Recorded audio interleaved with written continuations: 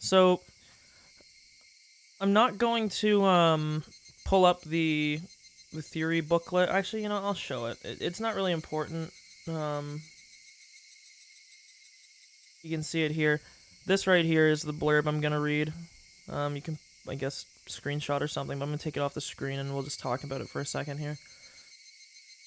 Um, so at the end of the last thing, what happened was Satoko came back to the school.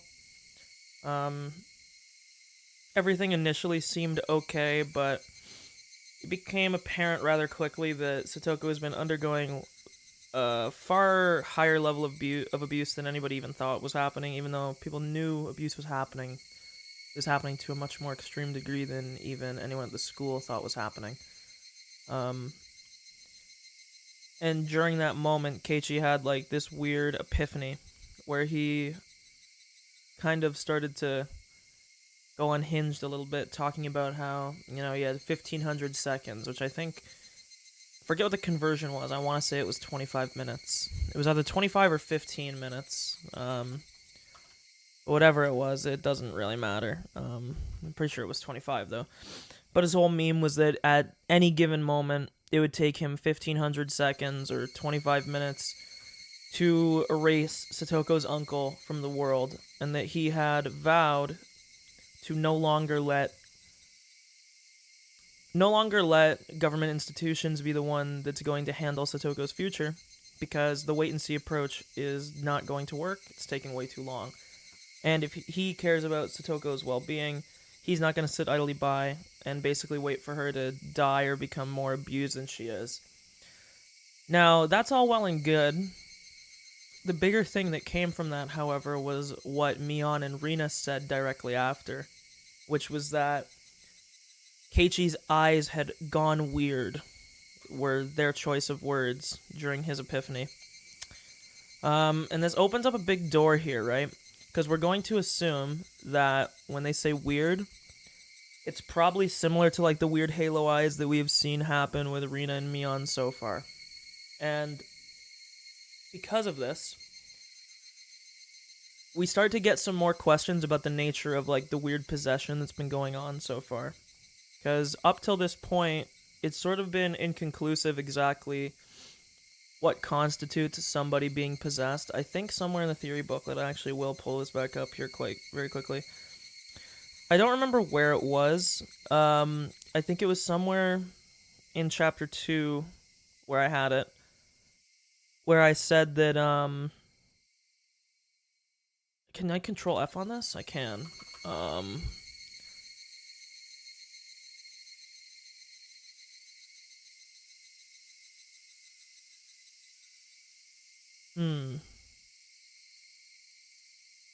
I could have sworn I had it in here. One sec. Oh, that's disappointing. I think I said it somewhere, but I reiterated it here. But I'll go through my theory. Oh yeah, sorry. Also, because my keyboard was fucked up when I was writing this, I forgot to replace this here. I won't get too deep into this because I blurbed way too long at the start of the last stream about the nature of the quote-unquote corpses that have been walking around. This child jumping on a floorboards thing is still pretty important, but we haven't really got too much here. But back to what I was saying. Oh no, I did say it right here. It says right here. So this was at the end of chapter 2. My theory and my questions just like kind of probing towards the next chapter. In my eyes, I stand by my initial statement from chapter 1 that there is literally demons, or at least odd split personalities that a select few people have, which represent themselves as demons. The demons seem to reside inside the bodies of those afflicted, like a passenger of sorts, only flaring up due to strong emotions. So this is the big key right here. Only flaring up due to strong emotions. Mion seems to indicate as much. Now, generally, it seems to be strong negative emotions. I haven't really be sort of odd if the demon was coming out because you're really happy. So I gotta turn my light off here. There we go. So what I'm thinking here, because the whole thing that I've been confused about for the whole game is sort of the inconsistency that's been going on with the demon blood, or with the transformations, or I don't know if you want to call them transformations or possessions. I think possessions is probably a bit more of a fitting word. But I had been a little bit confused up to this point with the possessions, because from the knowledge that we learned, if we were to assume they were tried and true just demon possessions, like, then what we heard, or what we had been told so far to this point of the game, was that the demon blood ran the thickest in the three families. So the Furudes, the Sonozakis, and the Kimiyoshis. Now, to my understanding, we don't know any Kimiyoshi. Like, we know of the Kimiyoshis, but we don't actually, like, none of the characters that we're seeing day in, day out in the game are Kimiyoshis, to my knowledge. And my original theory was that, which I think I've updated here, which I'll explain, but I was a little bit confused how someone like Rina, or even further now, someone like Keiichi, would be able to have a weird demon possession, especially someone like Keiichi, who wasn't even born in Hinamizawa. To my knowledge, he's not a part of the three families at all. Now, this doesn't mean that, like, the demon blood doesn't run at all in the villagers that aren't the three families. It just said it runs the thickest. But my current theory, which my updated theory will be, I don't know if it's actually demon possession. It's too hard to say. I would think it is. I think when they say demon possession, it also could be more metaphorical.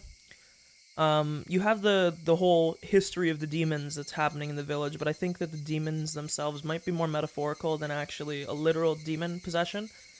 Because they usually say, like, when someone is evil, or when someone does evil, they're a demon. And I think what it might mean is the demon possession might just be giving over to your negative emotions and just letting your negative emotions, like, totally control you. And if that's the case, then that's what the demon possession would be, where it's you, like, surrendering to madness, basically, and letting your negative emotion take control, which would make more sense. And then, furthermore, we could expound upon that and say, then it would make sense why someone like Rina or someone like Keiichi, who are outsiders, are able to have possessions, or at least to exhibit something that seems like a possession. However, we have only ever seen the deep red eyes, I think, 2 times so far. Well, we've seen it multiple times, but from 2 groups of people. One has been from Mion, and the other was the 2 villagers at the end of Chapter 1, when Keiichi got captured. It's impossible for me to know about the 2 villagers, because it just, like, we don't know. Like, they were just write-off characters. So, realistically, the only one that we've seen so far with that red eye art that's popped up on the screen has been Mion. Excuse me. And my thinking is that Mion, or anybody who has the ability, or that's part of the 3 families, or has a higher level of demon blood, they might be able to reach, like, a higher level of that demon possession. So when Mion goes in her red-eyed form, because we know so far, right, Mion does exhibit both forms. Because if it was one or the other, we would sit here and we would say, oh, like, that's kind of interesting, you know, why does Mion have 2 forms, right? Like, why would she have the halo-eyed form? Excuse me, I don't know why I'm yawning. Why would she have the halo-eyed form? And why would she also have the red-eyed form? I'm guessing that the red-eyed form is something that's only in the 3 families, and that is kind of like a higher level thing that they're allowed to reach. Because we know currently that Mion has shown just the regular halo-eyed form before. So, all I'm going to do is just write this in. I stopped doing bullet points here because my keyboard was fucked. They don't really do much, but I like to do them because it helps me visualize where the points are. So, I also spelled his name wrong here. I'll consolidate this a bit better here, but I'm going to add the part that I just mentioned. Um,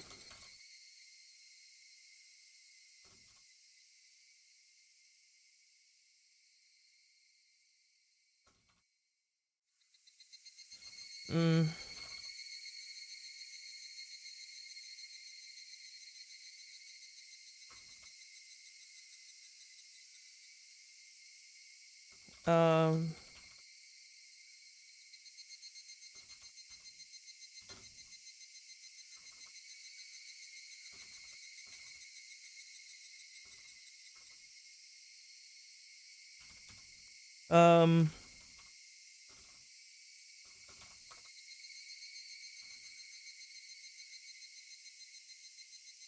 Sorry, I'm just gonna write this in, and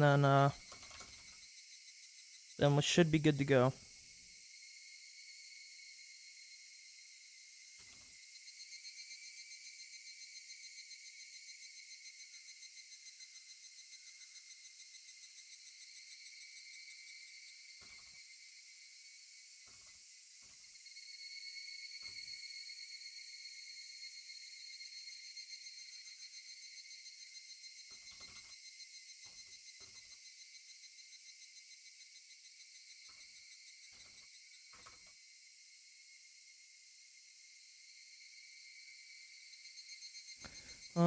Do do do do.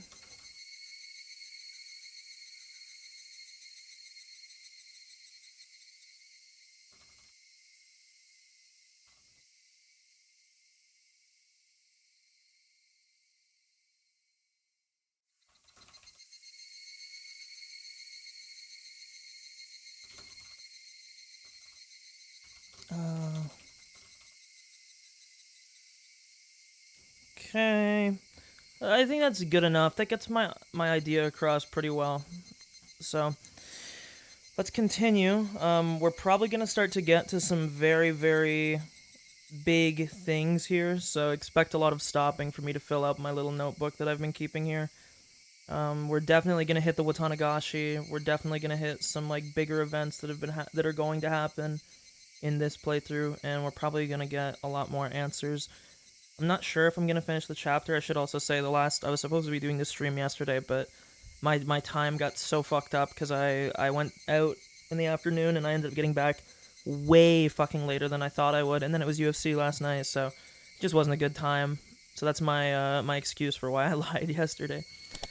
So we're at the end of chapter 8. Now, if I think in my head here, generally speaking, in the last few chapters, there has only been 11 or 12 sub-chapters so far in the prior 3, which leads me to think, I don't know if there can be like a whole ton left. Now, that doesn't necessarily equate to a certain amount of time, I should say, because the later chapters in each of the previous the later sub-chapters in each of the overarching chapters previously have got longer towards the end.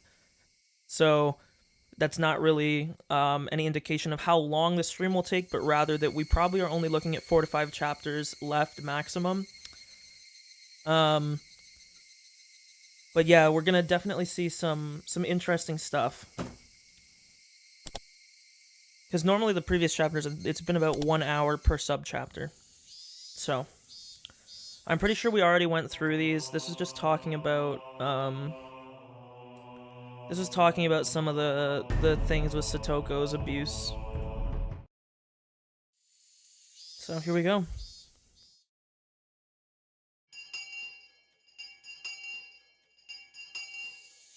Mion and the others, having to set up for the Watanagashi festival or something, invited me along, but I refused. Of course I did. How could they be taking it easy and setting up for a festival in this situation? Mion had a lot of nerve. Dude, I get so tilted at Keiichi for fucking constantly picking a fight with Mion, man. I genuinely think she is like... I feel like Mion is like a chaotic good... Actually, I feel like a lot of the characters in this game are chaotic good. The first thing I did when I got back was take a shower. Not because I wanted to wash off sweat, it's because I wanted to be even calmer. I already Wait a minute. What was that ringing? Listen.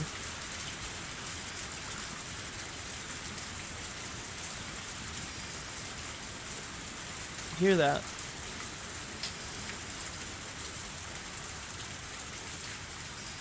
One second.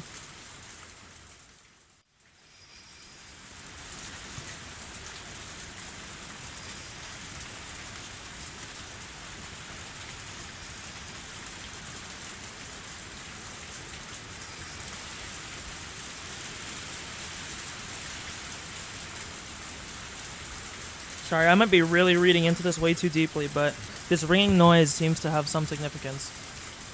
I already understood this, but killing that man would be so very easy. The really hard thing would be not getting arrested for it, so we could get our peaceful days back. As I thought about it, I realized it wasn't easy. Japan's police force have the highest arrest rate in the world. I would need to deceitfully pull off the perfect crime, and it couldn't be a half-hearted attempt. Still, it wasn't 100%. Even the best police force in the world couldn't have a 100% arrest rate. I've read a lot of articles on trials with people brought up on false charges. At court, they consider whether the charges are false or not, but figuring out the real criminal is entirely out of scope. And that meant perfect crimes did exist. In fact, perfect crimes were sort of like works of art. They could even be respected and revered, to a certain degree, yeah? You just had to look at the inundation of mystery novels everywhere throughout history. They dealt with all sorts of difficult-to-solve incidents, involving secret rooms and alibis and stuff, but they all wanted to show one thing. They wanted to show the beauty of a perfect crime. There was something divine in the flawlessness of the word perfect. Yes, perfect crimes were the skills of gods. And in that sense, the serial freak deaths they were calling the curse of Oyashiro, I understood they must have been the work of gods. Each one appeared to have been resolved, but they couldn't stop it from happening again every year. Sorry, I'm going to write this down, Ron.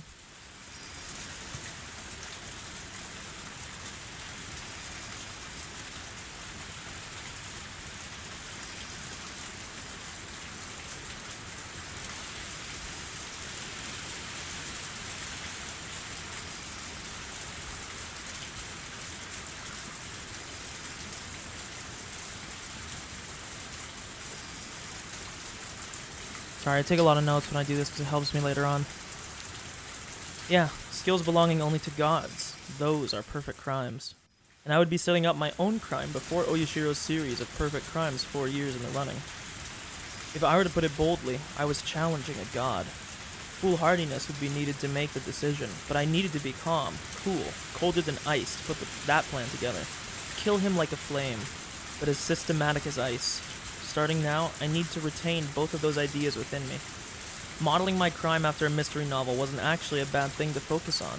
Sometimes kidnappings involve disturbing original methods that made it into the... this is just a weird comma.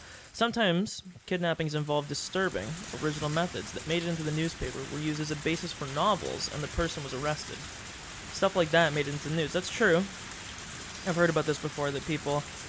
they write crimes that are eerily similar to real crimes and later find out. Now I don't know if this is truthful or not, it might just be folklore, but day and night for a very long time, mystery novel authors polished and refined their most fantastic artistic crimes.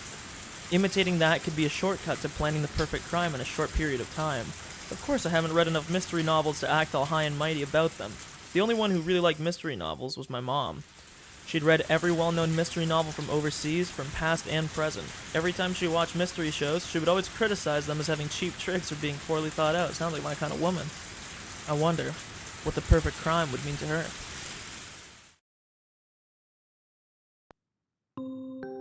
What do I think the most well-done perfect crime in all the mystery novels I've read is? Yeah, well, you read quite a lot of them, right? I figured you might know a lot about them. It's more fun to read them to find out. If I told you all the tricks right off the bat, there'd be no fun anymore. It wasn't like I was asking for my own amusement. She was deflecting the question, so I would somehow butter her up first and draw out an answer. Of course, well-done mystery novels, yeah, they all have a unique charm to them, so it's hard to say which is the most interesting. You'd really have to force me to pick one. I didn't want to know which novels you liked, I wanted to know about the trick that made you the most surprised. If it was really a perfect trick, the detectives wouldn't be able to solve the case, though. That was true. There'd be no point. Mystery novels are enjoyable because of the process of the mysteries getting solved. If it was unsolvable, it would make a very good topic for a novel. I get it. Yeah, you're right. If the main character can't solve it, it wouldn't be much of a story, huh? A little bit of a fourth wall break here. Was I being too simplistic? A mystery novel was basically a game. They were written so that you can get to the goal, so that you could solve them. But I couldn't use something so optimistic. It needed to be the be-all, end-all of tricks, so that we could, without a doubt, return to our old lives. By the way, Keiichi, do you understand that truly perfect crimes don't even become stories? Mom looked at me intellectually and grinned impishly. I'd never gotten to read it, but apparently one time, a long time ago, Mom had written her own mystery novel and submitted it for some mystery novel award. Apparently she was really into it. Don't even become stories. What does that mean? Keiichi, What are the essential parts of a story? Well, you have the conflict, rising action, climax, and the falling action, if we want to go by like the 5-point. I guess this is a beginning, a middle, and an end? Correct. The beginning, of course, is especially important. If there's no beginning, then the story never starts. Well, yeah, if nothing happened, nothing would begin. Right. Nothing happened, so there wouldn't even be an incident. Detectives wouldn't be called, so there wouldn't be any mystery. Hey, what's up? There would be no mystery, so there would be no solution. In other words, it would be the ultimate perfect crime. Wait a second. Could you explain that again? I mean, she's giving you a pretty straightforward answer, homie. A perfect crime would be one that is never even investigated. Because if there's no beginning, then there's no way it has even any hope of being solved. You have to have a beginning to have a middle and an end. If there's no beginning, then it can't be solved. So the most perfect crimes would be the ones that nobody ever finds out about. The most perfect crimes aren't going to be the ones that you're going to find and you're going to be like, wow, look at the crazy methodology. Wow, nothing makes sense. The perfect crimes are just going to be the ones that you could never figure out because you never even knew them in the first place. She was saying it so smoothly too, so I kind of tuned her out. But she said something extremely important right now. It's not really that difficult to understand. The incident just has to never come to light. That's all. See, there it is. Just has to never come to light. For example, how about this? Say there's an old man living deep in a forest that nobody goes into. And one day the old man gets killed by an axe. And, let's say the criminal was the old man's son. He went to the old man's house and they were drinking together, but they got into a fight and he killed him. What an extremely cheap plot. It was an impulsive crime without a bit of planning. It was pretty far from a perfect crime. But Keiichi, this house was really, really deep in the forest. So deep in the mountains that nobody would ever go out that far. I remember you in the mountains. Then his son would go back to town and say the old man was doing fine. What about that as a perfect crime? Keiichi, the incident would only begin when it was found out that the old man was killed. If nobody ever visited the old man's house after that, the beginning would never occur. Man, I know Keiichi is a kid, but he is fucking dense, bro. Let me put this down here.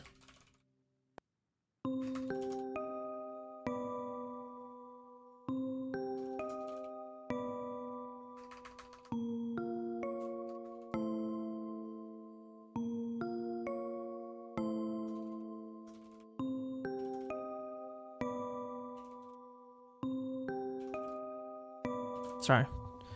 I wish there was a better way that I could show this on screen, but I have too much writing that it would be impossible to show it on screen at the same time. So basically, the story wouldn't start, the incident wouldn't come to light, and they wouldn't call in detectives, and nobody would be suspicious in the first place, so there'd be no mystery. They'd think the old man was still living by himself deep in the forest, and the old man's face would appear in the sky, and that would be it. Something like that, you know? That's amazing. That's a pretty great trick. But it wouldn't be a novel. Mystery novels are for entertainment, after all. True. They can't be instruction manuals for perfect crimes. I was trying hard to talk cheerfully to fool her, but inside I was excited. Special tools, strange geography, mysterious drugs, traps involving huge sums of cash. None of them were needed for perfect crimes. The important thing was that there wasn't a beginning. As long as the incident didn't come to light, it would be fine. Speaking broadly, if I could kill him without anyone finding out, and dispose of the corpse somewhere where no one could find, it would basically already be a perfect crime.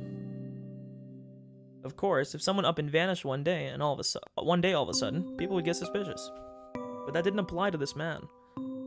Last year, after their aunt died, he ran away from the village in fear of Oyashiro.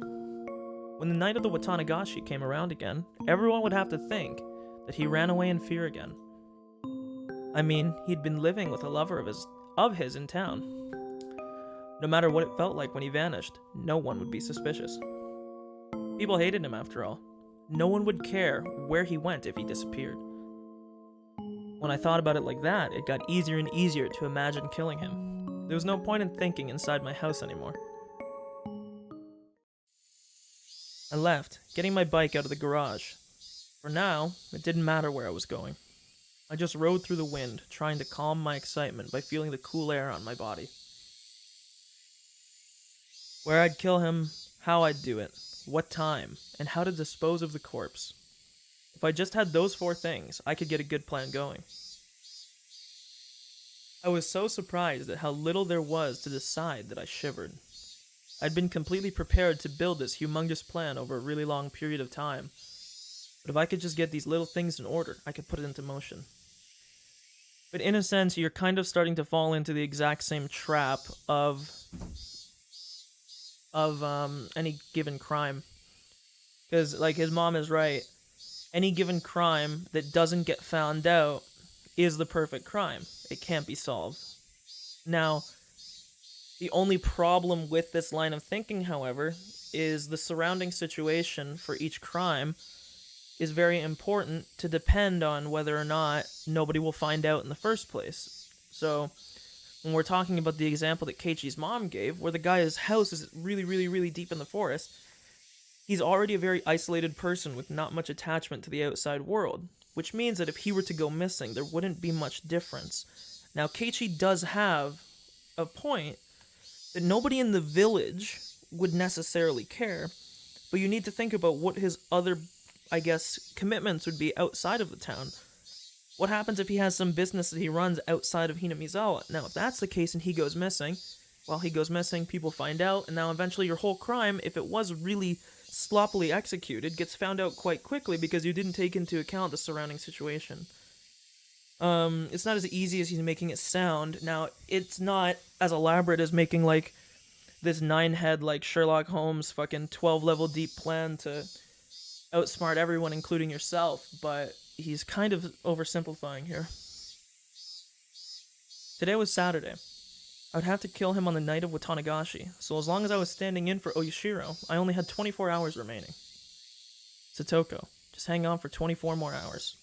I can't even imagine having to suffer through even more, but please hold out for a little longer. I know you can't even last another second, I know that, but please just hold out. Your brother will save you for sure.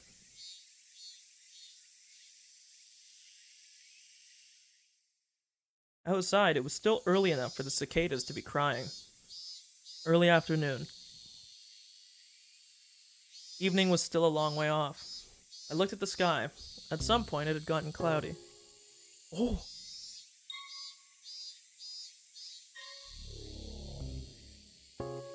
OST kind of scared me because there was a gap for a bit, but I like it.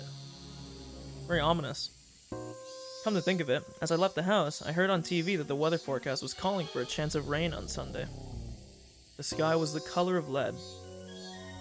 If I heard a little bit of thunder, I'd definitely have expected a sudden evening shower. My first destination was school. Before explaining why I was going there, I needed to explain what method for killing that man I had decided upon. I decided that the most suitable death, the one I needed to give him, was the same as last year's curse, the same as the punishment their aunt had received, being beaten to death.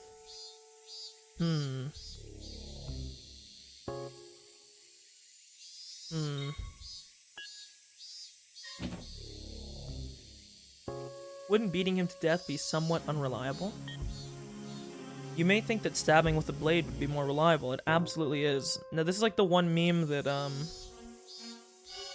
I forget what it was. I want to say that it was like a YouTube video or something I saw forever ago.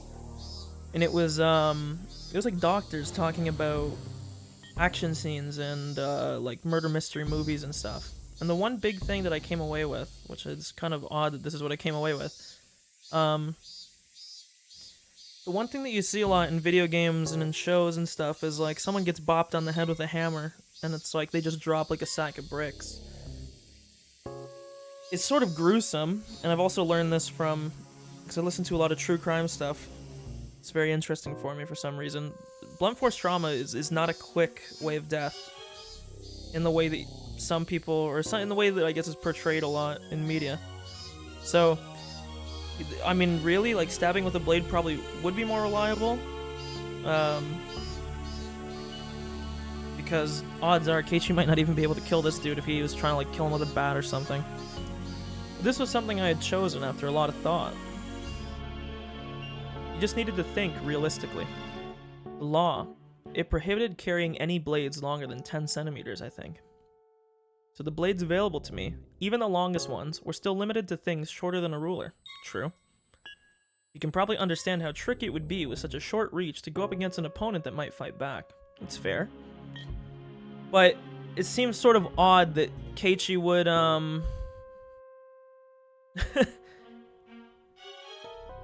It's sort of funny that he cares about the legality of a situation, considering he has already resigned himself to murdering someone.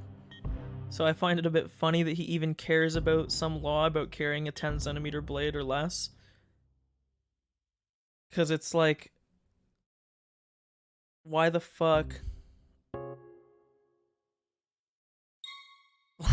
Whatever, it's fine. In that case, a weapon with more reach, like a staff, would be far more advantageous. It might not be quite as inherently lethal, but since you could just keep hitting the guy until you killed him, the end result was the same. So what's a staff-like deadly weapon, terrifyingly powerful, and also eminently portable? A bat. Yeah, by this point you should immediately think of a metal baseball bat. I don't need to explain how terrifying a metal baseball bat can be as a weapon. I'm gonna throw out a weird theory now, especially because I'm gonna put this in my notes too. I'll speak it out as I'm typing it. The game has decided to push a lot of similarities between Satoshi and Keiichi. And we knew that the metal bat that Keiichi had in, I think it was the first chapter, was Satoshi's bat. Starts to make me wonder if perhaps the story revolving around the ant's death is not exactly as it's been told, and that maybe Satoshi was actually the one that killed the ant and then fled afterwards. And then Keiichi might just be repeating the same thing with Satoko, except this time it'll be the uncle as compared to the ant. I feel like that would kind of line up. I'm gonna put this into my thing here. I need to figure out how to word this correctly.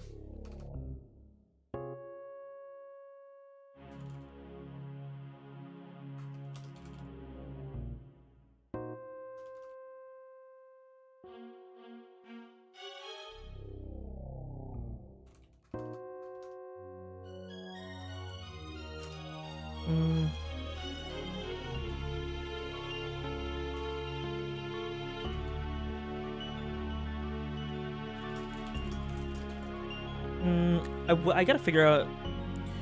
Maybe I'll figure out a way to, like, do a Google Notes or something that I can link up to the stream for when I'm playing it, so that everybody can, like, look at it as I go. I'll think about that before the next stream if there's anything I can do, because I could just copy paste the stuff I have into it. That way it'd be a little bit more interactive, so I don't have to just sit here AFK typing while I'm doing this.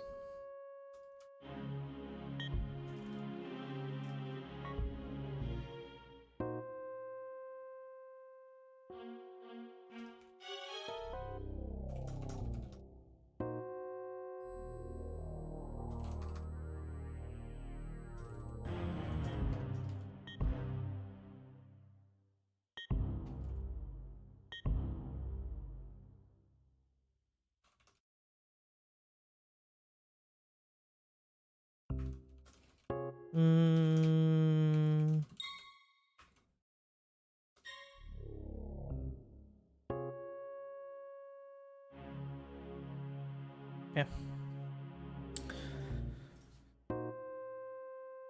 Of special note is the fact that you can carry one around in broad daylight and not be thought of as suspicious. Just those 2 points would have been enough to choose a metal bat for my weapon, but there was one more reason for choosing a metal bat in particular. I will speak about it later. I think it might be insinuating that, so I'll restate my theory now that I've written it down in a more concise way. The game has pushed in the previous chapters a lot of similarities between the paths that Satoshi and Keiichi have taken, and I think in this chapter it might become very apparent. Part of me thinks that deep down, it might have actually been Satoshi that killed his own aunt in one of the Watanagashi killings, and that he fled town afterwards after killing her, and that the story of the delinquent that broke into the house and killed her was actually just a cover-up. And then, furthermore, I think that Keiichi, considering he has followed in Satoshi's footsteps oddly in a lot of ways, I think that he again might be following in Satoshi's footsteps, and he might now go and kill... Obviously, he couldn't kill the aunt because she's dead, but kill the parallel in her uncle, and then maybe flee town afterwards, abandoning Satoko once again, and further, like, completing that prophecy that seems to be ever apparent around them. After school that Saturday, my classmates were still having fun playing in the schoolyard. I could show up there and it would be the same as always, so nobody will think I'm suspicious. Getting my hands on the weapon without looking suspicious was actually a factor I couldn't ignore. I didn't normally play baseball, so if I went to a sports store looking for a metal bat, it would definitely be suspicious. I can't let there be a beginning to the story, so I needed to be really careful even about that. That left school. At a location at which my appearance wouldn't be suspicious, I would acquire the weapon. I don't know what that left school means.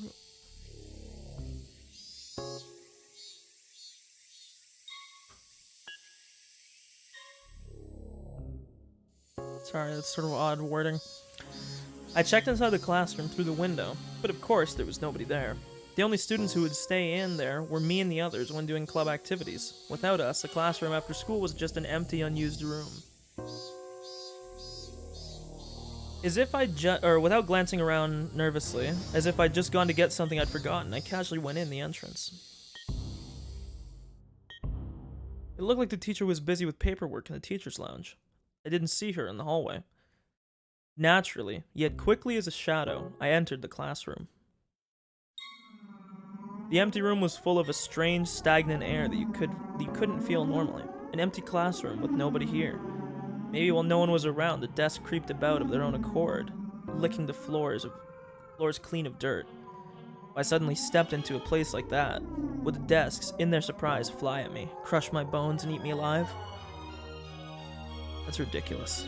I felt regret at wasting valuable thinking time on stupid delusions. The students' lockers were lined up in the back of the classroom. I guess it means these. More like cubbies. The one I was looking for wasn't my own. It was a forbidden locker. One I had accidentally discovered one day. Here it is, Hojo. This has to be it.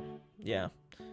If one person has one locker, then why would only Satoko have two? So yeah, he's getting Satoshi's bat. I think this is going exactly where I think it is. I'd made a fuss about it once. After that, I learned it was Satoshi's locker, and he had the same last name as her. But of course, even though it was a locker for a student no longer here, looking inside it was still a shameless act. Shameless!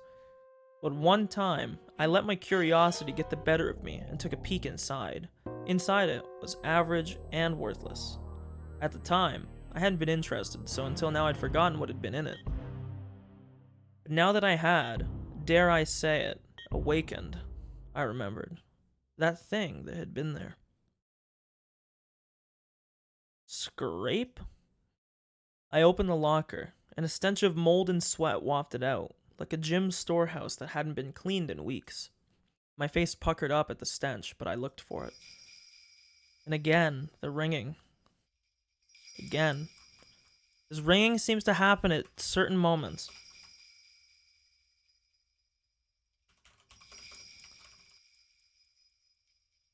One sec.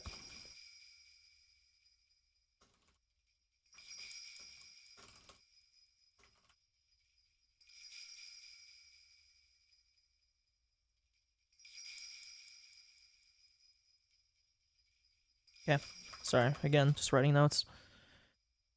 Satoshi was on Coach's baseball team. Inside the locker was a Hinamizawa's fighter uniform, and it.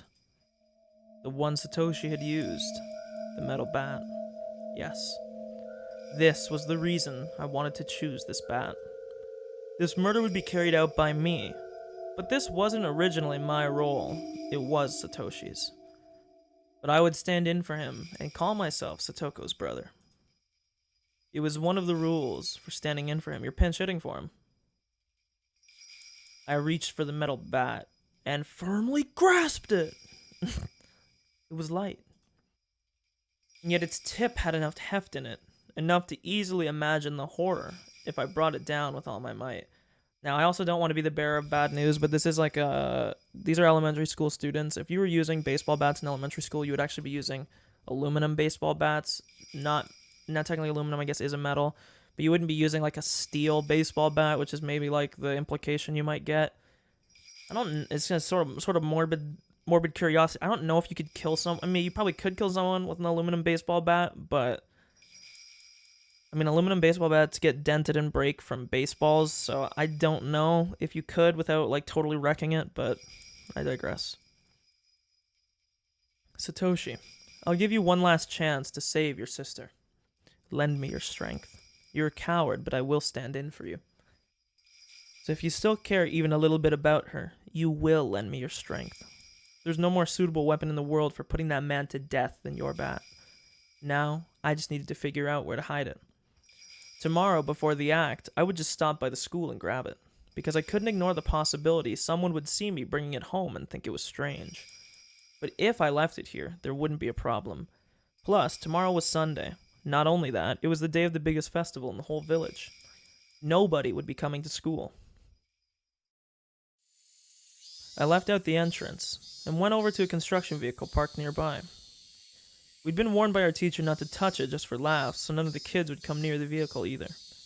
They wouldn't, because if she found out they touched it, they'd be in huge trouble. I quietly hid it, in the shadow of the vehicle, so somewhere here. The chances of someone operating the vehicle tomorrow were slim to none, because tomorrow was Sunday. Government workers had the day off, and from what my classmates had said, that thing had been left here for years now. Machines that haven't been moved in years, you can't just suddenly start them up again. That's true, actually. So I was almost definitely fine in this case, or definitively fine in this case. Whoa. The sunlight was piercingly hot. My head grew faint for a moment. Had the heat been this harsh for the entire day? A moment of dulled thoughts like this was a moment of carelessness. I gave myself a couple hits in the head, then looked around warily. Okay. Next, how to dispose of the corpse. Let's get some Breaking Bad, baby. Throw it in a fucking oil drum. Get some HF. Problem solved.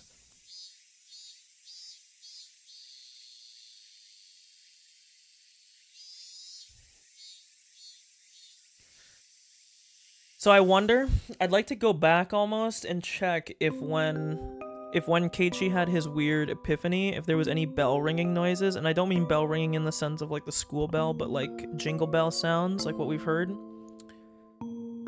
Part of me thinks that perhaps that jingle bell noise is like the sound of the demon.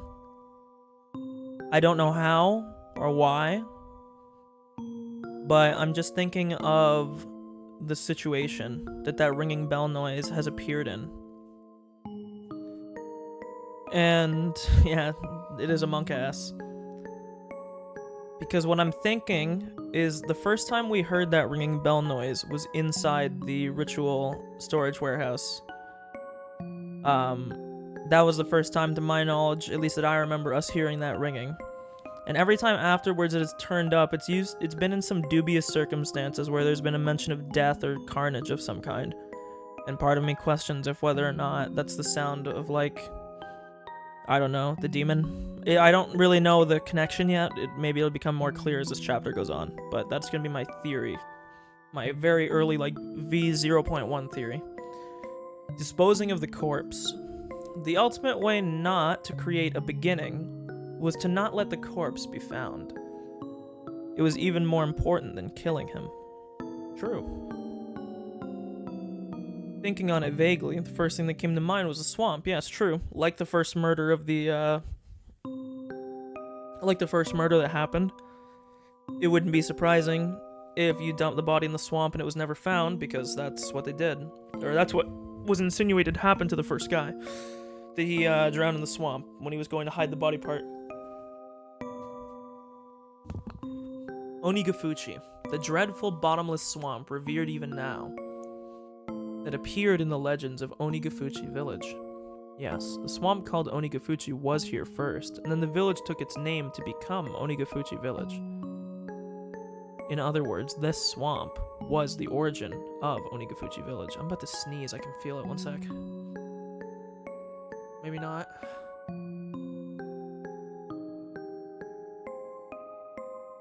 I might turn my light on. I'm gonna sneeze. Oh, Jesus Christ. Excuse me. Whew. No one, no matter who it was, would float back to the surface of this bottomless swamp. Everyone would be swallowed down into the land of the demons below the earth. That was how the stories went. If I was trying to copy Oyashiro's curse, then I felt that theory demanded I discard the remains and the weapon into that swamp. I did not mean to do that.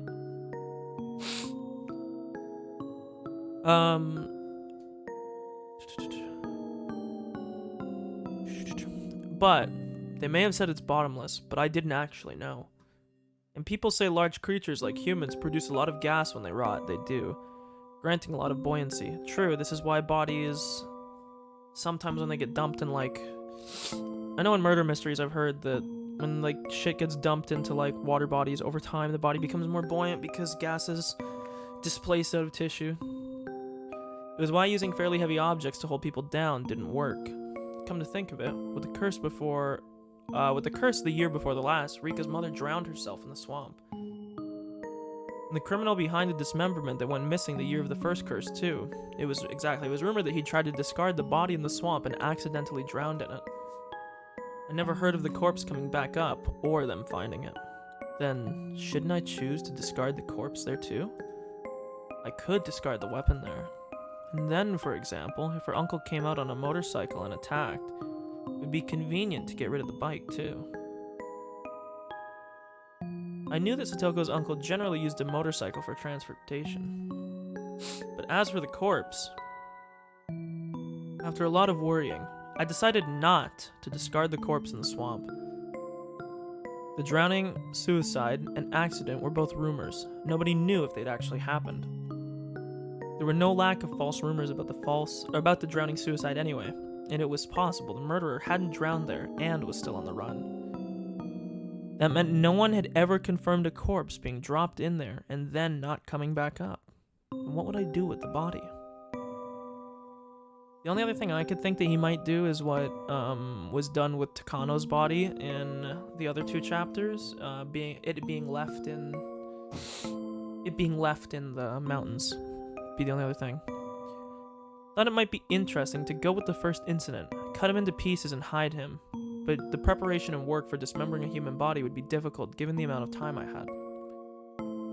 With that out of the question, I arrived at the conclusion to go with the more orthodox method of burying the body. And where would I bury it was a question related to where I would kill him. Of course, I wanted to keep my time and proximity to the body at a minimum. With that in mind, I would want to dig the hole to dump the body in beforehand, and to make the location of the act and the hole close together.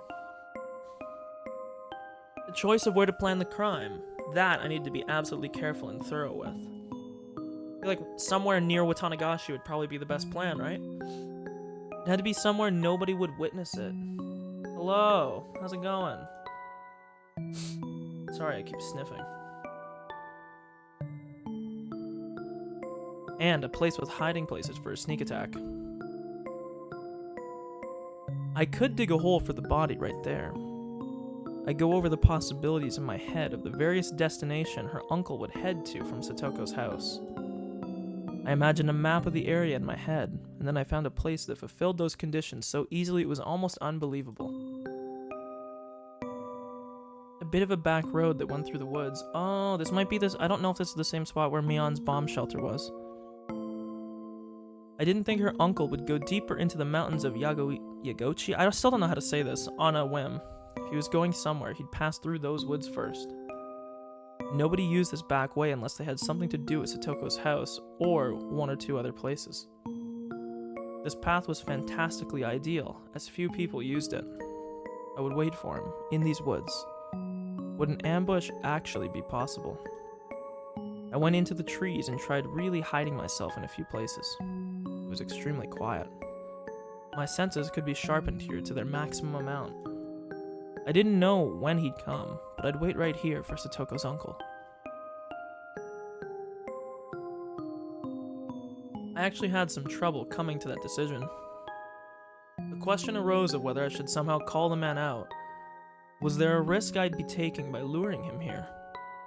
That man made Satoko do all the shopping and errands. He seldom left on his own business. He wouldn't leave unless I worked out a plan to force him to, would he? That was the question. Tomorrow was the Watanagashi festival. Would he go out for the festival, or would he stay inside? If he stayed inside, how would I drag him out of his house? That's right. Wouldn't he make Satoko go to the festival? Satoko would go to the festival. Meanwhile, I would call the man. This is the Okinomiya police station. We have the young lady from your house. Could you please come and pick her up immediately? It didn't even have to be the police. This is the clinic. The young lady from your house has been injured. Please come and pick her up. Yes, that would work too. If I claimed to be the police or the hospital, told him to come, and then hung up on him, he'd rush there trying to figure out what was going on, wouldn't he? And just the other day, he was visited by a probation officer. He wouldn't suddenly grumble about having to get his niece and not go. It would look like child neglect. The man had no skills useful around the house. Satoko, his slave, was an essential part of his daily life. Conclusion. If he went out to the festival, I would attack him here, on his way there, or back. If he didn't, I would lure him out by phone. If luring him out by phone was my first step, I needed to be sure Satoko would go to the festival leaving the house. It would be convenient if I could make Mion take Satoko to the festival. She said her aunt was a district welfare officer. In other words, an ally to the probation officer. If I somehow incited Mion to take Satoko to the festival with her, well, being who she was, she'd use that fact and get her there. Satoko should just take a break and have fun at the festival with everyone. She should have a good time, reminisce on our former peaceful days, and when she went home, everything would be over. Yeah, that would be the best outcome. With that decided, I needed to dig a hole somewhere in the woods to hide the body, so it wouldn't stand out, so it wouldn't be found. Someplace nobody would see me while I was completely exposed as I buried the corpse.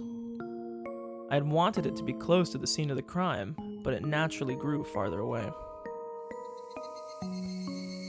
Deep in the bosom of the Black Forest, the voices of the Higurashi were the only sounds here, informing me that people shouldn't indiscreetly set foot in this place. I might be smoking crack. I do feel like this was the same art that was used for Mion's bomb shelter, and I have a really odd feeling that maybe he might get found out by Mion if he does try to. Digging a hole, huh? Digging a hole with so many tree roots crawling around the ground would be far more difficult than I'd envisioned. I'd snuck a gardening spade out here in my bag, but that wouldn't be enough. Still, as I looked into various approaches, I managed to find a place I could dig into. Tomorrow I'd bring a real shovel from the storeroom at home. I'd managed with that. I'd wondered how big a hole would have to be to fit a human all the way into it. Well, I mean, the meme is 6 feet deep, but I don't know if that's actually... Probably. But dude, for one person, and a 13 or 14, 15, however old he is, something teen-year-old boy to do it by himself? It's a lot of work, man. Digging a 6-foot deep hole would, take you all day. If you were by yourself, and especially in terrain like this.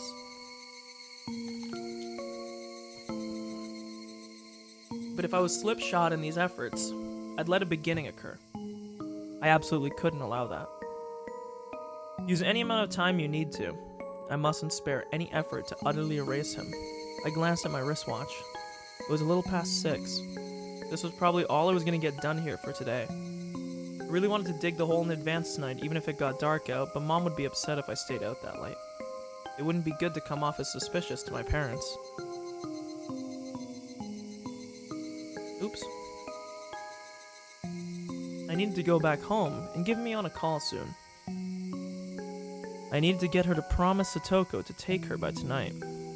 After that, today would be done. Done. Would it be, though? Was this really everything I could do to prepare right now? I decided where to kill him. I decided how to kill him, excuse me. I decided, of course, how to dispose of the body. I didn't decide on a time, but I would play that by ear. I didn't have a way to decide that. Is that really all? Is this really alright? Have I overlooked anything? Would this really go how I planned? So in my head, the way that I envision this happening is I feel like this could even go well for Keiichi up to this point. But if the rumor of... Not the rumor, but... If, How do I put this? If, as Mion said in the last chapter, that the modern-day Watanagashi rite still happens in that bomb shelter, that area deep in the forest, I'm pretty sure, is the same area. And because of that, I honestly think that what might happen is he might just get caught in the act. The question then will be whether or not, if Mion is carrying out the Watanagashi in this timeline, whether or not she will break with me or break against me. After all this, worries started welling up one after another. It was only natural I'd be anxious. This would be the first and last big job of my lifetime. I could not allow failure, and I had no experience as this was my first time. I didn't have the know-how, the knack, so it was only natural I'd be anxious. The dark clouds of unease told me doing nothing would be the easiest way, a truly pathetic suggestion this late in the game. Have you forgotten how miserable Satoko looked? From the outside, it may have looked like I was resolute, but deep in my heart, my knees were shaking loudly. I'd never actually won a single fight to my satisfaction. Could I really kill someone? I may have been planning an ambush, but my enemy was large and far older than me. He had a scary face, and he looked like he was well accustomed to fighting. Could I have... All the pieces before me and after the murder were perfectly planned, but was the actual murder the most important part, what unsettled me the most? All my preparations, all of my perfectly concealed machinations. If I didn't successfully murder him, they amounted to nothing. Damn it! After coming this far, you're pathetic, Keiichi. If you start to have these kinds of second thoughts, your ulterior motive will be obvious. Let's go home. Go home and calm your mind. Tomorrow will be a juncture in your life, the likes of which graduation, employment, marriage, and childbirth couldn't hold a candle to. A day of murder, to kill someone for someone else's sake. With that day behind us, we would take it back again. Those mild, spring-like days we never thought would stop. Those safe, peaceful, fun times. I pedaled my bicycle hard to get back home. I felt somehow unsteady, like my body and soul weren't in alignment. A subtle shift between where the tips of my hands and feet really were and where I felt them to be. My vision was a little distant and narrow, as if the great barrier I risked my future life on had nothing to do with me. An unreal sensation. How could I put it? Everything was so far away. Fine. Feel your unease permeate you, Keiichi. If that will turn your timidity into meticulousness and allow you to act with greater caution, that is actually an important emotion to feel. This feeling I had never went away that night. I'm gonna do a little quick note here.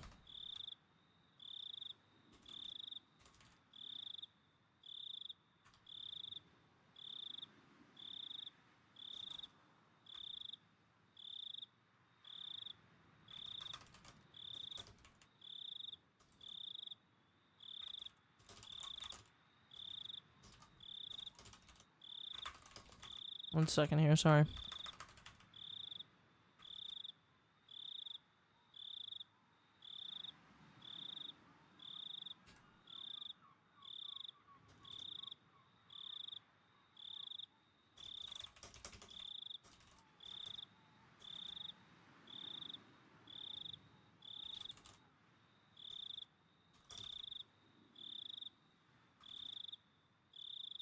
Okay, sorry. It was the first time I'd be calling Mion's house. I searched for her in the phone book the school gave me. then dialed a short phone number, the kind unique to remote places. It was around dinner time. She would probably be home. But just as I started to think nobody would respond, someone finally picked up the receiver. Hello, this is Sonozaki. Oh, I'm sorry for calling so late at night. Is this Mion? Huh? May I ask who's calling? It's me, Keiichi. Ah, oh, okay. It's pretty late. What's up? She seemed to be in a weirdly good mood, as she drew her syllables out. God, dude. Dude, I know. The first time it played, it actually scared the fucking shit out of me, man. Because I remember, I have a home phone. It doesn't really sound like that, but it's still, I was like, what the fuck? Because it's oddly, it's like, look, I'm going to prepare yourself. Your door is not about to be knocked on, but I'm going to play the door knock sound effect. It's like this door knock sound effect. Let me find it here. Here, get ready.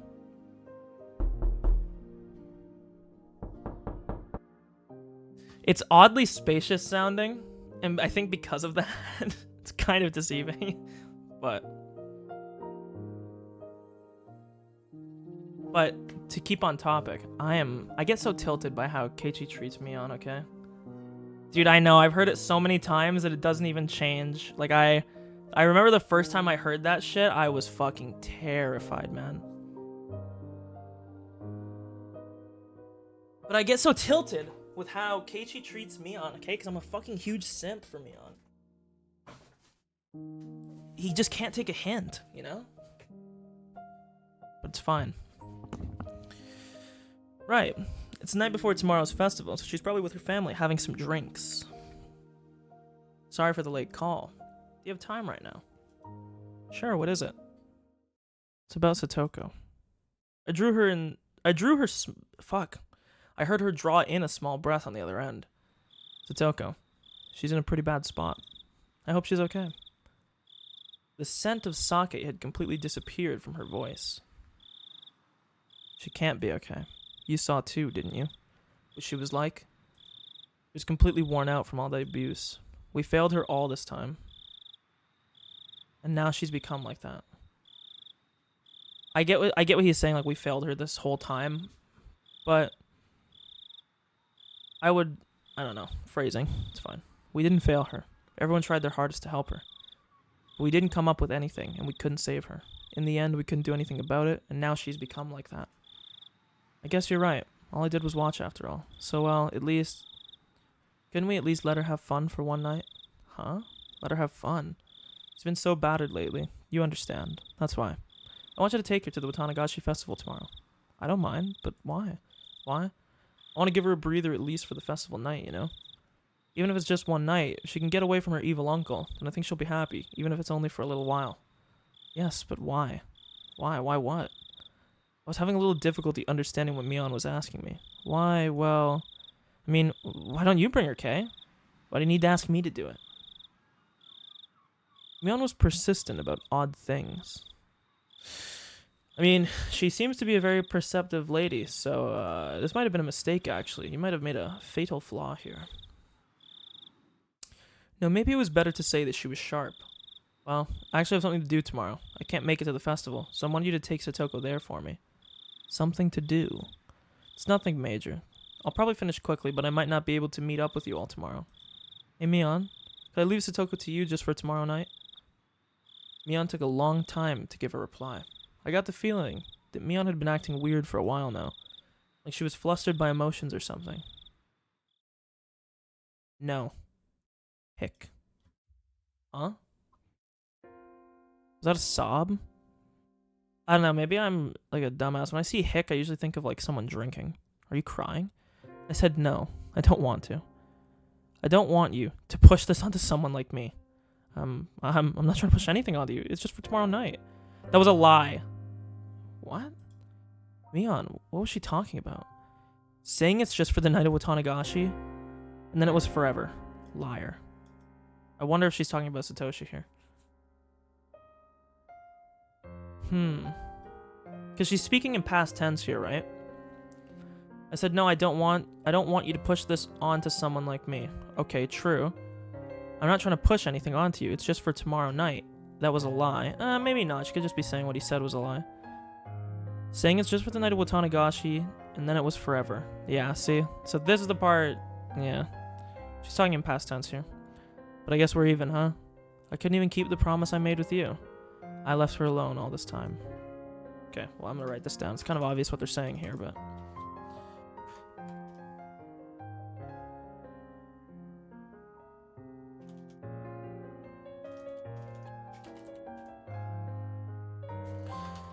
Like, I've had this weird sinking feeling. Like, it doesn't really make sense. Because, like, I was thinking to myself, is there some weird possibility in which Keiichi actually has been Satoshi this whole time? Like, I said this during the first chapter, and I don't think he is, but I also can't figure out why the parallels don't, like, why they line up so closely.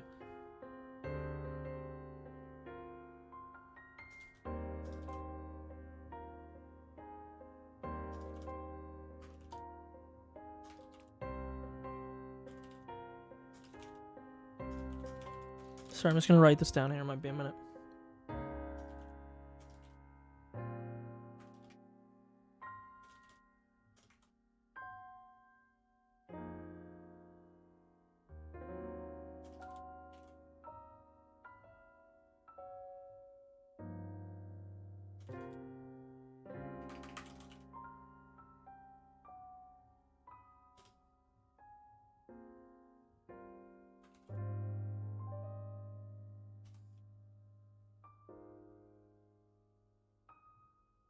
Okay, let's continue. I had no idea what to say to that. Mion was clearly now talking to someone other than me. I didn't know who. All I could do was listen to her in a daze. You never came back after that. And now you called me again to push her onto me. You're so unfair. Hey, you're Satoshi, aren't you? Yeah. Mion, what are you talking about? When I said her name, whatever spell was on Mion was released. I'm sorry, it's nothing. It's just that I got a phone call a lot like the one you're making now, a long time ago. Was it from Satoshi? Mion didn't answer. All I could hear were sobs coming through the receiver. Sorry, I think I'm still a little tipsy. I got all weirdly emotional. Sorry, I probably scared you. I had no idea how it happened, but I was pretty sure that last year on this very day, Satoshi had called Mion. Oh great, we're dropping frames again. I'm gonna wait for a second. Man, I don't know what has been up with the Twitch servers recently. They have been fucking atrocious for like the last... since I've started streaming again.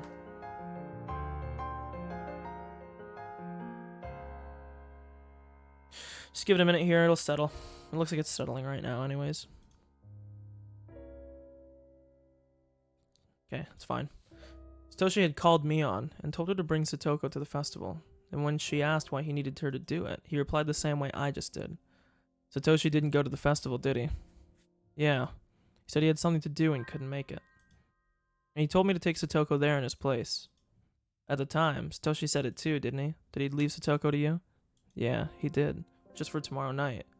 The way you said it was just like how he did. I feel like there has to be some connection between the two. It just feels so odd that there would be so many parallels. I'm gonna put something down for this.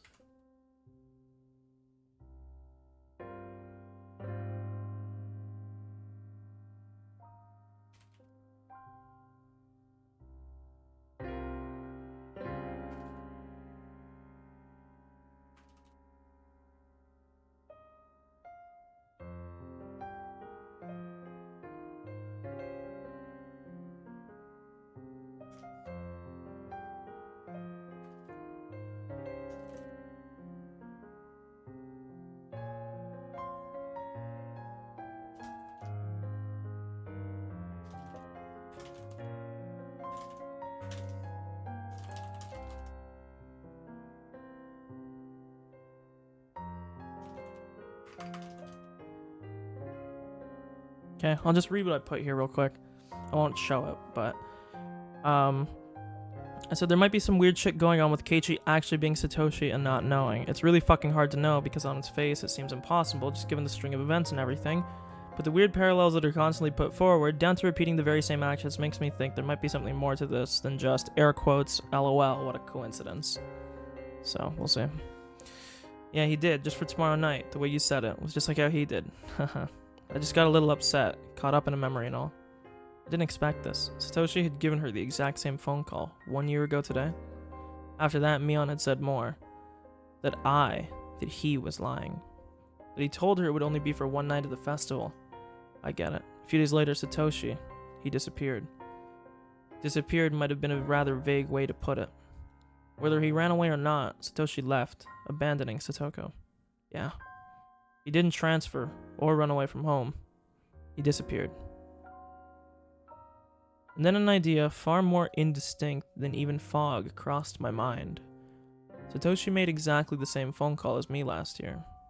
Why would Satoshi make the exact same call? So again, this is the point that I was making earlier, where I said that it seems like he is walking in the same paths, except in last year's case, Satoshi killed the aunt, and in this case, it seems as though Keiichi will kill the uncle. My brain is really being bent by this, I don't know.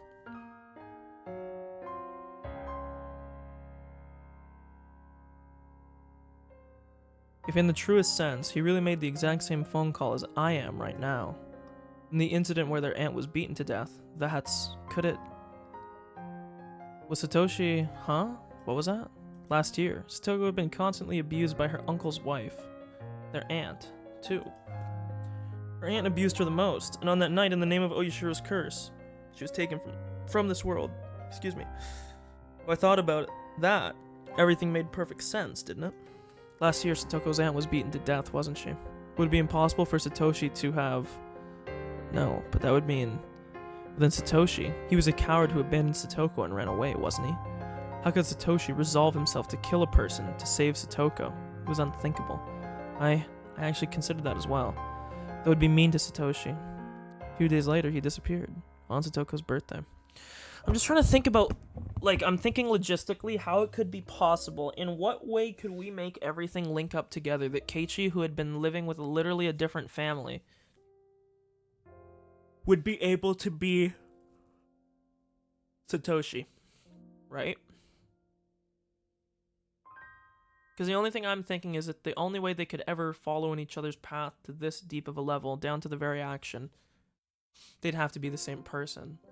Now I'm just trying to figure out in what fucking way would it be possible if they were the same person that Keiichi would not just be recognized as Satoshi, right? Like if Satoshi,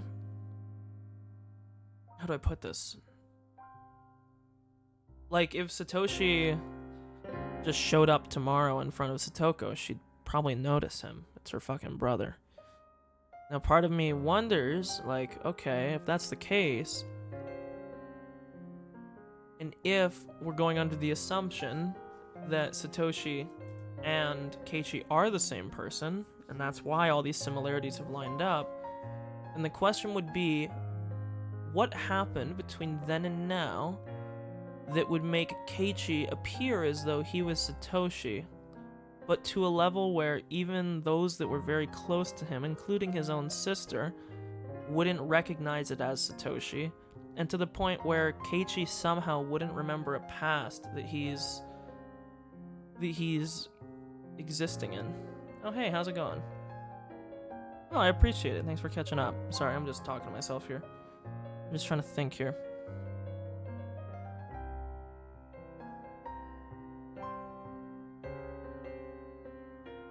Because the only way that I can think is that if Keiichi has some kind of retrograde amnesia and he doesn't remember his past, perhaps he is Satoshi, and that the current life that he's lived, or that he thinks he's lived, has all been a fabrication.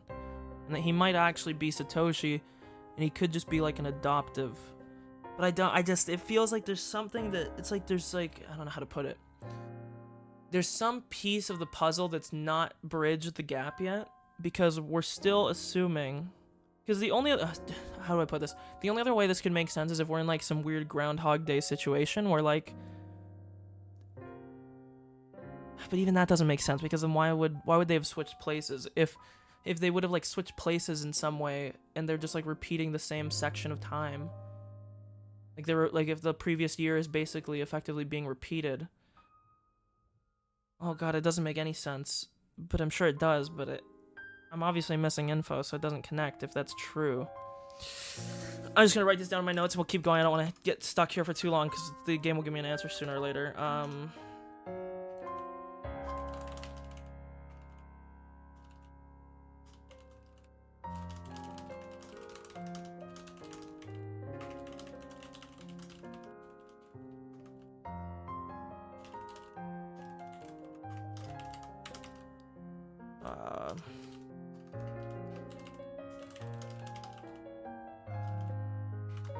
Okay. Well, I'm just gonna write this down in my note and then okay, let's continue. A few days later, he disappeared on Satoko's birthday.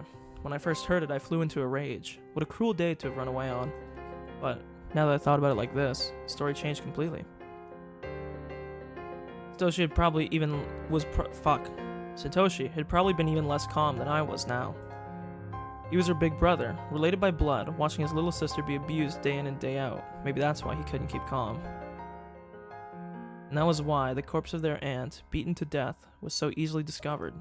Satoshi lost himself in his anger and hadn't hidden the corpse. He permitted a beginning to occur. If the police conducted a full-blown investigation, it was easy to imagine they wouldn't take long to pin down Satoshi as the culprit. Okay, but let's throw a flag on this real quick. We're throwing a flag on the play here. There's a 15-yard penalty.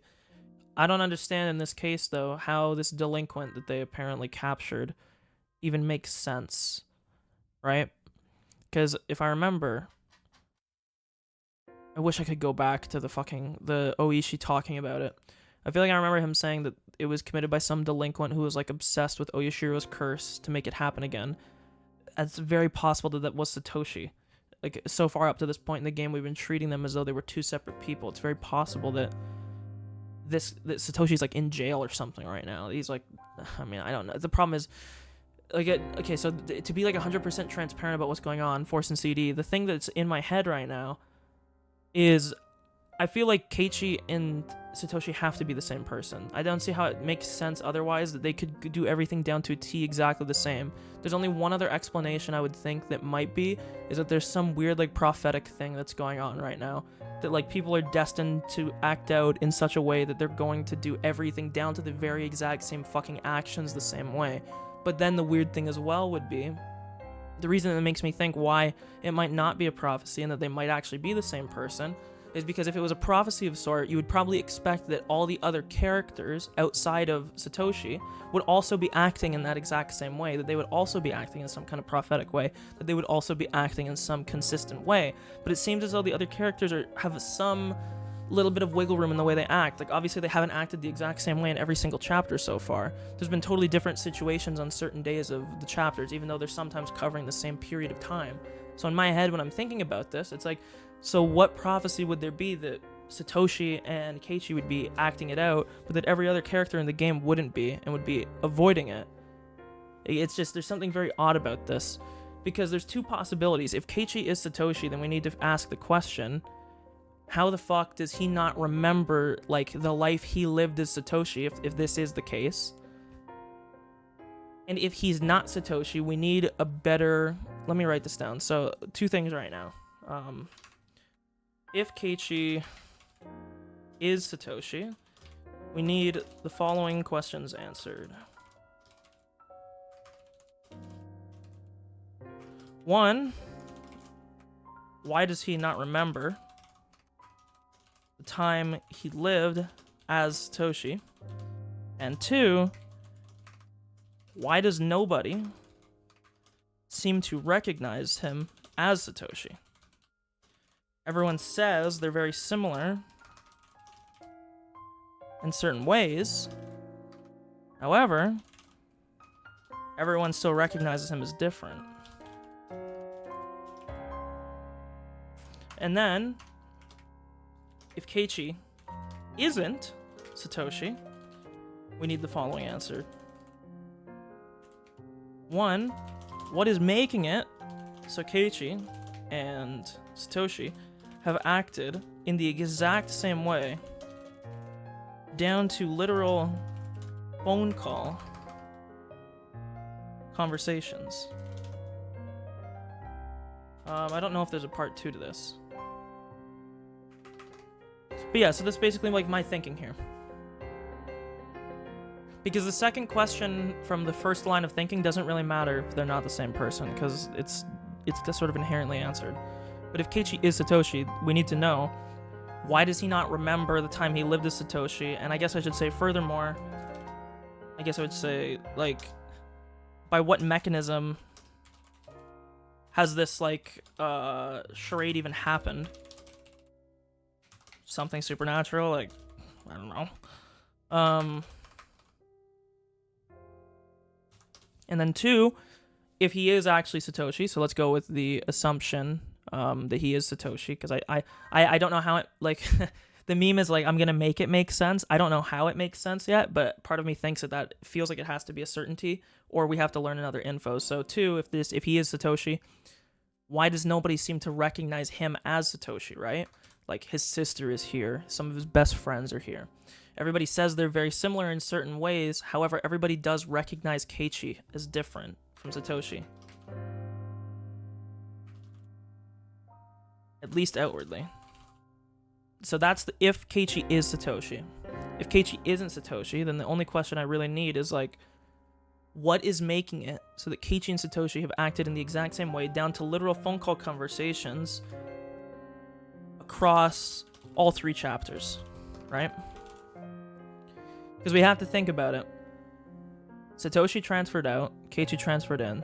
This would have happened around the exact same time that they were like 2 trains passing in the night. And then I think back to chapter 1, where they said, Satoshi didn't really like baseball. Then he got oddly infatuated with baseball. Probably the exact same thing that happened with Keiichi.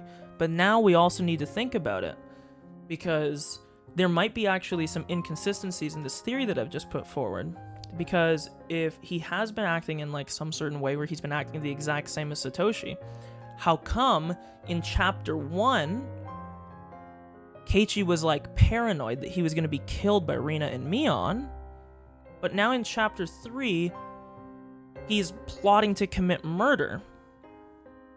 And Mion currently in chapter 3 is saying that he is following it to an exact T. At least that's what it seems so far. And they were saying the same thing in chapter 1, but obviously we know the chapter 1 events and chapter 3 events have been very different so far. So I'm going to write this down as well, and then we will continue, I promise.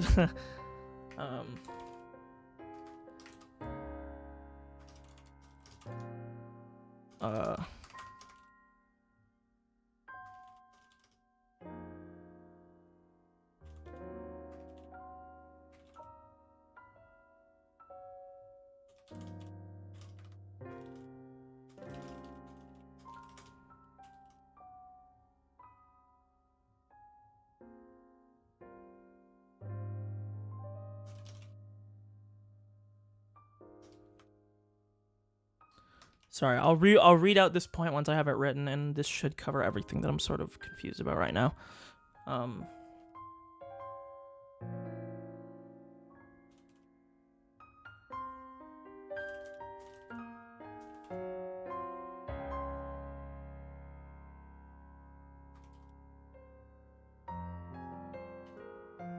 The only other thing as well that I'm also going to talk about this, okay?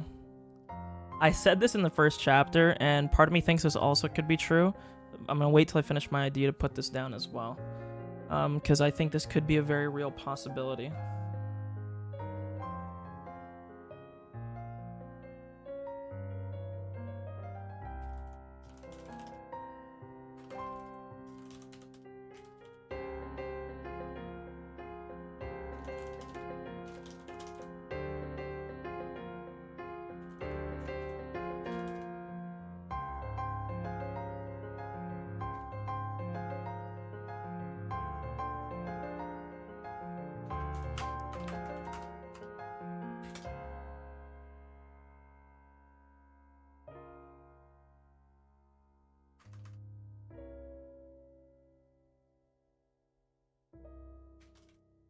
One sec, I'm almost done here.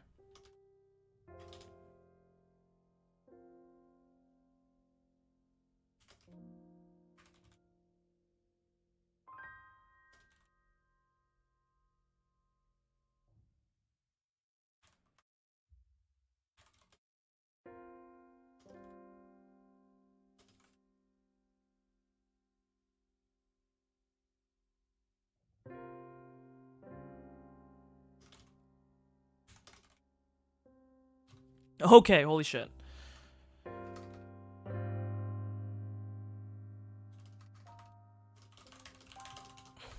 So I'm going to pull up my theory page and we'll read over... like, I'll highlight this one section, everything from below this highlighted line, okay? So similarities, I should say between... Similarities between Satoshi and Keiichi have been very apparent. Keiichi and Satoshi's metal bat in Chapter 1. Keiichi used Satoshi's metal bat in Chapter 1. He also stated that he planned to kill the uncle with a metal bat again. Part of me thinks that Satoshi might have been the one that killed his and Satoko's aunt. I should just say killed his aunt. It's sort of weird here, but... And that he fled town afterwards. Perhaps the story of the delinquent was a lie, and Keiichi is once again destined to follow the same path as Satoshi, this time killing Satoko's uncle and perhaps fleeing town as well. Ringing happened again as Kate. We don't need to worry about this. It's sort of unrelated. Keiichi states after planning everything that he blah blah blah. Who cares? These 2 points maybe have a bigger point later, but they're not too interesting in what I'm talking about right now. When Keiichi called asking Mion to take care of Satoko for the night of the Tatarigoroshi, she said that she wouldn't. From this conversation, she stated that she failed to keep her promise last time. I'm assuming she had some promise with Satoshi to look out for Satoko and that she wasn't able to keep her end of the bargain. Once again, Keiichi is walking in Satoshi's footsteps. There might be some weird shit going on with Keiichi actually being Satoshi and not knowing. It's really fucking hard to know because on its face it seemed impossible, just given the string of events and everything. But the weird parallels that are constantly put forward, down to repeating the very same actions, makes me think there might be more to this than just LOL, what a coincidence. Currently, either Keiichi is Satoshi and doesn't know it yet, or there's some deeper explanation for why they committed almost the exact same actions. Maybe there's a prophecy of sorts. If Keiichi is Satoshi, we need the following questions answered. 1. Why does he not remember the time he lived as Satoshi? And furthermore, this is one word, not two. Furthermore, by what mechanism has this charade even happened? Something supernatural. Why does nobody seem to recognize him as Satoshi? Everyone says they're very similar in certain ways. However, everyone recognizes Keiichi as different from Satoshi, at least outwardly. If Keiichi isn't Satoshi, we need the following answered. 1. What is making it so Keiichi and Satoshi have acted in the exact same way down to little phone call conversations across all 3 chapters? I should say, most specifically. Chapter 1 and 3. Keiichi seems to be following in Satoshi's footsteps in every chapter so far, especially, this is kind of a summary point, I think, especially in Chapter 1 and Chapter 3. However, if this is the case, why are there small details and even larger overarching plot, why are the small details and even the larger overarching plot so different in each chapter? Chapter 1, Keiichi was very paranoid, worried that the village was crazy and out to kill him. Rina and Mion made it seem as though he was acting the same as Satoshi then, and Mion in Chapter 3 insinuates the same thing, yet obviously the events of Chapter 1 and 3 are very different, so what explains this? Lastly, on this whole Keiichi-Satoshi thing, perhaps as I said in Chapter 1, that Keiichi is living in some fucking Truman Show copy in Hinamizawa. Every chapter is some fucking elaborate ploy to fuck with him or mind fuck him or something or other. Hard to say, can't break one or the other on this. This is kind of just this is a shot in the dark, okay? Now, there's 2 other things I want to know, which might be wrapped into this or this. So I guess we have to say, what was the truth behind the cover-up of Satoshi killing his aunt, if that is, in fact, what happened? We've been told that it was some delinquent obsessed with Oyashiro that killed Satoko's aunt. If we were to assume... Oh, thank you. I should drink water. Thank you very much. If we were to assume that this delinquent was in fact Satoshi, then how the fuck has nobody been told that it was him? As they, did a search for him after he went missing.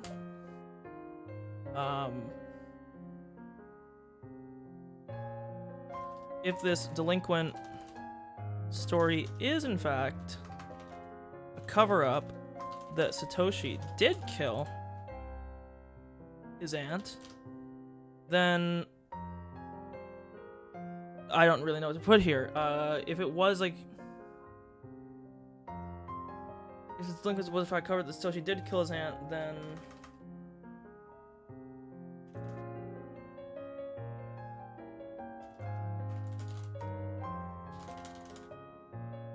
Okay. Jesus Christ. I thought that this mystery... Sorry, I put on display capture there by accident. Look at that. I'm just confused. It's just getting more confusing. Okay, sorry. Satoshi. He wished for a return to peaceful days with Satoko, and though he achieved it for a time, he had been steadily driven into a corner. And then he wanted to at least hold out until Satoko's birthday, but finally they nailed him. At the time, Satoshi had been carrying the savings he'd amassed to buy Satoko a giant stuffed animal for a birthday present. So again, let's think about this a little bit, right? If we're to assume only the events... I guess this doesn't necessarily have to, because I'm trying to think. So I'm going to, going forward, at least in my head and maybe out loud sometimes, I'm going to keep testing this theory of Keiichi being Satoshi, because I think it might be true. And because of this, we need to see if certain things line up or not, right?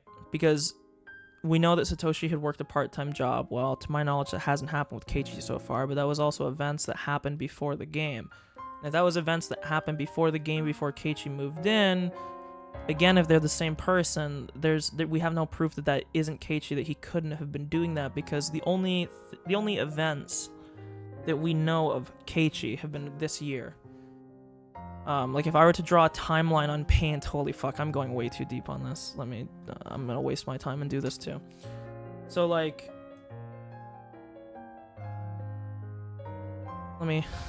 fuck, I'm so stupid. Let me show this here.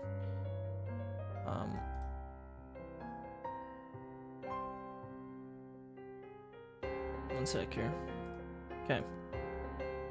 So look, here's my MS Paint drawing, okay? So this right here will be like the events of any given chapter, right?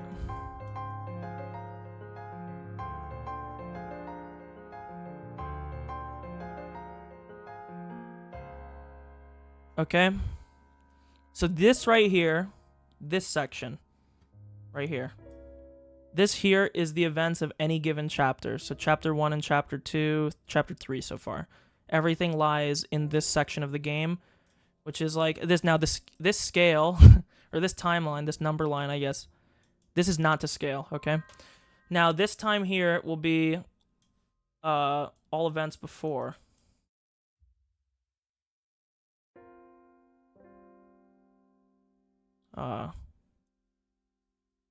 So this is like somewhere between like 10 and 15 years. Again, we don't really know because I don't think we know the exact age of the characters, so it's hard to, but they're teenagers of some kind. So basically, all the events happened before the game are in this period here. The thing is, if an event happens in this point, we can't necessarily say that it disproves any of our theory regarding this part of the game later on, because if Keiichi is Satoshi, right? So in this part of the game, so in my theory right now, this part here would be Keiichi, right? And then all the events before the game would be Satoshi. Like this, right?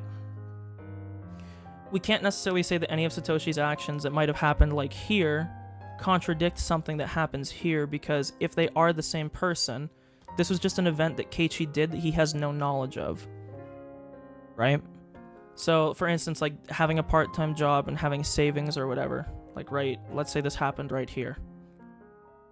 You know, this is when he was like going to buy stuff up or something for Satoko. We can't necessarily say, well, in the game so far, Keiichi hasn't had a part-time job and hasn't saved up. Well, that doesn't necessarily matter, because the part of the game that has been exactly the same, so let's say, like, I should have drawn this further back. I should have drawn this like more here, but it's fine. This event here might have happened before the part that is like repeating, that's like happening again. So this section of the game that's happening again could have been this section here. So any event that's happened before like the last 2 years, if this makes sense, we can't necessarily say disproves anything. The only thing that we're going to be able to do is over the last 2 years, so this is like Satoshi's events in any given chapter the year prior, and then Keiichi's events here.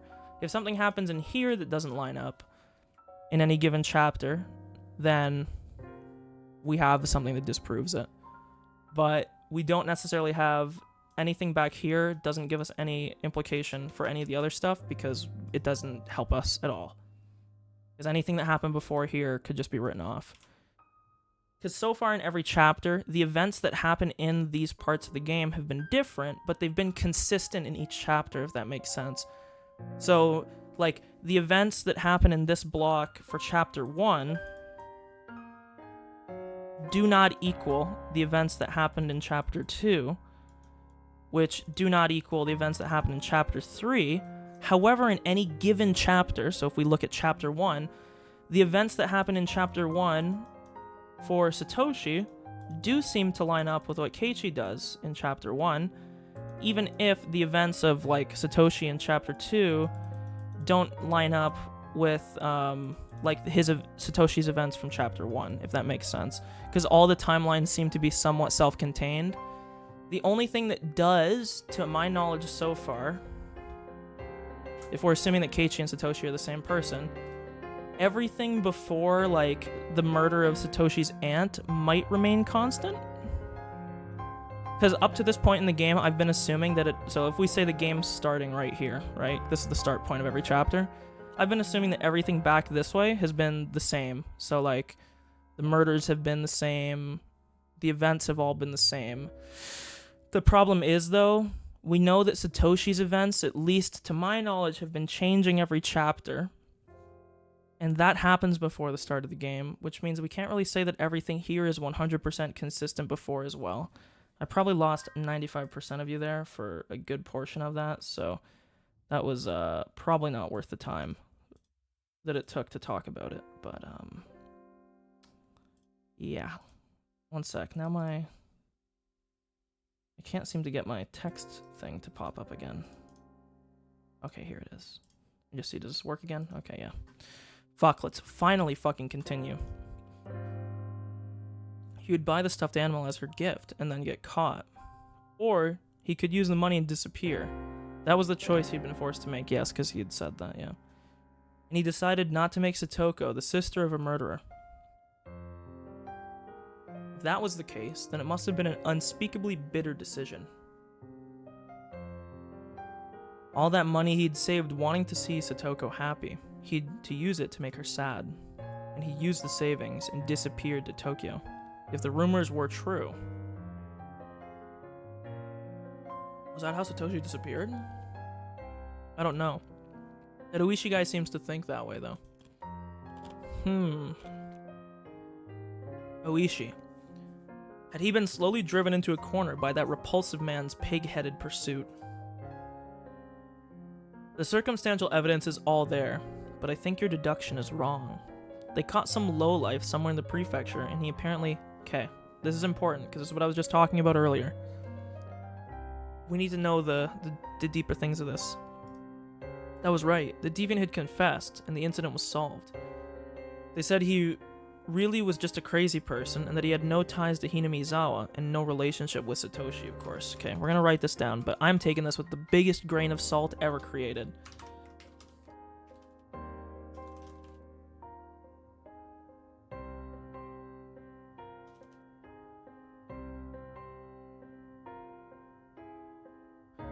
Okay.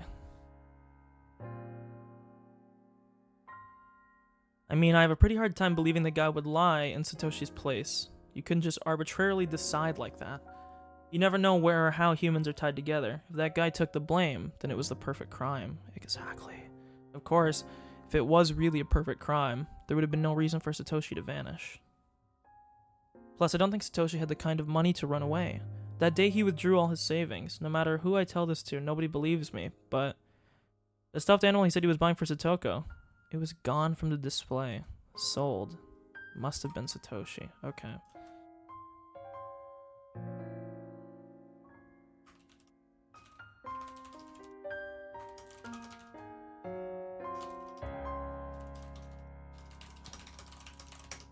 Sorry, I'm gonna write this down as well.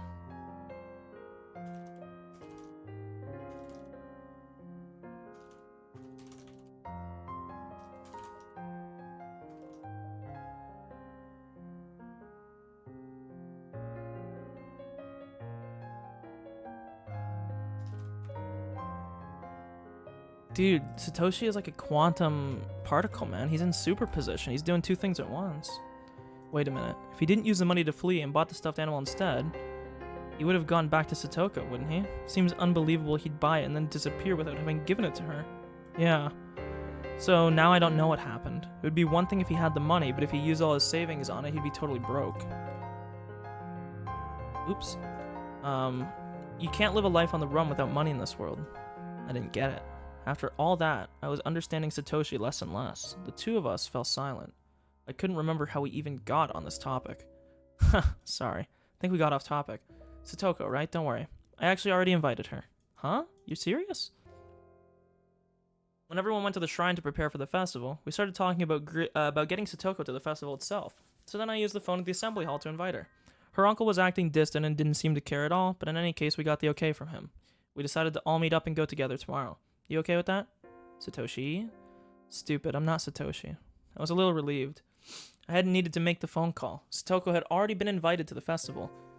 And not in a way that smelled of blood. A way to leave her uncle alone to create time for me to kill him. They purely wanted Satoko to enjoy herself, so they invited her. In the end, it was the same, but I was happy for that slight difference. Sorry, I guess I didn't need the call then. First yesterday, now today. Sorry for saying such weird things. Just forget about it. No, I'm the one who should apologize. Losing it like that isn't like me. I'm really sorry. We apologized to each other for a little bit. Alright, I'll be going now. Good night. Also, this is one thing I never checked.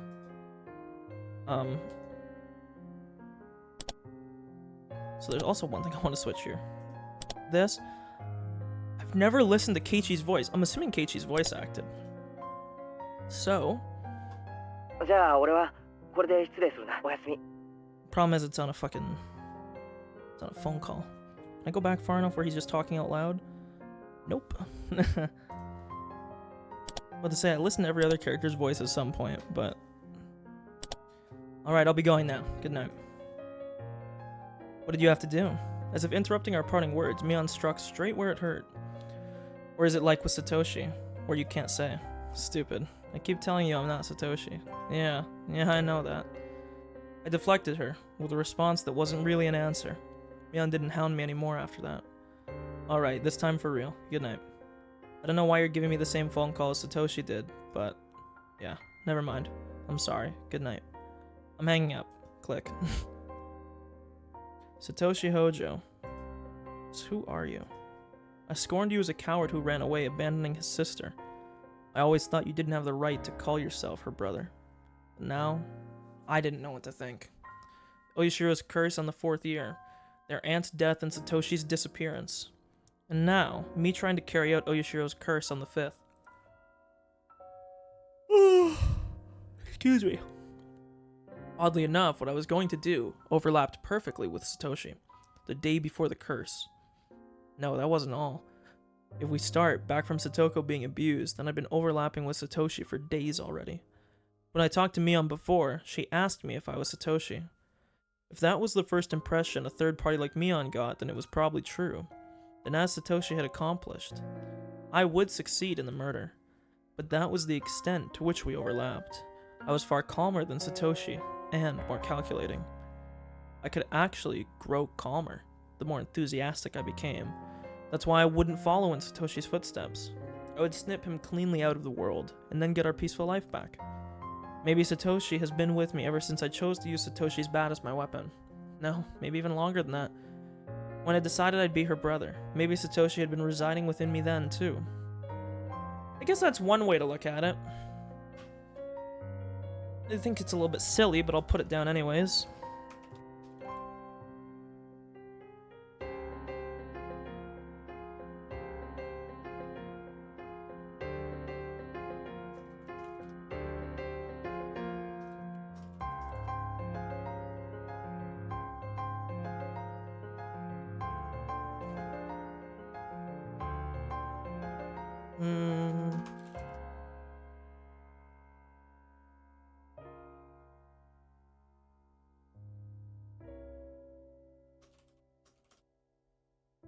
Okay, sorry. I take way too many notes, but... Satoshi, were you really a coward? Or are you a true brother even now, the kind worthy of Satoko's love? I'd never met him, Never spoken to him. Didn't even know his face. And yet I felt so connected to him. I'd never felt that way before.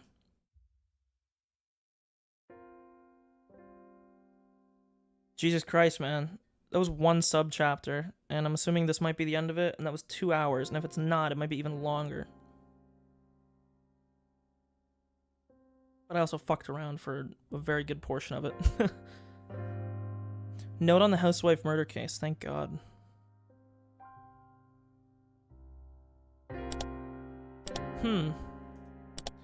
So I guess the question is...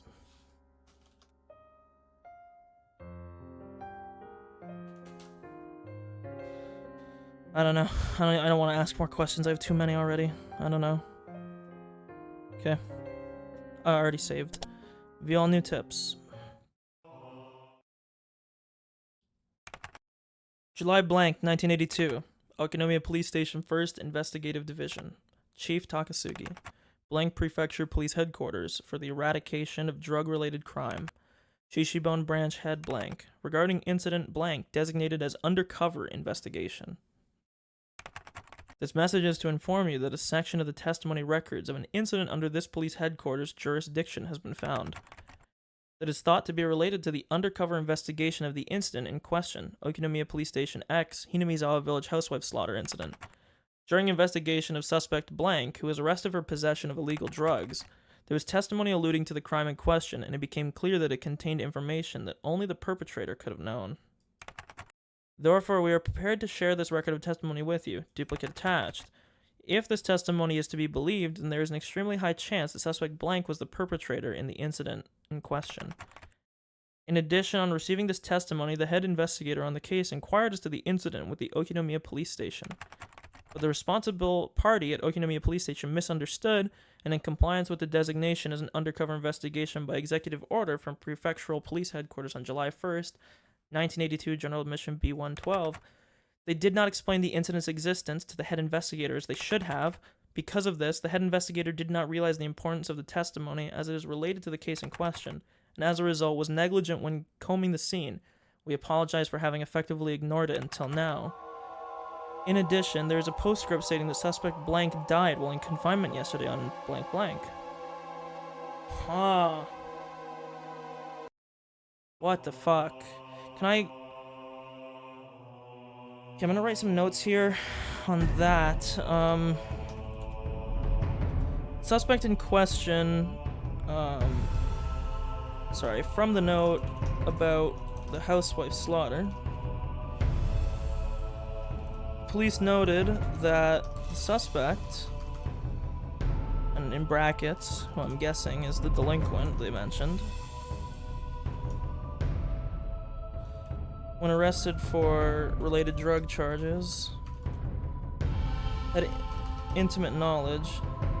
Actually, wait, I need to reread this. Because I don't know if I can... Okay, it seems I can. This motherfucker's typing up a storm, chill. Okay. That's just to inform you that a section of the testimony... No.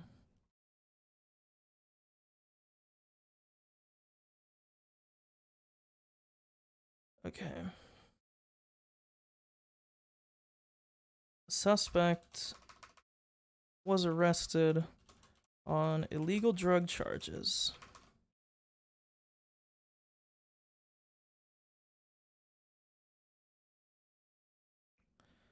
Okay. Okay. Okinomiya. I'm just trying to figure out here, right, what police station this came from.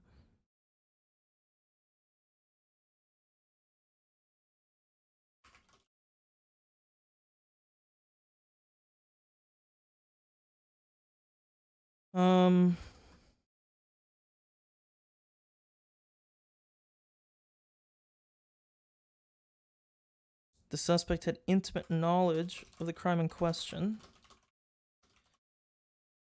and could only have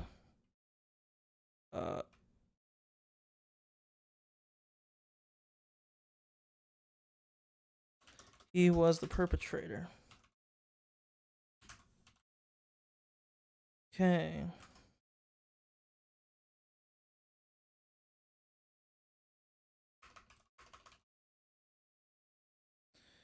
In this testimony, it's believed that there's an extremely high chance that suspect was the perpetrator. In addition, on receiving the testimony, the head investigator on the case required to the incident.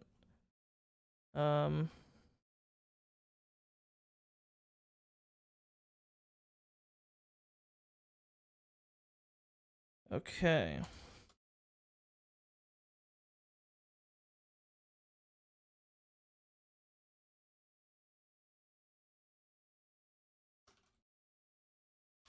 So what I'm guessing here is there was some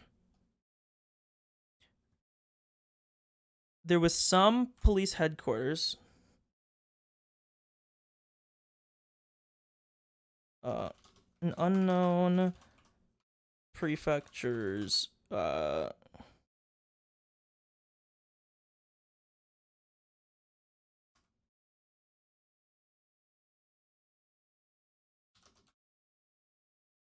sorry, this might seem little, but I think this could be really important later.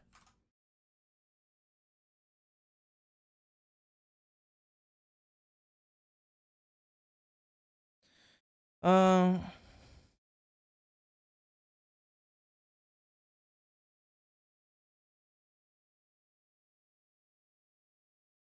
Okay.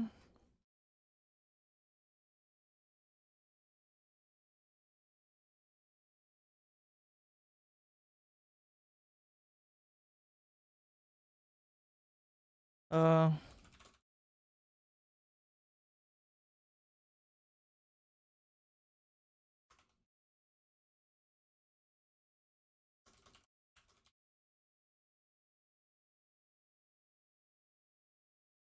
Okay.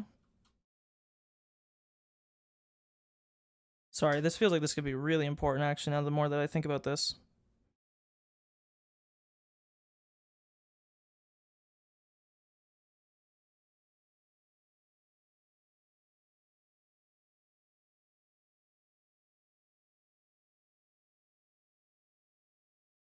Hmm.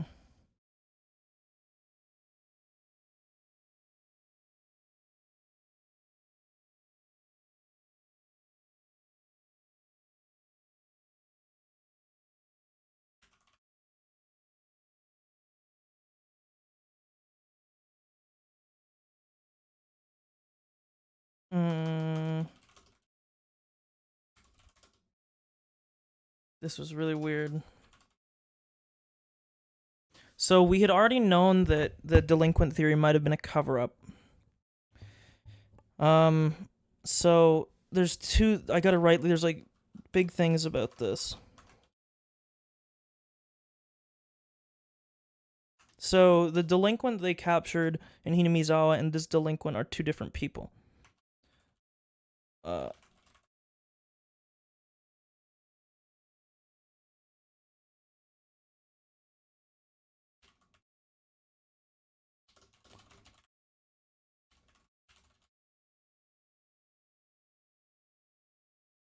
Sorry. So I'm trying to make sure this makes 100% sense to me before I air this out, because I think I'm right.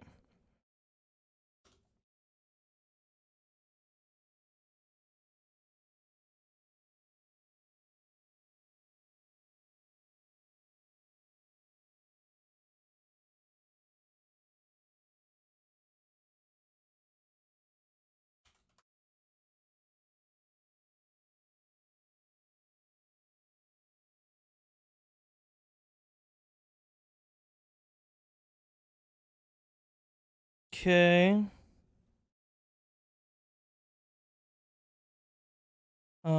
Sorry. I'm just gonna make this make sense real quick, and then I'll show the thing and you can see it.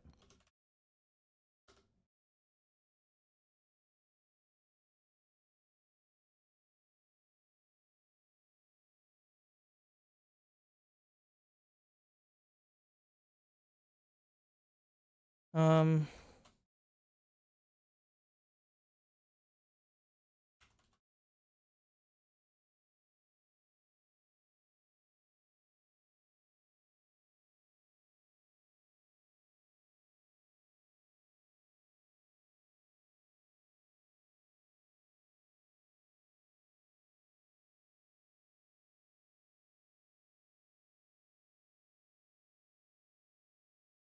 Okay, holy fuck. Let me show this now. Okay, so this is the parts here. So I added this line earlier. It says, Keiji says he thinks Satoshi may have been residing with him since he took on the role of being Satoko's brother. That Satoshi resided in him from that day on seems silly, but maybe there's more. Maybe there's more to this statement. Is Keiji possessed by Satoshi? And further, now this is about related to the note that we just got. From the note about the housewife slaughter, a suspect was arrested on illegal drug charges in an unknown prefecture, okay? I'll cover this real quick to back up what I'm saying. But that's what it says up here, right? We don't know where this is. We're going to assume it's not Okinomiya because then there couldn't have been a communication error because it would be within the same police department, right? So that literally doesn't make any sense. So we're assuming that it's an outside police prefecture, we don't know where, whose specific focus is on the eradication of drug-related crime. The suspect had intimate knowledge of the crime in question, I should say, this being the murder of Satoko's aunt, and would suggest that he was the perpetrator, as it was info only they would have known. Okay, so we're all clear on the same thing. The person that they caught is very likely to be the suspect because they knew info about the case that only the perpetrator would have known. Okay. When this was found out and brought to the Okinomiya police station, so now we're talking about like Oishi's police station, by the aforementioned police headquarters, again, we don't know who they are, the police misunderstood, didn't explain this individual's existence to the head investigator, who is probably Oishi, and due to this, the police were negligent in their search, I should say, this is the wrong form of there, in their search, and likely turned the wrong stones. The suspect who was arrested died the prior day of when the message was written. Okay? I should say, that being the weird debrief. Now there's some important notes about this. So the delinquent captured who confessed to the crime and the suspect are not the same person to my understanding. So the person that was arrested in Hinamizawa that like admitted to doing it aren't the same person. The guy that got arrested in Hinamizawa was just some crazy dude, and he was probably just a fall guy for Satoshi. This seems to agree with the cover-up theory mentioned prior. The delinquent is very likely the real or I should say, sorry, the drug crime offender is very likely the real perpetrator. We don't know the identity of this, I should say, offender. Perhaps it's Satoshi. It would make the most sense, given up to this point, that we've assumed he committed the murder. And now this is the big thing. If this delinquent, so the guy that got arrested for drug-related crime, is Satoshi, then Satoshi and Keiichi can't be the same person. And now I did say here that is unless Keiichi is like a living corpse of Satoshi, similar to what happened in Chapter 2 with like Mion and Shion and all that. But again, I already explained that in the last thing that I don't think that's what's going on. But I think this might be grasping at straws. So that's where we're currently sitting on that. Holy fuck. Let's continue. I'm gonna just... Okay.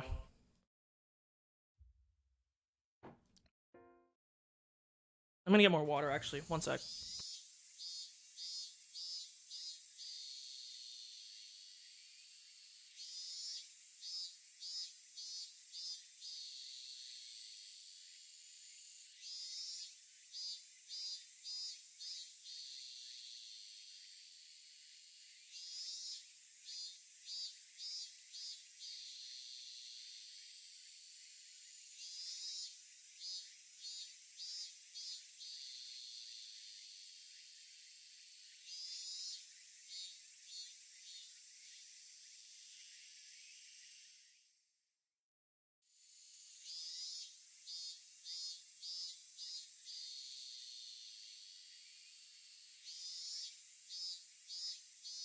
Yeah, I'm back. Oh. Okay. Sunday. The fireworks I heard before noon were probably to announce the opening of the festival. Ooh. And the weather. Certainly wasn't festival weather. It was cloudy. Is this some nice string music in the background?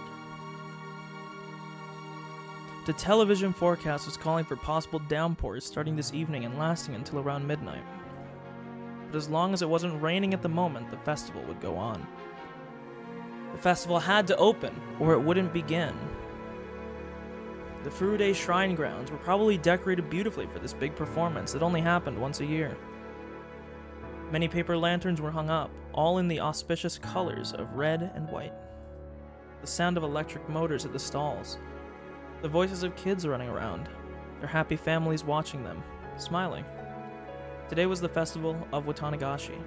Was everyone already partaking in the festivities? What about Satoko? Had she forgotten her days of suffering just for a few moments, while smiling that brilliant smile she hadn't in so long? This would probably be the longest day of my life. It'd be a day I would remember vividly for as long as I lived. I told my parents I'd go to the festival this evening, and lounged about during the early afternoon. Also, I do want to say, I find it a bit odd that Keiichi would still have the will to go through with this murder, considering he knows that Satoshi, who he's following literally to every exact step so far, ended up having to run away from town, and to my knowledge, if again, like the theory I just said, if he ended up actually being the delinquent, that he fucking died in jail. This don't seem like this is the fucking play you want to make, buddy. I know he doesn't know that part of the info, but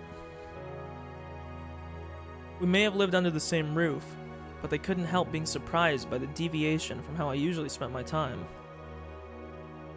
Glancing at my parents out of the corner of my eye, I went to the front door. I tied my shoes just a little tighter than normal, as if to express the firmness of my resolve in those knots. When I decided to murder Satoko's uncle, I was in such a state of excitement I almost went crazy. And when I was planning out the act of murder, which went directly against all the morals fostered in me thus far, I was in such a state of calm I almost thought I had lost my emotions. And then yesterday, when I learned Satoshi had made exactly the same phone call as me, I didn't know how to describe the muddled feelings I had then, and now entering today. Right now, I lacked all the emotions I'd possessed until now. To make a simple analogy, it was the feeling you might get right after you wake up, when you're still half asleep, and you don't feel anything very clearly. I had no anger towards that man for the violence he'd committed against Satoko. Nor did I feel sadness towards or sympathize with him, man. This guy sounds like he's depressed. He's just apathetic about everything. I felt no discontent towards my friends, who had just waited and watched, never reaching out to her with any help, and no nervousness or fear towards the day which had finally come. Yes, right now, you could say I was in the best possible condition for carrying out a murder. When it came down to it, I would probably need to let my violent emotions take control, but right up until that moment, I would be like an insect. I would slowly, surely, and silently move towards my one objective, and then, when I had my prey, I'd attack like a bullet. There was no emotion in that. Just the creeping mindset insects possessed. That sort of sneaking feeling was just the best. I would kill Satoko's uncle like he was a worm. I had to laugh a little at thinking that way, thinking like an insect. Tug. I tightened my laces one more time and walked out the door.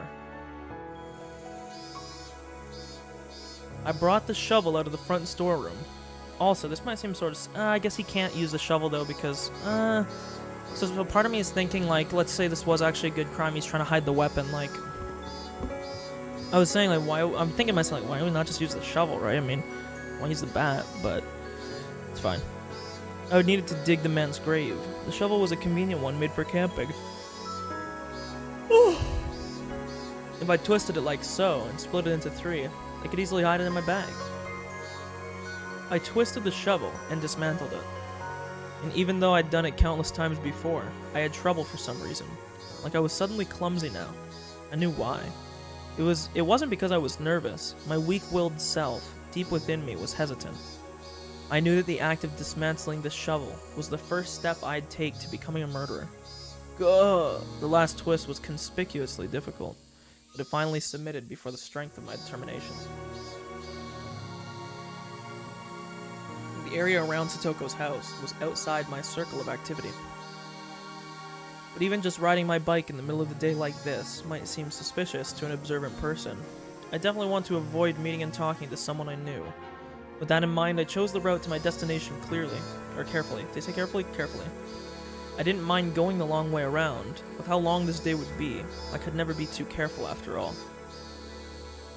Still, I was fortunate enough not to run across anybody on my way to the planned site of the crime. I wasn't superstitious at this point, but it was a good omen. The place I would dig the hole was in this grove, a little further into the woods. I was worried I might not make it to the same place as before, since there was no signs to guide me, but I arrived there smoothly and as expected. I took another look around. Not even a hint of human presence.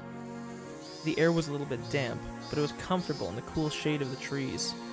I took the disassembled shovel out of my bag and began skillfully putting it together. Then, I stuck the tip of the shovel into a soft-looking patch of ground and pushed on it with my foot. The shovel would split into the earth if I put some strength into that foot. The act of doing so seemed awfully like the point of no return, and it made me hesitate. I was just digging a hole with a shovel, but it made me gulp hard. Calm down, Keiichi.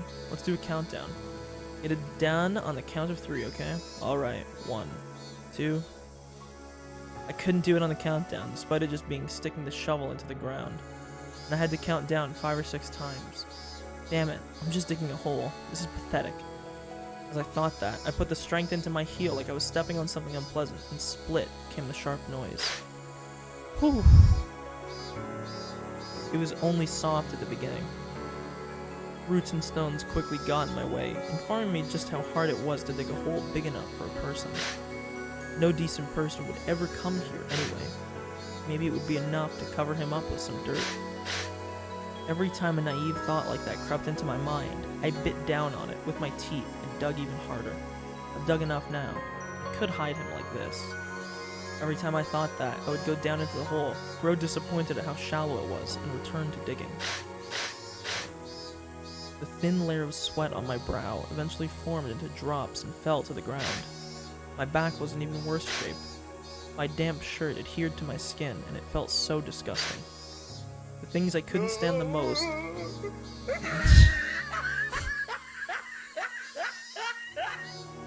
I guess, yeah. The things I couldn't stand the most were the mosquitoes. Maybe they were attracted by the scent of my sweat. The white and black striped mosquitoes would cling to me whenever I let my guard down. It was hot. It was disgusting. I was sticky. I was itchy. All those uncomfortable feelings surged through me in waves. Damn it all. So what? Are you telling me to pack it up and go home? Is that it? I hadn't yelled at anyone. It was me talking to myself. Me telling myself something. Why was I feeling this way? And digging a hole all the way out here? What benefit would digging this hole give me? What harm would there be in not digging this hole at all? Wait, in the first place, who ordered me to dig? When I thought it over, maybe ever since grade school or even before that, my whole life had only been me doing what other people told me to. I didn't mean it was somehow constrained, living a life just based on the commands of others. And I didn't mean I was too lazy to try and find my own road in life. Metaphorically speaking, yes. It was like a road. Could say it was a old town road. I'd never been particularly physically fit. I didn't hit puberty very early, and if all my classmates and I got in a line, I'd usually be on the shorter end. Beta! My scores in jump rope competitions and marathons were the very picture of average. And it wasn't like the captains of the dodgeball teams would have a passionate rock-paper-scissors contest to see which would get me. During those kindergarten and grade school years, it felt like someone was only worth how fast they grew and how fit they were. Looking back on it now, it was really uncomfortable for me. The thing that turned all that around was just a few words from my mother. Keiichi, if you'd like to go to a cram school, you'll better grasp what you're learning in school and it'll be more fun. The very first test I took at cram school was kind of like a game. It was a lot of fun. It wasn't like the tests with the same exact problem dozens of times in a row. Every question had a picture to it, almost like one of those puzzle books that came with manga magazines. If my studies at school had been like this, it would have been way more fun. Several days later, I went to the cram school again with my mother and the enrollment paperwork. Mom and the person at the cram school had a really long, heated discussion, so I accidentally dozed off and missed most of what they said, but I clearly remember one point. Mom made a loud groan, surprised at something. By 61, do you mean his average score was 61 points? No, not at all, Mrs. Maybara. The deviation from the mean of all our cram schools across the country is 61. So the standard deviation. He's showing extraordinary numbers, even on a simple intelligence test.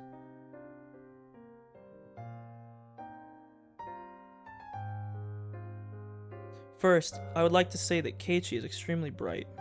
Keiichi, but doesn't have very good grades at school. He has average marks on his report cards, B's, C's, D's. Is there some kind of mistake? We cross-checked with several tests as well, and we learned some very interesting things as a result. Maybara is extremely weak when faced with questions that don't have any meaning. He has no interest in simple, dull questions that don't have to do with everyday life. So even if he doesn't know what 2 plus 3 is, if you told him he had 2 apples then got 3 more, he would understand that sort of question? Feels like this might be important. I think this is sort of a cap, because I think if you can't do 2 plus 3 on a piece of paper, you probably wouldn't be able to do it in real life either, but... so let's say, at Keiichi's...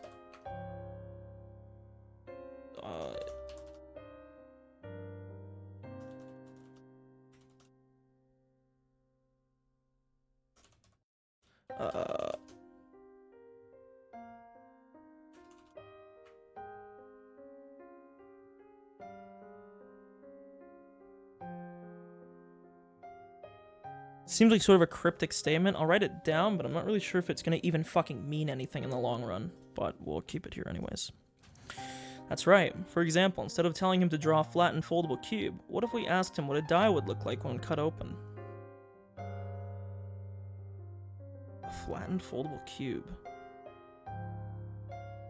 We did that. He can answer beautifully. Then the person from the cram school showed her a page from one of the exams I took. It was a paper with questions about construction.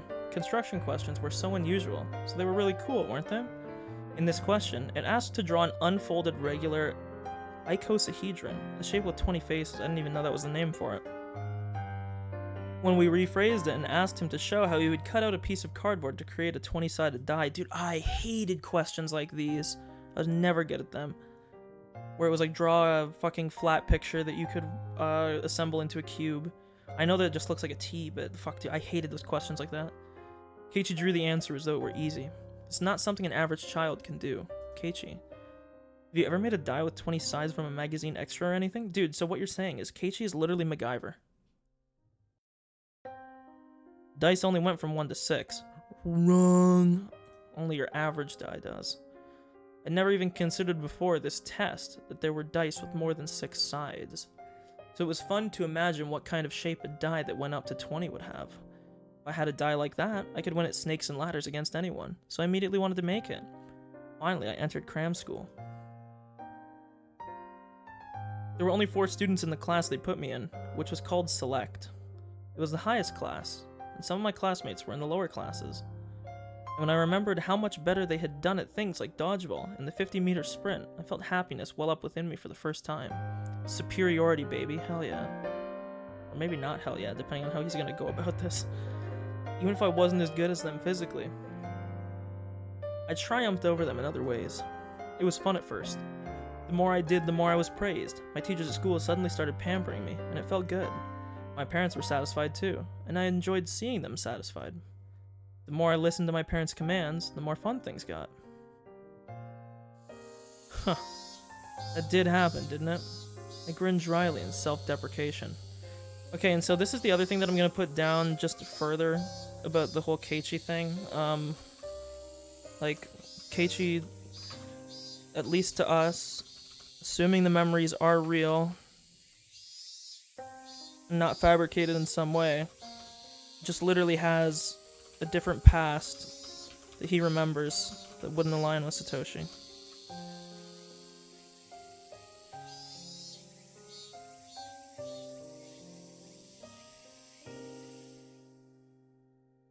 Well, we'll wait, but we'll see. That did happen, didn't it? I grinned dryly in self-deprecation. Because, well, my studious lifestyle didn't end up lasting very long. It was only at the beginning I enjoyed learning more and more.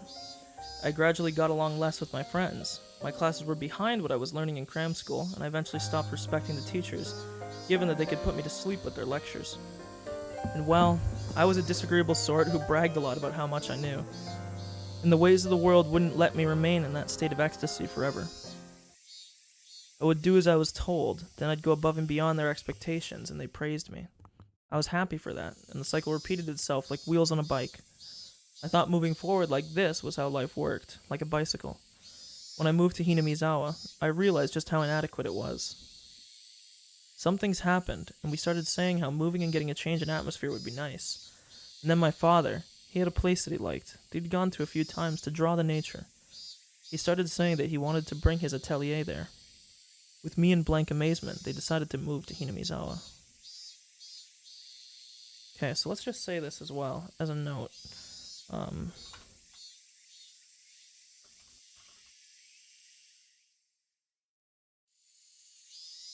just putting down that Keiichi's father knew of and had been to Hinamizawa prior. Just because it might be somewhat important. After that, I met them, didn't I? The first day after transferring here. I went to the classroom with the teacher. I thought it would seem pitiful for her to bring me in there, so I placed my hand on the door before she could, slammed it open, and set foot into the room. Clatter. The thrilling, powerful way I opened that door was none other than my own determination to try doing my life over again. And then within seconds, that determination took a hard counter to the face. A blackboard eraser fell on me. Plus there was a huge rock inside. It was a supremely painful trap someone had set up. Oh, come on. Satoko was already beating me right from the first day I transferred? That frightened me. I was bewildered. The class was surprised too. I wasn't just surprised that the students in the class were all in different grades and were different genders. It was because the room felt completely different from the schools I knew. And as I spent more time with them, my surprise continued to grow. Also, I want to mention, we haven't seen a character sprite in chapters at this point. This fresh sense of surprise had never left my life, even to this day. Every day was a fresh new surprise. I'd never had a single boring day since coming here. There we go, we got our character sprites, Pog. The days were lively, spent with the other club members. We played Old Maid with cards, with scratches on the back to cheat. We let all our passions go wild during our games. We went all out as regular participants in tournaments at the toy store in town, and many, many more things. Recently, during those times, there was the bento competition. It was then. That's when I saw an unexpected side to Satoko. Thinking back on it, I only ate dinner with her 2 nights. It was such sweet, gentle time spent, and it warmed my heart remembering it even now. I realized that Satoko was pretending to be stubborn and firm, and how brave she was, part of her heart always waiting for her brother to come home. And I vowed to become her brother. Satoko may have been nagging and overly critical, but she knew how to take care of someone. And though it might have seemed like she was taking the lead, it was actually her way of depending upon another person. Even if Satoshi and Satoko's lives as siblings were confined by their uncle and his wife, they were still warm sunny days. When did those sunny days go all wrong, or all go wrong? What mistake was made? Well, the mistake was Satoshi removing himself from that situation. Lamenting tragedies of the past would do no good, and I told myself that so many times, but I did anyway. Keiichi, isn't that why you chose your own path? To take back that life? It's funny, he wants to take back that life, but by committing this action, he will be usurping that life and basically destroying it. Nobody ordered you to do this. You decided it on your own. You don't desire anyone's praise for this. You thought it all through yourself. You'll carve it out yourself. And you'll do it now. This wasn't a path I could see very far down. Not like the road parents or society could offer. It was a narrow path, dark, and utterly distressing. One for which the next step would always be shrouded in darkness. But that disheartening path would keep on going forever. It was an unlimited path, and there was nowhere I couldn't travel. That kind of path, only available to those able to imagine where they wanted to go. Don't be ashamed at breaking from it, the brightly lit paved road. In fact, feel proud that you found your very own path to walk. And I hadn't discarded the paved road either. Once I achieved my goal, I would go back to that bright road. And then I'd spend those average sunny days at my leisure. And then the happy day stopped, and I realized I had already dug a 9-foot deep hole. Crush, when I next realized it, the hole had grown so deep I couldn't believe it. Did I dig this all myself? I think digging this much is enough, right? I put my shovel into the bottom of the hole. I would drag the body here, throw it in the hole, and cover it up with the dirt. Even if it took me time to camouflage it by putting plants on top, it would all go much more easily than digging this hole had. I glanced at my watch. It was almost evening, and I hadn't realized. I may not have felt the time passing, but digging a hole this deep must have taken quite a lot of time. I took a seat on a slanted rock nearby and wiped the sweat from my brow. Now, once it got a little darker, I'd go get the metal bat I hid in the schoolyard. Then I'd make the call to lure him out. And then I'd do it. The number of things I needed to do to reach that moment were dwindling. I felt that moment closing in on me much more keenly than I did the passage of time. I didn't have any hesitation, but I still felt that. A contradiction. At every step in this process, I had a few chances to hesitate, to turn back, let myself lose my nerve. Having to endure those million temptations and wait for when the time was right was an indescribably slow and painful torture. I had thought myself acting all weak because of that, but I stopped midway through. This was okay. It was fine. It's like the house burning meme. I could detest the abnormal acts of homicide as much as I wanted, and it didn't matter. I wasn't going to be a cutthroat killer after today. I would pass through this strange day and go back to the world I was in before. If I fell to the level of a psychopath who thought nothing of killing, I wouldn't be able to go back to my old life. So this was fine with me. I didn't have to feel ashamed, I didn't mean to skip that, at hesitating to kill, because I was human. It was so funny to me that I'd be the bearer of Oyashiro's curse at the same time I was aware I was human. I exhaled lightly and stood. I concealed my presence and sharpened my senses in all directions to search for anyone around but me. This motherfucker's bloodhound from Apex. Okay, let's go. One step at a time. I would walk my own path. A path no one had forced me to walk. Oh, Megalol. Walk my own path, yet he's literally been retreading the steps of somebody else for this whole chapter. Good ass meme, bro. Let's do this. Keiichi Mebara. The cicadas made an annoying fuss. Their chorus covered up the suspicious noise of me breaking twigs underfoot. And their chorus filled the path far ahead of me, letting me know I would be alone for some time. The cicadas blessed the path I walked, encouraging me with every last ounce of strength they had. The sky was far above. In not even an hour, the veil of night would draw near, and the sky would be tinted with dusk. By that time, the Higurashi would let me hear their chorus in place of the cicadas. When that happened, would everything be over with? Would everything have ended? I said something along those lines when I left Satoko's fate up to a public agency. But this time was different. I would do it. I would say it. I would carry it out. I would end it. It would all be over very soon. Everything would end. Yes. When the Higurashi cried. Yeah, it's like a name, it's like a title drop. Get it? Yeah, it's like the title of the game. It's like When They Cry. Get it? Yeah, it's pretty good, right? Pretty good one. See? Yeah, see, it's like a title right there, When They Cry. That's like when it's all gonna end. Cap. Boy, that's Cap! There was nobody at school. Couldn't hear the playful voices of children. This was the first time I'd seen the school with such a lack of human presence. Still, I quieted my breath and looked around, not wanting to be unprepared. It had gotten darker outside, but it was almost like my eyes could see more clearly now. I made absolutely sure of my safety. Then walked to the heavy construction machine I'd hidden the metal bat behind. I had a tinge of worry, a premonition, that someone had found the bat and hidden it somewhere else as a prank. If that happened, would I take that as an opportunity to desist? If it really wasn't there, then the sensation of chilled metal, it was still here where I left it. It hadn't run away. Satoshi hadn't run away. He waited here patiently for me. Sorry for the wait, Satoshi. It's been a long time coming. You prepared for this? Through the metallic touch, Satoshi grins at me in my mind. That's what I should be asking, you know. I did this last year already. You should be more worried about yourself.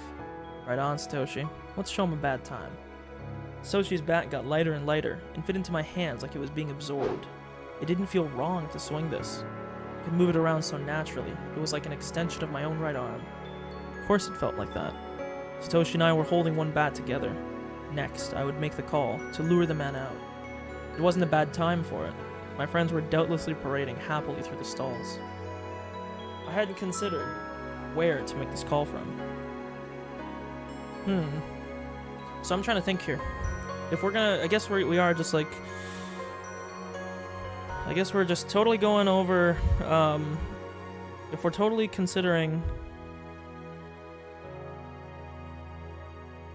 how do I put this? If we're totally considering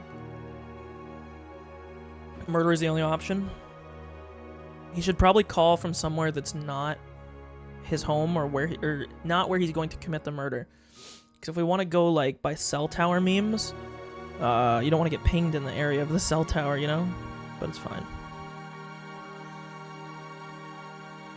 Couldn't I use the school phone? But as I thought, the room was locked and I couldn't get in.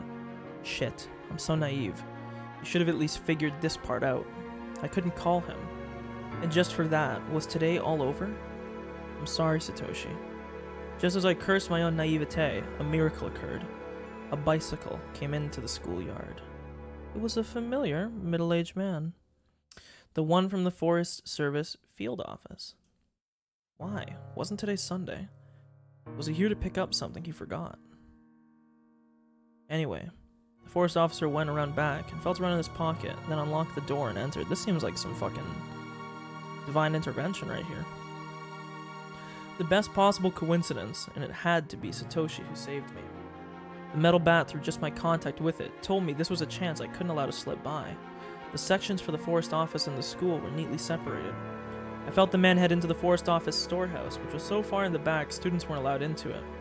The door didn't match its fittings well, so it didn't close all the way, and the gap in the door opened slowly as if to lure me in. I took a deep breath, and went in. I tiptoed along, silently and stealthily, and made it to the teacher's lounge. That was the only place with a phone. As I held my breath in the teacher's... Dude, also, real shit, can we just talk about how if DNA existed, like, everybody in this game would just be fucked? Like, because, I mean, this is in the 80s. Did DNA testing even exist at this time? When did DNA crime testing begin? DNA profiling, I should say.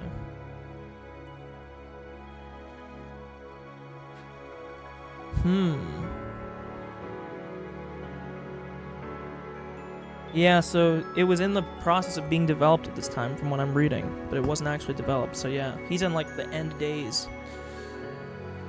As I held my breath in the teacher's lounge, I heard the Forest Service officer walking back over. Then the black door, yikes, cringe. Then the back door clattered shut and was locked. I glanced out the window at the schoolyard and watched as the man got on his bike like nothing had happened and rode out of the school gate. Does everyone in this town use a bike? Are we in the Netherlands? Like... The school once again emptied, becoming deathly silent. I waited for a bit to make sure the silence was the real deal, then reached out for the telephone on the principal's desk. I fished Satoko's house phone number out of my pocket. Yeah, the number in the class directory for Satoko had been the one from their house now, where she lived with her uncle. I touched the dial with my fingers, and then thought for a moment about what to say exactly when he picked up. Despite how many times I'd gone over it in my head last night, now that I had my finger on the dial like this, it started to seep out of my mind like a cracked bucket leaking water. Simple would be best, more importantly, to say it straight and not sound suspicious. I would also not let him respond, I'd hang up right away. Doesn't sound great, but I mean, like, I feel like if you're gonna sit there and get into a conversation, he might be able to, like, rattle you, and you might fucking get caught. I counted off 3 heartbeats, and spun the dial. The call sound. Would Satoko's uncle pick up? Now of all times, the hope that he wouldn't pick up, and the feeling of doom and the knowledge that I couldn't save Satoko if he didn't, whirled around in a vortex. Hello? It was the voice of a grumpy man, like he had just woken up. He picked up. Hello? Say your name so I know you're Hojo, you asshole. It would be terrible if I got it wrong. I made up my mind. I had all the initiative on my side. Here we go. This is the Shishibone Okinomiya police station. Am I speaking to the Hojo residents? I was changing my voice, but did he really think I sounded like an adult? Would he believe I was the police? Oh, yes, this is Hojo. We currently have your daughter, Satoko Hojo, here with us. What? Satoko? What did that brat do? He fell for it. I could tell by how tense he was that he didn't doubt my words. I can explain the particulars once you've arrived here. Would you mind coming to the station right away? Right now? I already took a bath myself, so I don't really want to go out like this, though. What? You don't want to come because you already took a bath? Yes, right away. Right away? Jeez, man, what the heck did Satoko do? I'll explain once you're here. I will be waiting. Thank you for your assistance. 1 second! I don't know where the police station is! Where am I going? You moron. What the hell? The Okinomiya police station? I don't know where it is either. Aren't you from around here? Why don't you know that? A greasy sweat came over my body. See, this is what I said, man. You can't have a conversation with him. You're gonna fucking... A greasy sweat came over my body. Eventually, just as I was about to choke, he spoke. Oh, next to the fire station, right? It's pretty far. Thank goodness he remembered on his own for me. I didn't care where the police station was, as long as he left his house to get there. We will be waiting here. Oh, wait. Who am I asking for once I get there? What's your name? On top of that, he wanted to know my name? Just leave your goddamn house already. Meibashi. Excuse me. That was close. I almost thoughtlessly told him my real name. I managed to change the last syllable of it, but put the receiver down like I was running away. Yeah, that was a cringe call, dude. He fucked up. That feels like he just like, I mean, it doesn't matter. He's gonna fucking kill the guy anyways. It doesn't matter. Who cares? My fingers were trembling and I was soaked with a tepid sweat. I wasn't just nervous about the phone call. With that call, everything had been put into motion, or finally everything had been put into motion. 1 sec here. I gotta find my fucking chapstick. My lip is killing me. 1 sec.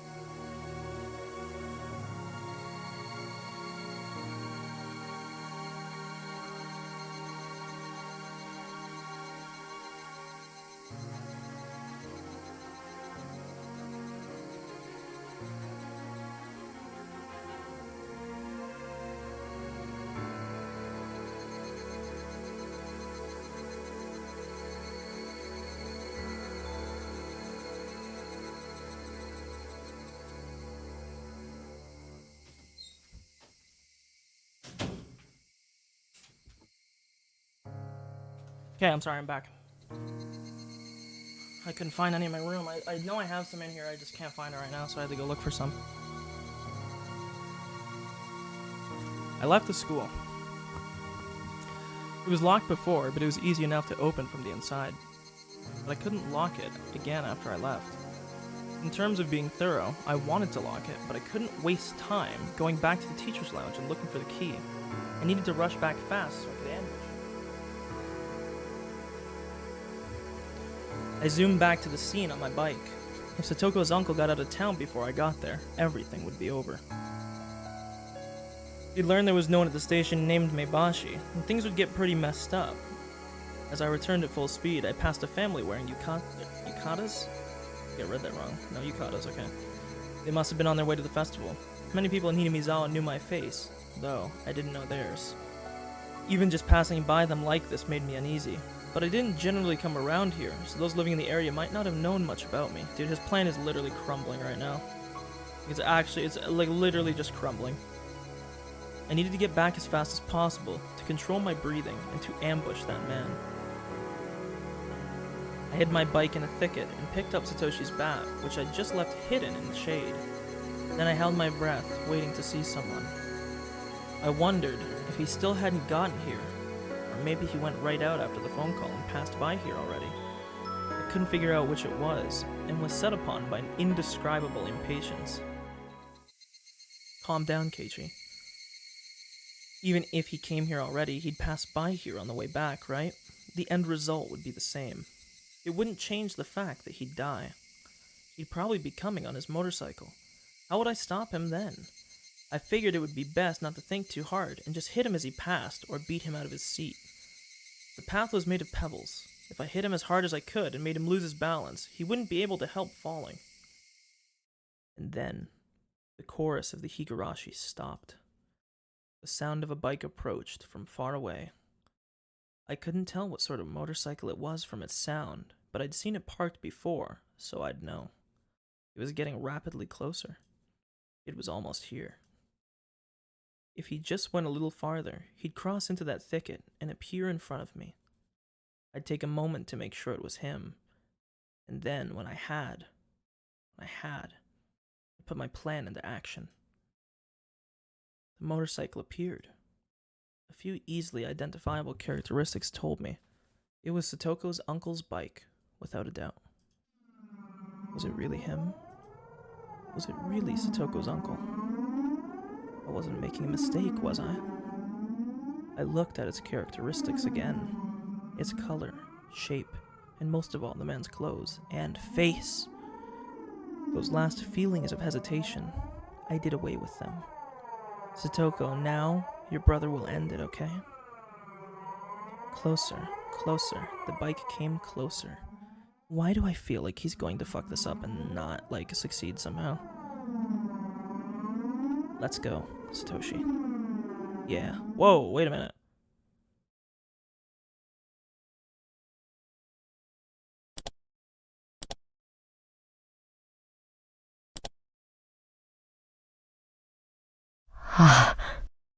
Monka ass, dude. He's fucking moaning in my ear.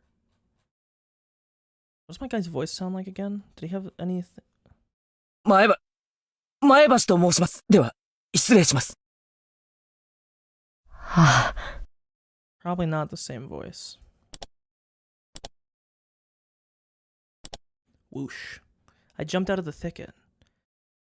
I used my shoulder to basically tackle the uncle on the bike with all my might. He gave a dumb shout as his bike completely lost its balance. Finally it fell, the bike scattering clouds of sand, and after spinning it stopped. Her uncle tossed to the ground, didn't understand what had just happened, and groaned for a few moments crouched on the ground. My breathing started to become ragged. No, I couldn't have this emotion. Some weird secretion crossed through my brain and nearly made me hallucinate. Her uncle was groaning. Now was the once-in-a-lifetime opportunity. What was I doing? All the sounds in the world cut off. There it is again, the ringing. Again. I'm sorry, I've been keeping notes of when this ringing has been happening. because it definitely means something.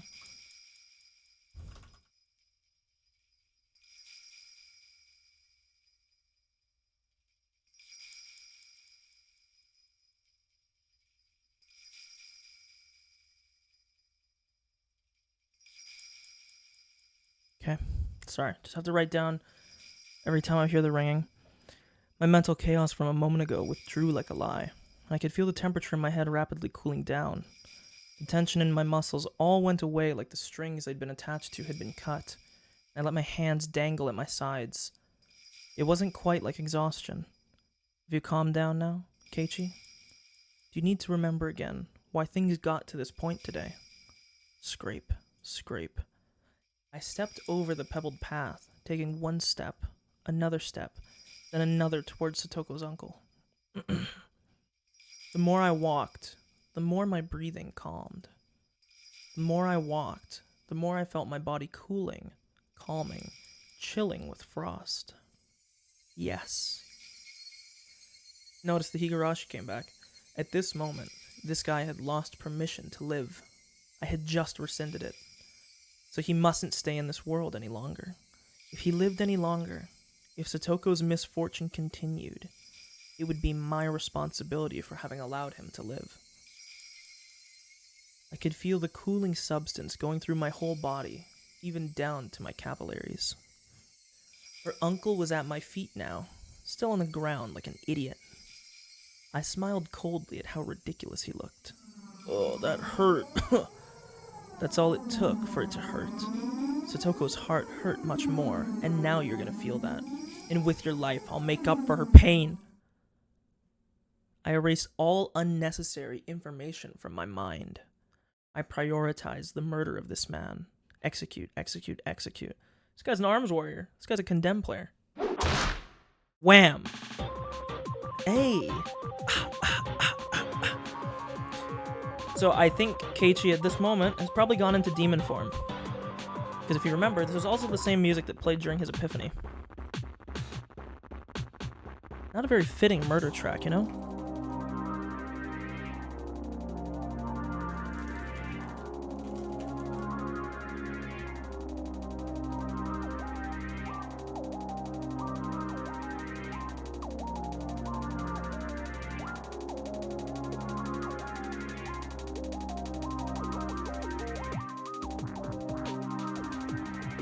Okay, sorry. Utterly calmly, I delivered my first strike to the back of his head. I wanted to get at the most effective spot. At least during that first moment, I'd have to attack him when he was at his most defenseless. Ugh! As if he was hit in the head, he'd cover his head. It was a defensive reaction all humans made, like machines. He used both hands to cover his head so he couldn't pick himself up off the heap he was in on the ground. Like pounding a caterpillar into the dirt, I hit him over and over. If he covered his head, I'd hit him in the side. If he covered his body, I'd go for his head. If he rolled over, I'd strike his feet, his knees, his elbows. I didn't care where anymore. By just delivering one blow after another, I induced panic into him. I retained my overwhelming advantage, but I hadn't done nearly enough to deliver a fatal wound. Eee! Her uncle skillfully pulled himself up off the ground and started to run like a fleeing rabbit. It wasn't a judgment he'd made after seeing my face and deciding whether to fight me. Right now, he was fleeing by instinct, just trying to escape from the threat that had presented itself. A counterattack from the more physically capable uncle was what I was most concerned about. He may have run, but it wasn't all that unlucky. And the odds were in my favor.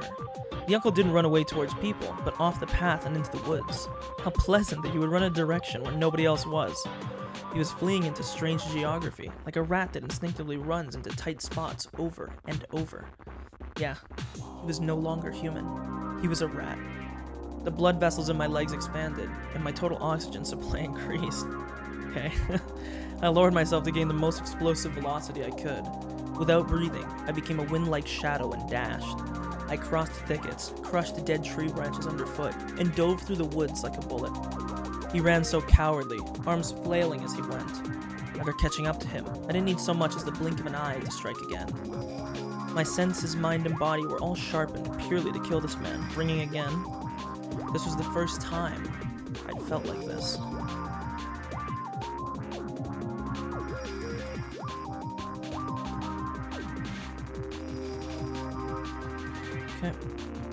Well, this was the first experience I'd ever had killing someone. I'd ever had.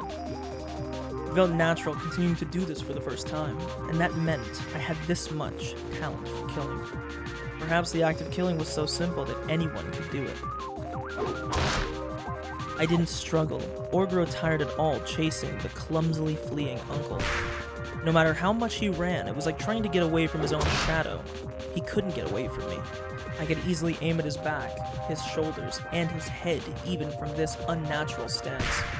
Each time I struck him, he wailed in pain and begged pitifully for forgiveness, but it didn't disturb my mind. I was neither excited nor plagued by hesitation like before. I felt sharp. I felt like a carnivore. Of course, so did the uncle, who was trying to run away because he didn't want to die. He didn't want to be eaten, like a herbivore running with all its might, trying to get away. Despite all the attacks, despite all the hits, he kept on fleeing without even staggering. And despite the bad footing in the forest, he impressively never tripped over anything. But there was no need to admire this fact. It was simple proof that he was no more than an animal. If he was chased, he would run. If he was going to be killed, he would run. He bared his fangs at the weak, but couldn't oppose the strong whatsoever. He was lowly, vulgar, a diminutive animal. Such a puny little creature had harmed Satoko. One sec, my mom just said something.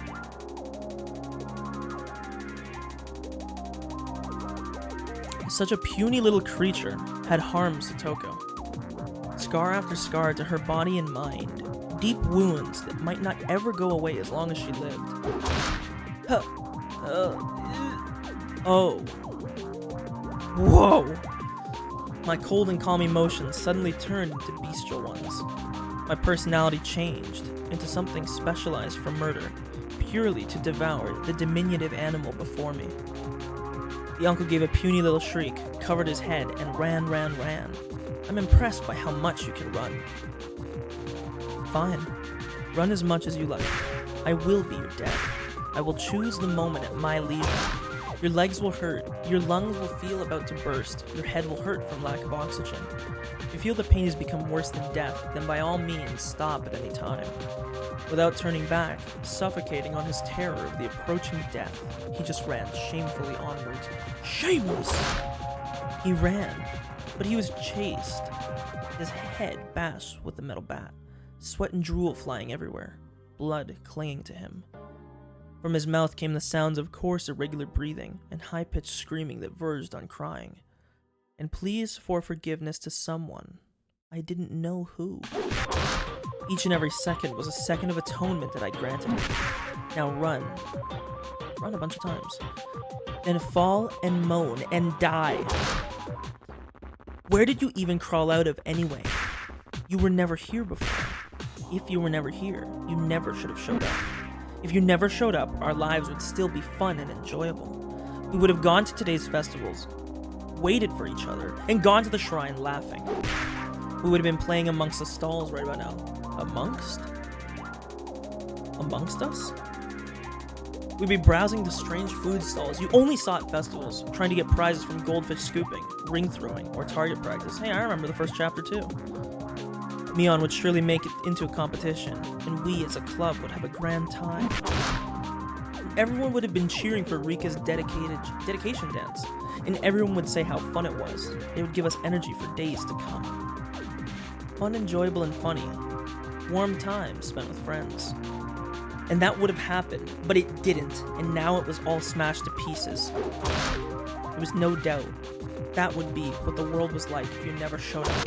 You were the obstacle, the mistake, the heresy. But I would correct that mistake now. I would erase you and make it so this last week never happened. Tonight was the Tatarigoroshi festival, the holy night where taking just one life was permitted in the name of Oyashiro's curse. Ha! It looked like the Higurashi stopped crying at some point.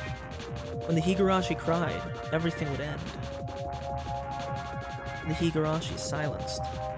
Lowly one, the hour of atonement is at an end. The Higurashi has stopped their crying, and thus it is the end. I'm gonna write something here real quick.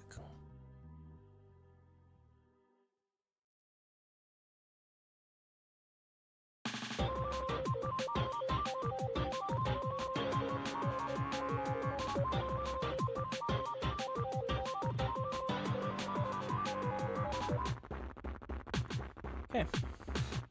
The end. You don't have to run away anymore. Die with those dirty brains of yours smashed everywhere. Wow. Lightning and thunder struck like an explosion. It was so loud it shook the ground, and I smelled gunpowder. The response I got this time was clearly different from the one before.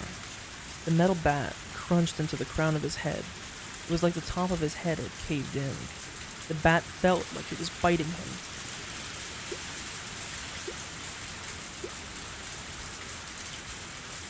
It had been the final, killing attack that visited him. When I didn't overlook the opening he left as his knees gave out under him. I remained alert for a few moments, then thud, thud. He planted both knees in the ground, and then fell forwards, burying his head in the ground. I've been holding back my ragged breathing, but now it all came out of me like a dam bursting. My head was dizzy and light, and unable to maintain my balance, I leaned against a nearby tree. The uncle didn't try and guard his head any longer. The only thing that might be worrying about this is, because of the rain, he might be making a shallow grave here. The thing that he would fill with water and... not good. After a disgusting sort of spasm, he stopped moving. Did I get him? Did I get him for sure? I fought back my exhausted urge to fall over where I stood and drew towards him, carefully, bat still at the ready. It was possible he was faking it and trying to wait it out. Should I check for a pulse? I realized right away, though, how unnecessary that would be. If I thought he might be faking it, then I would just have to keep pummeling him until I was satisfied. I fought back my ragged breathing again, and then I swung my bat far above and brought it down. Clunk. His body leaped like a bow, but didn't try and cover his head. And once again I aimed for his head and swung. His reaction was the same this time. After spending a few moments making his head into mochi, the hits gradually started to feel different, and it started to spray a filthy, dark red liquid everywhere. That was enough. It was definite now. I had absolutely killed him. There was no sense of accomplishment, nor one of regret. I didn't feel anger towards Satoko's uncle, nor pity towards Satoko herself. Instead, right now, I had a feeling like my heart had been stolen by the downpour. It had begun to rain at some point, and how comfortable it felt. The rainwater drenched my body and dripped down to the ground. The excitement within me faded as the rain washed away the grime. In exchange, my shoes were so wet they made splashing sounds. And despite abusing Satoshi's bat like that, it wasn't bent very much. There were a few dents in it, probably from hitting the man, but nothing that would make it seem different from before. Instead, it had been stained with black, with red, with mud and blood. But that itself would be evidence. The one piece of evidence needed to prove that my delusions hadn't just been daydreams, and that I'd ended Satoko's uncle for all eternity. Alright, Keiichi, calm your mind. The time for passion is over. Now is the time to be cold as ice. I needed to bury the body. But where was I? I'd simply followed the man as far as he ran into the darkness. I couldn't take a guess as to how far we'd run. It was already pitch black around us, and the only light I had to go on was the very faint lights on the road a little farther down. It was so dark out. I hadn't noticed the darkness until just now. My vision was so good I could see the man's ugly hairline. I could have counted the pores in his head. It was only now that I realized how much crazy strength I had mustered at that moment. I went over to the streetlight and looked up and down the road, desperately trying to figure out where I was. Oh no. This was the one road connecting Hinamizawa to the town. We were unbelievably far away from Satoko's house, and the two of us really run so far a distance. My surprise at that was accompanied by knowledge of the miraculous fact, despite running so far and making so much noise, we hadn't come across anybody at all. There was a long way between here and the ambush location where I dug the hole. There was no way I could carry the body that far. Wait, aside from that, the bike the man took here was still lying in the middle of that path. That would be an issue. The police could tell whose motorcycle it was by looking at its license plate, and they wouldn't just leave it at that. Thankfully, the corpse was in the dark forest. In terms of urgency, dealing with the bike would come first. And I wanted to get the shovel back from where I'd left it next to the hole. I shouldn't drag the body there. I would have to deal with it right here. Fortunately, the ground was like mud from the downpour and was more sludgy here than where I was before. I might be able to dig a grave quickly here. So great, he's literally just gonna dig a shallow grave. He's getting caught, bro. Of course, my bicycle was still over where I'd left it too. It still wasn't over. Homicide had only been half of my goal. The other half would be just as important as the first. I would completely hide the body, not allowing a beginning to happen. I would erase the man like he'd never existed, and regain the peaceful times we had before. I bent my head backwards and calmed my mind even further. The big water droplets struck my brow mercilessly. They were actually quite comfortable, and for a while I let my desire have its way. After confirming that I was sharp again, I started running through the rain. The motorcycle was in the grass at the roadside. Considering how it looked, pelted with rain and covered in mud. It actually seemed like it had been lying there for a very long time. The plan was to drop the motorcycle into the swamp. The swamp was a bit of a walk from here. I lifted the bike up. I didn't think it would be so heavy. I was a little surprised. But once I had it upright, it was fairly easy to roll it along. Still, pushing this thing all the way to the swamp was not really something I wanted to do. I could no longer ignore my exhaustion, and it warned me numerous times of how far away the swamp was. This motorcycle, I wonder if I could ride it well enough. Once I got it going, it would basically be the same as a bicycle. Wouldn't it get me to the swamp quickly?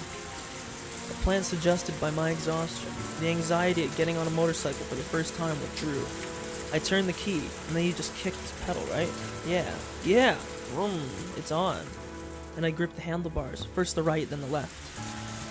Maybe I twisted them too much. The bike lurched and did a wheelie like an angry horse. I lost it for a second, but it was just a problem of how much torque to apply. Let's try that again. This time slowly, gently. That time it went well. It was strange to be on a two-wheeled vehicle that would go even if I didn't pedal. Very odd, but I got used to it quickly. Mion once told me you could get a scooter license within a day, and she was clearly right. This was pretty easy. I needed to throw the metal bat into the swamp too, but I didn't know how I would pack the bat onto the motorcycle. Without much other choice, I stuffed it into the back of my shirt, feeling like a ninja carrying a katana. If I put the tip down, the seat of my pants, and it hunched over, it wouldn't fall out. I got back on the bike, and this time got going without any difficulty. I carefully pressed the button labeled light, and a rather strong light came on, illuminating the way forward. I probably really shouldn't have turned it on, and I didn't have any way of seeing at this point. But I didn't have any way of seeing at this point, and I had zero confidence I could ride through this darkness.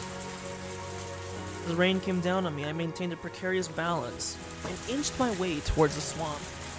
I actually wonder if we're going to be able to see the death of, what's his name? Fucking god, what's his name? Tomatake. Because he said this is the one road that leads out of Hinamizawa. And I know the body was found at some point on this road. Along the way, I ran across a few people who seemed to be returning from the festival, but none of them have any interest in me. They were all either soaked through with the rain and hurrying on their ways home, or had their umbrellas low and their heads down. Yesterday, I might have been wary of even these passersby. Right now, it didn't seem to be much cause for concern. In fact, it would probably be less suspicious to be riding out in the open like this instead of sneaking around. More and more, though, I started to think of that idea as naive, brought on by my exhausted state. I climbed a steep hill. On a bike, the hill would have put me out of breath, but I just had to accelerate a little bit to climb the entire thing. Motorcycles sure are convenient. For a moment, its lights illuminated a sign before I passed by it. Onigafuchi Swamp. Good children do not play around here. Still, it wasn't like the way to the swamp was cordoned off by a metal fence or anything. Parents and teachers would get mad at you if they found out you were playing at the swamp. Some of the bad kids in my class apparently snuck out here sometimes to see the giant crayfish in the place. We talked before about how they'd go to the candy shop and buy some pickled squid, then just tie it to a fishing line and throw it, and all the crayfish would come running. Once I got up to the bank, there was a tiny ritual shrine and traditional ropes on one of the trees. And as it swallowed the downpour whole, the blackened swamp had waited for me. If I slammed on the accelerator from the cliff-like stop I was on now, the thing would fly straight into the middle of the swamp. I I had to be careful not to fall in with it. If I drowned and disappeared, man, what a stupid ghost story that would be. On the night of Tatarigoroshi, Satoko's uncle's corpse was found in a thicket by the road leading to town, and Keiichi Maebara went missing. People would whisper that I'd been demoned away. The 5th year's curse would be a half-baked one. I got off the bike and twisted the accelerator as hard as I could. I just let go and it seemed like it would drag me forward. The bike shot off the cliff and was swallowed down into the swamp, leaving a far fainter splash than I'd imagined. Its surface was being pummeled by the downpour, and the muddy, filthy water was flowing into it. I couldn't even make out the motorbike I'd just thrown in there. It was pretty heavy after all. It would be quickly engulfed by the soft mud at the bottom of the swamp, and it would be pulled deeper and deeper until it reached hell itself. I felt no reluctance whatsoever in throwing the man's motorbike down to the land of the demons, but I did have a tinge of regret about Satoshi's bat. I was about to say, it feels pretty sad that he's gonna throw Satoshi's bat in, considering what Satoshi means to him. I washed the bat with muddy water, and the gore sticking to it came off easily. I had sort of shared today's events with Satoshi, so I wanted to give it a quiet place to stay. That's how I felt. I started to feel more like returning it to the locker from before, so it can continue to keep watch over Satoko. Satoshi, I probably, misunderstood you. Satoshi listened quietly without nodding. I'm absolutely convinced now. You were the one who beat your aunt to death last year and saved Satoko. I always scorned you and called you a coward who ran away, but I was wrong. To the rest of the world, some deviant was behind that incident, but I know. That was something you did for her. And then you disappeared. You finally got back that peace, and lost it within days. So I swear to you that I will live life to the fullest from now on. Live it enough for the both of us. I will live on as though this week, this day, never happened. But I will never forget this short time we shared together for as long as I live. I didn't know what expression Satoshi made as he listened, but as someone who had protected the same girl, I felt he had smiled and given me his blessing, and then, my hand moved of its own accord, and the bat I hesitated to throw away left my hands and flew through the air. It traveled its parabolic path, spinning all the while, and the swamp absorbed it without a sound. There weren't any ripples when it hit the surface. The surface was tempestuous.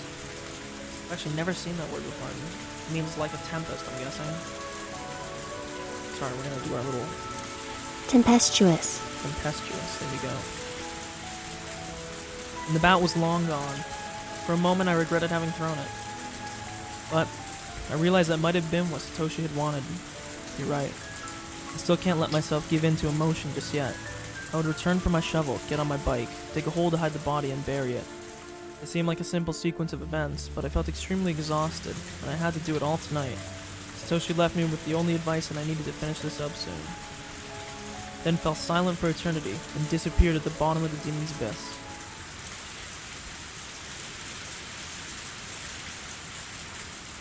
I returned to the path I had ambushed her uncle on. My bike was hidden, sleeping in the brush. I stood it back up. My whole body felt heavy, but I needed to finish by the end of the day, even if I had to whip myself to do it. I forgot something. I didn't just come here for my bike. The shovel was here too. Not good. I was zoning out. Every once in a while, if I let my guard down, my vision would almost go black. Pull yourself together, Keiichi. I wonder if this is like the demon taking over. It's still not over. I went into the grove of the trees and looked for the hole in which I'd hidden the shovel. Unfortunately, I had hidden it deep in the forest, not wanting it to be seen, and now everything was black in the night, and I couldn't see it anymore. I reawakened my fading consciousness, and realized just how big this annoyance was. Wait, you can't be serious. The sweat, the rain washed away from before, came back up to my skin. Deep in the forest where the streetlights could never reach. The fact that it would be so pitch black had been completely uncalculated. With this much darkness, even if I had been able to kill him right away like I planned, I didn't know if I could have still buried him without a problem. What should I do? I simply couldn't find the shovel tonight. If I forced myself to go deep into the forest, I'd lose even my sense of direction, and might actually get lost in there. This might have been an exaggeration, but it was fully possible I'd trip over a tree root and sprain a muscle. Oh right, my house's storage room. There was another shovel there, the same fold-up kind. Couldn't I go back to the house, get the shovel, and give up on finding the shovel tonight? It's not as though the name Maebara is written on the shovel, but it seemed like an unusual item from an import variety store made in another country, so I didn't want to leave that shovel here. But in this darkness, I couldn't do anything. I should give up and go back to the storage room. And there was an electric lantern in there. If I used that for light, I could look for it. But it was so extremely dark. Could I light the way with just the lantern? The light of the lantern in this dark night. I couldn't discard the possibility of it drawing eyes. And I doubted if I could find the shovel with the lantern's feeble light. Besides, I'd left the body there for a pretty long time already. My sense of fear, dulled through excessive exhaustion, finally reared its ugly head. Anyway, for now, the most important thing was to hide the body. The shovel being found wouldn't be a big deal, but a corpse? If they found that, I'd share the same fate as Satoshi. First, I'd go back to the storage room at home, then I'd get the lantern. Now that it's gotten this dark, I might still need light to dig a hole for the body too. Man, Keiichi is fucked, man. What's gonna happen when he goes back home and his parents just see his ass? Like, he's just like blasted, you know? Like, he's just like covered in mud and probably blood, like, and soaked, like. Then I'd get the other shovel, and then I'd deal with the body first thing. Once that was done, I'd come back here, find the shovel, and bring it back. I had to do at least that much, but I was so tired. But complaining was getting me nowhere. If I started getting complacent now, everything will have been for naught. At some point I had sat down. I gritted my teeth and endured, lifting my heavy hips. Hey, yo, chill, dog. The night was young. Was he just like flexing that he was thick there? What the fuck? The night was young. Of all the nights I'd experienced, none had ever been this long. When would it all end? The night was young.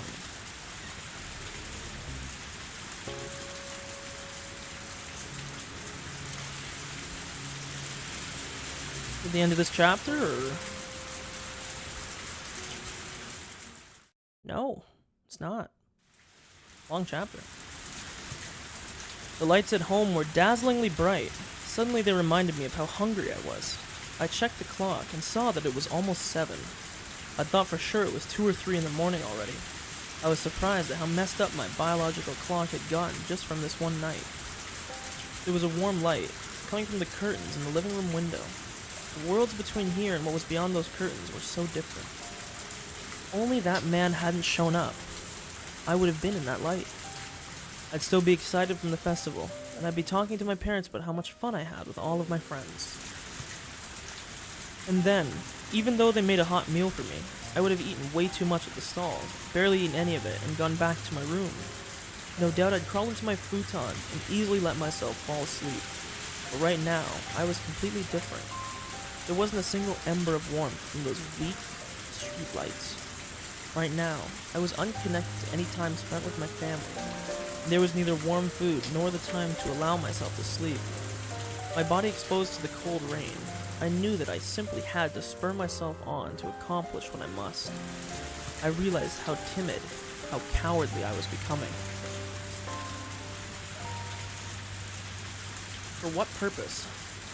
Did I need to kill someone so badly that it was worth feeling this terrible? I'd lost sight of that purpose. I selected the fastest, most fundamental way of saving Satoko, and executed it without hesitation. That man was dead. He was gone. He would never, ever hurt Satoko again. We all thought frantically for days on end about Satoko's problem, and finally with no options we gave up, and I had solved it in one night. By myself, without anyone's help. Right about now, Satoko would be making dinner for her uncle, despite not knowing when he'd return, and she might be spending the night trembling in fear of whether he'd yell at her for how it tasted. But her uncle wouldn't come home.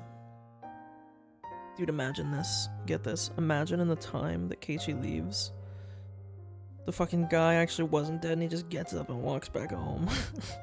Fuck. That'd be like Omega unlucky. She wouldn't have to fear his wrath, nor let him make her feel sad. I see. I did it. I successfully saved Satoko. All I'd been thinking about for a long time was killing that man, and I'd forgotten the feeling that it was actually all to save her. I did. I did something good. That's right. I did something good, didn't I? I felt hot tears coming from my eyes, and that's when I first realized that the exhaustion I'd been feeling was actually guilt.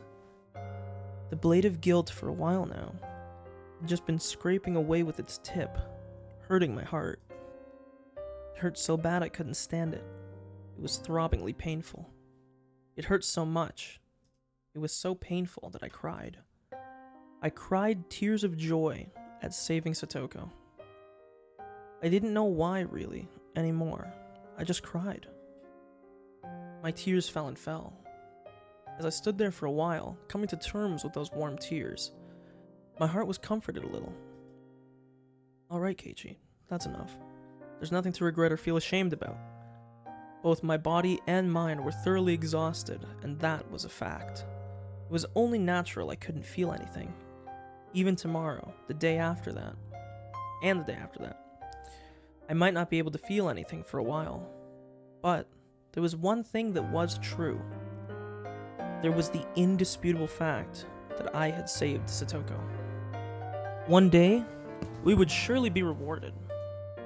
One day, I would be proud of how distressing an enterprise I had undertaken to get Satoko's smile back. And so that I could wait for that day, I had to put the finishing touches on this night. If I left it undone, everything I'd accomplished today would be for naught. I looked back up at the sky, which didn't look like it would stop raining anytime soon. Then, I rubbed my eyes and summoned forth energy from my core again. How long did I plan on spacing out? This isn't the time for daydreaming. Someone could find that corpse this very moment. That pessimistic thought was proof that the very natural emotion of fear had returned to me. As I allowed the fear to spur me onwards, I went to look for the other shovel and the lantern inside the storage room. It was fortunate. I remembered what it looked like around the streetlight the body was near. With how dark it was quite possible I wouldn't have been able to look for it either. I didn't realize it when I left the place. What? Oh, I didn't realize that. Sorry. I didn't realize that when I left the place. The idea of memorizing the spot hadn't even crossed my mind. And that's why I had to call it fortunate that I managed to get back to the body like this. The corpse was now located in a big, muddy pile. Half the thing had already sunk into the swamp, like a pool of water. I only realized afterward that there was an unused irrigation channel right nearby, clogged with fallen leaves and dirt, and there was rainwater flowing in from there. Oh my god, he's gonna put this body in the same fucking spot that the girl at the start of this chapter was put in. My shoes had been awash with water for a long time now, so without any hesitation I stepped into the puddle. Luckily, the whole muddy stream washed it all away. Muddy stream, that's the opposite of bloody stream. I couldn't leave any slight traces like bloodstains. The rain was like a blessing from heaven. I checked around me, paying very close attention, then turned off the lantern. It became pitch black. My eyes got used to the darkness in a few moments, and once I managed to reach the streetlight on the other side, I was able to make out even faint lights. I stuck the shovel into the puddle right next to the corpse. The ground was even looser here than I'd thought, and the shovel's tip easily slid inside.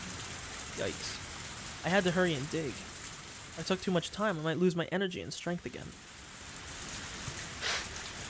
It felt almost like digging a hole in the sand of the beach. It was easy to dig, but no matter what, the muddy water kept flowing in, covering the hole. The digging wasn't going as well as I'd hoped. I dug and dug, and the water would go in, so I couldn't get a sense of how deep it was. The only way to measure it was to bury my foot in the mud. I'm digging just fine. It's alright, don't be disheartened. Dig, dig, dig. Occasionally a car would come by on the road and I'd hurry to hide myself in the trees. Everyone was only passing though, They wouldn't have their eyes peeled in this kind of darkness. I understood it logically, but I couldn't help but hide. What I was really scared of wasn't quite one of those cars that coincidentally happened to witness me here. It was that the distance I could spot cars from was gradually getting shorter. At first, I noticed the splashing sounds from really far away as cars drove through them.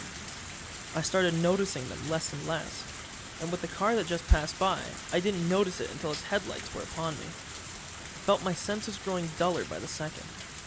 If someone were to take a peek in secret, as I was burying the body, at the worst possible time, maybe I wouldn't even notice. The moment I thought that, I took a good look all around me. I roused all my half-asleep senses and searched for signs of presences nearby. What if I found out someone was spying on me from the trees? A carnivorous feeling snarled at me, glaring. If there was, then I would dig another hole. Okay, Kurapika, chill. I'd come this far already. In order to achieve perfection, I didn't care how much more I had to pay. I didn't know what kind of face I was making at that time, but it was definitely a fervently glaring one. My five senses reached the conclusion that nobody was present. I didn't breathe a sigh of relief. How long had I been digging this mud out of here? It was deep enough for it to go up to my knees. Maybe this was enough. That is not 6 feet deep, champ. Also, the water is going to make the body float, right? I swallowed, getting my breathing under control. Despite how much I had beaten him, I was afraid of touching the corpse, so instead I dragged it by the feet into the hole. It took more than just a waggle and a tug to do it. But of course it did. Considering this man's weight was easily 80 kilograms, I raised all my strength and dragged him. At this point, my groundless fear that he might suddenly start moving again had vanished long ago. His body fit perfectly into the muddy hole. It was more than deep enough. I refused to believe that. Alright, let's bury him. Quickly, quickly, quickly. If I did a perfect job of burying it here, everything would be over. I would hide it in the hole, and none of this would have ever happened.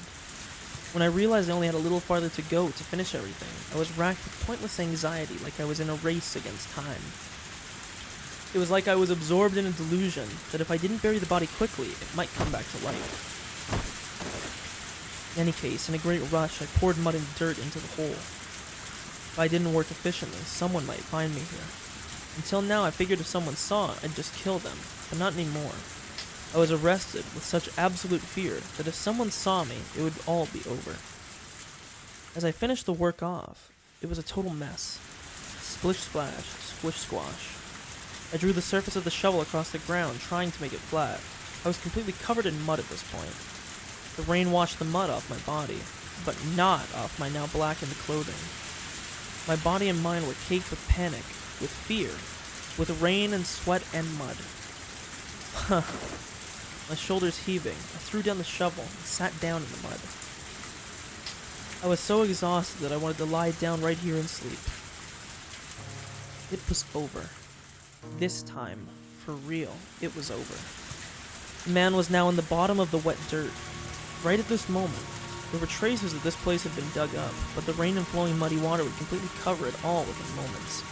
Yes, it was over. I did it. I did it. I did it. You motherfucker. Then I fell over backwards, face up in the mud. The raindrops pelted my face without mercy, but I didn't care. After staying there for a while, resting my mind, I got up again. It was over, so let's go home. We already buried the whole thing, so now it's like it never happened. It never happened, so there's no reason for me to stay out here and get rained on. I wobbled to my feet. I wouldn't use the shovel anymore. I considered disassembling it, but I didn't have the strength in my absolute exhaustion. I didn't really need to take it apart anyway. Dragging the shovel behind me, I headed towards the light. I stood up my bike. It had been laying in the grass by the road. I didn't know how I was going to get the still assembled shovel into the front basket. I put the shovel down the back of my shirt like I'd done with the baseball bat. Unlike the bat, the corner of it was on my back, making it very painful.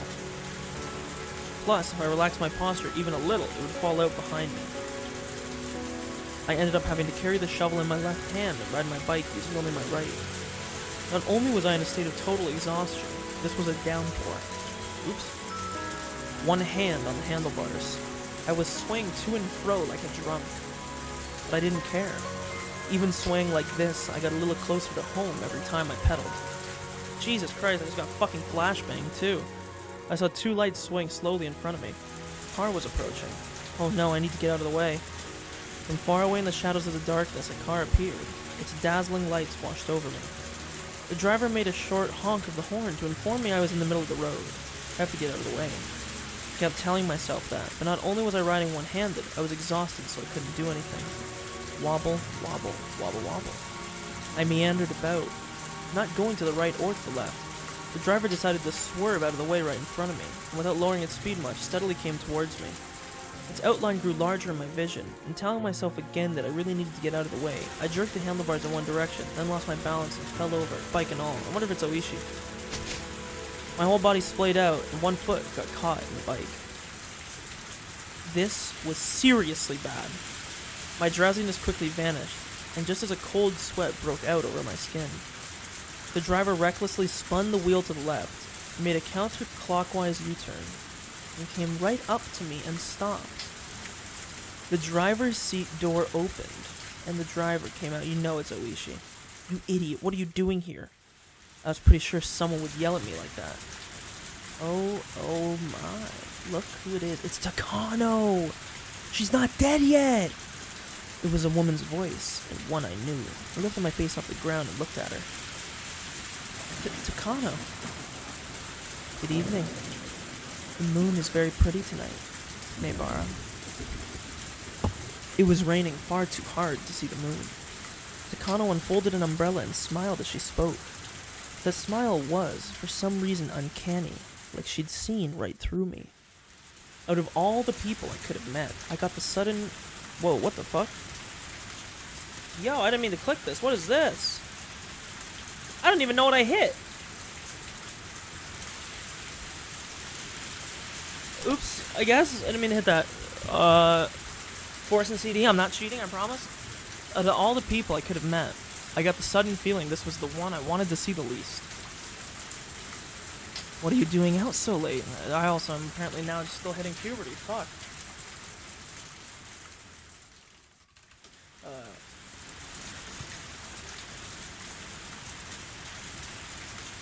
One sec.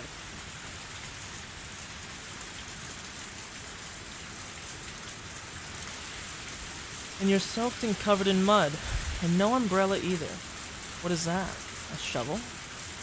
She had come here via car. She wouldn't have known what I was just doing, and yet she smiled, as though she knew everything. Calm down, Keiichi. She always makes that mysterious-looking smile, remember? Don't let her on to anything, lest you dig your own grave. The rumors say you were playing baseball with a golf club. Is that what the shovel's for, too? Hee hee hee, you're using it as an umbrella? I should tell a good lie here. If I could just do that, things would work out. I went with Rena to go digging for treasure at the dam. We forgot this there. You went to get it in this downpour. I left my house. I didn't think it would rain, so...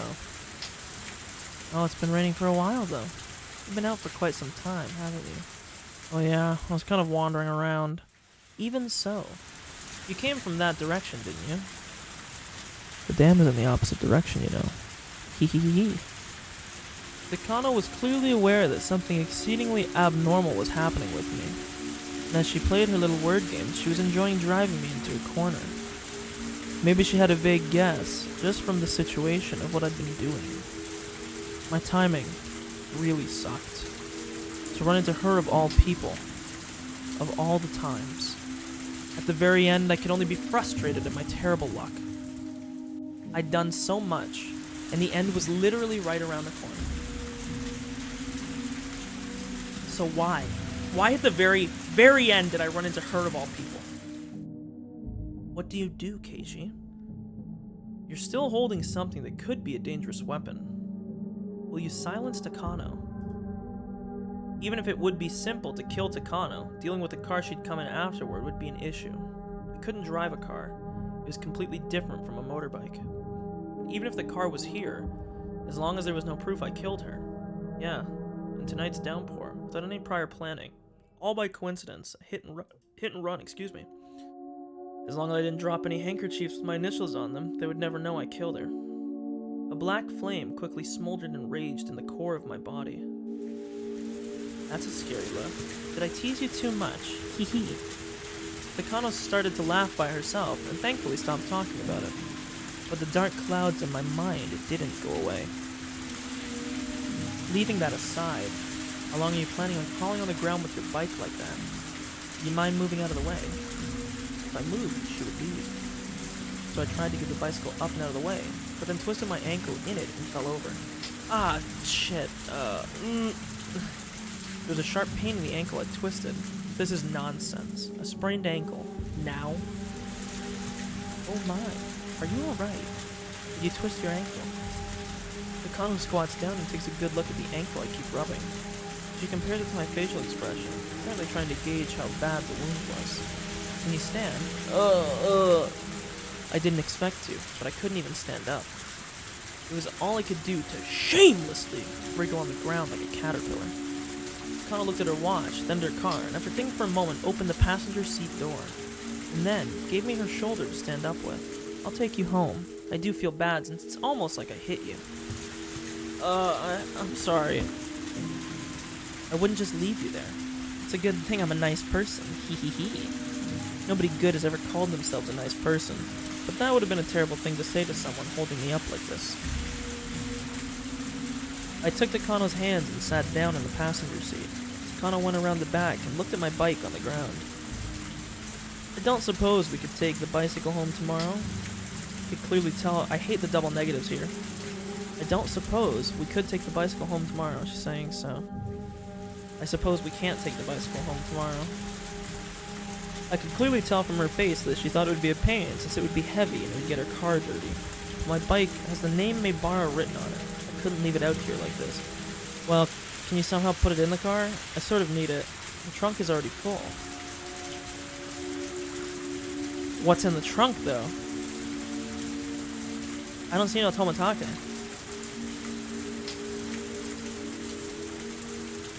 Full with his body, perhaps? Because I'd like to remember my earlier theory that I shot out very early on. I think it was even in chapter 1. Let me see if I can find it here.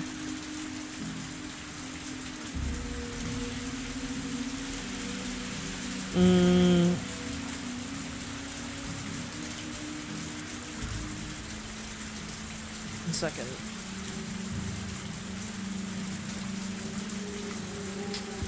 I just want to find the, my quote that I had. I had a quote somewhere in my document here where I said,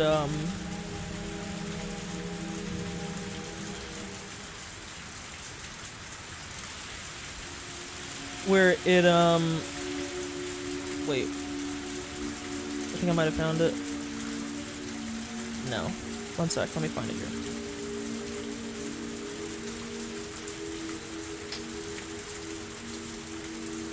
Okay.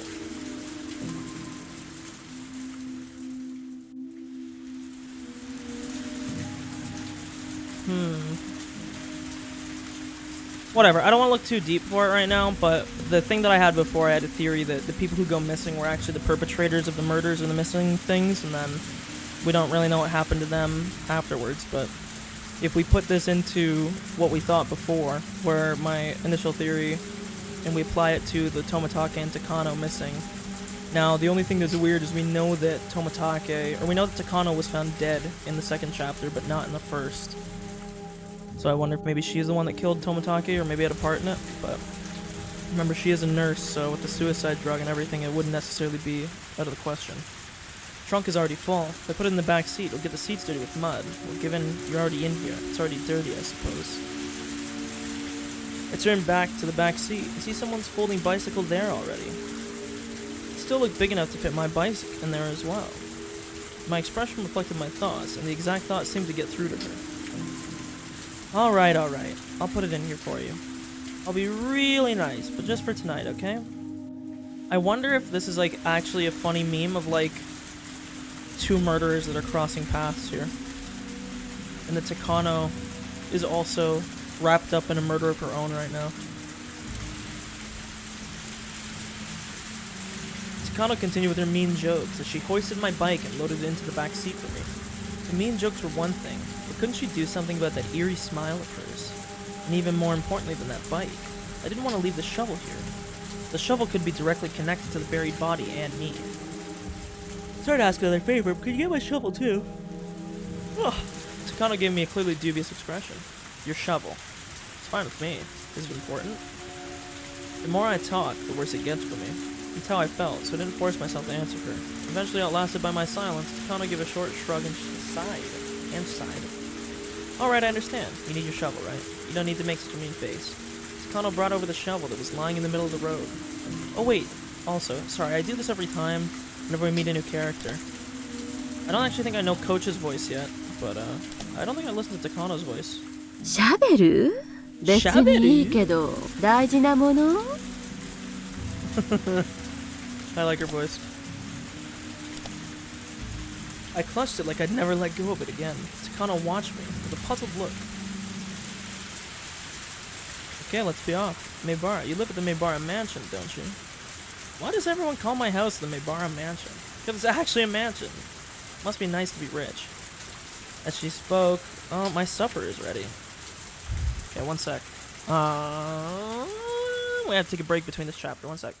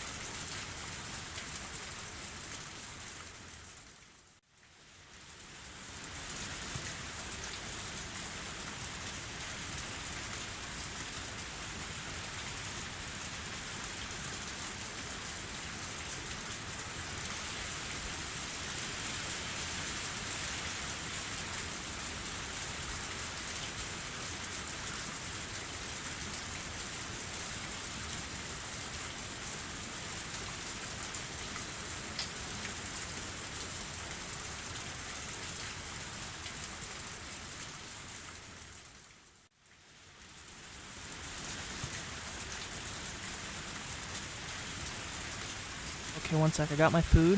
I'm gonna go get a refill on my drink. I won't need a long break because it's not as big a meal as I thought it would be. But we'll continue this when I'm back. I'll be like maybe 2 minutes.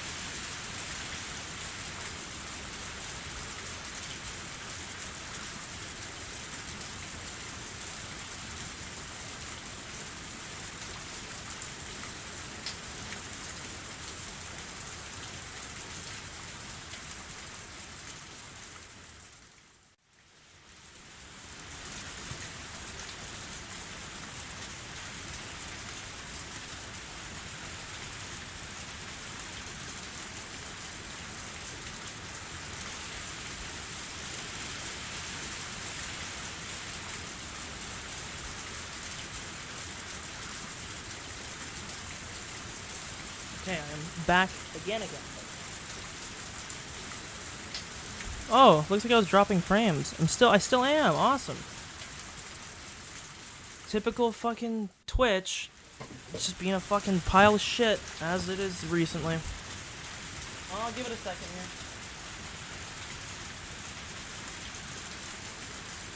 It's still dropping frames. Give her a second. Really don't know what I have to do to fix it. I genuinely just think it's a Twitch server issue, because some streams I have like just 0, and then others it drops randomly. The bitrate's fluctuating, and it's not like I'm playing like a fucking really movement-intensive game. It's literally a still picture. I could be playing a fucking PowerPoint right now. So, it's sort of confusing in that regard. Pretty sure it's just a server issue.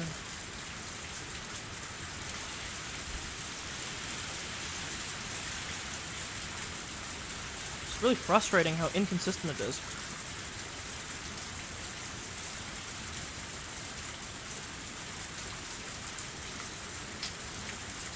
Holy fuck, it is still going. Sometimes it lasts for like 2 seconds, other times it lasts for like a few minutes. Oh, I fucking hate Twitch. Holy shit. Still dropping. Oh my god. So fucking ridiculous.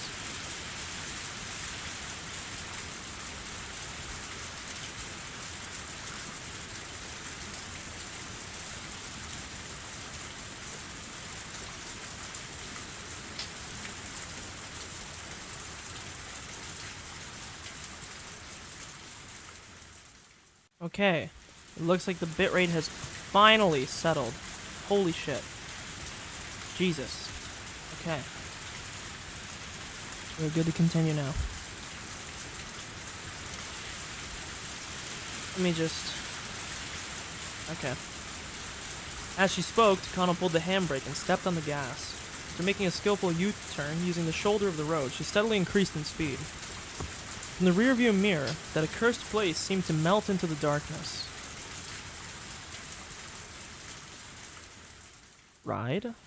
Huh? I'm sorry, I didn't quite hear you. What was that? Takano suddenly tried to say something to me, but thoughtlessly I didn't catch it. Looking ahead, Takano said the same thing one more time. The body. How well was it buried? I thought my heart might beat out of my chest, but I didn't let it show. My lungs were squeezed tight, and I couldn't breathe. What are you talking about? When burying bodies in mountains like these, you have to bury it fairly deep, because wild dogs will often smell the corpse and dig it out.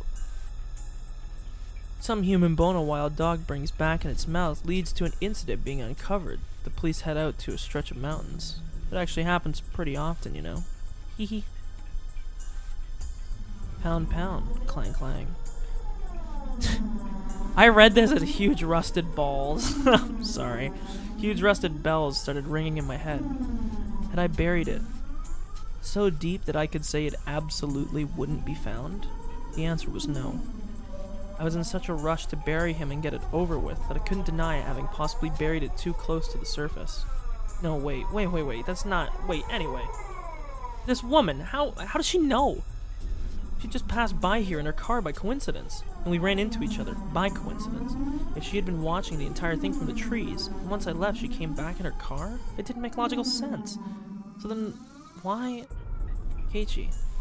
That's it. You need to kill her. So again, this just further adds to my theory. I think she might have already been a part of a murder tonight, you know?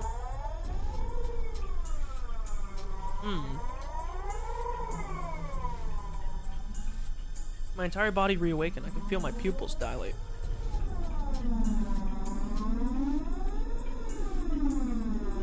I couldn't possibly beat her to death with a shovel in such a small car. Arr. And I would use my hands and strangle her. She was driving right now. If I strangled her, we might get into an accident. Then suddenly Takano turned and looked at me. What, no witty retort? For a moment I was surprised. What was she talking about? It would seem we're not a very good match. Takano said, disappointed, returning her gaze ahead. I repeated the words she'd said a few times in my head, and finally realized she meant it as an off-color joke. I didn't know whether it was really a joke, but I wouldn't be able to fool her, no matter how many lies I told. Right now, with her driving the car like this, I couldn't kill her. I had an even harder time doing it when we got back to my house. That moment we met, that had been my best chance, and to have missed it so easily, it hurt. After that, Takano didn't say a single word. The car was completely buried in an almost suffocating silence. What kind of woman had I run into? With everything that happened today, I managed to pull it off, and at the very end of it all, I just had to go home and go back to sleep. What bad luck. As my sleepiness gradually overtook me, the anxiety I felt steadily started to matter less and less. Is this alright, Keiichi? You probably should not leave this woman alive. Right now, I'm tired.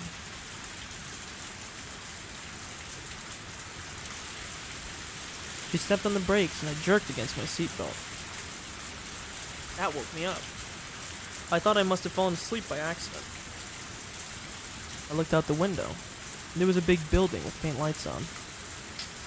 It was really dark out, but I knew immediately it was my house. I'll go get your folks for you. Would you mind the place for a few moments while I'm gone? Hee hee. Don't make fun of me, please. Besides luck, I'm fine now. I can walk by myself. Oh my. You were in such pain before that you had to get me to carry you. Did you just want a pretty lady to be nice to you? Yes. As Takano spoke, she left the car and opened up her umbrella. The sound of falling raindrops was fierce, as always. I carefully reached down and rubbed the ankle I'd twisted. There was still some pain and a little weirdness, but they weren't that bad anymore. Rather than being happy about how light the wound was, I first regretted this whole thing. If I hadn't twisted my ankle, I could have still taken the option of killing Takano right then and there. Also, did you notice the Higurashi were back? There probably wasn't much doubt that Takano was convinced I was involved in some sort of crime. Did I click the quicksave there by accident? If she knew about everything happening with Satoko, then she might have even guessed I'd killed somebody. Click. Takano opened the passenger side door for me.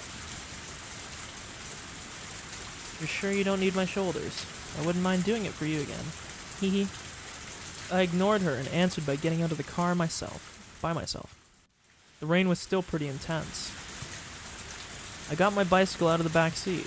I was a bit curious to who the other bike belonged to, but that didn't matter right now. I let Takano hold the umbrella over me, then pushed my bike up to the front door. Thank you very much. I'll be fine now. My ankle hurt so much earlier, and it still did, but it aggravated me that it hadn't even been that bad. It was really, seriously, terrible luck. Alright, I will be leaving then. Keep it a secret. We had a nice evening drive together by ourselves, okay? This further solidifies to me, I'm writing this down. Takano is killing Toмотake, or had killed Toмотake right now.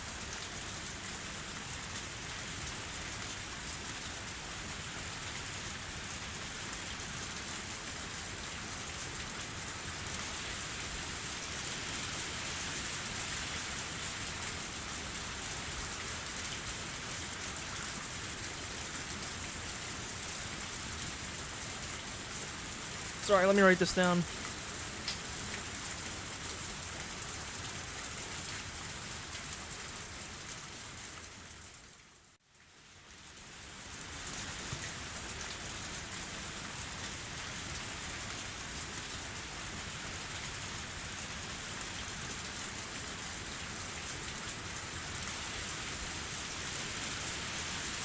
Okay.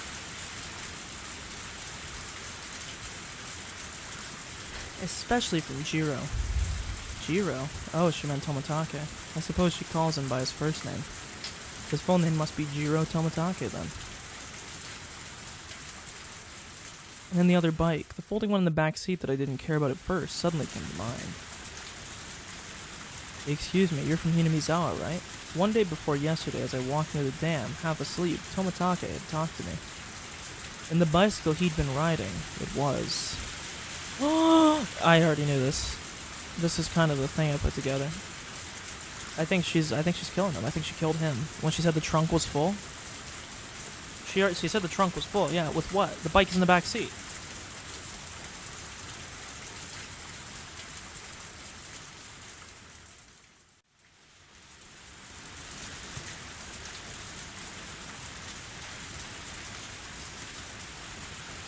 Yeah. That bicycle in the back belongs to Tomatake, doesn't it? Takano's eyes, I think they sharpened for a moment. And why do you think that? I saw it when I met him before. The frame stood out to me. But wouldn't that be odd? Do you think it's possible for this to be Jiro's bike? Odd, huh? Takano, her hair elegantly fluttering, peers into my eyes. Well, there are no bed and breakfasts in Hinamizawa, are there? Jiro would need to be staying in town. Is that so? I guess that's right, huh? Can't really walk from town to Hinamizawa, can you? And there are no buses either. You need at least a bicycle. Okay, I actually don't want to write this down. This is totally pointless info, but I've always been wondering why so many people have been traveling by bike and shit. This kind of is my answer.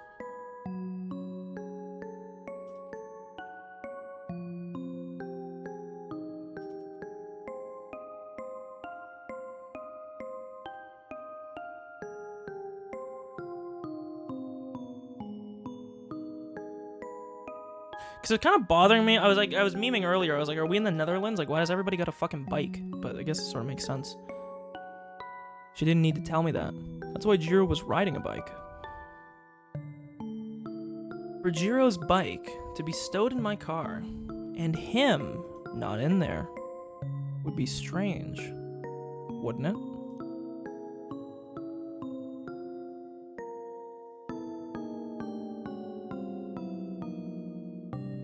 Sorry, it would mean Jiro was in Hinamizawa without a bike. I'd have to have left Jiro somewhere and put his bike in the car, wouldn't I? Wouldn't make sense. As she spoke, Takano made eyes like a hawk. Unfortunately, I didn't really understand what was so odd. The Keiichi who, was talking earlier about how he was, flexing his IQ on people is so surprisingly dumb at every opportunity. She's literally almost telling you here that she killed him. You didn't at least need a bicycle.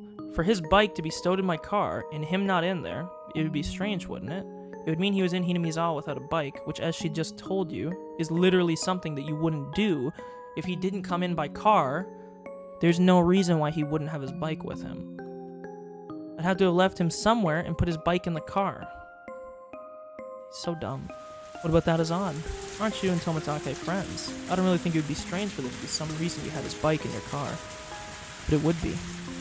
What I mean is, Jiro and his bicycle being in different places in Hinamizawa wouldn't make sense. And for those reasons, it means his bicycle can't be his. Do you understand now? This was her weird way of, reverse logicking it, but it actually kind of just implicates her further. Kano's roundabout way of talking was hard to comprehend. That eeriness I could feel, that vague dreadfulness, I didn't like it at all. But the most wild, instinctive part of me warned not to pry. That's my bike. Jiro picked it out for me. Though, so I can't deny that it looks alike. I see now. Thought it looked similar. You and I never saw each other tonight. Now she was talking about something completely different. What are you talking about? You and I never saw each other tonight. I stayed there, not knowing what to say, and Takano repeated her eerie, succinct phrase to me again. You and I never met this night. You and I never saw each other tonight. Something cold and unpleasant crawled up my spine. I knew, because I'd killed a person with my own hands before. Before I came to the conclusion that I only had one chance to beat this woman to death to keep her quiet, and I couldn't hesitate. So I could tell that she'd arrive at the very same conclusion. My instincts warned me again. I wish I'd never met this woman. The faint sense, like a rotten smell, drifting from this woman, was no doubt... Okay, I'm gonna throw a red flag right now. I know he's using a figure of speech, but considering the fact that in the previous chapter they said that Takano was dead, and now he's talking about, a rotten smell, I understand when you say that someone is, bad, that they're, rotten to the core, but...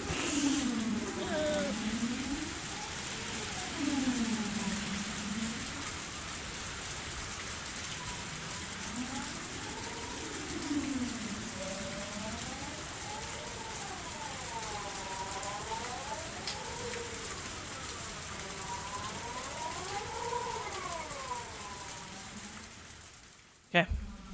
continue. That faint sense, like a rotten smell, drifting from this woman, was no doubt the exact same sense that I was giving off right now.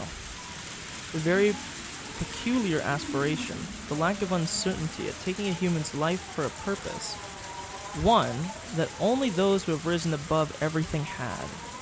Actually, maybe I should have called it a nausea. It meant, and I didn't know how to explain this very well, that Takano was the same as me. In other words, someone who shouldn't have been here. Someone I couldn't have let anybody know was here. Someone who nobody would have wanted to see. And now that we had, we could calmly pretend as though we never met. Yes. Which meant that, just like I wanted to have nothing else to do with her, she didn't want anything to do with me either.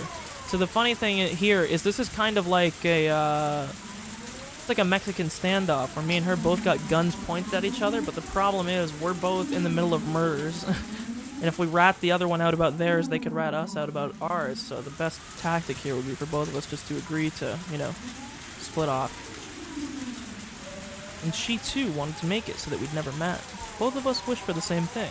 Our desires were the same, which meant Takano's suggestion was extremely practical, and that I couldn't outright refuse. If that's fine with you, then sure, whatever. You and I didn't meet this night. You're right. It'd be the best for you too, wouldn't it? Why do you think that? Are you seriously asking me that? You can't figure that out on your own, boy? She cut me off with the condescending word, boy. Yeah, I don't like the way you're talking, lady. Right in front of my house, in a place most unsuited to killing. And yet, there was a frozen thirst for blood coming from both of us. I would be killed right here, right now. Yeah. And I should have definitely beaten her as we passed each other. A damp, greasy sweat broke out on my body. That's fine. If you want me, then you can come anytime. When I made up my mind, she shook her hair elegantly and turned on her heel. Good. I am a kind person, after all. What was good? How? Because she was a kind person? Was that it? I didn't get it. Takano got into her car. We didn't exchange any words of parting. I'd performed a massive feat, the killing of Satoko's uncle, yet I didn't feel any accomplishment. On the holy night of Oyashiro's curse, on which the taking of another's life was allowed, on the terribly rainy night when the demons wandered, as agents of Oyashiro's will. The demons were never supposed to meet, but suddenly they did. Notice how he's also now referring to himself as a demon.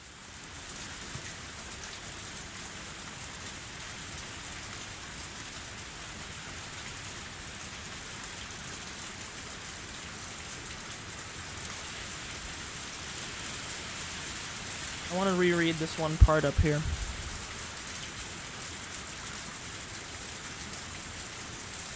Okay.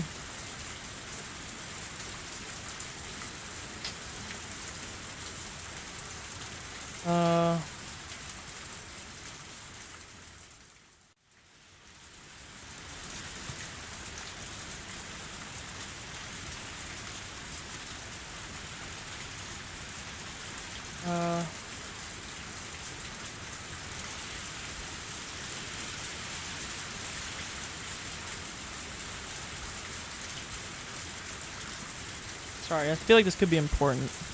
This isn't really like new info, but it's kind of like a confirmation, sort of. The demons parted ways triumphantly. There was no reason for them to fight. Both their objectives had already been accomplished. With the rain hitting me like a waterfall, my eyes met with Takano's through the car window. The female demon, her mouth twisted into a distorted, fearless smile. It was too late to kill her. Far too late. That first moment, the very first moment we saw each other, had been my best chance. And now that we had parted like this, I was acutely aware of it. I should not have let her live. She beeped her horn quickly, and her car drove away into the deluge. The one woman who knew what really happened tonight disappeared in the dark. As long as she was alive, this night would never really end. Just get into an accident, I thought to myself. In this downpour, slip on some mud or something and fly face first into a tree and die. That wasn't a delusion. A wild flight of fantasy. Or fantasy, like he said. It was an earnest wish. No, it said of fantasy. Yes, it was a command. Die. And keep your mouth shut for eternity. Because I have no doubt you're wishing for me to die all the same. My curse upon her faded emptily as Takano's taillights disappeared into the utter darkness. Her car's lights were completely out of sight now. Even the sound of the engine faded into the sound of the heavy rain and was inaudible now. I too turned on my heel, to draw the curtains on this insane night, to open my front door and end it all. I began walking towards the front door. I was covered in mud, and I made a squishing sound with every step I took. Squish, squish. Don't worry, Keiichi. Squish, squish. She'll die. Squish, squish. Her end will be as miserable as she is. I'll throw her into some flames alive. Yo? Yo? She burned to death in the last chapter. I'll burn her to ashes in the fires of hell itself until she is roasted as much as she deserves. I wish, I really do. Fuck, I'm gonna write this down too. Holy fuck, I have so many notes.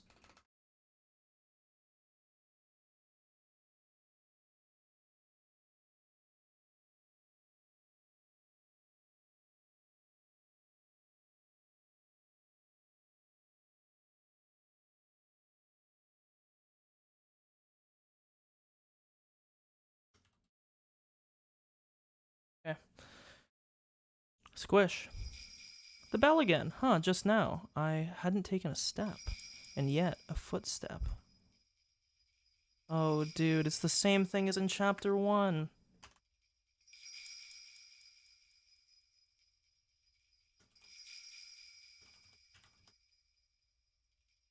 Without emotion, I turned around. If there was a footprint that wasn't my own, then it was obvious someone else was behind me. Was somebody else there? I was sick of this. Whoever it was, I was sick of everything tonight. This time I would kill them. I'd kill them without a second thought. I wouldn't hesitate to turn around and dig another hole. Unfortunately, there was nobody there. I'm gonna write this down as well. Sorry, there's fucking so many notes I'm taking this time.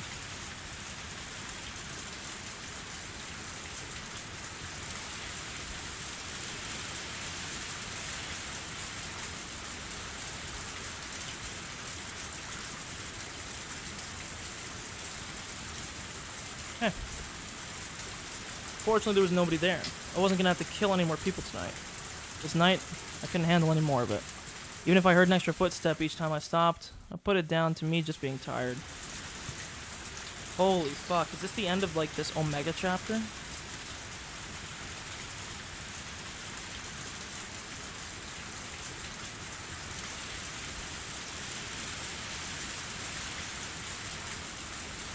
Yes, it is. Holy shit.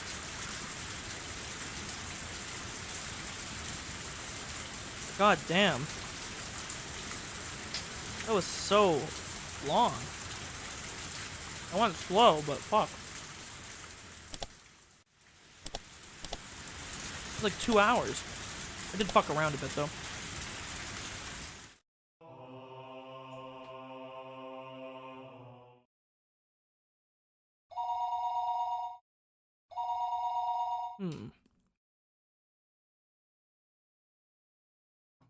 Hello, do you need the hospital or the fire department? The fire department. Is there a fire or some other accident? Please speak slowly and calmly. I think it's a fire. This is the blank rest area. Yep. Takano's dead again. This is the blank rest area on the blank highway. I can see a ton of fire and smoke coming up from the mountains behind us. Nobody goes back there, so I don't know why anything got lit on fire. Anyway, I figured I should let you know. It could turn into a forest fire. I understand. I need to know exactly where you are, so please tell me your name, a phone number we can use to get in touch with you, and the exact location. Notice from the fire department headquarters, we have a report of a suspicious fire on the western slopes of the blank mountain. Given its distance from the road, it could be a couple's bonfire or some unlawfully burning trash. The location is deep in the woods. No homes in the area, but the fire could spread. Immediately go to the site to verify. Is this the fire station? This is the blank district fire department branch. We arrived moments ago at the reported area. Fire confirmed to be a burning oil drum left in the mountains. Yep.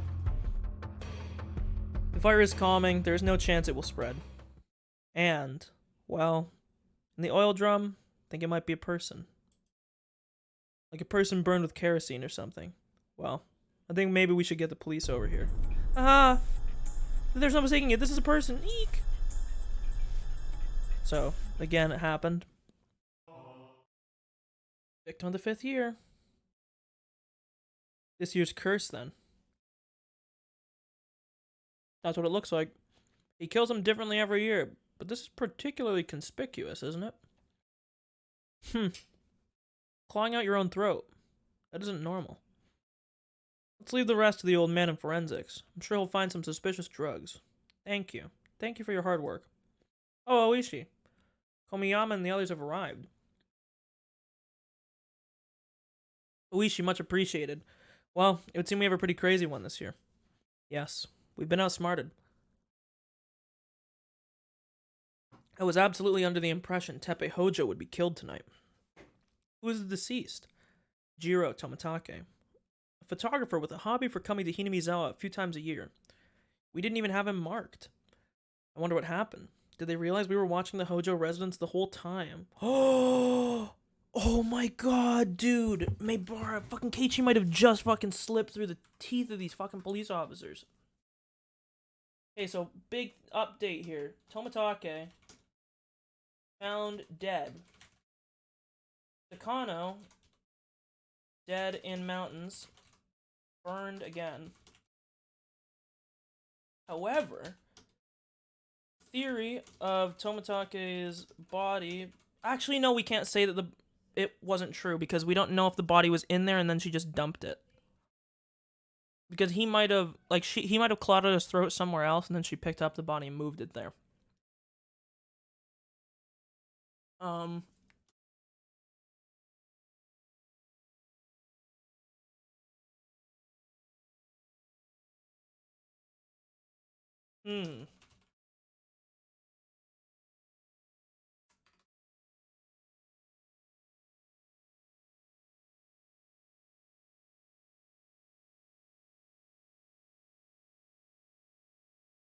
Hmm. Hmm. A lot of thinking here about this.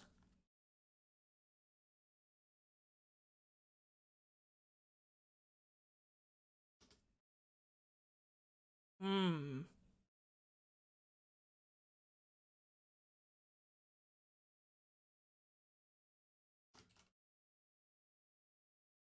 Um.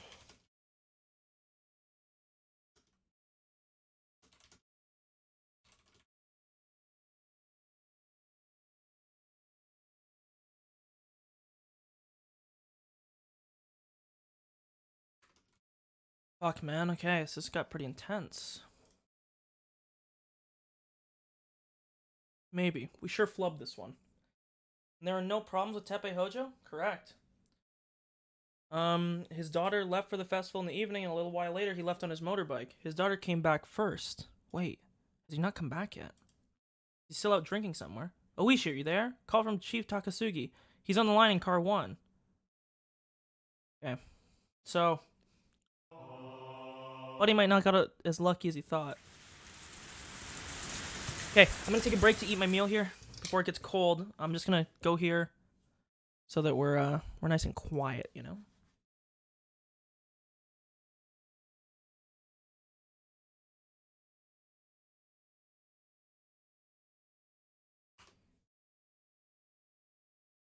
Okay.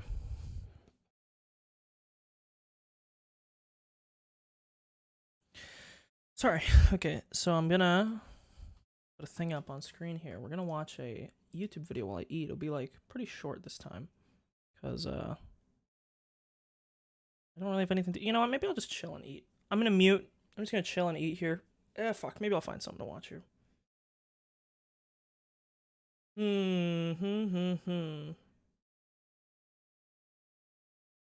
We can watch a Veritasium video. Very cool. We'll engage our knowledge. These are Okay, he is so loud. Holy fuck. Chill. Derek? Okay, let me put a little thing on screen in case somebody comes in here.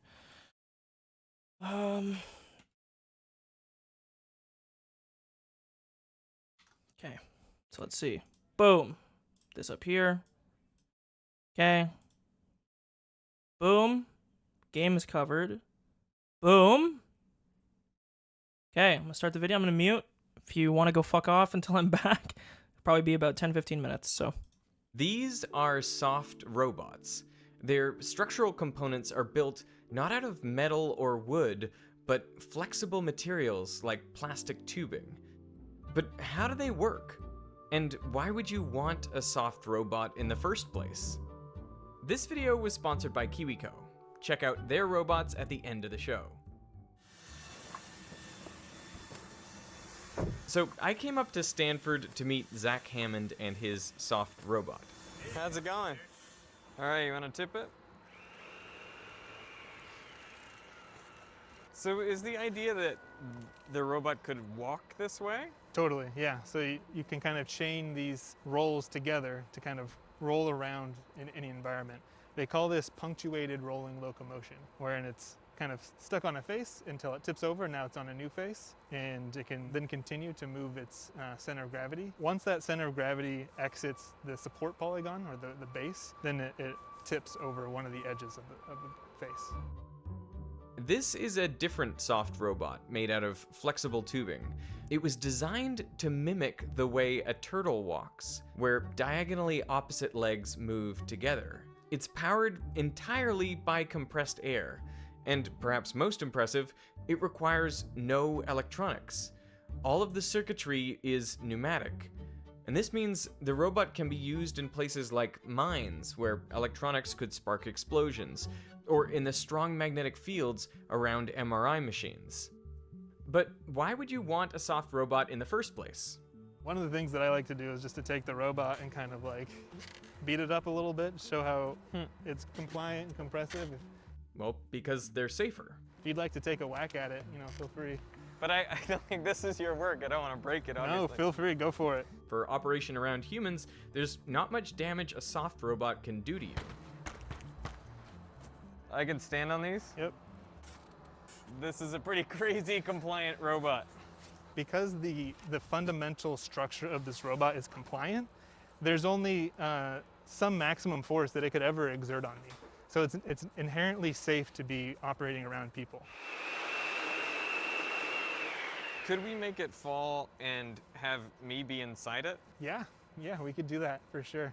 Just watch your head. Yep, if I go over here. If you're there, yeah, we can do that. All right, let's try it. Here it comes. Well, that's not bad at all, is it? I can try another shape that's supposed to open up one of the faces so you can jump out of it quickly. Okay. I haven't tested it in a little while, so Sure. I don't know how it's gonna go, but let's try this. There you go, that's their face right there to your right, and you can exit the truss from that face. Boom. Perfect. Just that easy. Did you build this by yourself? Me and one other grad student built this entire thing ourselves, basically. And how long did it take? We did it in about a month, I want to say, like actually constructing everything. And was it tricky? I mean, were you sewing that stuff? Yep, we sewed this all ourselves. The main structural members of this robot are fabric tubes inflated with air. Yeah, so these red tubes are a nylon fabric, and then internally there is a polyethylene tube that provides the airtightness. The tubes are inflated to about 6 psi above atmospheric, so it's almost 1.5 atmospheres. Each tube passes through pairs of rollers connected to a motor. The rollers pinch the tube so it bends kind of like a pinched straw. The rods, and then we have this like high friction material wrapped around the rods. And then that coupled with the fact that we have this pressurized tube that's kind of pushing the membrane of the tube into the rollers prevents us from slipping. By driving the motor, it changes the lengths of the tubes. Kind of like when a clown creates a twist in a balloon and then folds that balloon into a balloon animal. The difference between what the clown does and what we do is that there's some passage of air between adjacent segments of the tube so that as the robot drives around, we're not pressurizing the segments of the tube. This robot is made of 4 inflated tubes, each one connected to a pair of motors, forming triangular sides. We also think that they kind of look like sausage links when put together, which is why we've named these robots after different sausages. So this one's called Polish. That one over there is chorizo, there's a linguiça, and a kielbasa over there somewhere. So what shape is the overall thing? It's an octahedron? Yeah, we call it an octahedron because if you drew lines between these kind of kinematic joints here, it would create an octahedral shape. Driving the motors together allows the robot to dramatically change shape. It can get very tall or short and squat. But since the tubes themselves don't change in length, the overall perimeter of the robot, the length of all the edges combined, doesn't change. So the robot is considered isoparametric. How do you feel when you watch those Boston Dynamics videos? Oh, I love those videos. They're so cool. The Boston Dynamics robots are kind of terrifying. Like, isn't the idea with soft robots to like convince people that robots are good and soft and kind and friendly and That's safe? definitely true. Yeah, there are some things that you can do to rigid systems to make them feel like compliant systems based I'm on actually how done you're eating, but controlling the motors. But I yeah, want to they're fuck people over that definitely, maybe you know, heavy, dipped for like 10 minutes and came back, so we'll just finish this can, video and then we'll be continue. dangerous if they're not used correctly. I want to stay muted. The hard robots we're used to are strong and precise. Their actions are accurate and repeatable. But they are also heavy, and they can't really change their volume as dramatically. But this robot is still capable of carrying a heavy load. So I have a GUI in MATLAB that nice. enables me to just put in the positions that I want the robots to move in inches and then send them out. There's some other functionality. I have some like stored configurations to send to the robots. Soft robots also have the advantage of shape changing. They can become tall to go over obstacles or short to fit under obstructions. So if there's some rock that it didn't see or that it wanted to roll over, it could simply do that, and the compliance of the tubes would simply just bend around that disturbance. Do you imagine robots like this doing work in space? Oh yeah, definitely. So one of the nice things about these types of structures is that they can shrink down their volume very drastically.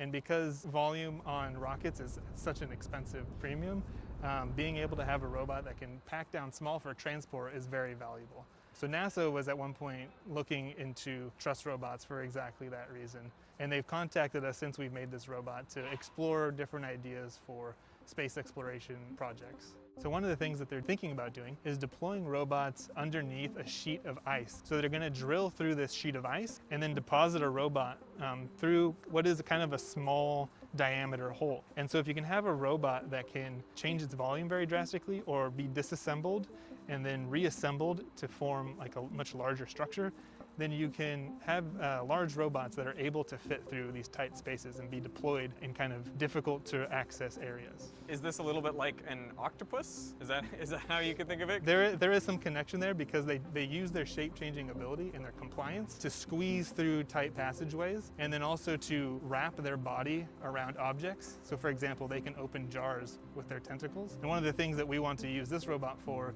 is grasping and manipulating objects. This robot is even capable of picking objects up off the ground.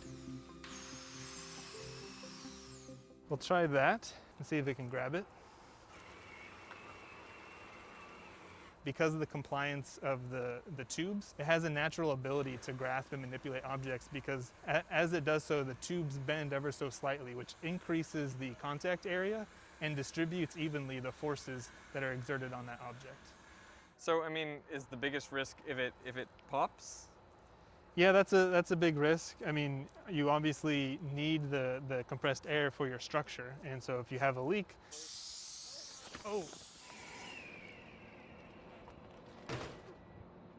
then you don't have a robot, right? It's a pretty big drawback of soft robots. You know, some things that you could do to mitigate that would be to have on board a small compressor, which isn't there to provide power to the robot, but would help you maintain pressure if there were any small leaks. When you tell someone you're working on a robot and they see this, does it defy expectations? Totally. They have no idea what it is I'm talking about until I show them like a video or a picture. I think most people's conception of soft robots was really expanded by the movie Big Hero 6. And I think they did a great job in kind of showcasing what a soft robot can do and why they're useful, and kind of just popularizing the notion. It's really great to have compliance built into any mechanical system, especially as we want robots to work closer and closer with humans. So I think we'll definitely see more soft robots in the future. Sorry, I was still muted. There we go. We're done. Okay. Let's cover this up. We're back. And make sure I unmute the game sound because I think I might have muted it. I didn't actually. We're back.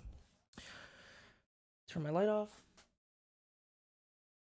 And we are a go again. At first, I thought it was a dream. I was staring at this Strange sheet. Not really understanding what it was. That was all. I didn't go after it, nor did I ridicule it. The fact was that the boring view was the ceiling of my own room, but I didn't realize that for a fairly long time. Yes, I thought I had been dreaming, but I'd actually been staring at the ceiling the whole time. Lethargy induced by the voices of the cicadas. Even after I realized I was awake, I couldn't draw forth the energy to sit up. Everything I could see, everything I could hear, everything was like a television broadcast that had already ended. It was hot. So hot I could choke on the heat. My back was moist with night sweats, and it felt gross. Unable to endure it any longer, I tossed in my futon, and finally, blood started coursing through my brain. I lazily recalled the long day I had yesterday. The reality, as I lay here listening to the voices of the cicadas, and yesterday, so different from it. In order to kill Satoko's uncle, I had rehearsed, formulated a plan, and dug a hole. It was very, very hot. And I was tired, wasn't I? And when evening came, I went to school and called him out on the phone. Oops, didn't mean to. I panicked for a moment when he asked where the police station was, but it worked out. And then I awaited him, and swooped down. I couldn't remember anymore what sort of emotions I'd let control my body. In any case, it didn't go smoothly, but I did it. It was very hard to dig the hole for the body. That feel of the rain pelting down on me, I don't think I'll ever forget it. The rain, the mud, and the sprays of blood. Kinda rhymed. The sensation of floundering in a swamp. When I met Takano on the way home, that wasn't good, no matter how I interpreted it. It was the most misfortunate and uncalculated thing that happened that night. Everything would have been perfect if only I hadn't encountered her. Huh. I was just riding my bike with my shovel in one hand, through the downpour, utterly soaked. There was no way someone could surmise I was a murderer burying a body just from that information. Now that I was thinking calmly, napping under the morning sun, that's what I thought. Still, the more I think about Takano's eyes, it seemed like she understood. Takano, she knew that I'd killed someone, buried them, and that I'd been on my way home, exhausted. Takano wouldn't gain anything from selling me out to the police, but that didn't mean I could feel at ease. I should have killed her. I had crossed such a bridge to get my tranquil life back, and I'd finally achieved it as a result. But now, for the rest of my life, for all the tranquil days starting today, I'd have to live in fear of when they could suddenly end. I may have twisted my ankle, dulled from total exhaustion. The fact that I couldn't make the snap judgment I needed to, I regretted it more and more as time went on. You didn't have a choice, Keiichi. You didn't have a choice at the time. You were tired. You were a mess. Even if you had made the decision, you might not have even been able to kill her. She might have just beaten you instead. In that sense, parting ways uneventfully could have been the safer option. Ouch, sorry, I gotta sit properly. No matter how sharp Takano's intuition was, she had no proof. Her suspecting me didn't amount to evidence by itself. Logically, I know that, but that doesn't mean I have nothing to worry about, does it? Just worry about it when the time comes. Now isn't the time to be worrying. It's the time to be smiling, right? You accomplished so much, just to give it a new life starting today, didn't you? To gain a new life starting today. You should be happy at this new morning. If remembering the past is too hard for you, then consider everything up to yesterday as having never happened. You said so yourself. You'd bury it all like it never happened. Well, your wish came true. Everything before yesterday never happened. So be happy, Keiichi. Yay. I stuck up my hands lazily. It felt a little silly for me to be the one doing it. I heaved a sigh from deep in my belly.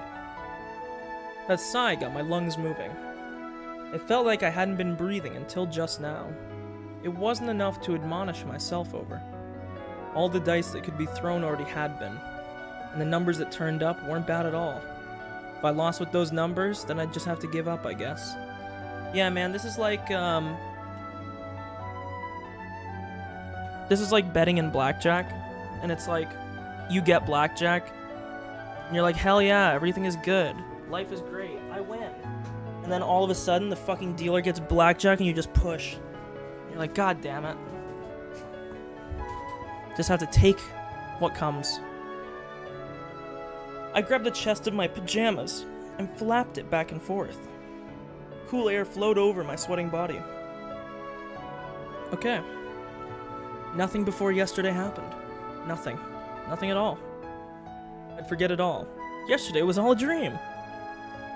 What time was it? About midday? Getting myself up and going to school this late seemed kind of absurd. But I needed to go. I felt like going to school would be the first step into my peaceful new life. I didn't care how late it was.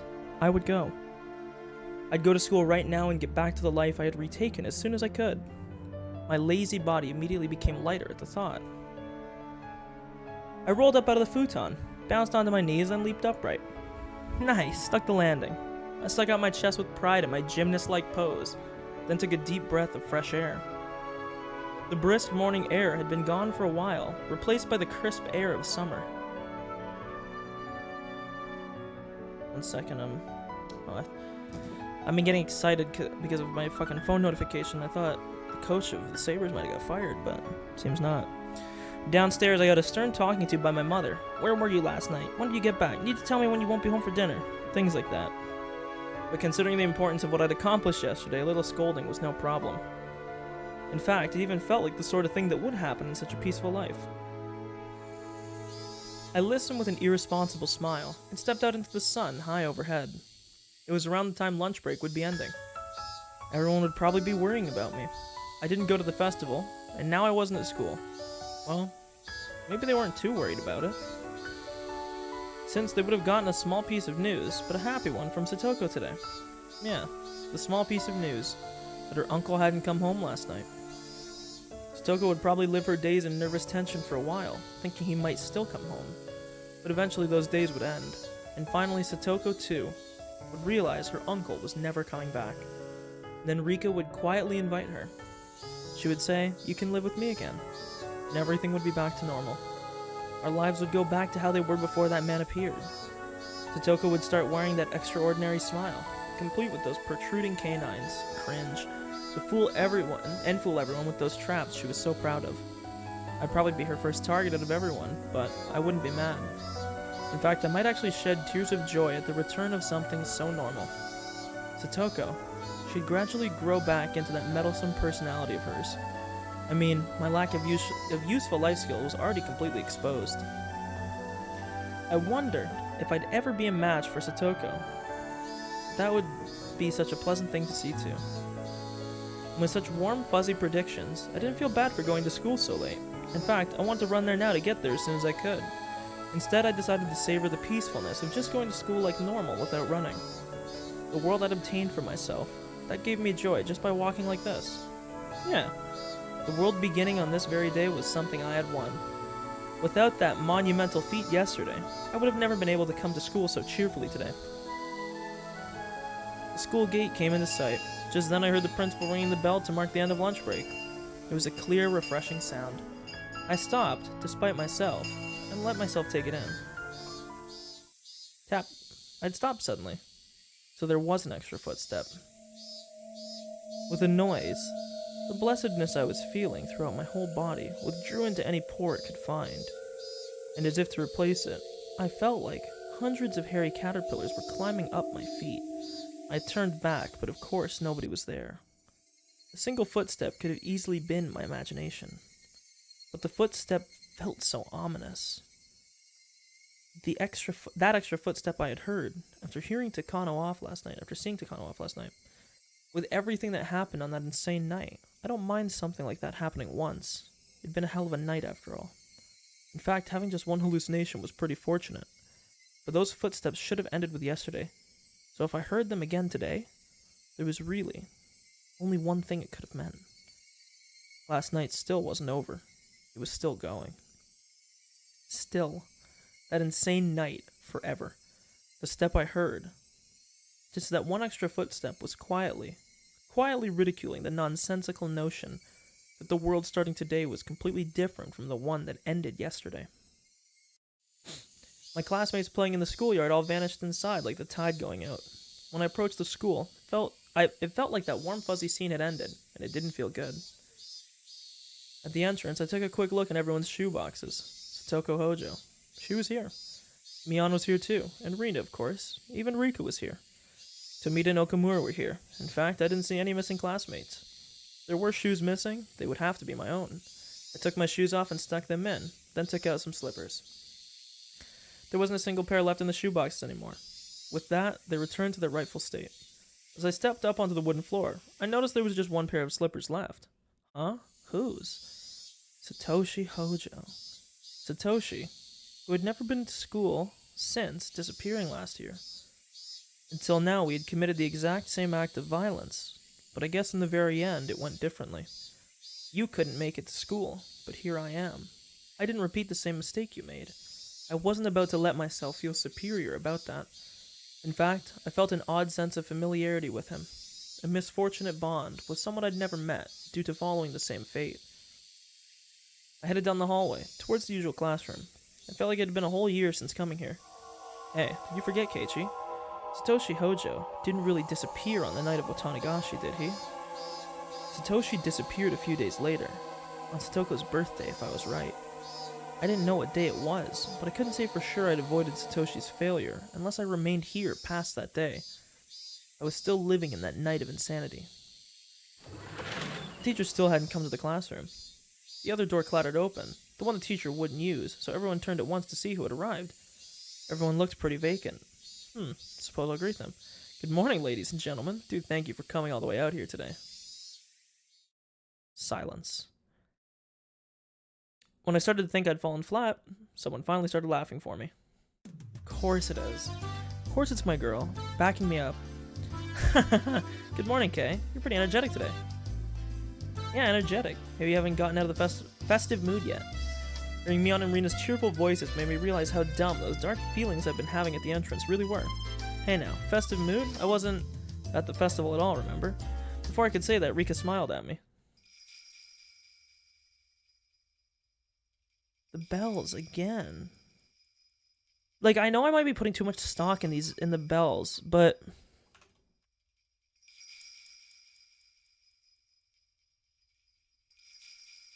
oh my god, wait, I just realized something. And I think I know what they're about to say next. I have a really sinking feeling they're about to say that they saw me at the festival. And I have an even deeper sinking feeling that I might have like a doppelganger walking around in town. Keiichi, did you make sure to watch my dance? Yep, he saw it just fine. Didn't you see how big an applause he gave you? I fucking knew they were gonna say this, man.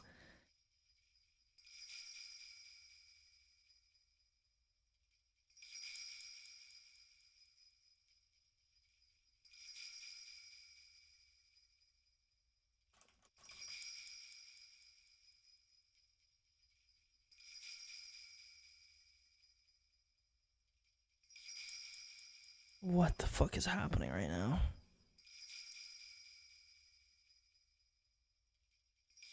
And he ignored it when that troublemaker Shion came up and made a pass at him. Take that, Shion.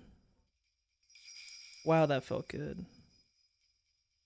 Mion starts laughing at the memory as she slaps me a few times on the back. So, how did that target practice contest turn out in the end? Tomita was facing me and talking. There was nobody behind me. That meant he was talking to me? Tomitaki turned up dead last. Everyone had a good time with his punishment game. Weren't you supposed to be the one in last place, Rika? It was such a turnaround when you pulled off getting that chewing gum. What is happening?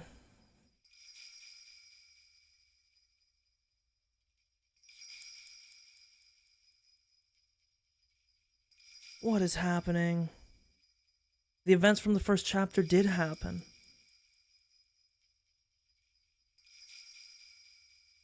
This is the first chapter. It's like happening in sequence. Or in series, I should say, not sequence. What the fuck? One sec. I'm kind of mind blown right now.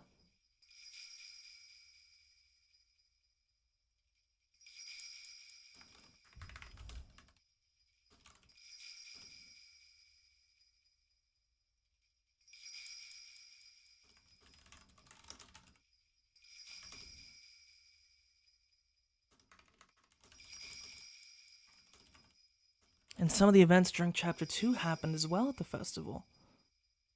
Because Shion... We didn't meet Shion in Chapter 1. So the fact that she was even brought up... God, what is happening? The timelines are like blending together. I need a minute. One sec. I gotta think here.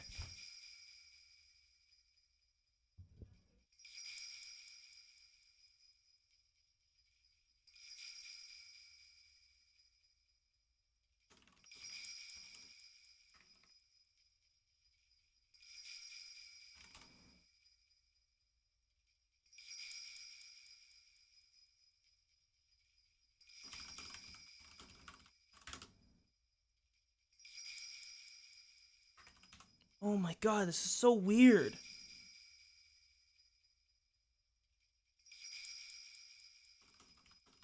I don't even know what to say. I'm just gonna continue. I need to... Crying at a time like that is a feat only Furude would be allowed to do, said Okamura, breathing heavily from his nose. In my direction. Everyone laughed if anyone but Rika had done it. Everyone laughed. If anyone but Rika had done it, it would have been against the rules. Rika gave one of her Nipa smiles as she listened to it. In my direction. Rina too turned to me. No, towards me. Then with a somewhat embarrassed smile, she whispered to me so only I could hear. But really, thanks, Keiichi. For what? That giant stuffed animal. I was really happy. It's nice and safe right at my bedside. I made sure to give it a goodnight kiss before bed, too. The class laughed at that, cheering and jeering, this whole time. The conversation had been a little off. What is happening, man?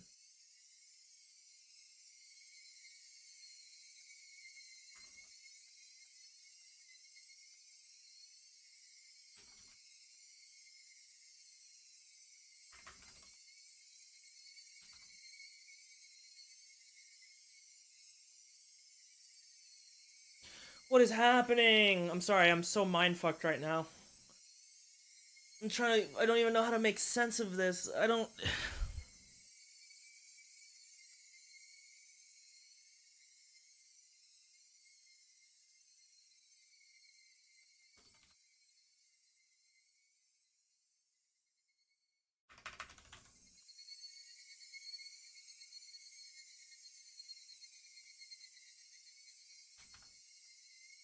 Holy fuck, yeah, let's just continue. I'll just mull over this for like hours. I have no fucking clue. The whole time, this conversation had been a little off. I wasn't quite getting it. What's this about a stuffed animal? What's this? Come on, we all worked really hard at the festival yesterday to get it down, remember? The gigantic stuffed animal. Rina seemed taken aback, but when she answered, she did it with a smile. We were having a hard time knocking it over, so we tried aiming at the forehead and rapid-fire shooting and stuff. Then Keiichi, you got a whole bunch of guns ready beforehand and shot them all. It was so cool. Wait, who is this? All the people in the neighborhood association, including the chairman, were praising you so much at the party afterwards. One of them said he'd fallen in love with your way with words. Tokuzo Kimiyoshi, the chairman of the children's committee, I think. One of the Kimiyoshis. He said he wanted to entrust you with a few of the stalls at the next festival. Tokuzo is the chair of the refreshment booths. He's on the festival executive committee. Mibara is great at making things sound good, isn't he? Yeah, whenever he talks about something, it seems a lot better than it actually is. Hahaha, you can't say that. Keiichi, you'd make a great salesman. But you'd do great auctioning off overripe bananas or something. Dude, I feel like we might be in death of a salesman right now. Am I, like, is this the Sixth Sense now? Am I dead? Like, what have you been talking about? I mean, I didn't go to the festival in the first place.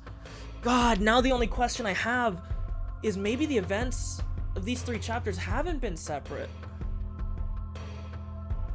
But no, they have to be. It doesn't make any sense if they're not. It doesn't make any sense at all. Or maybe we're just playing through different perspectives? That doesn't make sense either, though. Because at this point, if we were in chapter 2, half the people here would be fucking dead already. Because Mion would have killed Rika and Satoko by now.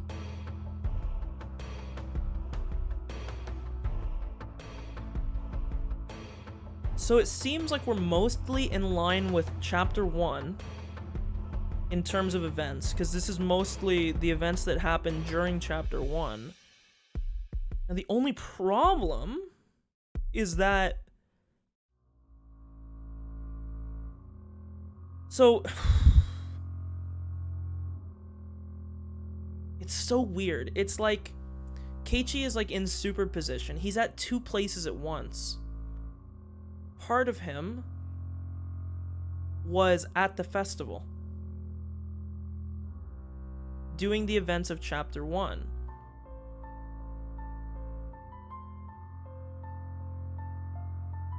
Dude, fucking the bot just went hard there, holy shit. With the exception here that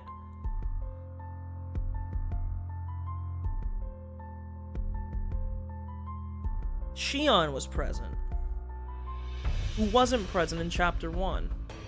We never saw Shion in chapter 1, ever. To mine, at least, she was never presented as Shion if she showed up. And so now the question is, how the fuck was Keiichi in 2 places at one time?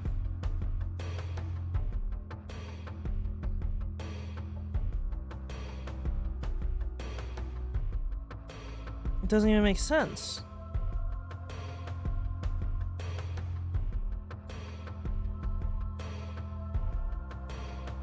I don't know, let me write this down. I'm so confused.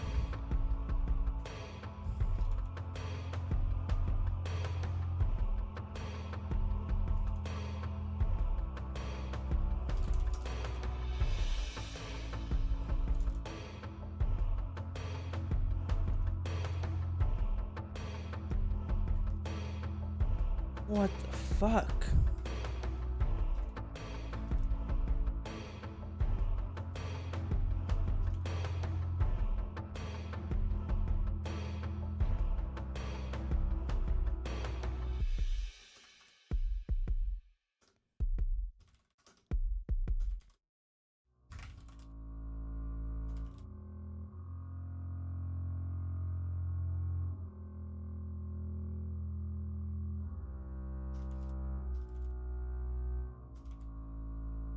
God, this is so weird.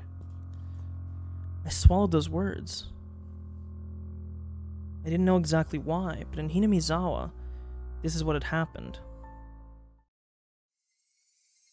Yesterday during the Watanagashi festival, air quote, Keiichi Maebara had appeared, and he had romped about with all the usual members of his club. This is chapter 1 right here. This is chapter 1 events. He made a big scene at a few of the stalls, snatched a few sticks of takoyaki and okonomiyaki in his glee, rating each of them as delicious or terrible to get everyone excited. And they'd seen a gigantic stuffed animal at the target practice game, and everyone went after it. And then I got a whole bunch of court guns, firing them in rapid succession, throwing each one away after using it. And admirably, I shot down the biggest stuffed animal there. Then I gave the stuffed animal, the proof of my victory, to Rina as a gift. Then our fun came to a close as we had to go see Rika's offertory dance. There was a ton of people squeezed in there, and we all got separated, but we each managed to get into good positions to cheer Rika on from. Then in the middle, when Shion came up and asked me to go hang out with her instead of watching the dedication dance, I refused. Okay, boom. So this is the thing.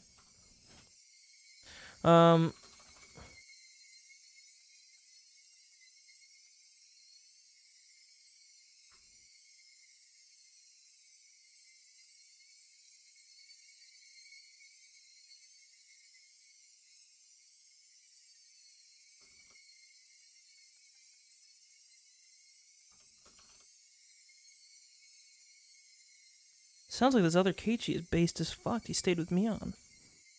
Holy shit.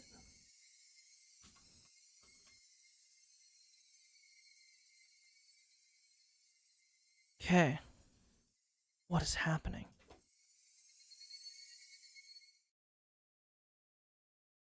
This is Based-G. But who was that? Well, everyone's been saying it, haven't they? Keiichi Maebara. I had an urge to yell in anger at my classmates for having so much fun talking about the festival yesterday with Keiichi Maebara. You're damn right, and this is the cult of Mion. What the hell are you guys even talking about? Far stronger than that feeling, though, was the sheer uncanny nature of this reality I couldn't understand. A Keiichi Maebara who wasn't me was in Hinamizawa yesterday. The only thing I can think is that, like... Oh man, I don't even know. Like, because it doesn't even make sense. It's just like spitballing. The only thing I could think is that whenever Keiichi... Let me see if any of my other notes make sense.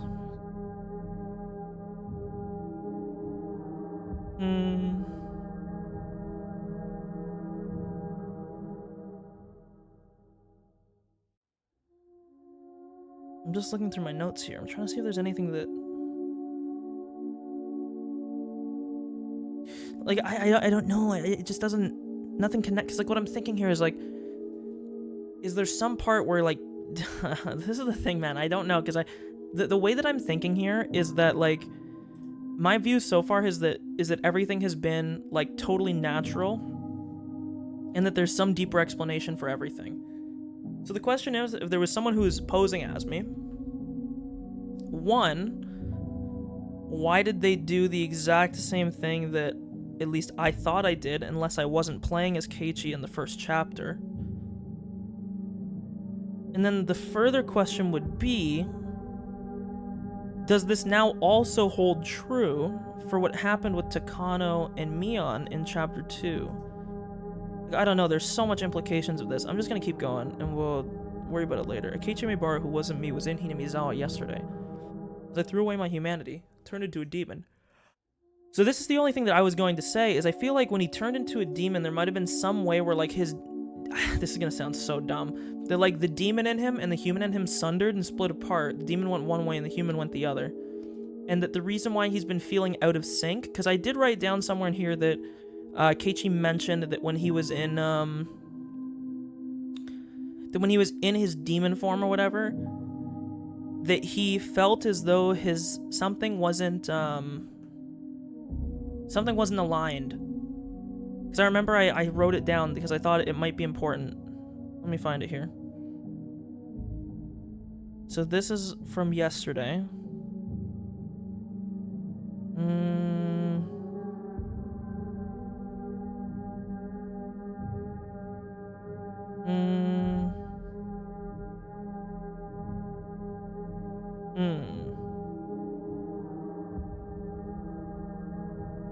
Sorry, I'm just reading through here. Okay, no, because this is the part in my notes where the killing is happening. It's before this. Okay, here it is. I found it. I think, yeah. Keiichi states that after planning everything out, he feels uneasy about the act of murder itself, not so much the surrounding details. He states as if his soul and his body are not in alignment. And I said, I wonder if there's deeper meaning to this, question mark, like the demon within has fucked with his alignment to his senses. The only thing I can think is, like, we know that whatever happened in that demon form or in the other view that we experienced actually happened. So maybe in the first chapter, the demon in Keiichi, or whatever the thing we are right now, or whatever the other thing is, we're still one at that time. Right now they're separate, and we saw the other side of the coin here, and this just makes no sense at all. Whatever. As I threw away my humanity, turned into a demon, and was busy beating Satoko's uncle to death, I was having a great time at the festival last night. It is a perfect crime, after all. What the hell? I had to suffer through so much. desperately holding back tears, getting so worn out in that downpour. Digging holes, chasing, beating, killing, dragging, and burying. Who was this Keiichi Maebara who had ignored me so and spent such a fun, carefree time at the festival, damn it? I mean, in reality, he should be kind of happy. I mean, it's very odd and scary, like, what's going on, but at the end of the day, your crime became even more perfect. Because you were in one place while you were committing a crime in another. So, who the hell stood in for me as I put my life on the line working so hard to achieve this treasure-like everyday life? If there was another Keiichi Maebara besides me, then what was I? On the night of Tatarigoroshi, where one died and one disappeared in accordance with Oyashiro's curse, there was only a demon who had killed someone. Dumbfounded as I succumbed to a horrifying possibility, I looked around at my classmates to make sure there was nobody extra I didn't recognize among them. I almost thought he was going to say among us there for a second, poggers. To make sure I wasn't among them. It was a horrifying thought that the real Keiichi Maebara hadn't overslept and had come to school on time, and that I, who is no longer Keiichi, so is he saying that he's lost his humanity and he's like a demon now? It's similar to what Mion said in chapter 2, but even if that's the case... Oh my god, wait! This might make sense! This actually might make sense! If what he's saying is true, I could be grasping at straws here, but maybe when Mion's demon came out, that the real Mion's body that we found was actually Mion, and it was the demon within that had committed all the crimes. We said this before, but we were always under the assumption that they were sharing the same body. And then this also opens up the possibility... Oh my god, wait a minute, this is actually huge. I'll flesh this out more in a second.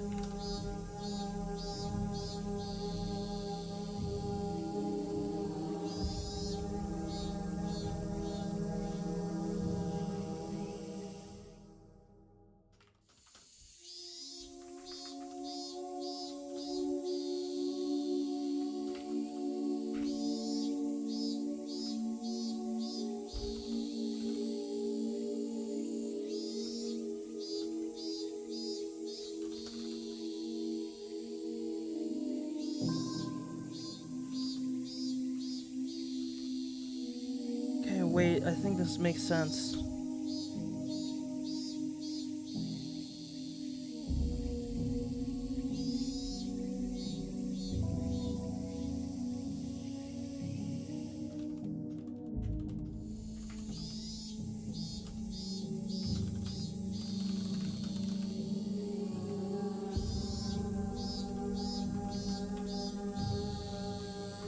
Sorry, this might I have to write for a second here because it's pretty big.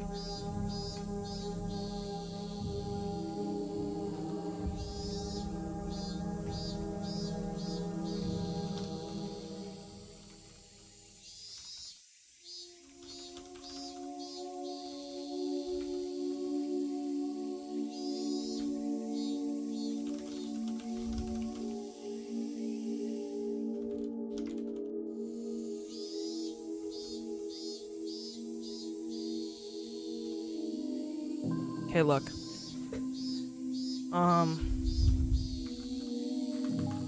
One second.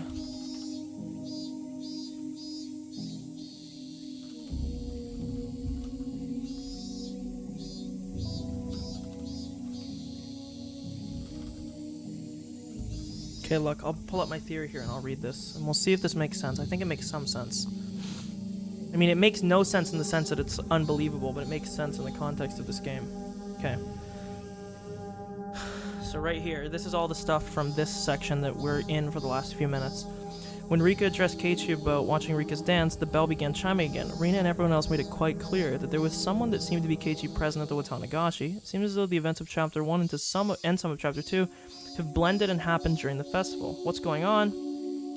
It's like the timelines are blending together. It seems as though I may not have been playing as Keiichi, or I'm not sure. Keiichi's language seems to insinuate that everyone is talking towards him but not to him. I don't know.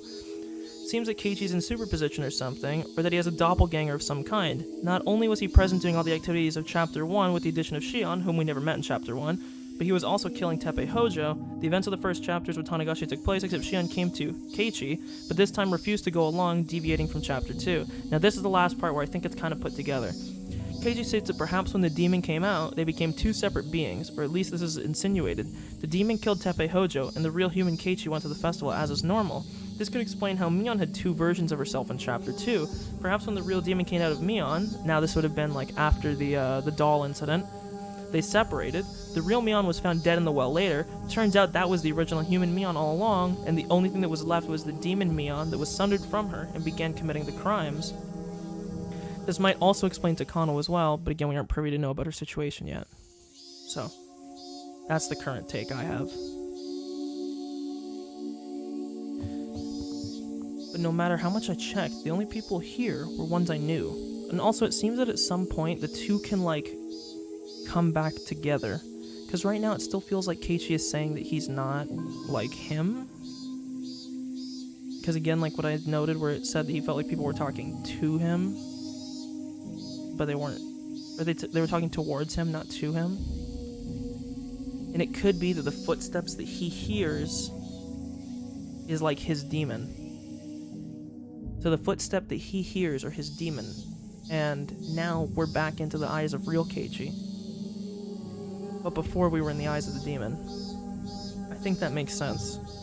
I'll have to write this out. This is going to be even more of a pain in the ass to consolidate this fucking chapter, and it's not even over yet. I already know they're gonna throw in more crazy shit. The man I met every time I looked in a bathroom mirror was not here. Wait, what is that?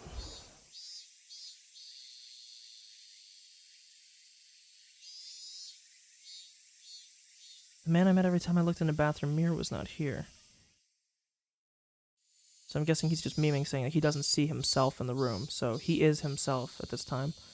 Oh, look at Twitch. Dropping frames again. Good old Twitch. I'll wait till the frames stop.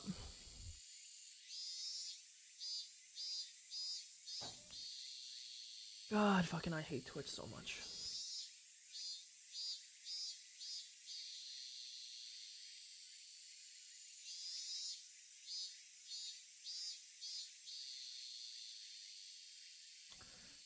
Still dropping.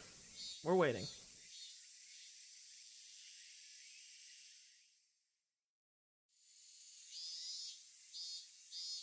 Oh. Ever since fucking COVID, man, the fucking Twitch servers have been pretty dog with dropping frames. Holy fuck.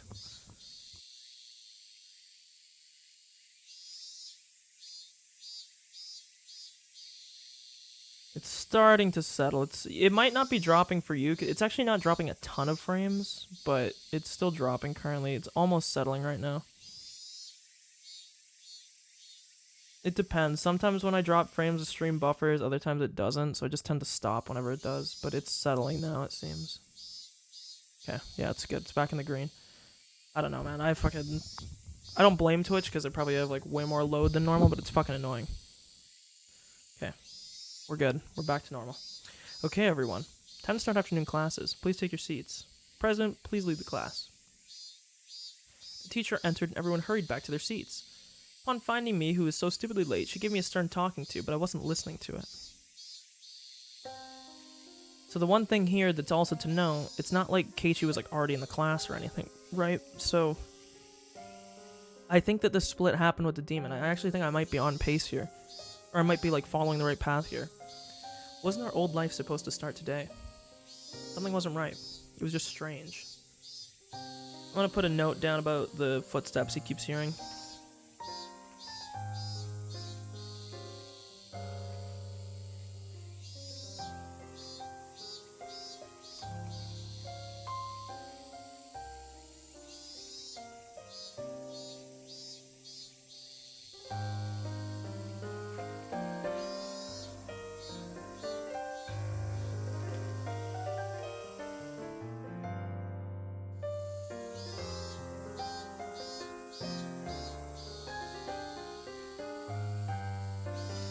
Okay.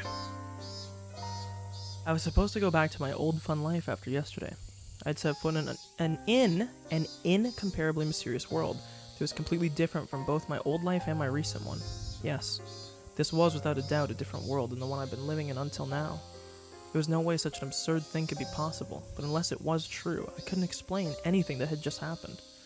In this classroom, I was surrounded by so many faces I knew, and yet I felt so isolated. The cicadas sounded no different than they had before now, but they seemed somehow false. The air was parched and dry too, making me think, was the air in Hinamizawa always this uncomfortable?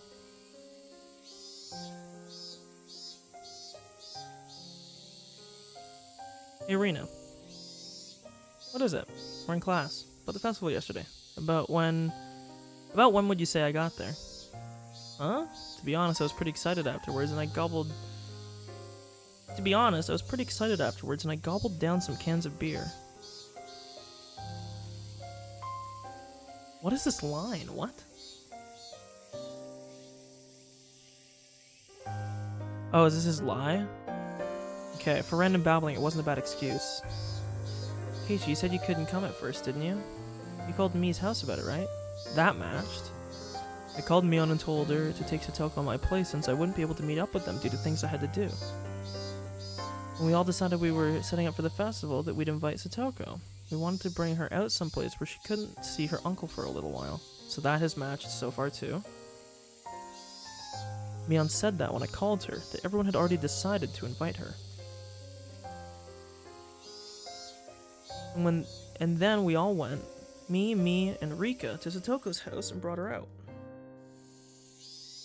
Satoko's uncle seems like a really mean person. That part we don't care. What I was trying to ask was, when did I meet up with you? How could you forget? Keiichi, this is why I said to get a good night's sleep before the festival. Whatever. When did I meet up with you? Well, at my sudden threatening demand, Rena was at a loss for words. Oops, I shouldn't have rushed that. I told her I was sorry. It was at the shrine grounds. It was unexpected. You were talking to Rika, weren't you? Yep. You're having a fun talk with Rika in her shrine maiden outfit. Then Rena came up and said, I'm taking you home. I was talking to Rika. Then I asked Kay, didn't you have something to do today? And you pounded your chest and said it yourself. That letting loose at a festival was more important than some silly errand. God, now I wonder if my character had an errand in chapter 1 I don't remember. I didn't say that. I never said anything like that. I never even went to the shrine ground yesterday to begin with. I never had the time to stop by a place like that. I went to dig the hole as soon as I woke up. I had a pretty hard time doing it. After that, I snuck into the school and made a call. I called him out and lay in wait. And then it started raining really hard. With that kind of downpour, the festival should have come to a halt. In other words, it ended then. From the time the festival started to when it ended, it would have been impossible for me to have swung by the shrine grounds. I was already there when Mion and the others dragged Satoko out and brought her to the shrine. And I was talking to Rika. Then where would Rika say we met? The teacher went out to wash her hands, so I ran over to Rika's desk and asked her directly. With you? Yeah, we were talking to each other before Mion and the others got there, right? When did we see each other? Like when and where? I don't know what you're trying to ask. You know, yesterday I didn't really get enough sleep and my head's a bit fuzzy. I don't remember a thing. It looked like Rika bought into my babbling. We saw each other when the mayor and the others came out of the assembly hall. You were in front of the ritual implement storehouse. Huh. What? The ritual implement storehouse? I'd never heard a building called that before. Or maybe I have, but at the very least I wouldn't know where on the shrine grounds it was. The mayor got really angry at you, since you shouldn't go near holy places without authority, remember? Keiichi, did you forget that too? I was too scared to ask anymore, so I wonder if this was... Oh man, this is so confusing! The more I asked, the more it became clear without any doubt that Keiichi Mibara was present at the Furude Shrine Grounds during the Watanagashi Festival.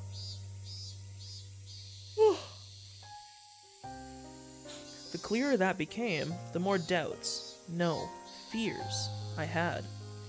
Who on earth was I yesterday? Whoever that was, he had a good time at my place, and managed to go the entire day without letting them notice I wasn't there. Oh right, when did that person leave everyone? This morning my mother got mad at me for having stayed out so late last night, which meant at the very least, that Keiichi Mibara hadn't come home while my mother was still awake. The festival would have been closed because of the downpour. If I recall right, when I went back to the house storage room to get in the shovel, I think the clock said 7. Since it was already raining hard by then, the festival would have had to close down before 7. If I returned that early, I would have definitely run into my parents. Or at the very least, they wouldn't have asked me when I got back last night. So the Keiichi from yesterday, that meant he never went home. That meant the downpour happened, the festival was broken up, everyone left. But he didn't go back to the house. That means... When I arrived at the natural conclusion, a wicked chill suddenly froze my spine and climbed up to my brain. That meant Keiichi was the same as Satoshi. One day he never went home. On the night of Tatarigoroshi, he never went home. The downpour interrupted the festival, and on the way home he suddenly disappeared. And I, who was dealing with the corpse, went home without a problem. I was so tired, I wasn't even hungry, so I went up to my room without a sound and crawled into my futon. Who was I? That much was obvious. Keiichi Keiichi was me. There may have been another one, but that doesn't negate the fact I was Keiichi Note the was. Kappa. Then the other day... Then, that other Keiichi was what? The voices of the cicadas steadily filling the classroom were beginning to bother me. Suddenly I laid eyes on Satoko. Satoko's expression was dark as always. She seemed completely exhausted. At a life of agony she couldn't even imagine an ending to. What had last night been like for Satoko? Did she have fun with everyone and feel a little happier, if even for a moment? And when she went home, the end of her dream, she'd probably gone to sleep afraid of when her uncle would return. Flashbang. And then this morning, her uncle hadn't come home. And then she went to school. Right now she must have been still trapped by the rotten idea from which she couldn't be saved. That her uncle would need her when she got back. But you can rest easy, Satoko. Your uncle won't ever be coming back. I couldn't tell her it was because I'd killed him. When Satoko realized on her own that her uncle would never return, that would truly be the end of that long, insane night. That's right. I didn't do anything wrong. I did the best possible thing I could have as Satoko's brother. Not an atom in my body regretted it. Okay, I think I might be Kate. I think I might be Satoshi. I don't know though. No, because it doesn't make sense. No. I was gonna say, like, it would make sense if I was Satoshi, but then at the same time, then why would Takano drop me off at my house?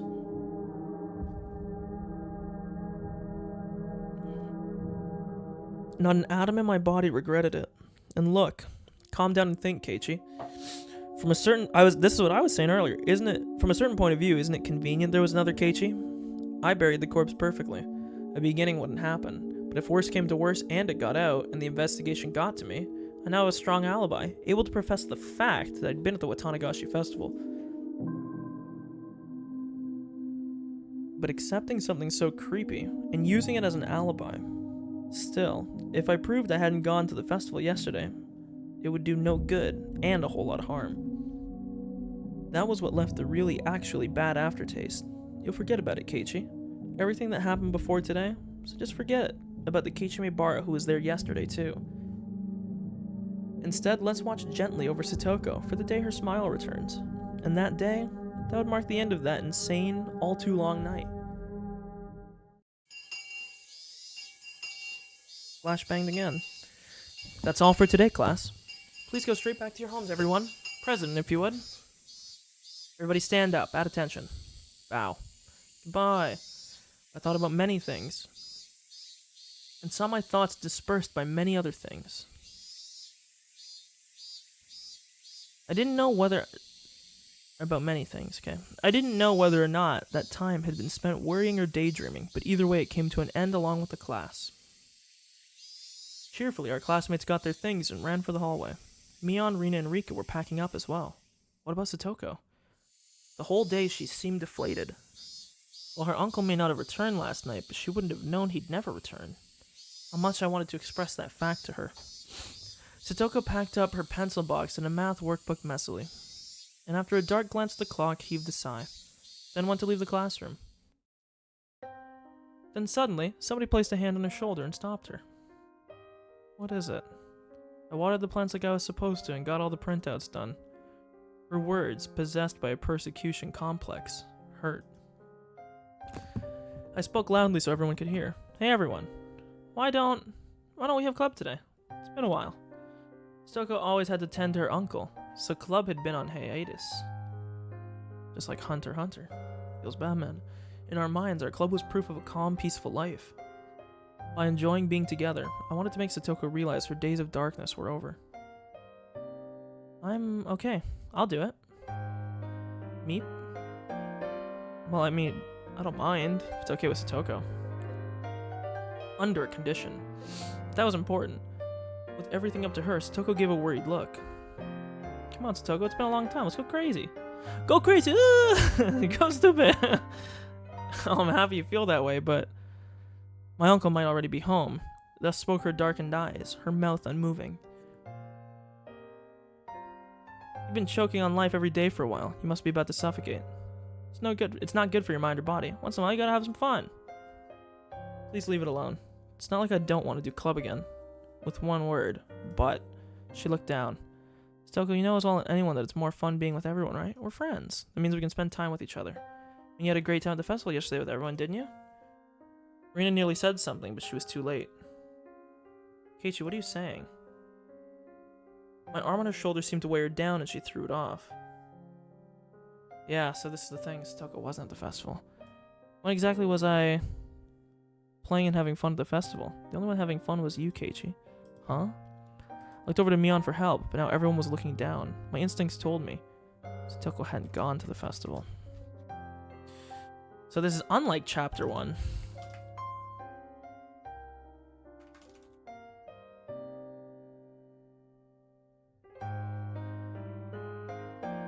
Wait a minute. Wait, I'm looking at the VOD real quick.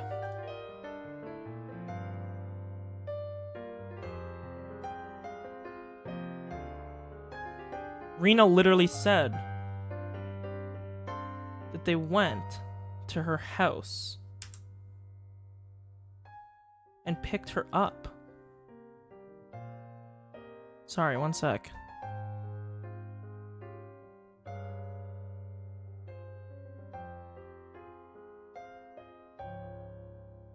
Sorry, I'm watching this. One sec.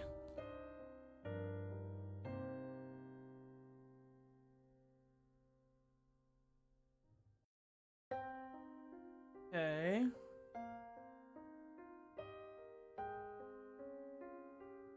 We all decided while we were setting up for the festival that we'd invite Satoko. We wanted to bring her out someplace where she couldn't see her uncle for a little while. That was the same too. Mion said that when I called her. Yeah. And then we all went, me, and Rika, to Satoko's house and brought her out. Satoko's uncle seems like a really mean person. Actually, never mind. She might not have contradicted herself. Okay, never mind. That Satoko hadn't gone to the festival, but Rina said it herself. Okay, never mind. I literally could have just kept clicking through, but it's fine. That she went with Mion to Satoko's house to invite her. Satoko left on the way there. She didn't go to the shrine. Why? I realized the absurdity of what I just said with Satoko in front of me. She said her uncle was waiting at home and she couldn't have fun by herself. When we were in front of the shrine, we tried to stop her too. We told her uncle said it was okay and that he wouldn't get mad if she had a good time.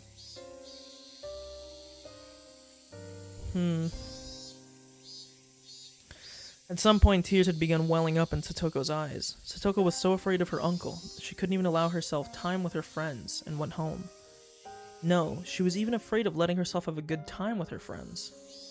Keiichi, you must have it nice, having a blast at the festival all night. They told me you went all out, didn't you? I'm very envious. Smiling to herself, her tears began to fall. I hate this art, dude. I hate this art. It's very creepy. I don't know why. There's something gross about this art to me. I don't like it. I must provide for my uncle. It's completely different from you, with how you let your parents do everything. Satoko. I'm so glad you enjoyed yourself at the festival. I'm so glad you had enough fun for me, too. I mean, I want to participate in club, too. Making such a racket with everyone is so much fun. But right now, I can't. Unable to withstand such violent emotion, a few teardrops slid down her cheek.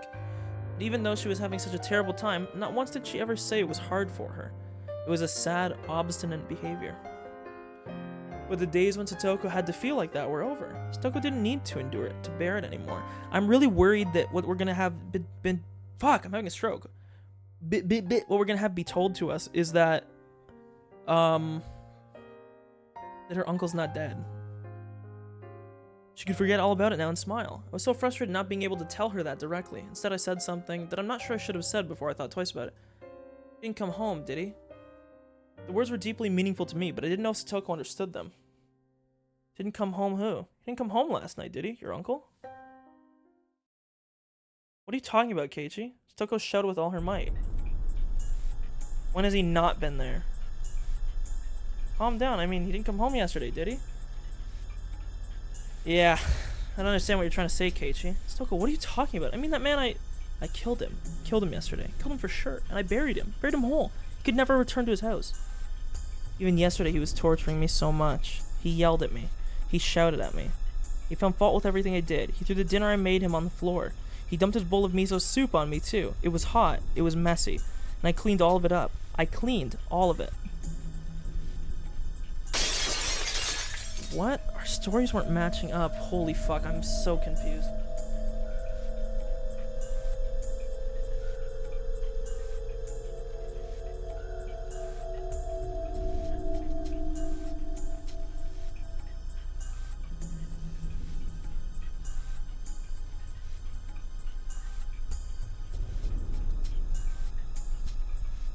I don't even know what the fuck's going on. Our stories weren't matching up. And this morning when he woke me up to make him breakfast, he got so mad at me. He would have gotten mad at me whether I'd gotten up or not. Satoko. Rika went over to Satoko and said a few words of consolation. But Satoko angrily refused those words and thrust Rika away.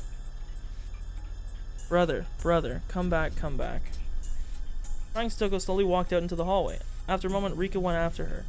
I couldn't stop thinking about the words Satoko had spoken while crying. I buried her uncle last night. But she said this morning. That was impossible. I buried him last night, so she couldn't have seen her uncle this morning. What was Satoko? At that point, I heard Mion's cold voice. Hey, Kei, what did you mean about Satoko's uncle? Gulp. I said too much. I let my emotions get the better of me. Rina heard it too. He said Satoko's uncle didn't come home. Why? Why didn't he come home?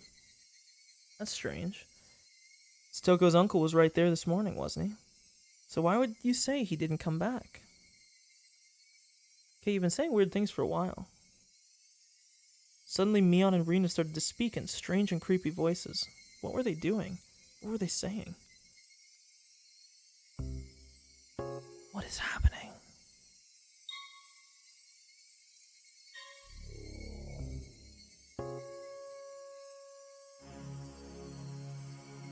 I'm so confused.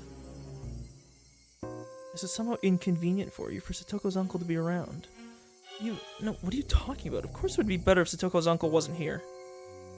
Yep, it's true, of course. If only he weren't here, right? Something wasn't right. Next thing I knew, Mion and Rina were smiling thinly, and their eyes were dark and muddy in a way that I'd never seen them before. And as our eyes met, that mud seemed to fill the air. Satoko's uncle is an awful person, no doubt. I think we'd all be better off with him gone just as much as you do. But he's here. There's nothing we can do, right? Nothing we can do. Something is wrong. Something's clearly wrong here. What the hell was happening? After a moment, a chilly liquid-like feeling as though my blood had been mixed with sorbet crawled up my spine. No choice. I mean, of course there isn't, but then Satoko will never... There's no choice, what would you do? Rina was trying to prompt me to say more. There really was no choice, so I killed him. I killed him to protect Satoko. That's... Leave him alone. I think things will resolve themselves soon enough. Satoko said her uncle was here, so he's here. He was here yesterday, and he's here today. So there's two ways to look into this, right? Because it says a lot about, like, the mystery of what's going to happen here. How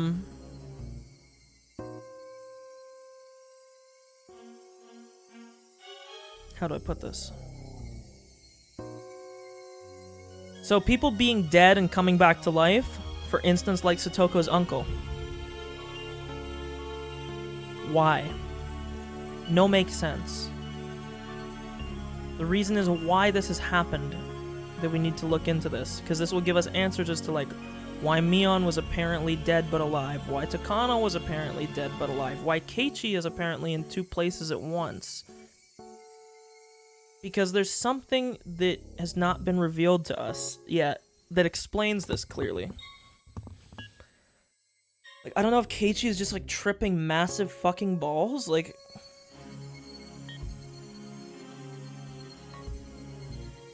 I'm so fucking confused. She said so it's fine, right? Right? Mion and Rina were speaking unbelievably dismissively.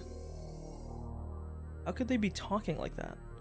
Mion and Rina, they were my friends, and were seriously worried about Satoko's abuse, weren't they?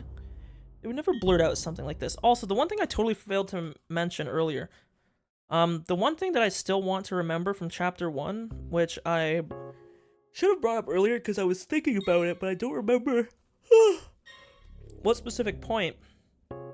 Oh, it was when I was talking about this all being a Truman Show going on, because of the director. Because if you remember, there was the director they kept bringing up at the end of Chapter 1 that we just, like, never ever heard about again. So I'm gonna put a note down about this.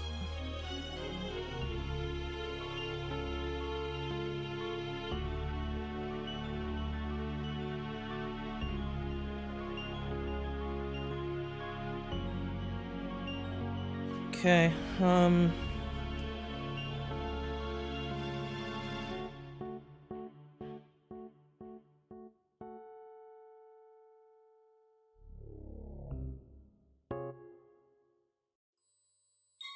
what the fuck? Okay, they would never blurt out something like this, and I definitely killed Satoko's uncle. No matter what Satoko or anyone else says, I wouldn't acknowledge it because him being alive was impossible. There's no way he was alive. It was impossible. And yet, since Satoko herself said he was here, then he was alive. I didn't know why or how, but suddenly Mion and Rina were at my side, standing there silently. Let's go home, Kay. After we leave, Rina wants to go treasure hunting for the first time in a while, Monka W. Mi's coming too. Kay, you should come along. Of course, you're not allowed to refuse. If words could freeze blood, then there was no doubt that they would have frozen me solid. I could hear it, a strange sound like a thin layer of ice spreading, emanating from every joint in my body. And with them closely at my sides, we left the school, as if they were police officers taking me away. We talked about silly things the entire way home, like they always did, but they always stood at my sides, as if to prevent me from escaping. This was strange. Everything about this day was strange. Actually, it had been strange ever since the previous night. Yes, thinking back, it had been strange ever since killing Satoko's uncle.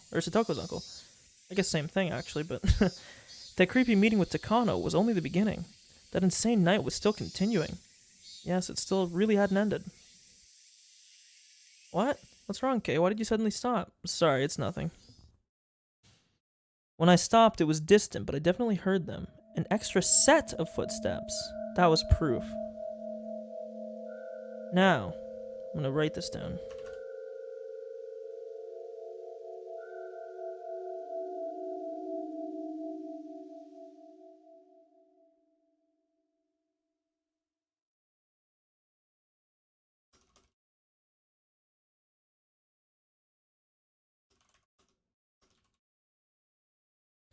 I don't even know what's happening. I'm just writing down everything that I think is important. Proof that the insane night hadn't ended. Mion left where she usually did, and finally we came to my house. Okay, Keiichi, wait here for me. Rina will come to pick you up soon. What was it? She was inviting me along to one of her oversized garbage treasure hunts at the dam site, right? But why now? Mion coming along was strange, too. Mion may have accepted Rina's little hobby, but she hated fishing through garbage, so she'd never come with her before. And the location specifically being the dam site was a little creepy. The damn construction site was completely outside the flow of everyday life. It was so remote that no one ever went there unless they thought to in particular. Nobody lived there. There were no lights, so at night it got very dark very quickly. I was being forcibly invited there. There was no reason I had to fear Rena and Mion. Besides, wouldn't the trouble I'd make by refusing them be a pain to deal with? In that way, it didn't seem like going treasure hunting with them was a bad idea. But that insane night was continuing. Haven't the sirens of instinct been wailing in my mind for a while now, warning me that Rena and Mion were strange, that I needed to be cautious? The warning sirens were so freaking loud it felt like my head would split in two. Ah, Rena. I actually have something to do. Something to do? Like what? Like what? I just have something to do, okay? There's something to do? Why didn't you say it while me was here? I already told her to meet us at the dam site before we split up. Rena was smiling, but her words made her discomfort clear. Sorry, I just kind of missed the opportunity to say so. Really? You're lying, aren't you? You made that up now, you liar. That's what Rena's eyes said to me. My head hurts. I might have a cold, so I want to go get checked out and get some medicine. Really? That wasn't really a lie. My head did hurt a little bit, so I wasn't lying. Rena, she couldn't figure out if my head hurt or not just by looking at it. Then I guess that's that. After staring me in the eyes for a few moments, she fired a sharp, needle-like stare at me. The tension in my body loosened, and I felt my knees might buckle. If you're going to the clinic, then you should go soon. Sometimes they close early. Thanks, I'll do that. Make sure you go, okay? To the hospital. I will. Go for real. I will. It seemed that like Rena had realized that I was going to refuse her invitation for a while now. With how serious she looked, she might actually call the clinic later to make sure I went. I couldn't say anything careless. Lying about getting checked out was just an excuse to decline her request in the first place. It didn't matter whether I actually went. Yeah, I'll go. If you want, I can bring you the bill tomorrow. But that would be good. Be sure to bring it, okay? Rena will look at it then. Another tingle started crawling up my back. There was no ignoring it. Rena and Mion must have been monitoring my movements. That wasn't normal. Far from it. All of it was insane. I did what I did because I wanted my peaceful life back. But what on earth was all this? I don't even know what the fuck is going on, man.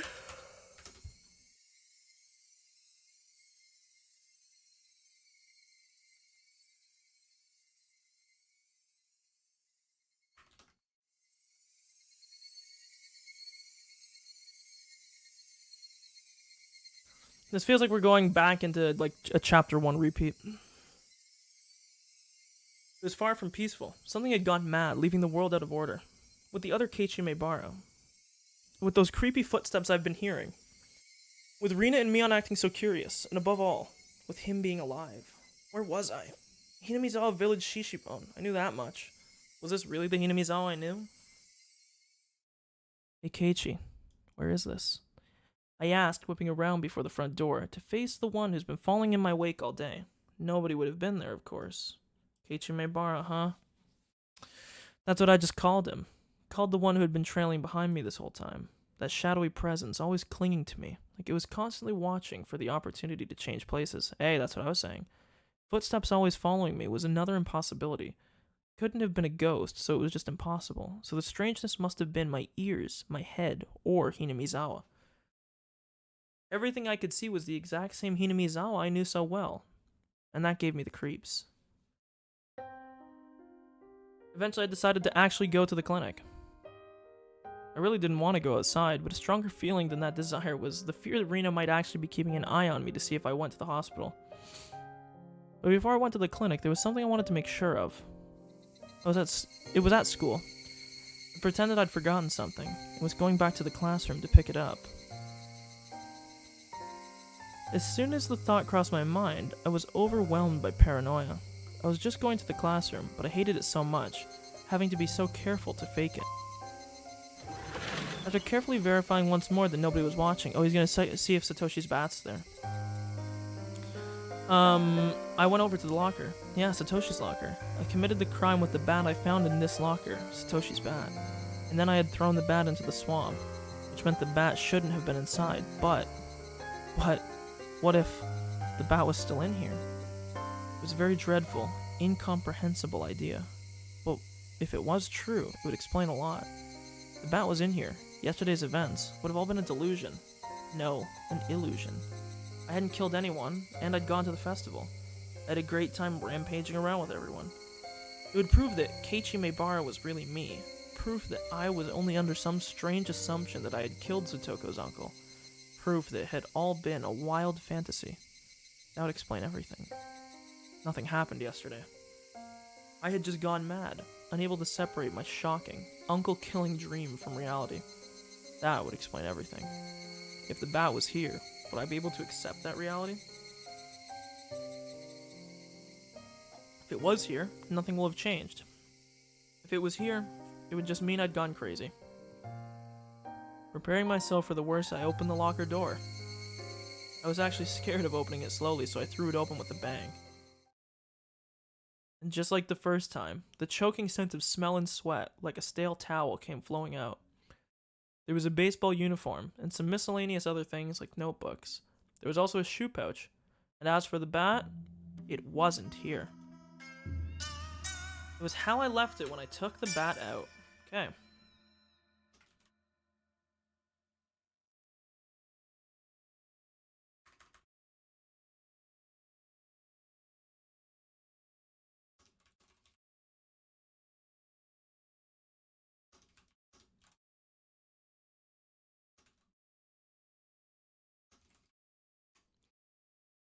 Holy fuck, man. This is so weird.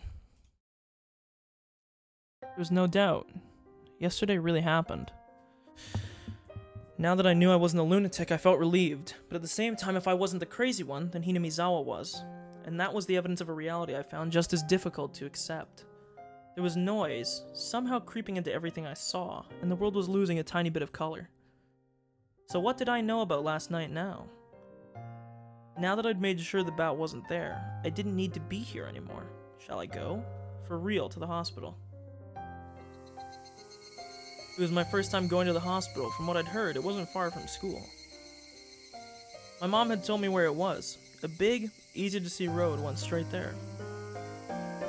I went past the shopping street, made a turn. It wasn't overly hard to spot the sign with Irie Clinic written on it. There was one person, an older man there in the air-conditioned waiting room. I went up to the counter and told him it was my first time here. The man behind the counter glanced at the clock and said there would be a short wait. It was almost 5. Clinic hours would be ending soon. As I sat in this unfamiliar waiting room, isolated from everyone, and let myself feel the cool air, I actually felt relieved. What should I tell the doctor when he comes? I could tell him I had a cold, but I was the very picture of health. Actually, I wanted him to check my head. I wanted someone to confirm for me whether I was really sane or not. Keiichi Maebara, please come into the examination room. Huh? The voice from the other side of the examination curtain. I thought I'd heard it somewhere before. Is it Coach? I feel like I remember his name. Hello. The first time we've seen each other here. Coach! Also, yeah, I don't know if I ever heard Coach's voice, so let's take the time to hear Coach's voice, because I don't remember if I did or not. 前原圭一さん、診察室へお入りください。 Doesn't really have the voice I thought he would have. Thought it'd be a bit deeper, but it's fine. Coach, you were a doctor? Now that you mention it, he did seem to know his way around when he was looking at my shoulder in the nurse's office. It would make sense if he was actually a doctor. Come to think of it, our teacher called him Irie Sensei, didn't she? Well, yeah, I'm more or less a doctor here. Doctors have it really good, you know. Get to see and touch. Oh, okay. I could steal their agency. Okay, very weird. Thank you very much. Just seeing that made my cold go away. I'll be leaving now. Polite bow. Whoa, wait. Maebara. A joke. It was a joke. Come. Sit down and let me take a look at you. I'll need to use my stethoscope. So show me your silky smooth chest, Maebara. Oh, Jesus Christ. For some reason, I felt really relieved. After that insane night, as much as I thought everything had gone crazy, Coach was here doing the same thing he always did. I was very happy for that.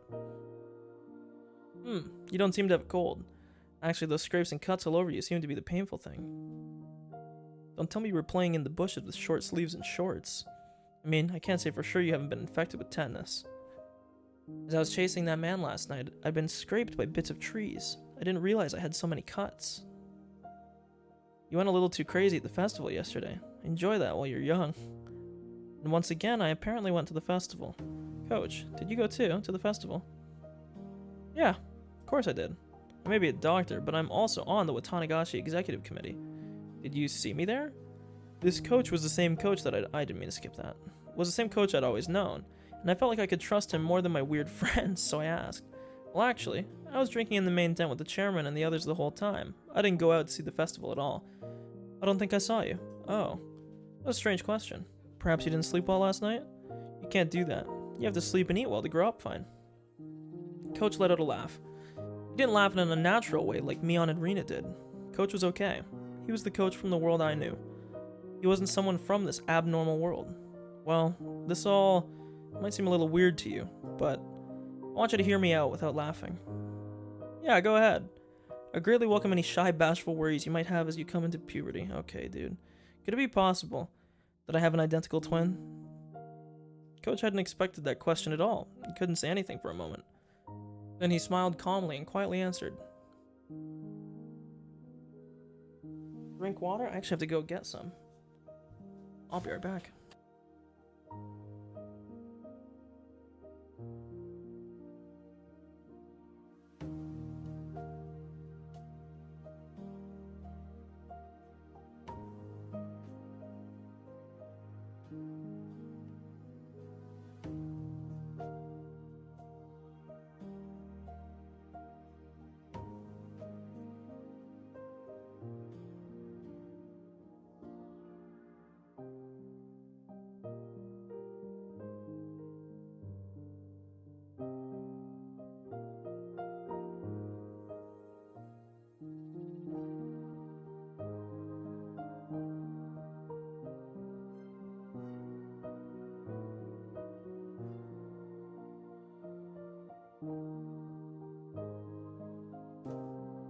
Okay, I'm back. And there we go. We've drank water. This is just superstition, but I've heard before that everyone has two other people in the world who look just like them. There was, I'd certainly like to meet him though. Also, there are plenty of fairy tales where a person's double appears. The German ones about doppelgangers are probably the most famous. Doppelgangers? Yeah. They look exactly like another person. Apparently they herald misfortune, and if you meet one, you're sure to die soon. I think that's how it went. Yeah. Story ended directly in death, plain and simple, and it made my spine tingle. Coach wasn't saying it to scare me though, he was just offering a casual anecdote, but that made it feel all the more real. You ever heard of one of those things showing up in Hinamizawa? What? Huh. I can't say that I have. Coach must have thought he was being teased, so he laughed in an exaggerated way. But when I didn't smile along with him, his laughter steadily grew fainter. Coach must have thought he was being teased. Or sorry, I looked at my other monitor, but my fucking stream is so delayed. I'm sorry, well, I was sort of being serious. No, I apologize for laughing. Was there something you were worried about? I wondered if I should tell him. Then after resolving myself one final time, I slowly spoke. I didn't go to the festival yesterday. Is that right? Well, there will be one next year. And then you can... That's not what I mean. I didn't go to the festival, but according to everyone else, I was there. Could that even be possible? After blinking his eyes in amazement, Coach thought seriously about what I was trying to say. And he answered, choosing his words carefully. Let me make sure I have this straight. Meibara, you went to the Watanagashi festival but don't remember it, am I right? I was trying to say something completely different, but I suppose any sane person would come to that conclusion. That night, Keiichi Meibara was actually at the festival, but I was saying I didn't go. That obviously meant my memories of going there had failed me, but that was absolutely impossible. The vivid act I had committed during the downpour couldn't possibly have been an illusion. The other thing I think he could have asked is like whether or not it rained that night, right? I feel like that's another question you could ask. So if it didn't rain last night, then you could it's not really helpful info, but you can at least figure out more info, I guess. All these scrapes on my body prove it, as does the fact that the bat wasn't in the locker. No, that's not it, Coach. I really didn't go. Please don't take offense, Meibara. Have you ever had an experience where you were suddenly somewhere unfamiliar and you couldn't remember why?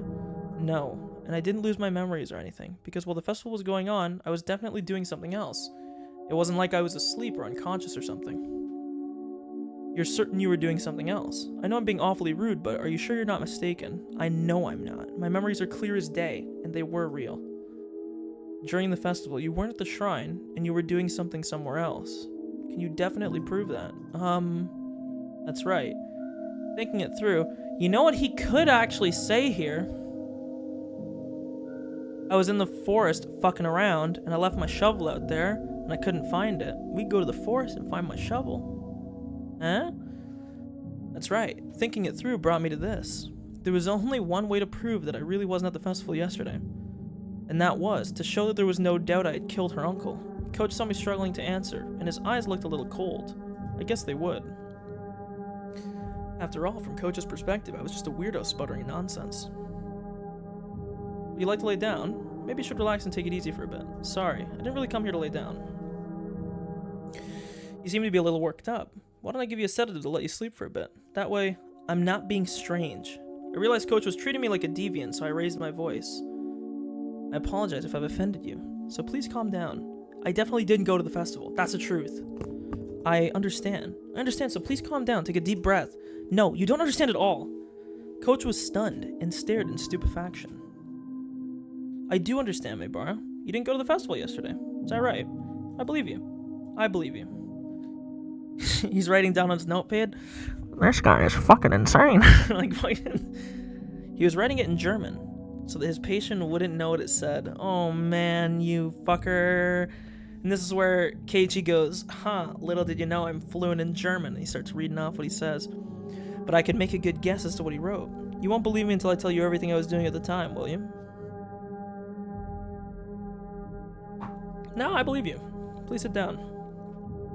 Before I sat, I tilted my head back a little. The blood in my face all drained out, and I quieted down. After taking a deep breath, I made sure I was calm. It would have been impossible for me to be at the festival, because at the time I was... Should I tell him or no? I really didn't want to go on living like this, feeling this horrible. And I said them, the final fatal words, because I was killing Satoko's uncle at the time. Oh, yikes. I could smell the concrete in the room. I could feel the air around us sharpen. Nobody moved.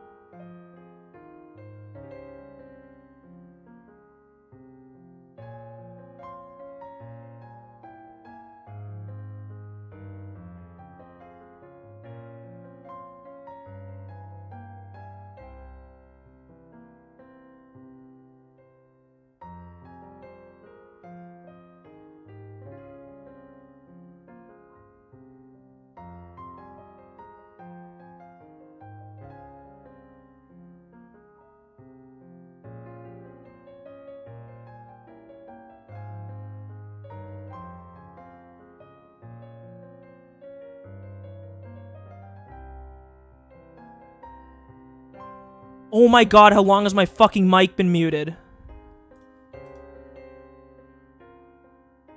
How fucking long has my mic been muted? When did it mute? Oh my god, my fucking the cable of my microphone hit my mute button. Oh my god, I'm here, okay? I've been here. Fuck. My bad. I have no clue how long I have been muted. How fucking long have I been muted? I'm actually gonna tilt. You were Pepe laughing and I made a fucking comment about it. And I didn't even notice. Oh my fucking god, how long have I been muted? I gotta check now.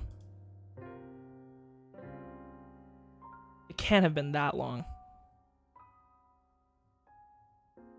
Crazy. No, wait. It actually... Okay, I was about to say, it literally couldn't have been that long because I'm unmuted in the okay, we're chilling then. Never mind. Who cares? Not that big a deal. What the I gotta get something like... Get a light or something here that'll change if I'm muted or something. I don't know. What the fuck? Okay. Okay, let's reset here. Okay. Keiichi is laying it all out on the line for Coach, okay? From the late afternoon until it started to rain, there was no time for me to possibly have gone to the festival.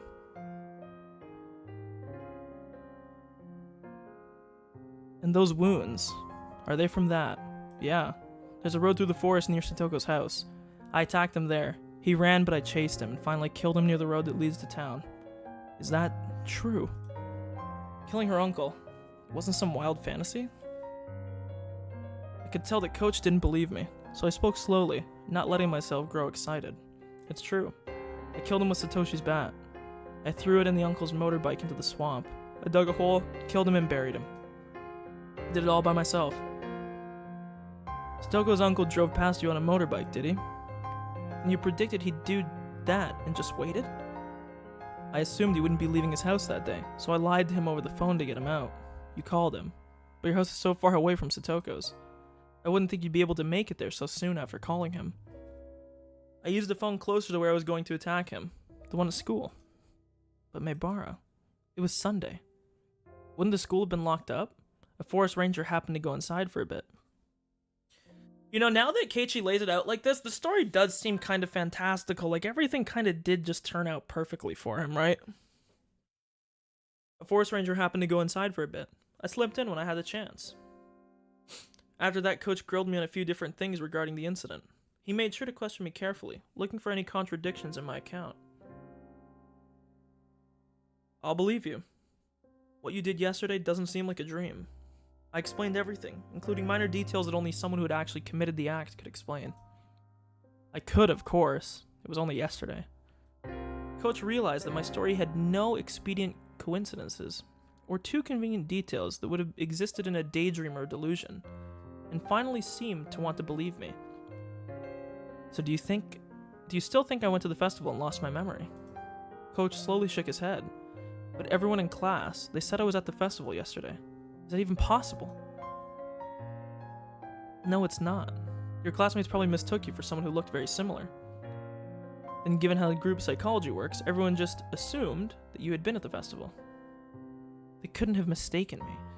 Mion and all the rest said they were spending time with Keiichi. It was much more than just having mistaken someone else for me. But saying that out loud would just confuse Coach. He spoke to me in whispered tones. Do you feel guilty at all? It didn't sound like he was criticizing me, and even if he had, I would have flatly said the same thing. I don't. I did it so that I could return the peaceful days that he'd stolen from us. So I plan to forget all about having killed him and live my life as usual. Once Satoko's regular smile returns, the one from before he showed up, everything will finally be over. Any chance that someone witnessed the crime? I don't think so. If someone had seen me, I would have been arrested already. I am a doctor. My job is to save lives, so I can't make any statements to the effect of condoning the taking of another's life. So instead I'll say this. Good job, brother. Coach slowly rose and placed a hand on my shoulder. For saving Satoko, I thank you. Coach's eyes started shedding warm tears. Well, don't get too hyped up, bro. Apparently her uncle's still fucking alive, so... When I looked at him, I started to feel some tears of my own. I didn't know what I was crying for. And so for a while, the two men in the room fought back their... Okay, so the one thing that I don't like about the wording here is that every now and then, it oddly switches to, like, third person. Like right here, I didn't know what I was crying for. And so for a little while, the two men in the room fought back their tears. Like, why are we switching to, like, a third person, like, narrator that's not... And then we have first person writing here. Because even here, this is all first person. And now we're just switching here. But it's strange. What is?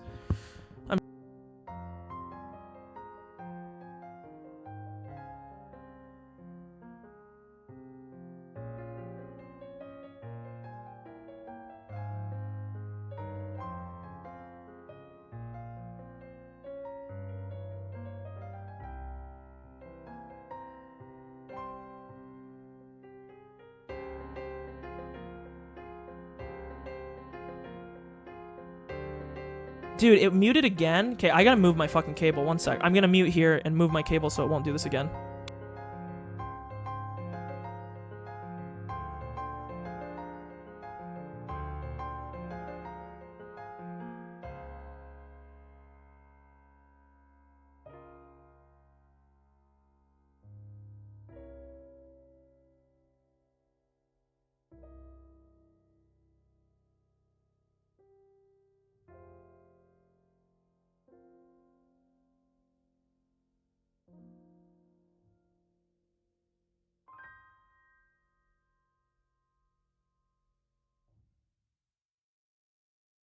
Okay, I'm back. I moved it now, so it literally shouldn't be possible to do that again. I'm gonna lower it now. Okay. I'll reread the part I missed here. Can I ask you to reproduce the situation in which you attacked him, Maybara? Coach rolled up a Health and Fitness Week poster nearby and offered it to me to represent the bat. Though I may have been lost to the emotions of a beast that night, I remembered in detail the number of times I swung the bat, the angles I had swung from, and the force I had applied. Using Coach as a stand-in for the uncle, I reproduced them over, one by one. When he tripped and fell, I bashed him on the top of his head like this. When I did, it felt different from the other strikes. I thought I'd cracked his head. Coach was calmly analyzing this info, using the places I'd struck and the situation at hand to find out what state the uncle's body had been in. I wasn't totally sure he was dead, so I hit him a few more times after he fell. Did he react at all? At first, I sort of felt his body jolting with every hit, but eventually that stopped too and he didn't react at all. Coach folded his arms and said, a few times. Then he spoke. He's dead. Not too much doubt about it. He didn't just look like he was?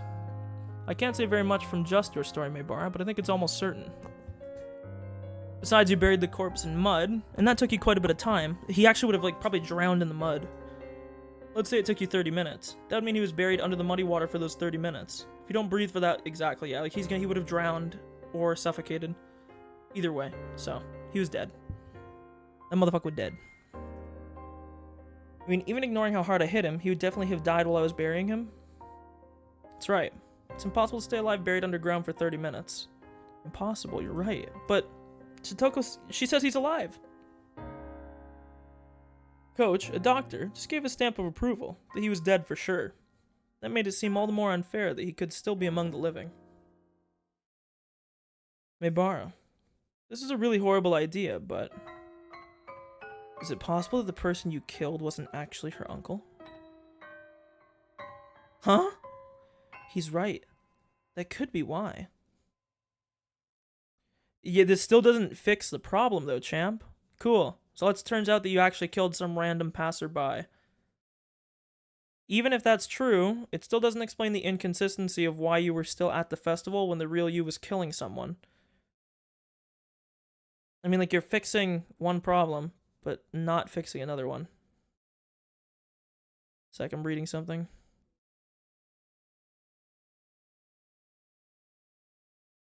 Okay.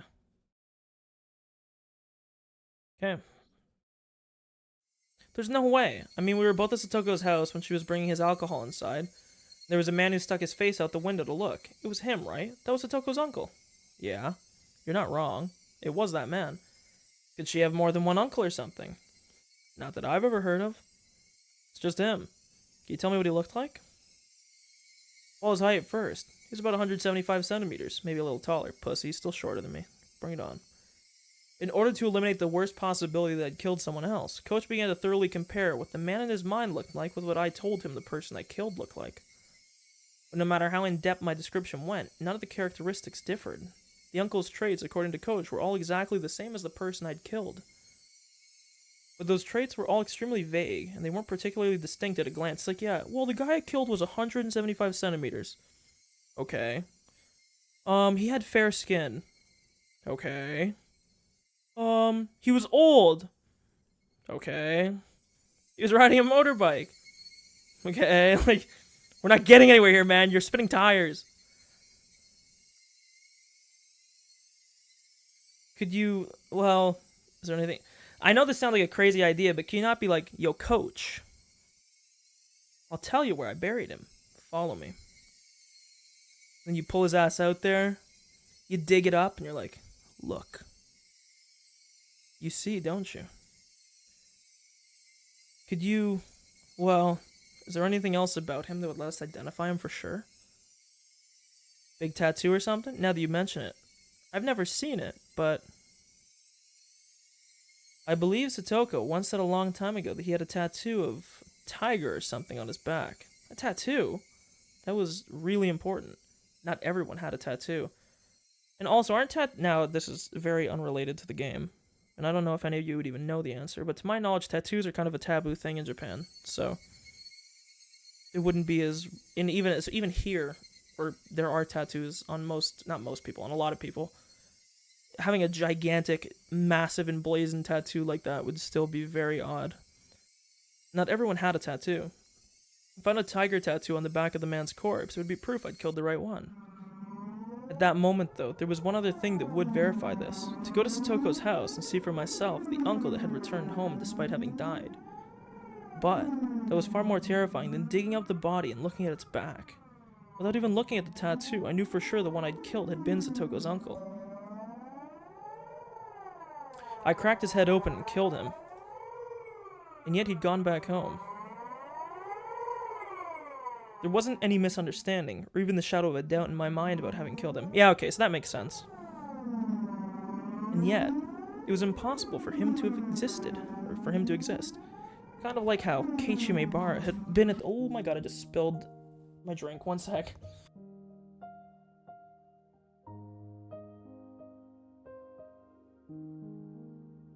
I think we're chilling. One sec here, I gotta get a paper towel.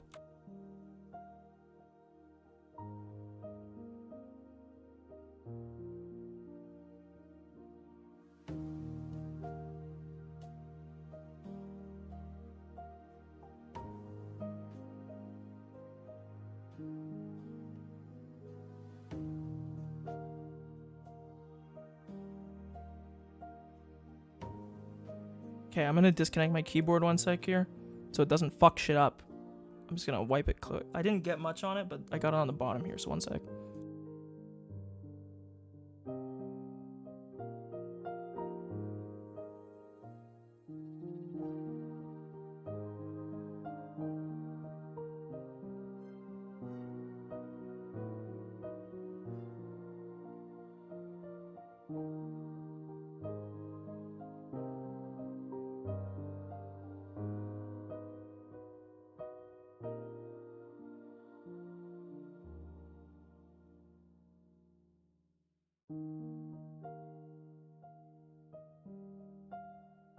Okay, now quickly, I'm gonna type real quick just to test she's still working.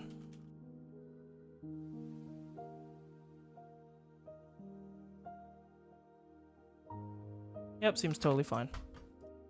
Didn't get on any keys, so it should be totally fine, but... Okay, sorry. We're back in business, okay. Let's go over this all a little more seriously.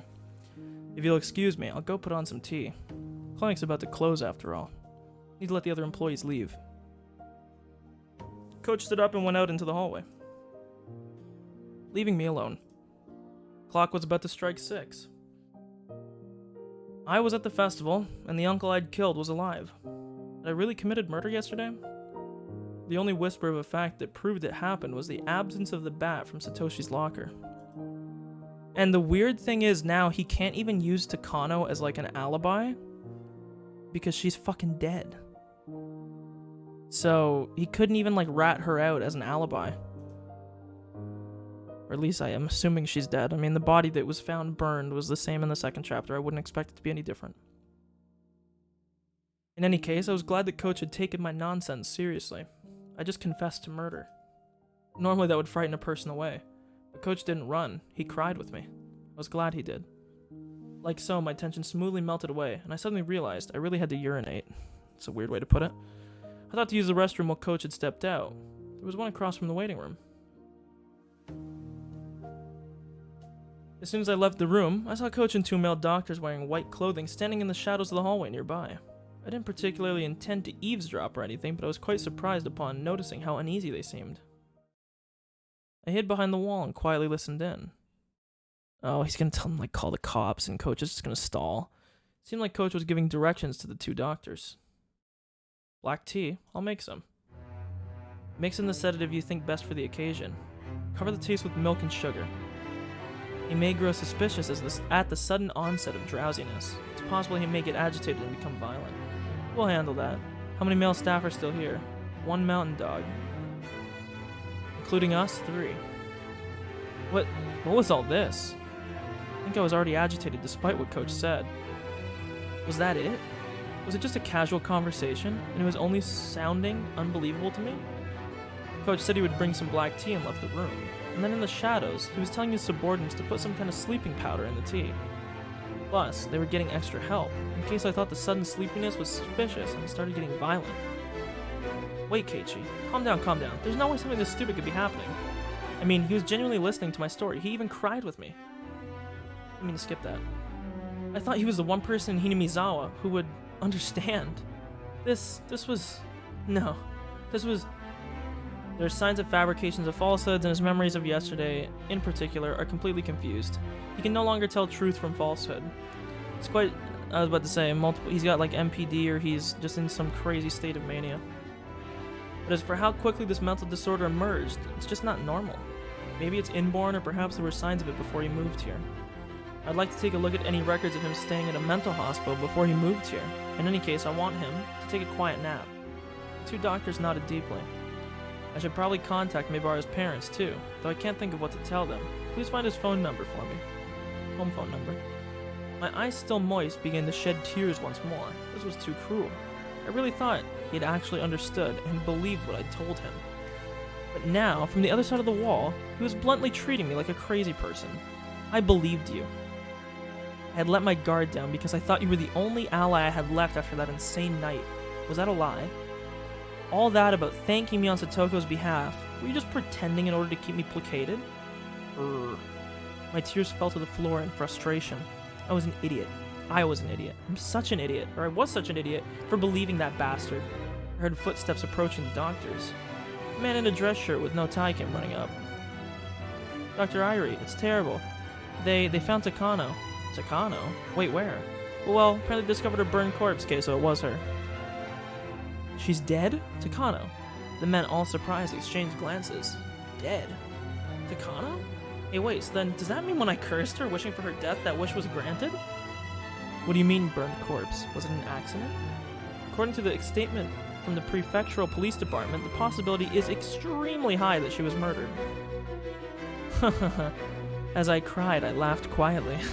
Serves you right. If I hadn't run into that woman, my murder would have been perfect. But she just had to come driving up to me, and tried to coerce me like that. I regretted not having killed her on the spot, but now she was dead anyway. My curse, my wish for her demise, it was fulfilled. Serves you right. Serves you right.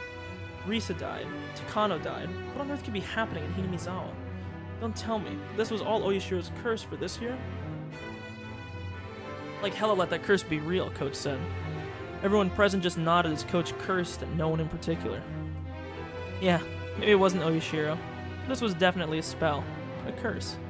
I wished for her to die, so she did. This wasn't just a coincidence, and she died because I wished for it. Is my guy gonna turn into like fucking Kira? Is he just gonna start wishing death and start like writing names? Gonna get a notebook? Guy's losing it. Then you'll die next, Coach. You betrayed me. You pretended to believe me, but deep down, you thought I was a madman. You looked down on me with all the pity in your eyes. For now, get the black tea ready. I'll bring it inside. I don't think he'd let anyone besides me be alone with him. Shit, shit, shit. What do I do? What do I do? What do I do, Keiichi Meibara? This time I heard the voice of a nurse. Dr. Irie, oh there you are. You have a phone call. I'm a little busy at the moment, so please tell them I'll call back. Who is it from? A Mr. Oishi from the Okinomiya Police Department? Ah, sheesh. What bad timing. Alright, I'll answer it. Coach left to go answer the phone. The other men headed towards the room with the teapot to make the black tea, like Coach had ordered them to do. Fortunately, Coach, having to take the phone call, meant there would be extra time for me to act. I had to decide what to do now. Would I let him make me drink the sedative-infused tea, or be held down and thrown into a mental hospital? Nothing would come from starting a brawl here. They had more people anyway, and they were all bigger than me. If it came to a fight, I didn't stand a chance in hell. If I couldn't win against them, there was only one thing left to do. This is the classic Joestar strategy. Run. Adrenaline suddenly rushed into my brain and my body, started to move with keen instinct like it had on that night. My surface temperature quickly cooled, and the transmission routes between my cells enlarged. Using 360-degree visual information, I searched for an escape route. I would open the window behind me. Outside was a parking lot. There were no cars. A little beyond there was a bicycle I had taken to get here. I determined that this would be the quickest method of escape. I approached the window swiftly, but with a little sound, to raise as little suspicion as I could. With the speed and silence of a shadow, like I'd had on that night, I chased her uncle. I unlocked the window and opened it up.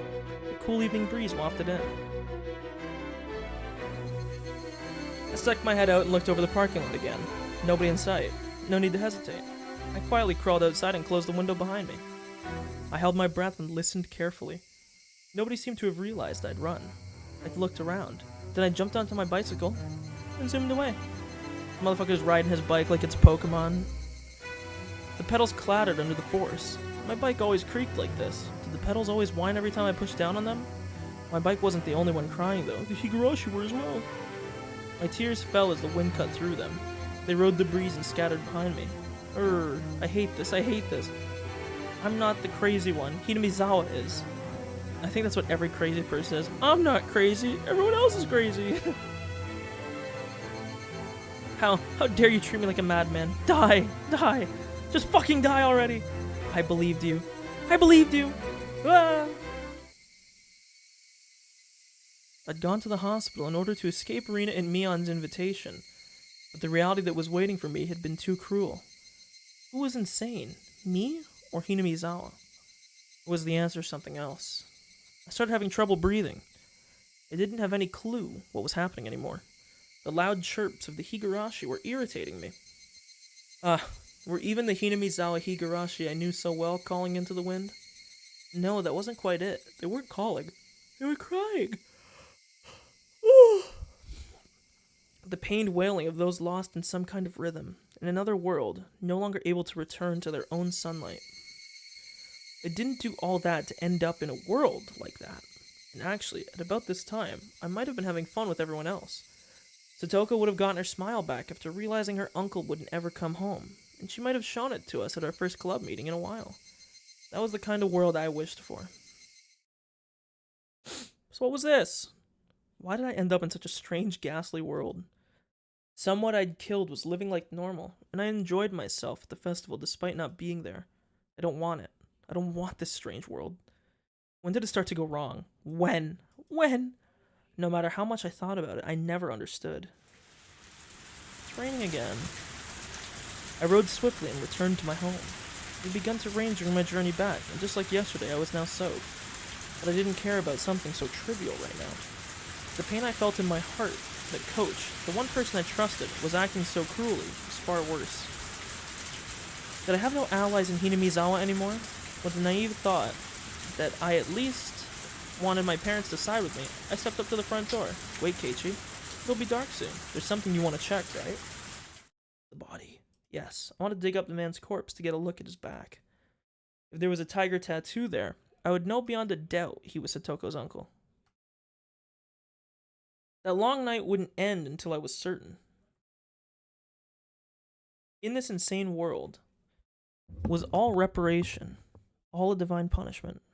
If this insane world, then I needed to make certain whether I had been successful enough to even deserve to pay that price. I went to the storage room again and got the shovel. It had been washed in the rain, but the paint was peeling, making it look unsightly. I never, ever wanted to touch this thing again. The sensation of it in my hands was totally different from the night before. There was a ruthless coldness about it. Yeah. It would be dark soon, so I'd need the lantern too.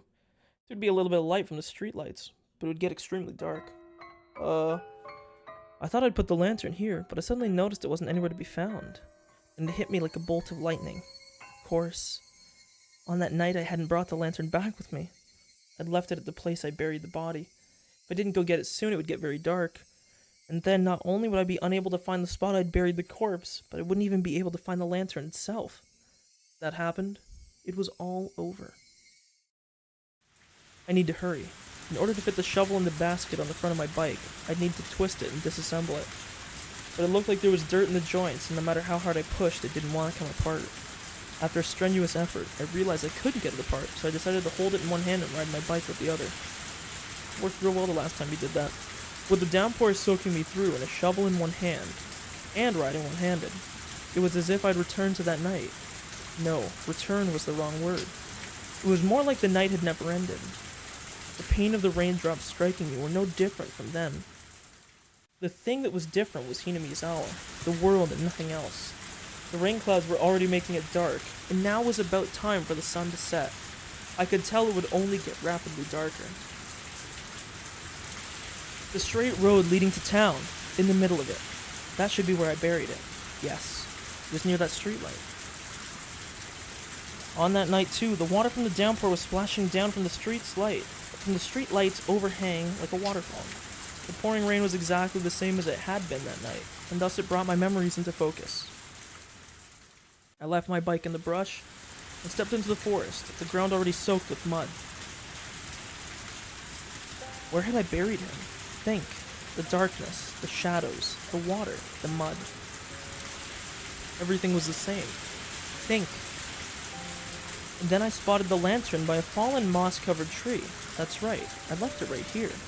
If I left the lantern here, then I would have buried him over here. With the sensation of standing in the sludge, my feet remembered the spot better than my eyes did. I plunged my shovel into the ground. It's hard. It wasn't here. I just dug it up, so it should have been softer. I stick my shovel down in a few spots to test what they feel like. One of them clearly felt deeper. I recalled where the lantern was, where the trees and things were in relation to each other, and knew that it had to be here. Under here slept that man's corpse. There would definitely be the tattoo of a tiger on his back. But if it wasn't there, then I had made a horrible mistake, and killed someone completely unrelated instead.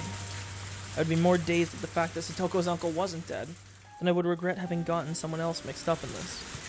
If this insane world was punishment for the sin of committing murder, I wouldn't be able to accept it until I'd killed Satoko's uncle for good. And then without any fear I'd attack him again. And that time I would kill him for sure. But what if the tattoo was there? That would mean I'd killed Satoko's uncle.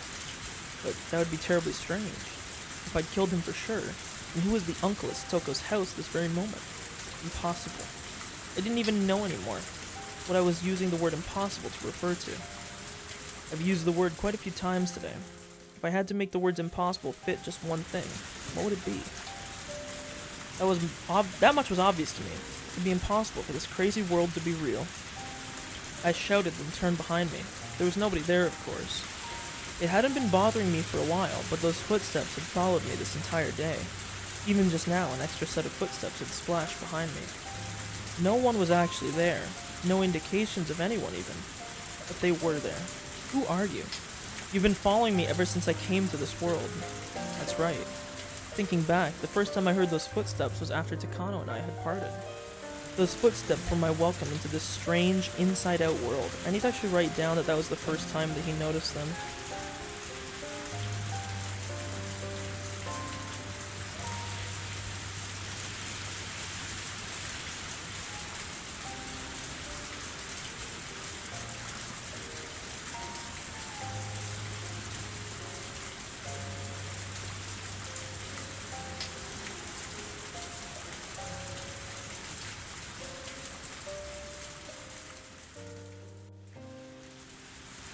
Okay. No one could be there. I'd get no response. Whoever it was, they just kept staring at me. It wasn't ominous, just unpleasant. After staring into an empty space for a bit as I bathed in the rain, my illogical anger slipped away. My tension loosened, and a tired feeling reared its head. I tasted this feeling that night too. The sudden exhaustion I felt as the tension in my brain loosened. Ooh, fuck. My vision narrowed, and I felt like everything around me had suddenly gotten darker. I couldn't give in to this sensation. I would light what little explosives were left in my brain and force myself to keep going.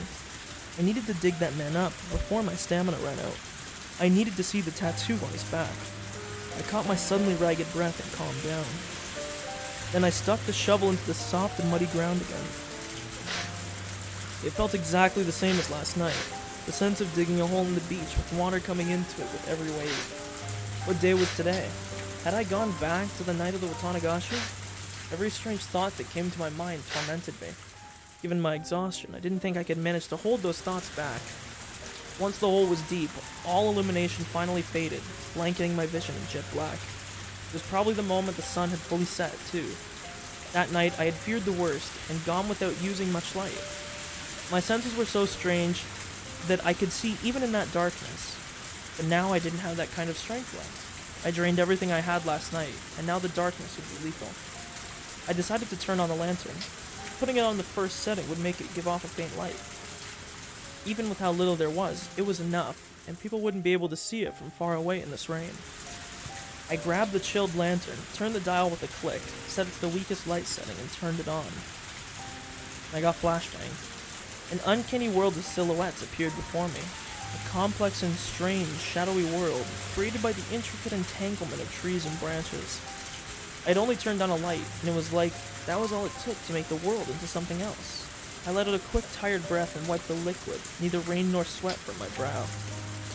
Then I raised the shovel into the air and slammed it into the mud. That moment, the silhouettes surrounding me ominously all moved at once. I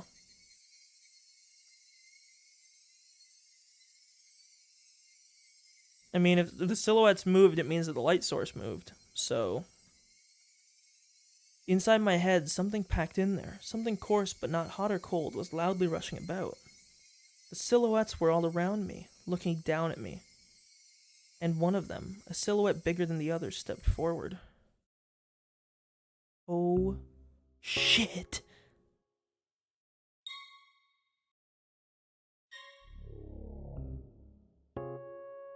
Broishi makes his debut in Chapter 3. Technically, he had showed up before, but I think this is the first time his sprite has been shown. Shit! We might be fucked. Good evening. The moon sure is beautiful tonight. Hey, that's what Takano said. The coarseness in my brain shot through my whole spine and left me at my waist. The strength in my body all left me through my hips, and I crouched down with a splash. Into the sea of mud I dug myself. Oishi. Is that really how you address your elders? You'll have a rough time of it once you become an adult. It wasn't only Oishi, but 5 or 6 of them in a row, and men wearing raincoats. I had no inkling this many people had gotten so close. It was like once I turned on the lantern, they just appeared there, sliding out of the shadows. Please don't mind us. Just think of us as trees in the forest, perhaps. Don't mind them? Yeah, pay no attention to us. Please, continue digging your hole. Very late and raining very hard, and you're working pretty fervently. We won't get in your way. Please, dig to your heart's content. No, thank you, I said. I tried to get up and turn around. 2 men blocked that route. They stood on either side of me and lifted me up with amazing strength, then threw me into the sea of mud. As I, soaked in the mud bath I dug for myself, looked up at the silhouettes looking down at me. Uishi squatted, picked up my shovel, and threw it at my feet for me. It bounced loudly off the mud and hit me in the face. Come, please continue. Continue! I couldn't bear the oppressiveness of the silhouettes surrounding me, and slowly I stuck the shovel into the mud again. It felt like I was digging my own grave. Metaphorically and literally. Potentially. I kept digging. It wouldn't matter whether there was a tattoo or not, because that man's corpse would appear eventually. It was all over. Surrounded on all sides and nowhere to go. But I just couldn't figure it out, no matter how much I thought about it. Why were they here? Was it Takano? No, she's dead. There was only one person who could have made the connection between me and this place. Shit, I knew it. She deserved to die. Stopping so soon. Man. Oishi kicked me in the back, which took me by surprise, sending me flying into the mud. Hurry up and dig, please. You should really consider the fact that some of us are standing out here in the rain. Fuck you. Fuck you. We need the Van Darkholm voice. Fuck you. If you don't like the rain, then go home. Oishi kicked some mud into my face. Use your hands, please, not your mouth. Only stage actors do both at once. Isn't that right, boys? The men around him didn't react, not knowing quite whether they should laugh, but when Oishi glared at them, they started mumbling out pained chuckles. Just who was this guy? I knew the world had changed after that night.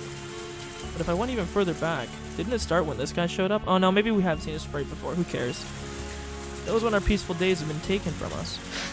Ever since he showed up in Hinamizawa, things had been odd. Everyone stopped smiling and the world went crazy. The ground under my feet gradually got harder and heavier. At this point, even I started to think something was odd. I hadn't buried him this deep on that night, had I? My exhaustion peaked and I sat down on the spot. How long do you want me to dig? Kids these days have no stamina. Hey, you. At Oishi's gesture, the men all pulled out their own sinister-looking shovels. As I watched the daze, one of them grabbed my collar, dragged me out of the hole, and threw me to the ground. The rest of the men stepped into the hole. I dug and started shoveling themselves. As I stared at them dumbfounded, Oishi sauntered over and squatted down to look at me directly. Hachimebara, is this a hobby of yours? Digging holes on rainy nights? I didn't respond. Oishi took up one of the tin buckets they were using to bail out the muddy water, scooped up some of it, and splashed the whole thing in my face. That was real nice of him.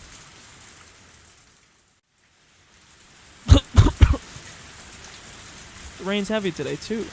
No matter how wet I get, I still don't understand the appeal. Oishi smiled to himself, then scooped up another bucket of muddy water. I'll ask you again.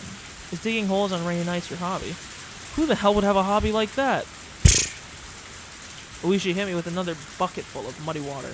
The pebbles in it stung. Will there be something in that hole? I've always liked that story, you know, about the old man who could make plants bloom, and the puppy digging in his yard for gold. As he spoke, he ran the bucket through the muddy water again, to splash it in my face. Again.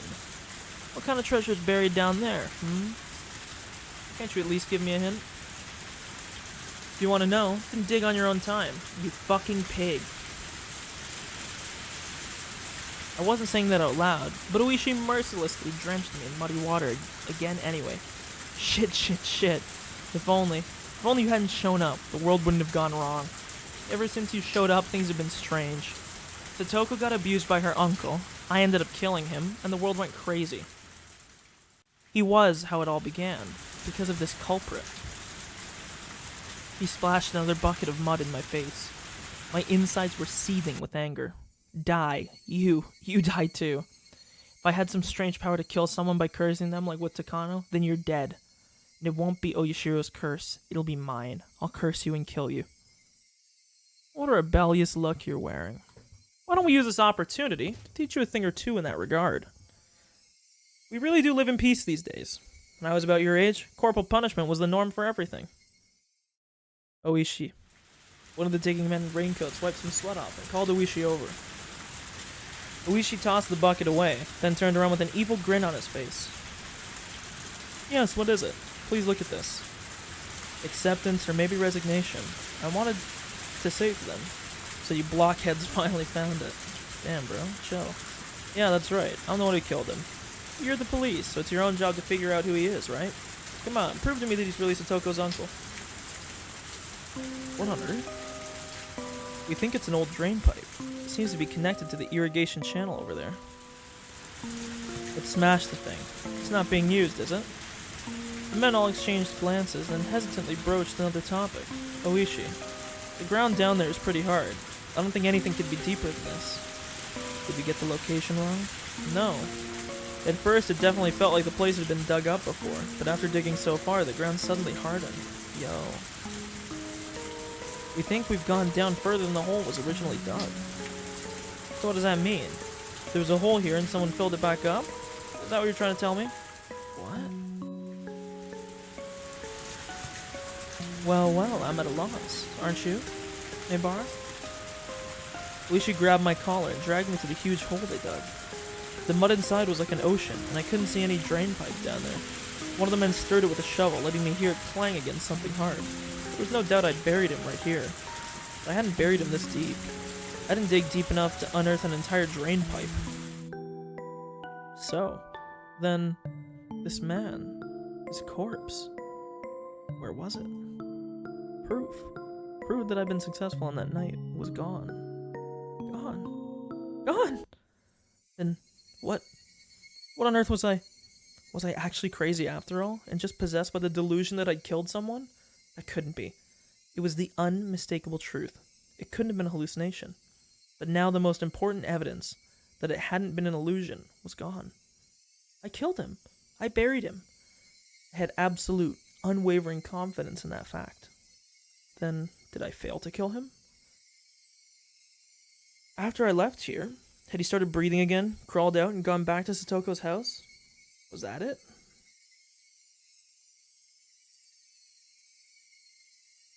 I'd come here to see whether he had a tattoo or not. And yet the truth I unearthed was far more than that. Yesterday, I killed him. I buried him. There was no doubt. But for some reason he lived and crawled back out. And that was impossible too. I'm so tired of hearing the word impossible over and over. I get it. Dead people don't like to play by the rules here in Hinamizawa. And I'll kill you as many times as I need to. I'll keep killing you until you never show your face to Satoko again. Oishi and the others were muttering to each other. Eventually their conversation ended, and Oishi came towards me. What did he want to say? What did he want to do? I stiffened, tensing up, and then Oishi just ignored me like I wasn't even there and passed right by me. The other men too. They ignored me and shuffled away. Eventually there was no longer a sign that anyone was around, and I returned to my quiet world of silhouettes. The only one left there was me. Only the sound of the pouring rain filled up the silence. Okay.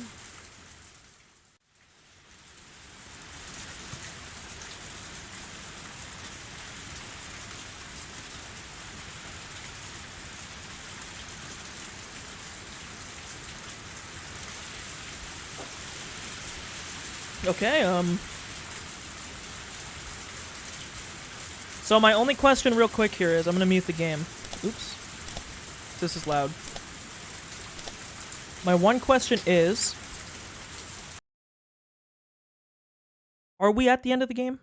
Or very close to it? Like, is there like one more sub-chapter? Or are there like 2 or 3 more? If there's like 2 or 3 more, I'm probably gonna stop. If there's like 1 or 2, I might continue. Because the previous ones have only been 11 or 12 sub-chapters, so I really can't imagine there's much more. And I'd like to cap this off tonight, if I can. So, I'll be right back. Someone can maybe answer that. I'm gonna refill my drink. I'll be right back.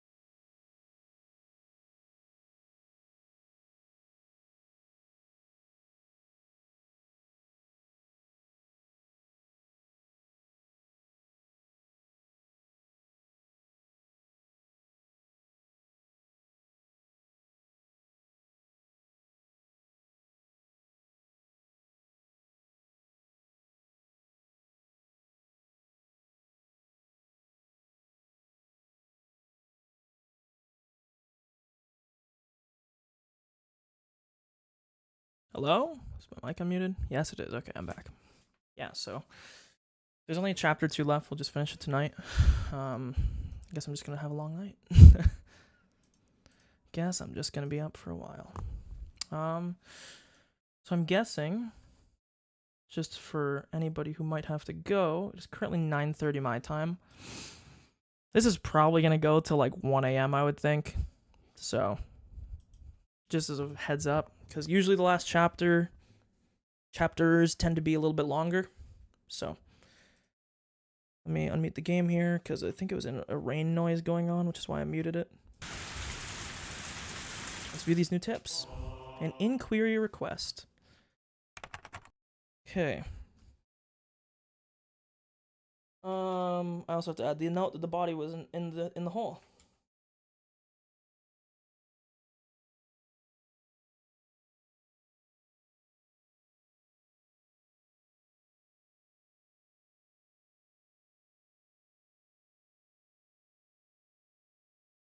Mm-hmm.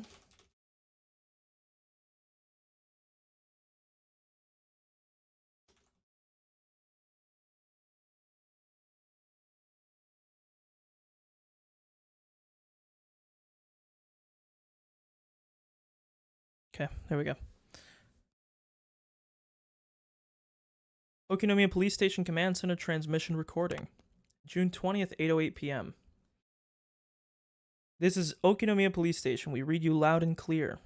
Hello, we'd like you to look up a license plate for us. Shishibone H4344.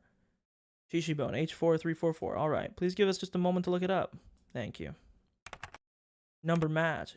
Shishibone H4344. Owner blank blank. Address no. No. Death reports none. Special mentions nothing of note. Okinomiya Police Station to Oishi. We found the license plate from earlier. Oishi, do you read? Oishi, please respond. Am I getting a bad signal? Anyone in Oishi's car, please Nothing, eh? Oishi wanted a license plate check. Whose car was it? Someone from the village. Completely average car. Who was it? If Oishi was asking, then it can't be anything good, right? The special mentions column is completely blank. No indications related to the S group either. No demerits on it. Huh. Maybe it passed him on the road and he got mad. I didn't mean to skip that. Yeah, so that guy isn't the type to hold a grudge or forget a grudge or something. Yeah. He said it smelled. He said the food smelled. He said it smelled because I smelled. Bro, is this like a dating sim gone wrong all of a sudden? He said I smelled because I don't take baths. He said to take a bath 3 times a day because I was a smelly person. He said I had to stay in the bath for a long time every time. Must be possessed by something too. This is the same thing the man who died said. Why does he know what that man said before? That much is obvious. The same thing that possessed that man is now possessing him. Can't a sudden earthquake make a big hole in front of the house? If it did, he would definitely go and look into it. And then I just have to push him in. I won't give in until I get a chance. Until I get that chance. I won't give in. I won't cry. Someone is apologizing again. What the fuck? This is garbage. This doesn't mean anything to me. Record of malice.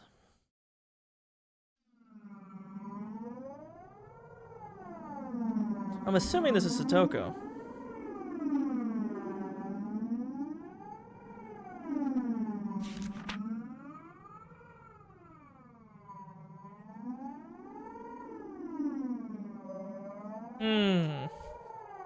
The man who died said.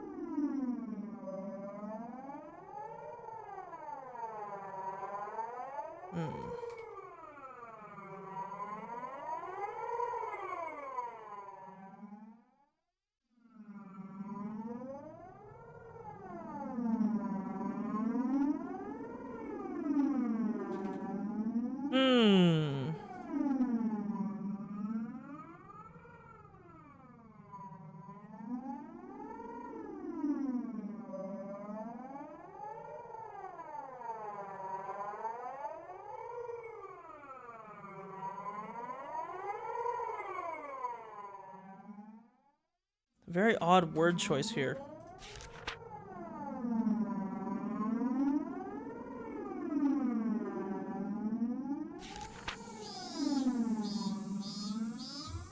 Huh. Okay, that was very odd. Well,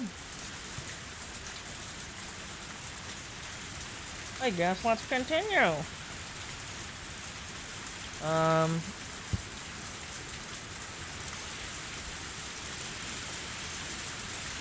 So I'm guessing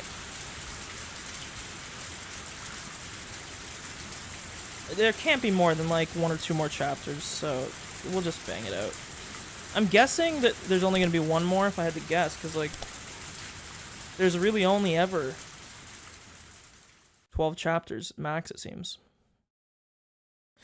But okay, let me sit up. The body wasn't there. The police didn't arrest me because of that, but I didn't know whether to feel happy about it. Just like Satoko had said, I'd failed to kill her uncle. The body wasn't there, so I was forced to conclude as much, no matter what strange natural disaster, coincidence, or miracle it might have implied. In order to free Satoko, I became a demon, and this abnormal world was my reward. Yes. Metaphorically, I had fallen into the demon's world. Funny thing is, a lot of this stuff that he's saying seems pointless, but it ends up having a big impact later on, so...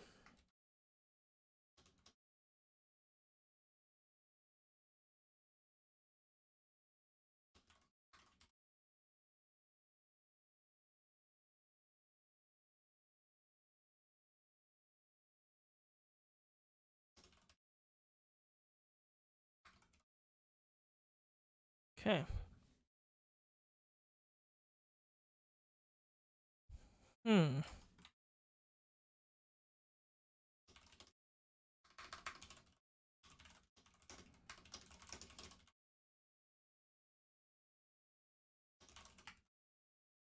Okay.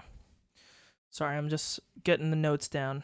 So we're going to have the fattest big dick theory for the next stream. But if that price had been in exchange for the life of Satoko's uncle, then that would have been fine. Since Satoko's uncle was still alive, still shackling her to him, I needed to become a demon once again. One more time. One more time. No, as many times as it took. I would kill that man over and over until Satoko was liberated. And I got flashbanged again. I'd already awoken. I looked at the clock to see that it was early in the morning. Just about 5. Please tell me where you live that at 5 a.m. the sun comes up. Because unless you live in the Arctic Circle, I don't understand. It was already light outside. Once I'd hardened my resolve to become a demon again, I could feel my whole body teeming with the awakened power once more.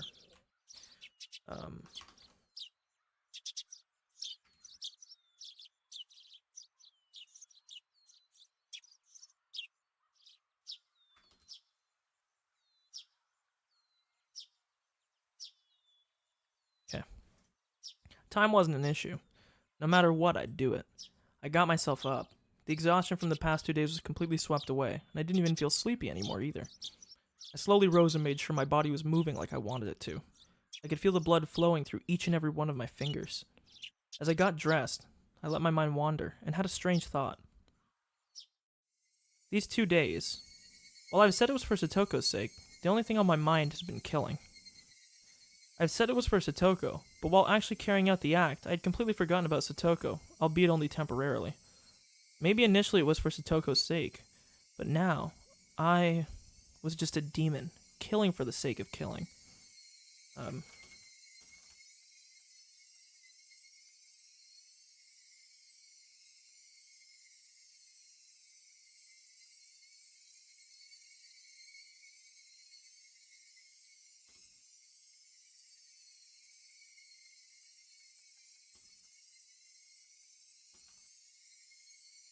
Okay. And as a result, I'd sunk into a world fit for such a demon.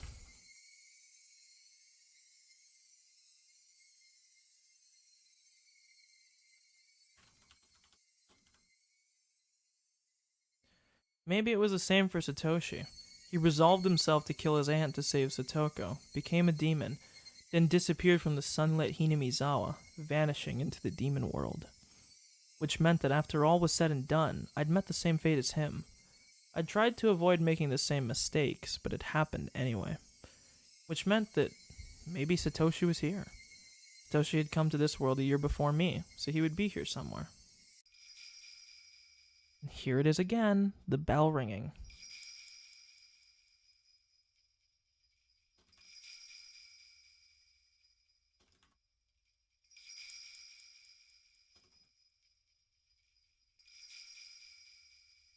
There was the second set of footsteps I'd grown so used to hearing. Could you be Satoshi? The empty, lifeless air wouldn't give me an answer, but I felt a strange kind of relief. There was someone there. But Satoshi had stuck with me the whole time. Let's go, Satoshi, once more. This time we'll set Satoko free for sure.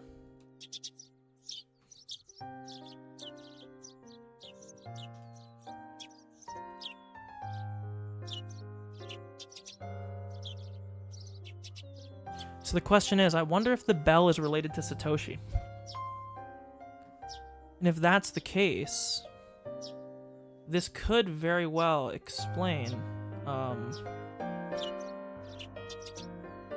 this could all explain, like,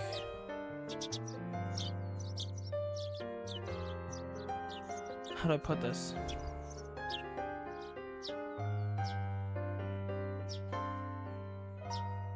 Like,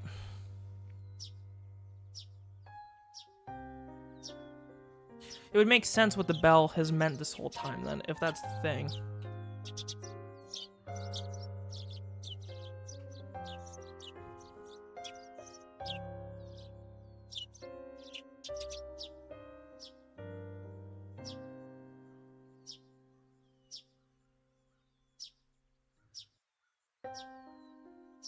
Okay.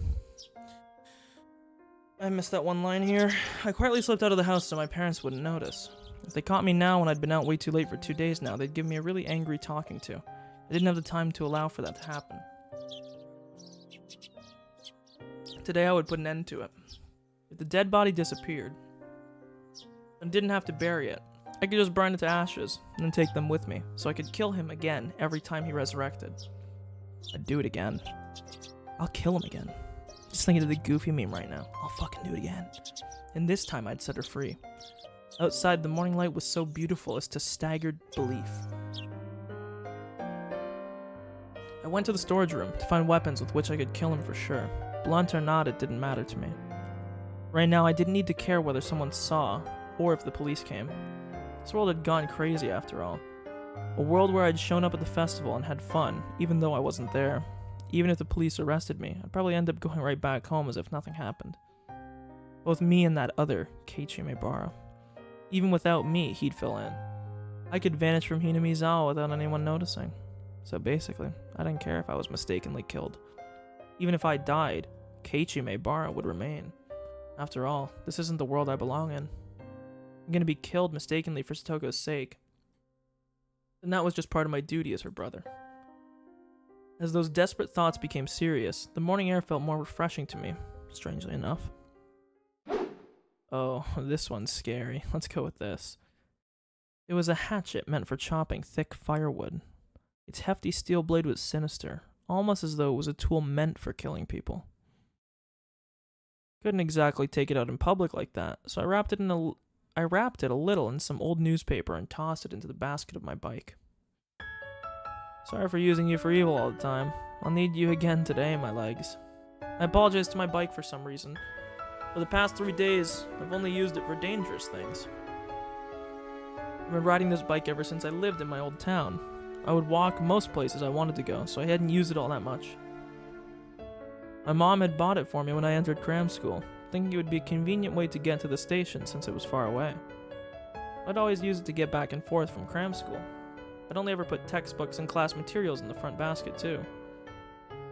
I'd never tried to put a hatchet that I'd be using to kill someone in here. Yeah, I mean, I'd hope not. When I came to Hinamizawa, life finally felt fun. I met the best friends ever, and had some of the greatest times ever. Those times might have been shattered now, but it was my greatest wish that I could get them back, even if I had to risk my life to do it. That's how fun those times had been. I killed someone, and now I was at it again, needing to kill someone. Murder was a crime. I didn't believe that people should ever think murder was okay, but still, the times I'd had were enjoyable enough for me to commit such a crime. My friends were irreplaceable, and the time spent with them a treasure. Hanging out, laughing, sometimes tricking each other, but always in a friendly way. I didn't fear committing any crime, as long as for the sake of taking back those times that gave my heart so much pleasure. Yeah, this was a value I'd decided to uphold. It wasn't something I learned from a school teacher. It was a noble path that I chose for myself. I thought back to when I'd first come to Hinamizawa. About how on the very first day, Satoko had welcomed me via a blackboard eraser with a rock in it. Eraser, I said that weird. That welcome really surprised the heck out of me. Fucking should have roundhouse kicked her. She would laugh, get angry, cry. She was never boring. She was obviously the most childlike one among us. Wait a minute. He said it.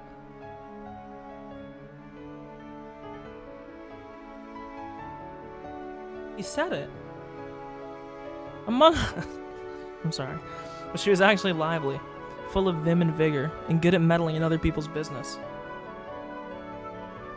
That went for Mion, Rina, and Rika, too. Wasn't Satoko the one at the center of everyone's laughing and banter? No. Satoko would try to look cool. Then Mion would make fun of her endlessly. Then Satoko would cry, which would put Rina in a state of ecstasy. Rika would be greatly delighted. And I happened to get mixed up in it. We would always fool around like that. It was lonely when someone wasn't, I didn't mean Skip, that wasn't around, but if I had to name one for whom it was the worst, it would have been Satoko. Her smile was everyone's smile. Ever since she stopped smiling, so did the rest of us. I mean, I think your friends kind of care about each other equally, buddy, but it's okay. And for the rest of us, not smiling was the same as dying. It was just like when I was silently going to cram school every day, just to maintain my unchanging test scores. So basically, we were nothing when she wasn't smiling. She was full of hot air. She was our princess, cute and unhateable. In that case, I was her knight. Yeah, you are really white knighting real hard right now, searching for the dragon's castle in order to win her smile back. Just remember, you're probably about 8 years older than her. Chill. Knights, of course, use swords. The awesome two-handed kind. I'm probably the only knight in history of the world to be taking someone on with a thick, rusty hatchet. Then I saw an old woman in the ridge of a field waving to me. Oh my, Keiichi, out for a morning ride, I see. Good morning! I reflexively waved back in a refreshing way. Could I really have been feeling so happy waving like this? I said waving like that, but Stoko's house would be right past this road, going beyond the rice paddies.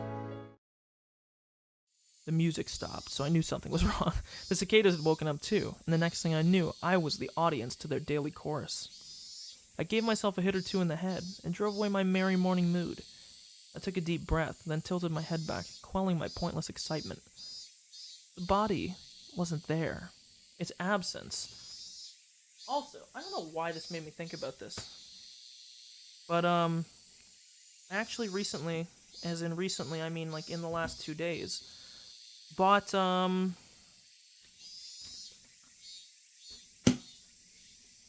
3 books.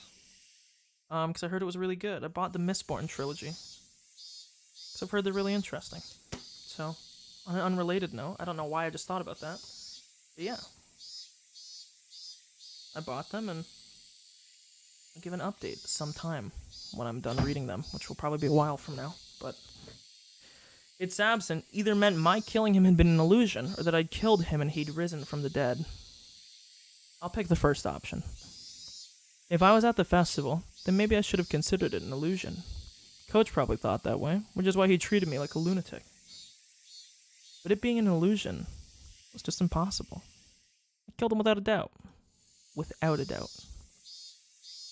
If that had been an illusion, then that would make all of this Hinamizawa I was in right now an illusion. If that was the case, then here's how it would end up. I was actually in a vegetative state due to a traffic accident, and I was currently dreaming in a hospital bed about how great it would be to spend time with friends and rice paddies like these. That was a terrifying thought, though. If this wasn't an illusion, then the only possible answer was that he'd resurrected. It would make him a literal monster. But if he was such a monster, then I was no less than a monster myself. I didn't hesitate to kill someone, and I could even wield curses. Takano had died probably because I'd cursed her. Wrong. She died in the other timelines too. Or maybe that was a little much. If Coach and Oishi died too, like I'd cursed them to yesterday, then I'd believe it.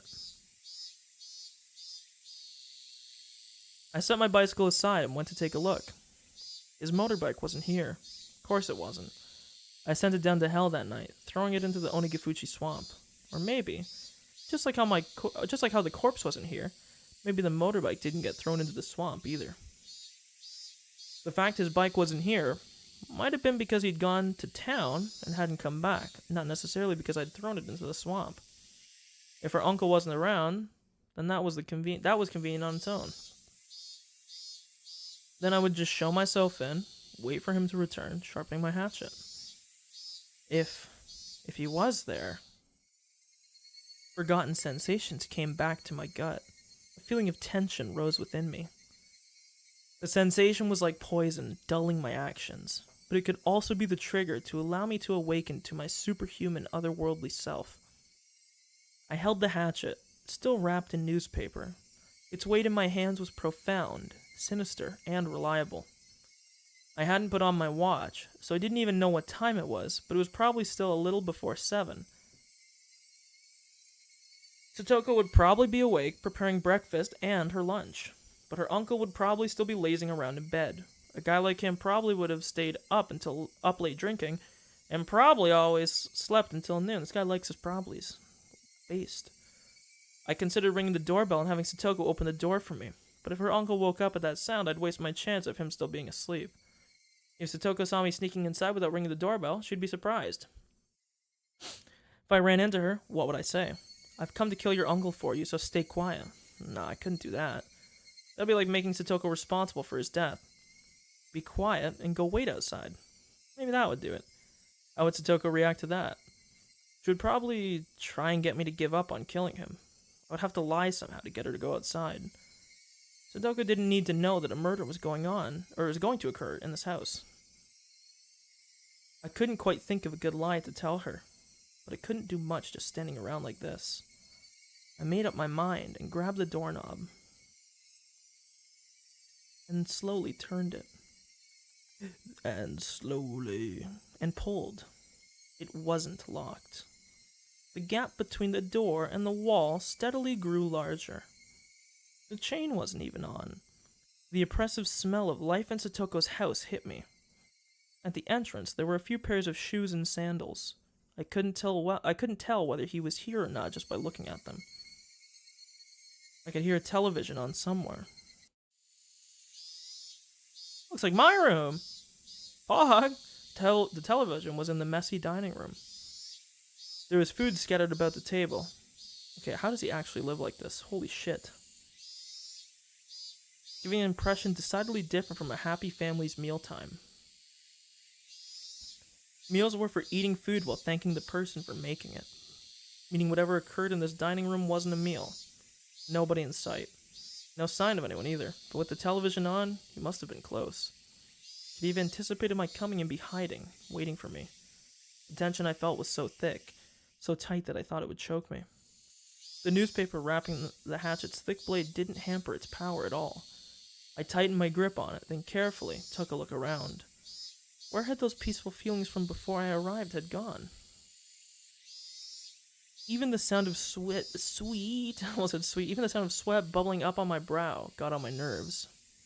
And then I looked at the table and realized something. This wasn't breakfast. The grains of boiled rice were all hard and dried up. Then was it last night's dinner? I left the dining room, keeping vigilant, went down the hallway, and found the stairs to the second floor.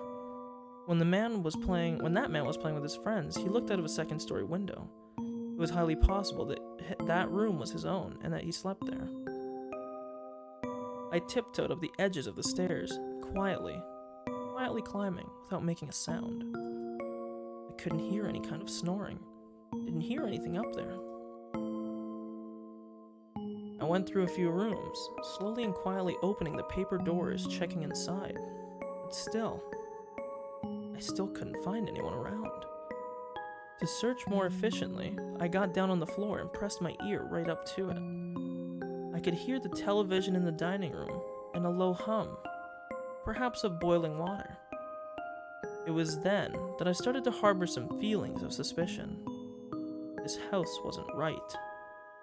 It seemed like people had been here since the TV was on, but it wasn't normal for nobody to be around this early in the morning. I silently descended the stairs and went back into the dining room. I looked at the food scattered about: completely dried up rice, an overturned bowl of miso soup, the package for a side dish bought at the supermarket. I could tell Satoko had definitely been the one who made this. Glasses, my head kind of hurting. Sec here, I gotta clean them.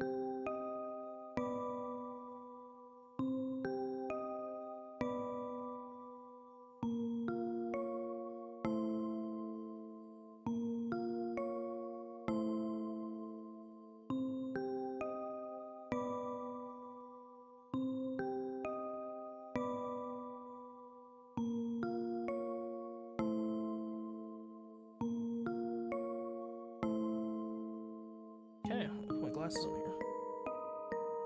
I could tell Satoko had definitely been the one who made this. The food was far from Mion's perfection or Rina's gentleness, but it was sincere. Judging by how she cooked for me at my house, and from the type and amount of side dishes, I deduced the meal was from last night. The numbers stamped into the food package read 830620. Are those dates? Because this is in June, right? So 1983, the 20th of June. June 20th, 1983. That was yesterday. There was food for two, which meant that this was last night's dinner, and Satoko's uncle would have been here then. Okay, so... Stop it, Keiichi. Don't even think about saying the word impossible again. Anyway, her uncle was here last night. That much was the truth. He had found fault with Satoko's food, thrown the bowl of miso soup, and flung the rest everywhere. Hidden deep within my feelings of calm and composure was lit a flame of anger and a curse. Should I have ever shown this man any mercy? Bump. I heard the sound again, the one from before, like a water boiler. What was it coming from? The first floor? But where? The bathroom, maybe. I could hear the noise coming from the other side of the frosted glass at the far end of the changing room. It had to be the sound of the water boiler for the bath. Steam was enshrouding the glass door, and the heat from it was leaking into the changing room where I was standing, too. My misgivings deepened. People didn't normally take a bath this early in the morning. If one did, then it would mean that in this house, time had stopped ever since some moment last night. Whistle, whistle, whistle. Was it being reheated? The water boiler in the bathroom had been active this whole time. I checked in a clothing basket and saw Satoko's familiar uniform stuffed in it. The uniform had stains and dried rice stuck to it. Certainly not something she could wear today. It was probably from the miso soup at the dinner table yesterday. I looked hard at the frosted glass, but I couldn't see anything through the steam. And then an electric surge ran through my mind, and a terrible premonition overcame me. Could she...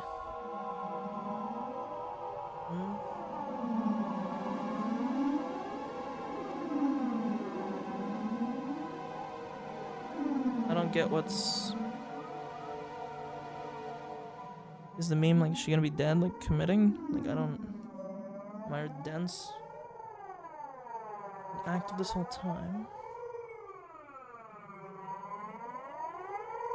Okay. As we got like a fucking air raid siren going on while I'm trying to read this.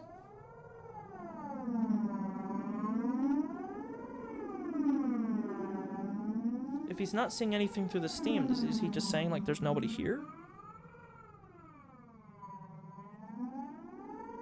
She couldn't possibly have been in there since last night. Oh, that would be the message talking about how long she'd been fucking bathing. But no. In Hinamizawa right now, nothing was impossible. I gulped audibly, then quietly pulled aside the glass door. Got flashbanged. Hot steaming air burst out of the slight opening. The fan wasn't on in the change room, so it went completely white with the steam. Flashbanged again. Just as the hot vapor poured into the changing room, cooler air also flowed into the room with the bath, and I just heard. Due to being hit by that air, a very weak moan. That was all I needed to know who it was. Satoko! No answer. Satoko was in the bathtub, surrounded by a thick layer of rising steam. The top half of her body was leaning over the edge of the tub, and she was passed out. The water boiler kept on making a whistling noise as if angered. I could see the gas flame through a small window, and it was roaring at full force, completely blue. Satoko's entire body was boiled red and flaccid, as though her bones had melted away. She was almost like a doll as she laid there unconscious. So she's been literally, like, boiling herself. I wasn't sure how many seconds passed as I stared in complete bafflement.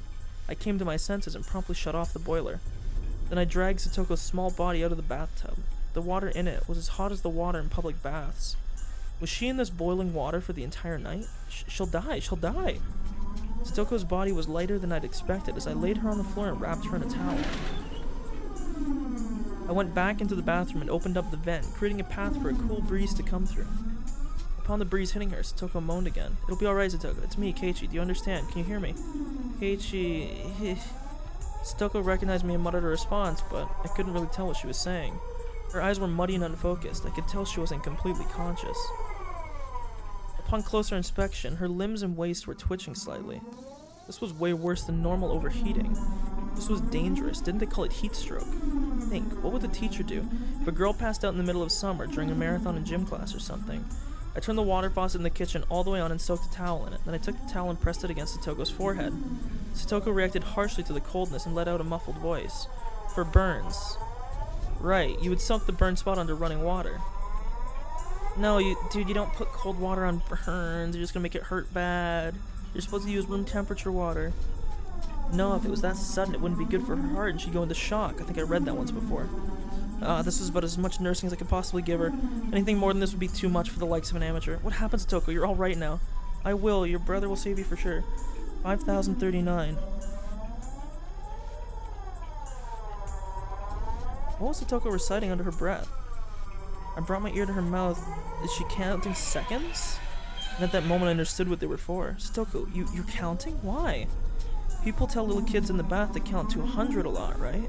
Satoko was counting like that, but 5,039? You moron. How long were you supposed to count in your own bathtub? So, I mean, if we're assuming it's a second... I think she said 5,349? Let's figure this out here. 10,000 was what she was supposed to count to. So 5,039.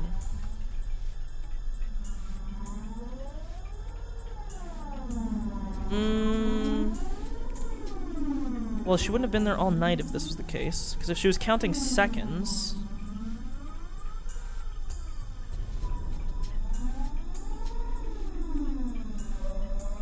If she was counting seconds, she would have been in there for about an hour and a half. Now, if she was counting minutes, there's no fucking chance. It means she would have been there for 84 hours, which... No fat chance, okay? 10,000. I doubted my ears and doubted her common sense. 10,000. You're a freaking idiot. What kind of dumbass can count to 10,000? There's no way you could do that. You'll boil to death before you got that far. Why were you... My uncle. Last night, her uncle flew into a rage at the dinner she'd made, saying it stunk and was inedible. Satoko didn't understand what on earth he meant. It wasn't much different than what she usually made for him. No, you know what this is? It's the stink of murder, I think. Because it's the same thing that Takano said. If you remember when Keiichi and Takano went up to each other, the big thing was that Keiichi kept saying there was like a stink. Like there was a smell of, like, rotten something. I'm gonna write this down.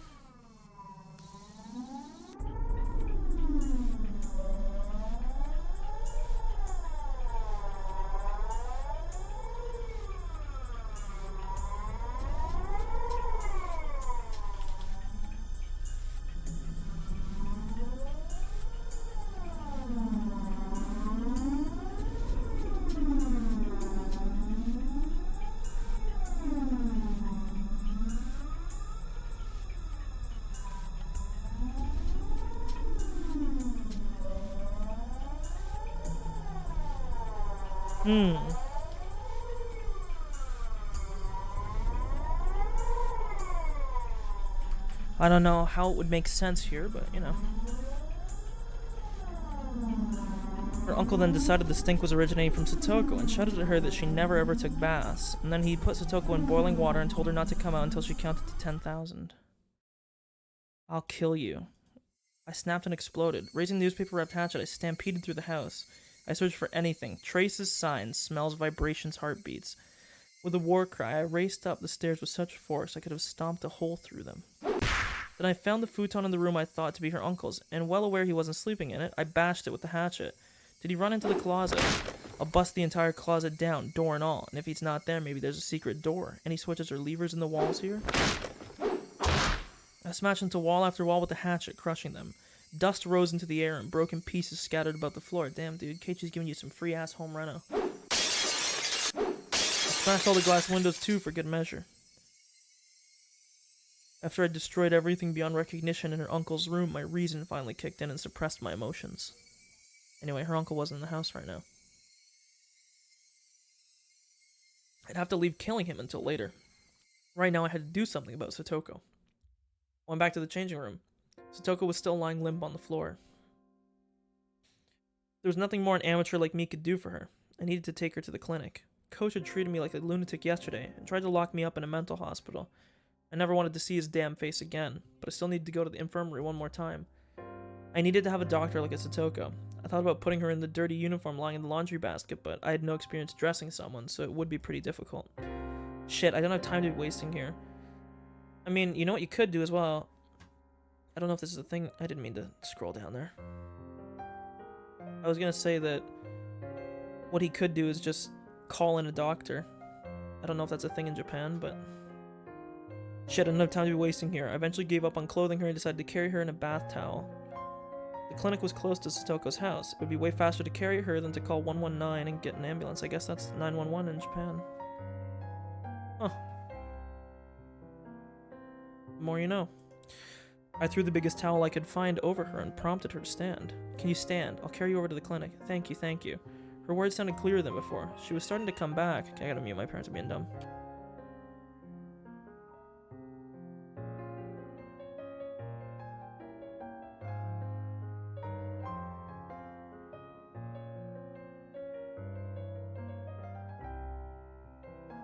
Okay, I think they're done. I cried tears of relief just knowing she'd improved even a little bit. Satoko turned over so she was lying on her face and then put up a weak struggle to get up on a knee. I smoothly swept her up and put her on my back. The towel I put on her seemed like it was about to fall off. The towel, it hurts. We'll be there soon. It won't last long, so stay strong. It didn't hurt one bit to carry Satoko. She was light. Too light. The lightness actually made me uneasy.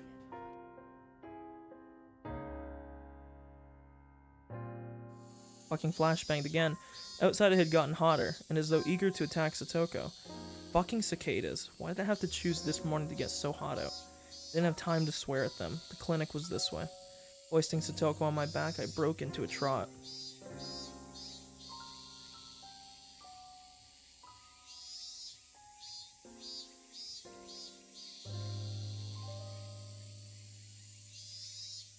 Okay.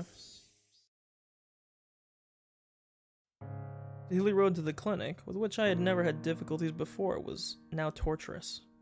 Now tortuous, I should say. No, it was tortuous, I was right. Big beads of sweat formed on my brow, and at some point my breath had grown faint. The hatchet in my belt was heavy and made it hard to walk. I considered leaving it, but I couldn't let it go, at least not while Satoko's uncle was still breathing. The signboards for the Irie Clinic came into sight, but I quickly noticed something was odd, so I stopped. Several red revolving lights were flashing at the clinic. 3 police cars were parked in the parking lot with their lights on. There didn't need to be much else to inform me something had happened. I didn't want to see Coach, so I had planned to leave Satoko in the clinic waiting room and give the receptionist a message. But, with that police officer Oishi here, I couldn't go inside so carelessly. What's going on? Why are there so many police cars? I gently put Satoko down in the shade of the thicket. I don't know. I'll go see what happens, so you stay here for a moment. Leaving a lady in a place like this wearing nothing but a bath towel, simply unforgivable. If he can still fire off those insults, he'll be fine. True. I'll be right back, I added, getting to my feet. Cautious of my surroundings, I hid myself behind a car and got closer to the officers grouped at the clinic's entrance. Okay, well, mind you, if they let you go last time, I mean, what other business would they have with you?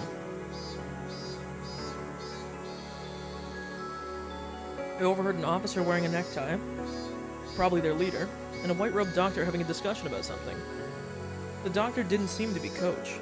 It was one of those who Coach told to make the tea yesterday.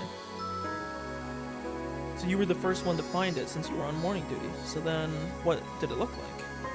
He was sitting on the sofa in the head office. He looked like he was taking a nap. There was a jug and an empty bottle of sleeping medication on his desk. So you immediately thought he had tried to commit suicide with it. What else? His high temperature and dilated pupils indicated a severe disturbance of consciousness. It seemed like a typical case of sleeping pill poisoning, so I immediately began to treat him, without calling the police or an ambulance. This is a hospital, and I'm a doctor. Since his life was in danger, it's my job to treat him at once. Yes, I understand. Okay, what else? His breathing was in disarray, so I put him on a respirator. I also administered breathing stimulants. It had no effect, so I prepared a medical ventilator. And, right. So in other words, you did what you could, but it wasn't enough. That's it, right? You reported this as soon as he died? Yeah. It was very unfortunate that we were unable to save him.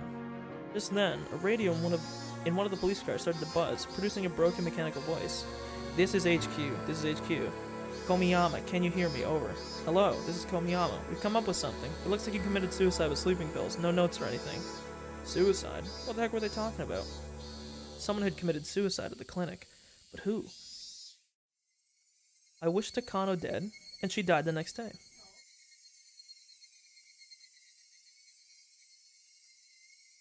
One second.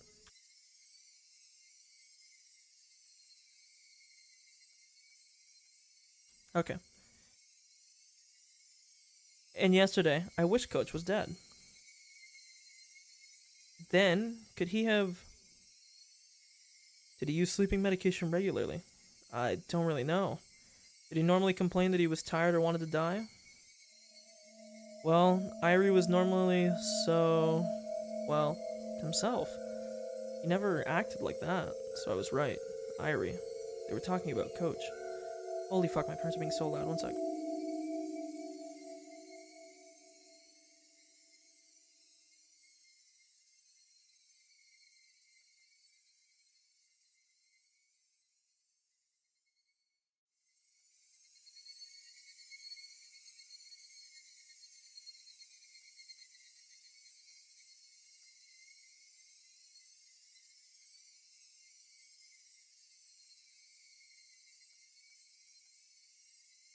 Okay, fuck, maybe they're finally done. Coach killed himself. Why would he do that? There couldn't have been any reason he wanted to die. The only reason that came to mind was that I wanted him dead. This world was insane. If I wanted someone dead, they'd die. That was the kind of world this was. I mean, this is the thing, though. If you wanted someone dead, then it doesn't really make sense how the guy that you hate so much, her uncle, is still living. At all.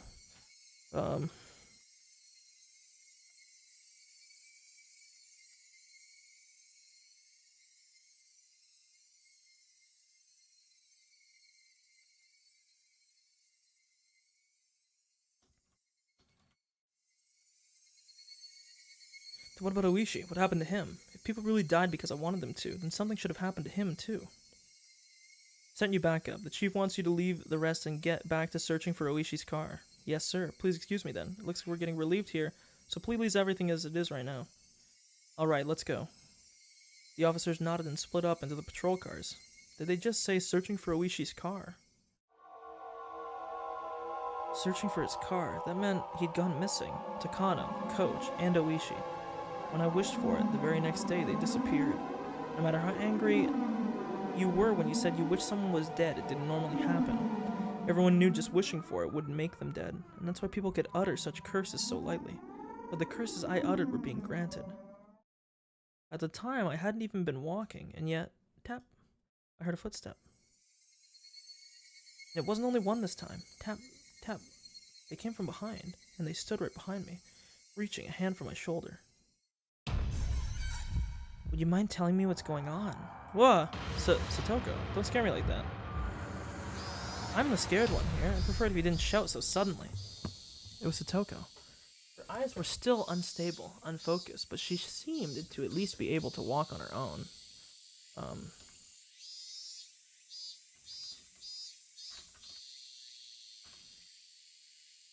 Um.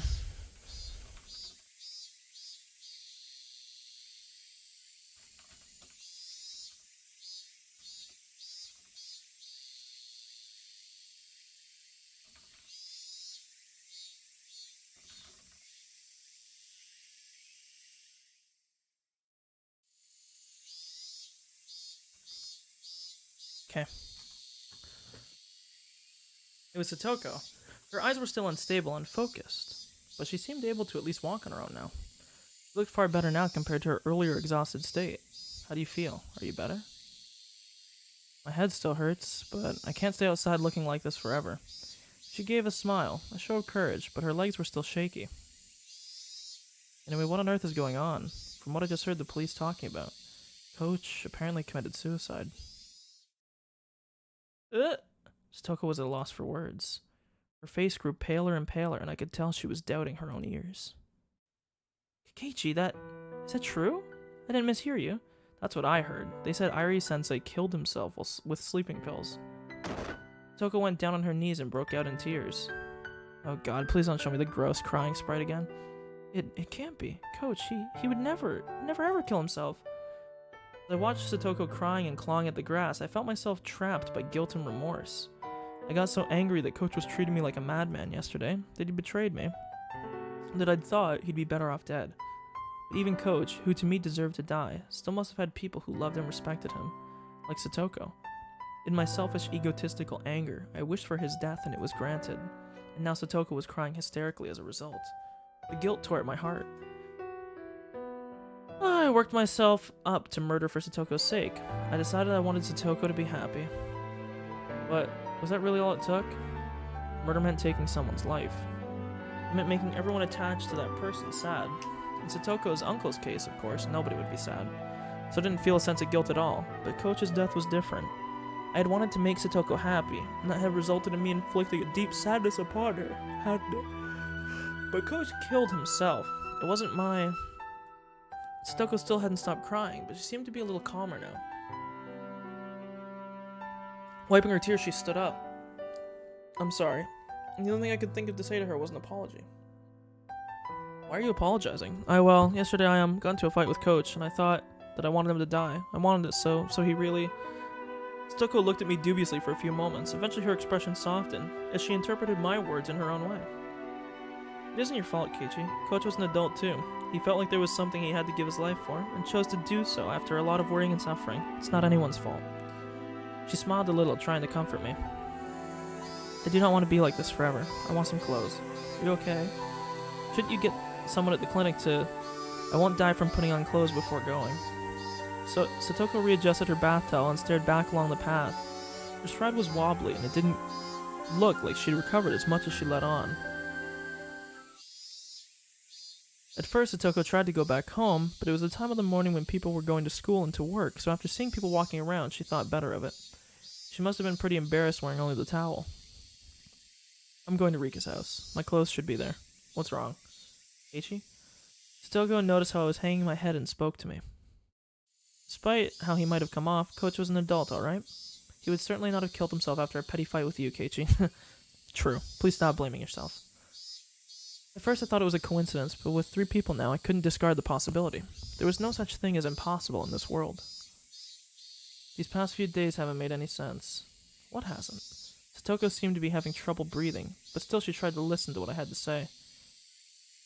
At the Tatarigoroshi festival the day before last, you went home on the way there, right?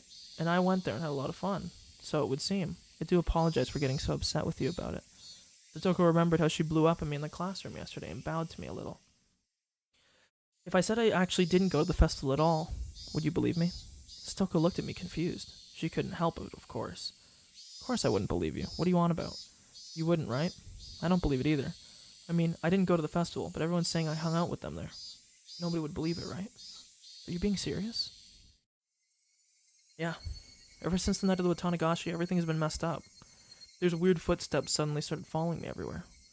The blood drained from Satoko's expression. Footsteps following you? Yeah. I thought it was just my imagination at first, but they stayed with me. They're probably still there. I can't tell them apart now because of your footsteps, though. Satoko took a long and hard look at me. Maybe she was doubting my sanity. Coach did the same thing. I mean, why wouldn't he after telling him this? The more I thought about it, the more I was unable to endure the feeling that my hatred for Coach had been meaningless. On the day of the Tatarigoroshi, I didn't go. I was doing something else. The whole time. I wasn't sleeping or unconscious or anything. He's basically saying, like, the exact same thing that he said to, Thingy.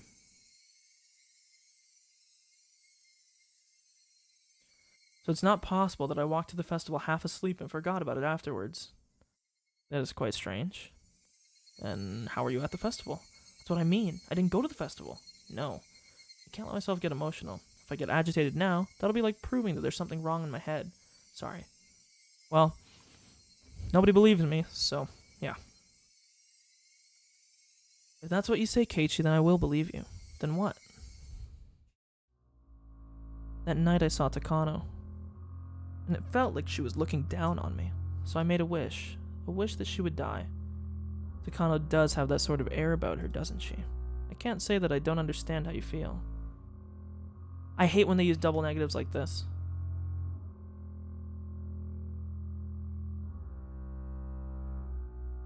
So what she's saying is like, she's basically saying, I understand how you feel. But saying, I can't say that I don't understand how you feel. I don't know, it's just dumb wording. Probably a translation meme. Did you know that Takano died? It happened yesterday. Apparently she was burned alive somewhere. Is that true? She died. I wished for her to die, and the next day she was dead.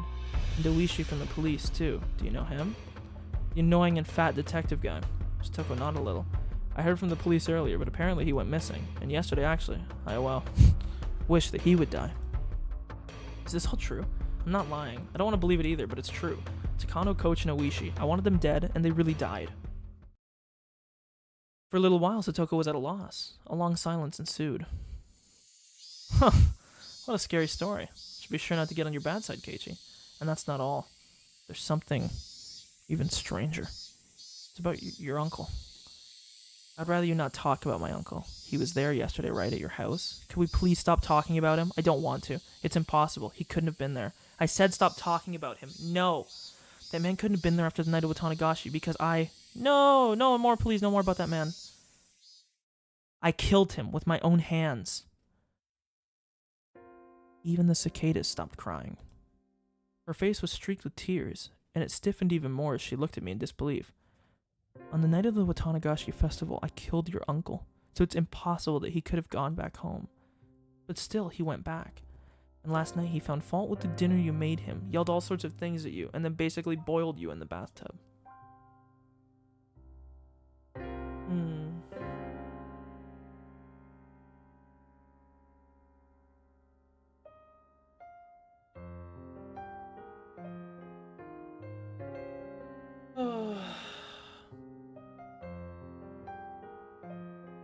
That couldn't possibly have happened. I didn't mean to right click, I meant to left click.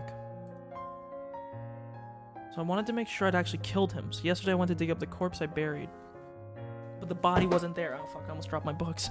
Is that even possible? I killed him for sure, but there was nobody. And he went home like nothing happened, home to you, and that wasn't supposed to happen, was it?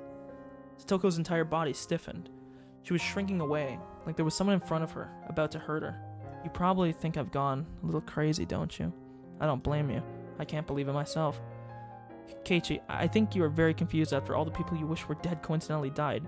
You're just in shock at Coach's suicide and you're really upset. I think you should stay home from school today and rest. I'll be fine, so please take care of yourself. Satoko spoke like she understood me, but she also told me to go home. I could see the revulsion in her face and knew that she didn't want to be around me anymore.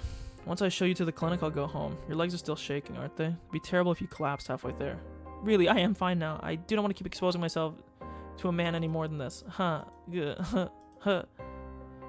She wobbled up the shrine steps, looking like she was about to fall. I immediately ran up to her and helped her stay on her feet. But then Satoko promptly jumped away from me.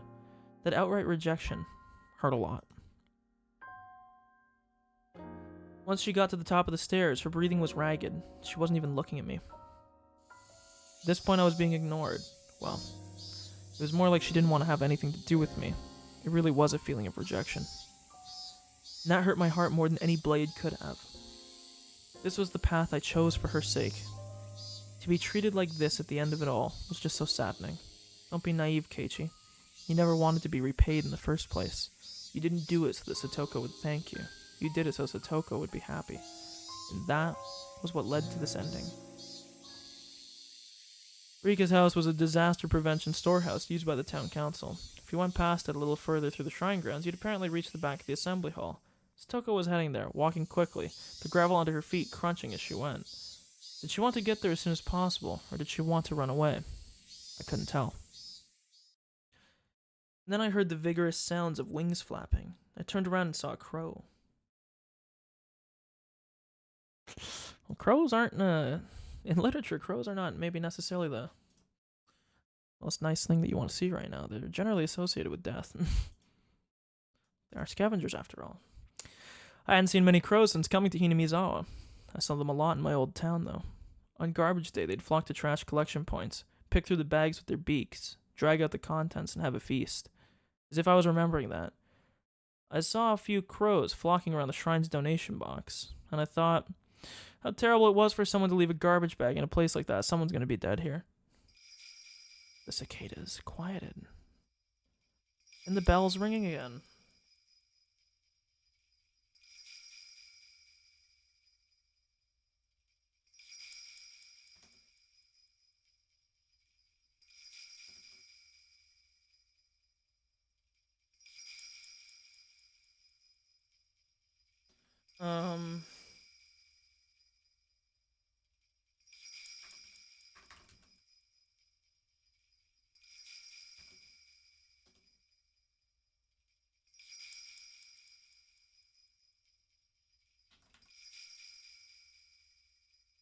Thoughts ceased.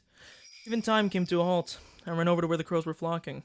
I ran there in order to drive a horrible idea out of my mind. I definitely hadn't wanted this. There was no way I would ever wish for this, even by mistake. This was not... It's Rika. When they noticed my vicious approach, the crows all flapped upwards, fleeing into the sky. When the crows' big black bodies flew away, they exposed the garbage bag.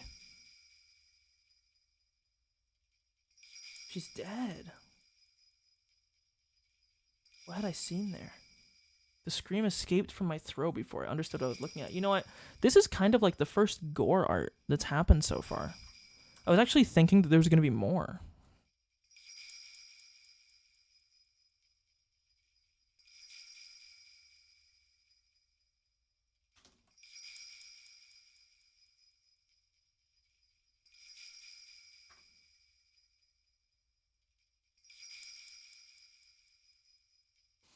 The scream had escaped from my throat before I understood what I was looking at. What was this? Satoko came over as well, realizing something had happened. And she looked over my shoulder, then she screamed as well. This wasn't... Garbage bag was crimson, died in fresh blood. Ooh, she's just been killed.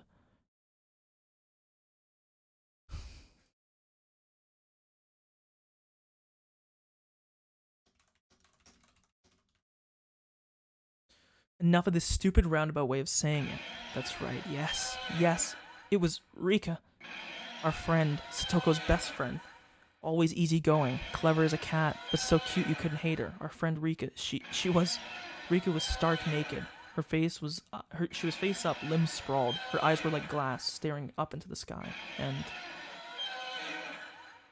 Rika! Satoko broke down crying on the spot, and yet she still couldn't approach her friend's remains. The crows had gotten through the garbage bag and they dragged out an apple peel and spread it all over. No. Crows, they couldn't do this. On the spot, I started vomiting. The sour taste became a bitter one as I threw up over and over again. Rika, her stomach.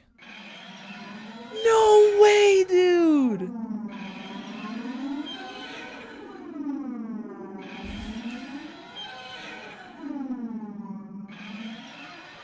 Okay, they can stop looping the sound now.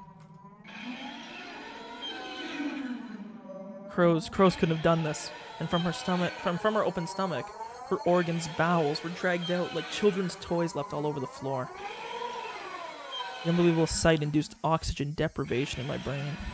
Color left my vision, a pounding headache. Dizzy, and I wanted to vomit. It was like the nightmarish remains of a ceremonial killing. Someone somewhere had killed Rika, brought her here, laid her here with her limbs sprawled out, and then cut open her stomach and dragged out her intestines. Red and pink viscera, I think that's how you say that, were sticking out of her gut, and her intestines were scattered in every direction, like it had been for fun. The entire ground was covered in an ocean of red and black. A few of the crows had hopped around the inside that ocean. They walked through the sea of blood, leaving bloody footprints. In those footprints, there were several still left on Rika's body. Those sinister prints made it seem even more like a bizarre ritual killing. I may have wished for Takano and Coach and Oishi to die, but I didn't remember ever wishing for Rika's death. Please stop with this. Yeah, it wasn't me. Okay, thank you. Now I can finally write my notes without listening to a fucking droning noise.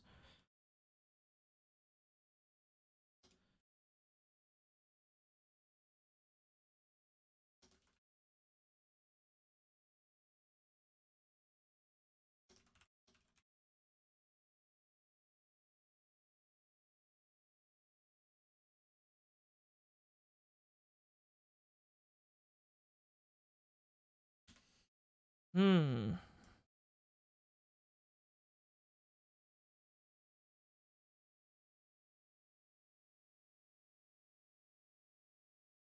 Hmm.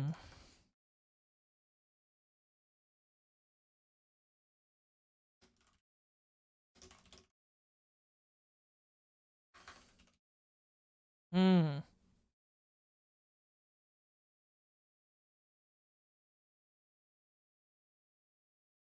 Hmm.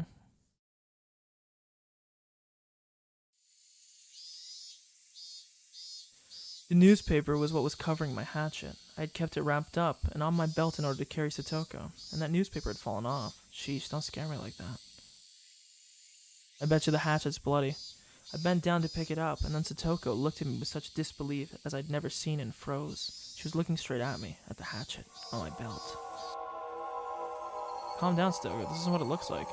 Satoko, trembling madly, backed away. It wasn't me. It wasn't murderer. She didn't care at all that she was exposing herself through the towel. She just trembled and tried to step back from the demon in front of her. Satoko, please calm down. Please relax. Satoko. No. Screaming weakly, Satoko began to run unsteadily. Run away, that is. Wait, Satoko, you're wrong. That's not it. The way she ran away, it was so weak, so slow. So if I wanted to go after her, I could have caught up. But if I tried to grab Satoko's shoulder or something right now, she might actually go crazy. So I had to follow her and try to clear this up. You killed Takano and Coach and Oishi, didn't you? You killed my uncle, and then you killed Rika, you murderer. No, it wasn't me. I didn't kill her. What are you saying? You just said it yourself, did you not? You wanted them to die, and then everyone died, didn't they? I will know. Just wishing that they were dead. That couldn't... You don't even remember what you did, do you? How can I trust a person like you? Didn't your memory of killing them just slip your mind? No. Maybe you're only pretending not to remember. Besides, what is that hatchet for? Try explaining that. It's for... See? Keiichi, you are a killer, aren't you? Why did you do it? You were a little mean, but you were fun and kind, and once I even thought you might be my real brother. Why did you turn into this? I might have been able to slowly answer each one of Satoko's questions at a time, but in this situation, explaining my innocence in such a short period of time was impossible. I mean, I didn't even know if I was really innocent anyways. At the very least, I killed Satoko's uncle. There was no body, but I killed him, without a doubt. At that point, I was far from innocent, and I wished Takano, Coach, and Oishi were dead, and that curse of mine was granted. When I wished for Takano to die, I didn't think of it as anything more than a normal thing you'd say to someone you didn't like. But then she actually did die, and I realized that if I wanted people to die, they would, and hoping it would happen again, I cursed Coach and Oishi to the same fate. So even ignoring Takano's death, Coach and Oishi were completely premeditated crimes. Was I a killer just like Satoko said? Was I unable to distinguish between illusion and reality, and turned into a demon without remembering it, becoming a killer who carried out Oyashiro's curse? No, that couldn't be. It was impossible. Damn it. The very word impossible was impossible in Himizawa right now. How many freaking times have I said that word these past 3 days? Satoko had started crying again, and was walking unsteadily. At first it felt like she was still running, but now it was like she was walking away, crying from someone bullying her. Why? Why did things turn out this way? Why? Why? There was an answer to that, then I wanted to know it too. Why? Why had it turned out like this? After brother went away, I was lonely for a long time, but then Keiichi transferred to our school, and everyone was happy again. It was fun again. Every day was beautiful. Yeah, she was right. Those days were bright and beautiful. And yet, after that, Satoko and I shouted the exact same thing. How did it turn out like this? The cicadas were sneering at the spectacle. Our strange game of tag. Ah, shut up, shut up, shut up. Eventually I heard the murmuring of a stream. The forest parted and a suspension bridge appeared. Satoko was crossing dangerously, wobbling as though she might fall at any moment. When I stepped onto the bridge, it swayed a lot, causing Satoko to stagger and fall on the spot. Satoko, are you okay? God, please get rid of this I actually hate this crying spray. It's so nasty looking. Don't come near me, you murderer. Satoko shouted, her hatred made very clear. It was sad. If words could cut, then this warmth flowing from my eyes would have been blood for sure. Why did you turn out this way? Keiichi, I really liked you. I wanted to go up to her and give her a hand, but the distance between us was uncrossable. If I got any closer, Satoko would start shouting again, and say things that would hurt me deeply again, so I couldn't approach any closer than this. Satoko, I don't know how things turned out like this either, but I can say this. I wasn't the one who killed Rika. At least that is true. Please stop being so absurd. How do you expect me to believe anything someone who can't even rely on his own memories has to say? I tightened my hands into a fist. Sorry, I'm thinking. Never mind. This was mortifying. I wasn't crazy. Hinamizawa was crazy. Ever since I wandered into it, lost on that one night. This insane world where I was at the festival, when I wasn't. And the uncle I killed was alive, where death would come just by wishing for it. It was this world's fault. Mion and Rina started acting strangely, like they were possessed by something too. And Coach wouldn't believe anything I had to say. And even Satoko, who I should have protected, was yelling at me like this. Was the price for killing a man supposed to be this high? Was I really going to be forced to stay in such a bitter world? I did the right thing. At least I wanted to. So then, why? I hated it. Every time I asked why, the days Satoko and I enjoyed in peace went so wrong.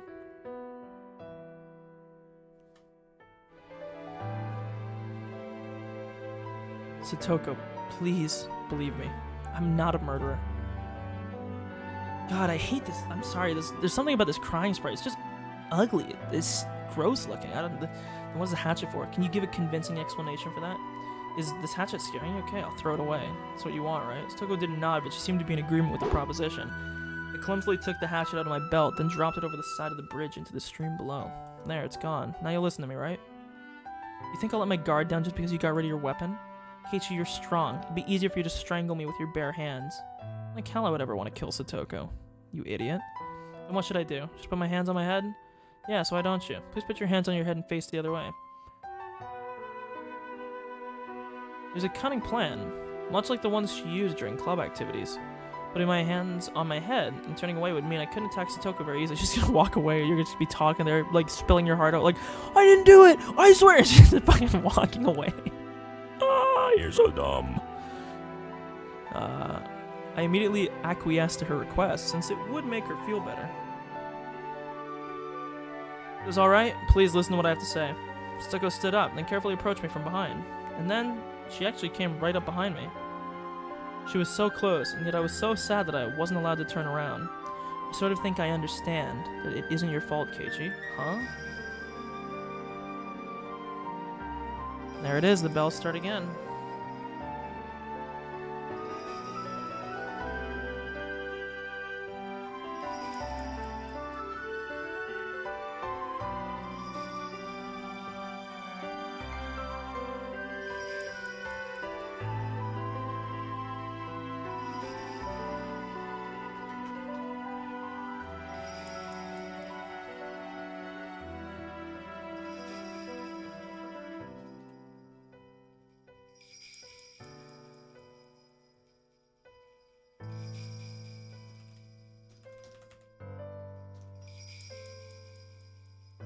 There's definitely some deeper meaning to the bells jingling, but I think probably you've just been possessed by something evil. Until before, I thought Keiichi was a killer, but now I know. After looking at your eyes, I could hear that Satoko was still crying, but her voice was gentle just the same. Keiichi could never kill anyone. Something simply possessed his body and made him do evil things.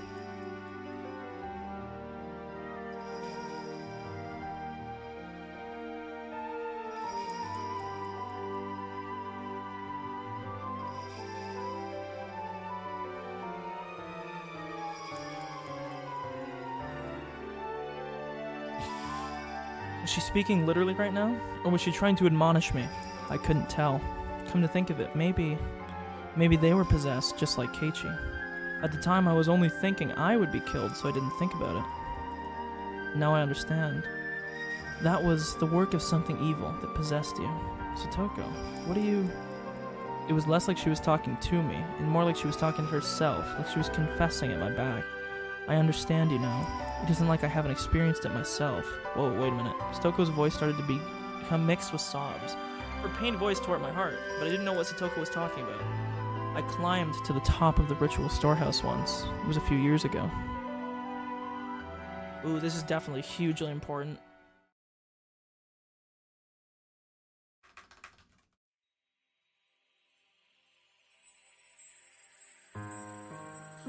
Once, when Satoko was playing hide-and-seek at the shrine grounds, she climbed onto the roof of the storehouse for ritual implements, which everyone said not to go near, and hid. Then Satoko saw that she could get in, through a window meant for ventilation. For Satoko, the word curse was plenty scary, but she was more curious about what was inside the unknown storehouse.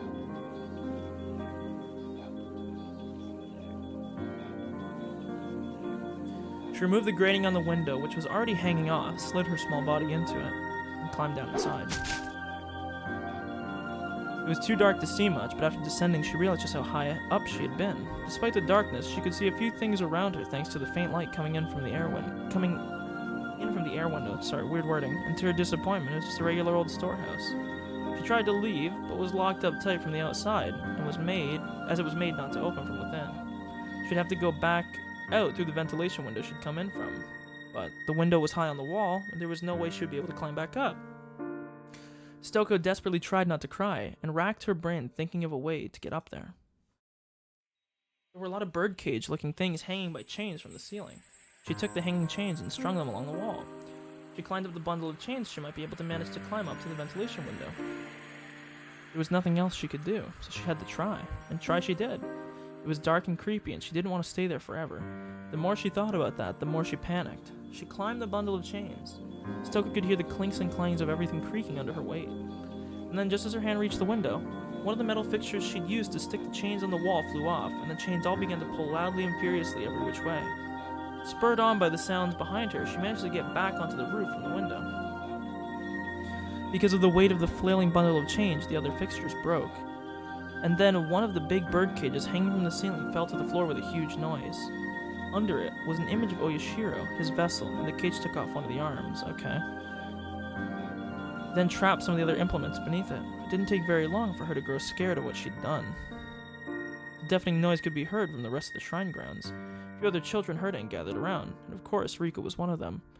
Then, Rika's father, the shrine priest, with an angry look ran over. And then, as for what happened next, I didn't mean to skip that. It was painful to remember. The only one who knew where Rika's parents kept the key to the ritual storehouse was Rika. So he scolded her, saying that this happened because Rika pulled a prank and hid me in there. He was very angry and menacing. Just looking at him was enough to frighten anyone. He exposed Rika's back, took a strangely shaped ritual cane or something, and struck her with it several times.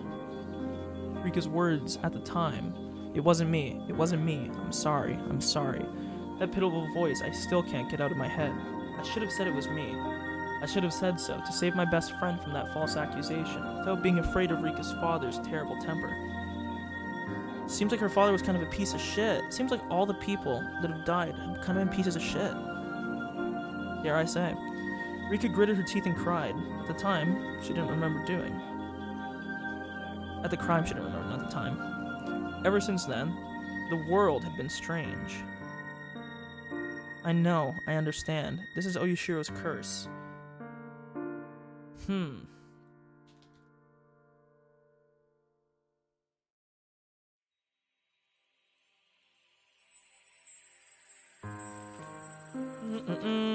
So I gotta write this down.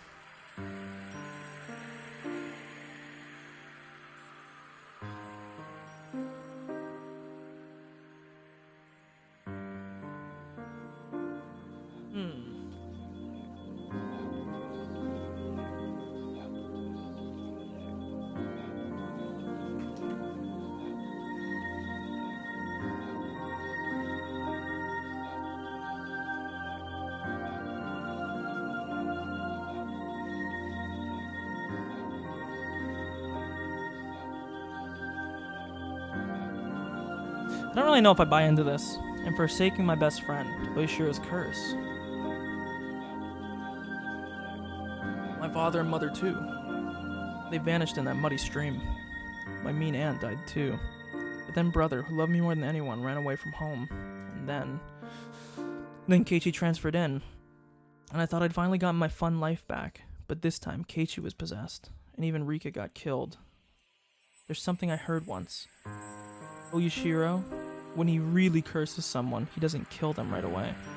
He goes in order of your closest friends, and after killing them all, he kills that person last.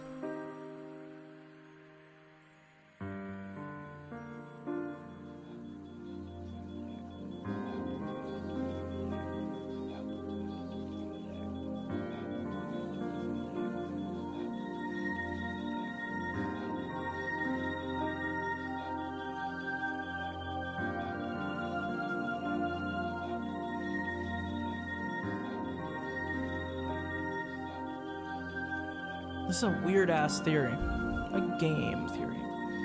So, Keiichi, the curse got to you, too. Let me see.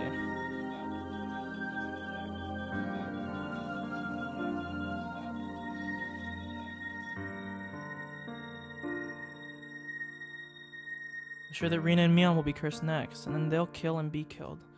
No, no more. No. Calm down, Satoko. There is no curse. Nobody's trying to torment you. Ow. When I turned around, I was thrust away with an amazing force. Given my hands were awkwardly placed on my head, I couldn't take the fall and lost my balance. I had been pushed not into the bridge, but to the side. I got flashbanged again. Towards the stream. No, this can't be happening. Whoa!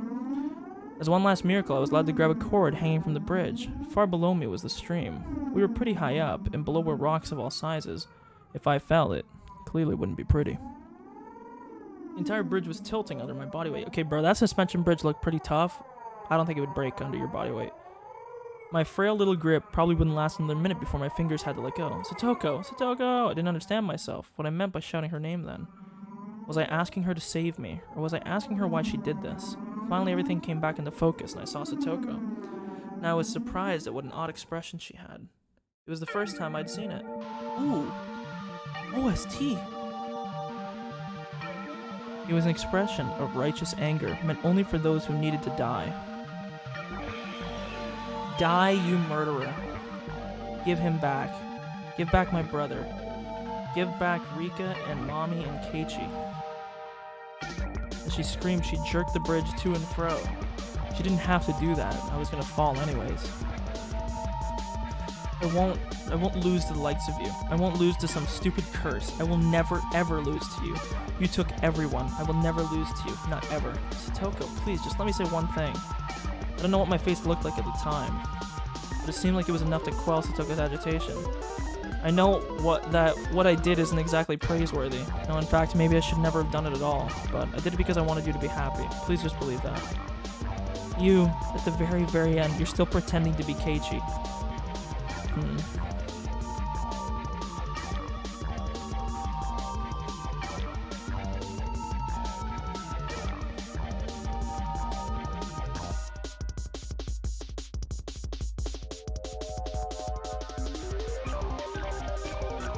Satoko didn't seem to have any more desire to listen to what I had to say, and for that to happen at the very end like this was tragic.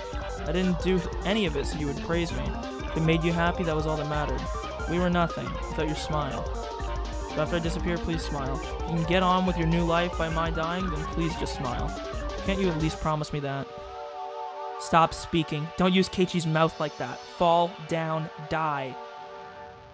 Okay. Okay. And those were the last words Satoko ever said to me. The sad, tragic, and altogether unrewarding words. What on earth was I? My desire to make Satoko happy ended up like this. Where did I first go wrong? And what was the mistake I made? When did I make it? Was I the crazy one, or was it Hinamizawa? Even after all of this, I thought I wasn't crazy at all. It was this eerie world that was crazy. This world I'd accidentally wandered into that one night. Because that fun world where I never doubted all the crazy times we had as a club would go on forever. It couldn't possibly have transformed into such an abnormal world. That fun world wouldn't have ended with this, with Satoko pushing me to my death. In the end, I was going to be swallowed up by this crazy world. And disappear. No, I'd probably already disappeared. Yeah, probably. On the night of the Watanagashi. I'm sure that in the world I really belonged to, I had vanished that night, and everyone was worried, yes, because Keiichi still is, subscribing to the theory that he got transported or some shit. It was laughable that I had taken this long to figure out I wasn't around anymore. Oyashiro's curse in the 5th year was Satoko's uncle dying and me disappearing. In the real world, Satoko had already been freed. Maybe my friends were all lamenting my disappearance and valiantly trying to get back on their feet. And even though they were down to 4 people, the club would reopen. They'd have a good time without me, waiting for the day when I would come back. I'm sorry, everyone. I couldn't come back home, but this is what I wish for. It was my wish for Satoko's smile, and my duty as her brother. At this point, there'll be nobody left to torture you. True, actually, because Satoshi and I, it took 2 years, but we succeeded. That annoying, toothy smile of yours, we wanted to see it one more time. One more time. Keiichi got flashbanged again, I guess. Dude, imagine he falls, right? He's like, ow, and it's like a fucking 2-foot drop. He's like, ouchie. He just gets right back up. My pain wasn't gentle or merciful. It was a sharp pain, violent, powerful, and ruthless. With what little compassion I had, receded in the span of a moment. And now I could die. I could say goodbye to this insane world. Farewell, crazed Hinamizawa. Thanks for giving me the psychic power to kill people whenever I wanted. If you'll still allow it, I'll wish for one last thing. The death of this very world, of this crazed Hinamizawa, so that nobody would ever again have to find themselves lost here. Fucking meteor comes in. Shit blows up.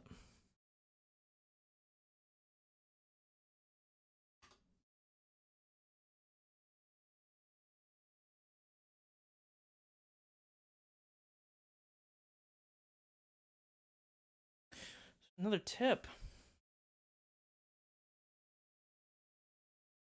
So I guess there's another chapter. That actually wasn't a long chapter. 925. Okay, no, it was pretty long. It was a little bit longer.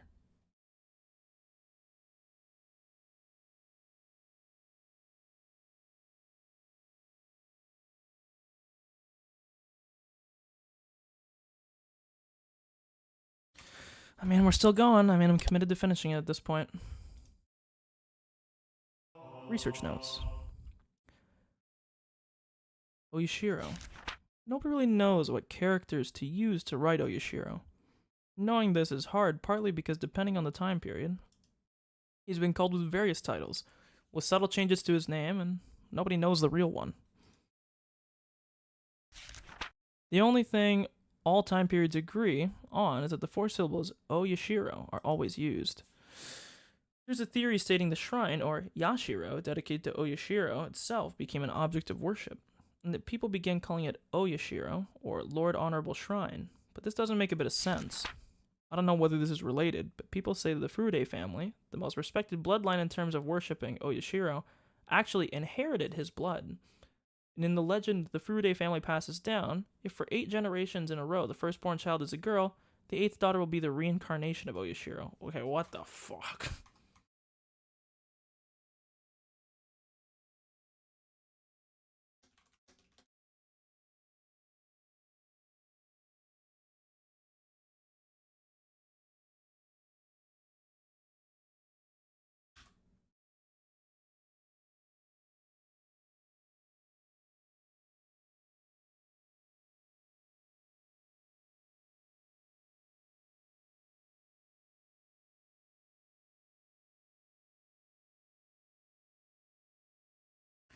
Okay, if we go by this legend, the characters used for Oyashiro's name should be O for honorable, Ya for 8, and Shiro for generation. These characters' assignments are simply something I've thought up. There's no way to verify it. If this is true, then Oyashiro would have been named as such under the assumption he would come again.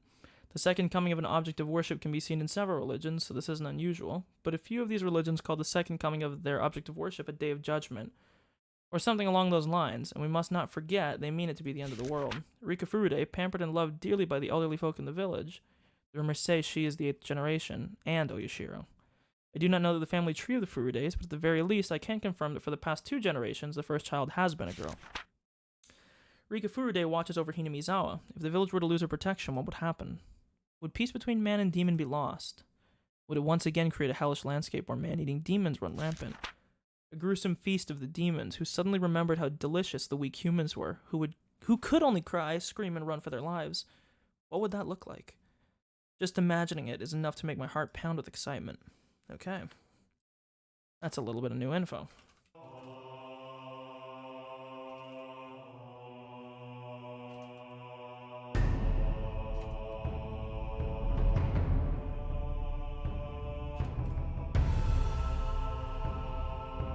It seems like there might be more chapters because I didn't get... There's an achievement for on Steam for reading all the tips. And I think we probably got 2 chapters left, so we might be here even longer than I expected. So if you're still here, you might want to hitch up, because I'm completing it at this point. I've fucking sunk enough time into it now. My head was pounding. The sky was bright. It was cold too. It hurt. Each sensation I felt led to a new and different one awakening. When I came to, I was lying face down on a dry riverbed.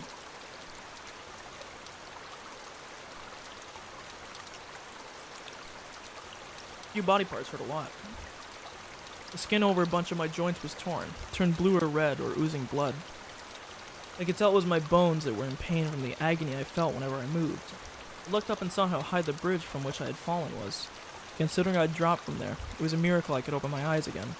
Right next to me was a broken, upside-down car seat, which I guess some pranksters had brought here. Maybe this had been conveniently lying right under me, allowing me to escape instant death. Miraculous. Of course, I didn't know whether this miracle was fortunate or unfortunate. I'd failed to die, and now I was still stuck in this insane world. How long had I been unconscious for? The sun was high in the sky, so it looked like only 1 or 2 hours had passed. My body's sluggishness didn't make it feel all like so short a time had gone by. Mentally, it felt like I'd been asleep here for a decade. Ow, ugh.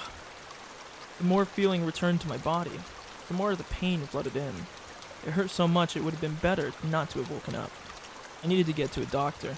Yeah, at a coach's clinic. The term coach's clinic brought memories back one after another. Memories I wish I hadn't recalled. Stoka was no longer on the bridge. She would have returned to Hinamizawa by now.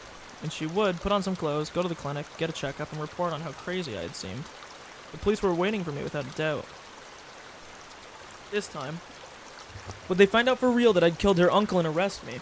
Or would they just send me to a mental institution like I thought they might? Still, I didn't care which it was.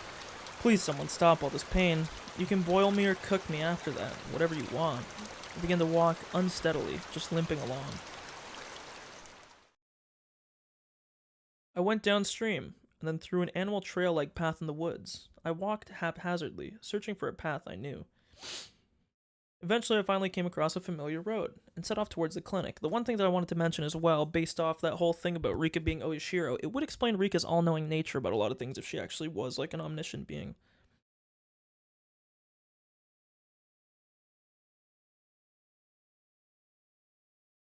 Not to my house, but to the clinic, which had treated me like a lunatic. It was hot and humid. There was no wind, and the air was stagnant. For a while now. I'd been smelling the terrible stench of burned eggs, and it made my face scrunch up. Then at last I noticed something. I couldn't hear any cicadas. It was the first time I'd heard Hinamizawa be so utterly silent. When I thought back, it seemed like birds always chirped in the morning, cicadas always cried loudly in the afternoon, and Higurashi always rose up in chorus in the evening. Always something to hear. I couldn't hear a single insect. The only thing I could hear was the rustling of the wind brushing the treetops. I'd never experienced this sort of quiet before. Even the only sound coming from the trees lacked life somehow. The trees were yellow, and many leaves were spread on the ground, despite it being too early for autumn. Even the weeds that had been growing so persistently at the side of the road had yellowed, browned, and lost their vigor. Only the sunlight itself was of the June Hinamizawa I knew. Yet it seemed like the seasons had switched all of a sudden. Looking at the fallen leaves and rotting weeds led me to spot a few small insects turned on their backs. Also as well though, I don't know, we'll see. The one thing that I was thinking about is the game kept saying that like whenever if Rika was Oyashiro, that if Oyashiro was like dead or whatever, that bad shit would happen. But then I think to chapter 2, like Mion killed Rika, so and nothing changed. So looking at the fallen leaves and rotting weeds led me to a spot. A few small insects turned on their backs. They weren't moving. They were corpses. I looked closer to see insect corpses scattered all around, like a child had collected them as samples and then strewn them about. This stench, what was it? It was terrible, like burned eggs. It's sulfur and brimstone, hell has come to earth. Combined with all the bug corpses and leaves falling from the trees in summer. Has someone sprayed herbicides or pesticides around here? Even at school, we apparently fumigate, they call it, pest disinfection or something, once or twice a year. I hadn't run into anybody, despite how bright it was outside. It was mid-afternoon, yet it felt like I was sauntering about at midnight. Well, with this smell, nobody would want to be walking around outside. What was this anyway? There was no sound, no noise, not even a breath. Hinamizawa was silent. Fuck. The school would come into view, right after turning this corner. And yet I couldn't hear any commotion at all. None of the shouts or grunts that children always made. It was simply quiet. Just pretending to ignore the silence had grown intolerable. I saw the school. And finally I heard something. It was the sound of a few trucks. There were a few very tall trucks parked in the schoolyard idling. About 10 workers in raincoats were unloading things from their trunks. It was hot and humid even in my casual clothing. I couldn't imagine how unbearable that must have been. And then I remembered. Our school was rented from Forest Service field office building, wasn't it? It was strange at all for Forest Service trucks to be doing some kind of work in the schoolyard. Besides, what do forest rangers do anyways? I felt bad for them having to work in such heat, and with such a stench about. They were taking colorful cargo out of the truck and lining it up in the schoolyard. They were containers, fairly large ones, inside multicolored patchwork bags. Heavy too, they were being carried in pairs. They lined them up neatly, like tuna at a riverside fish market. Are they like body bags or something?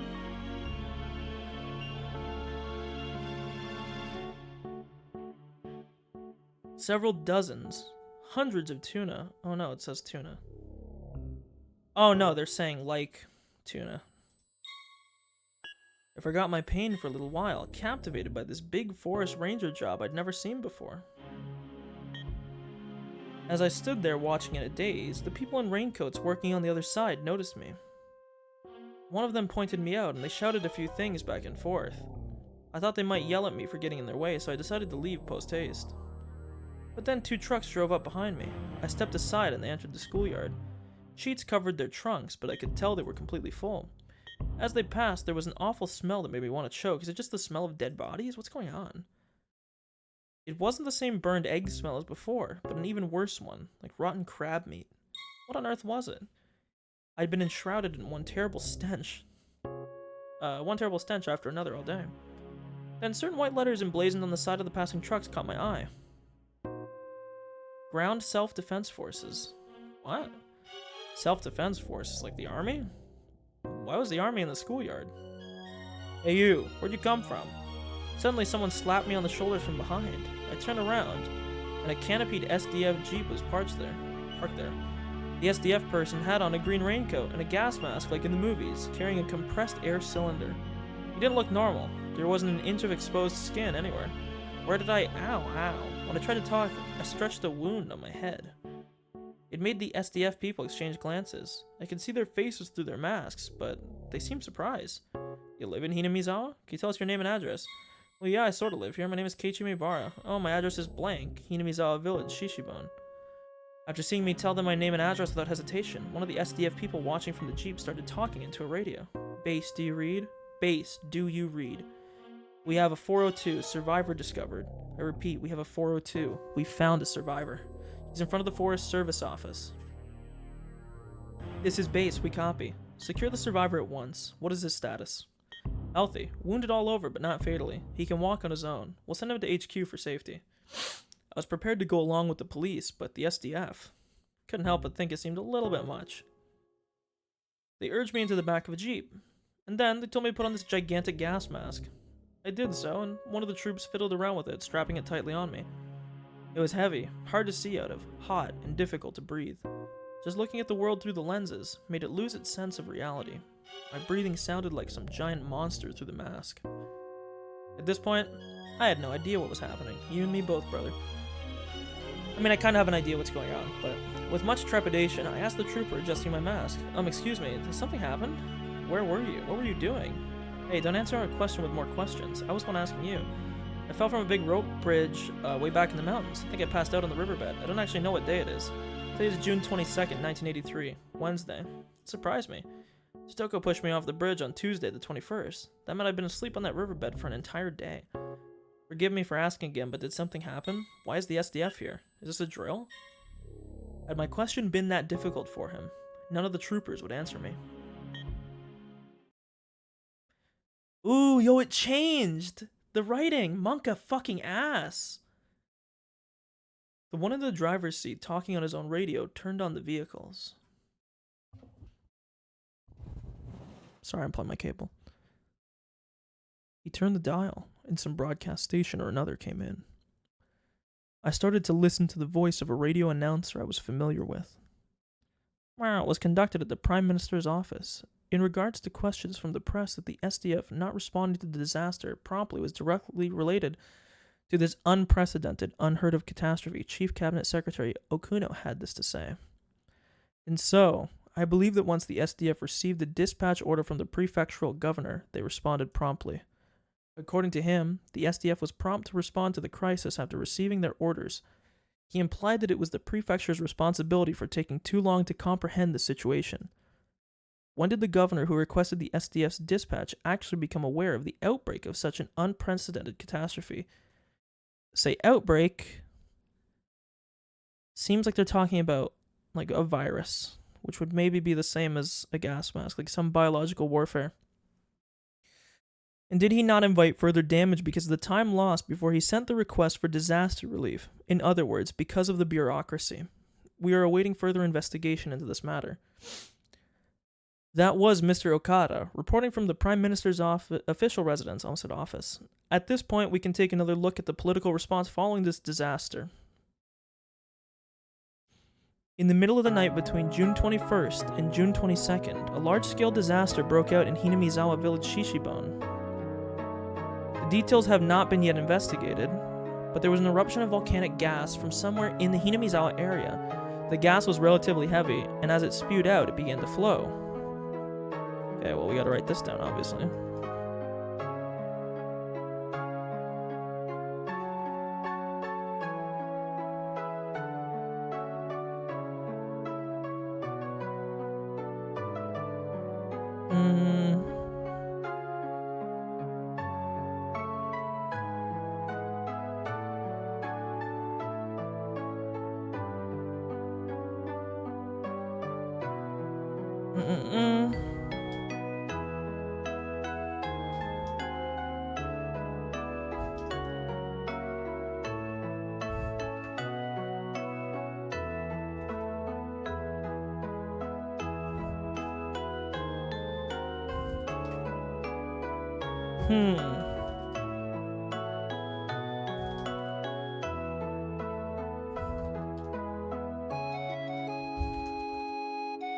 Okay.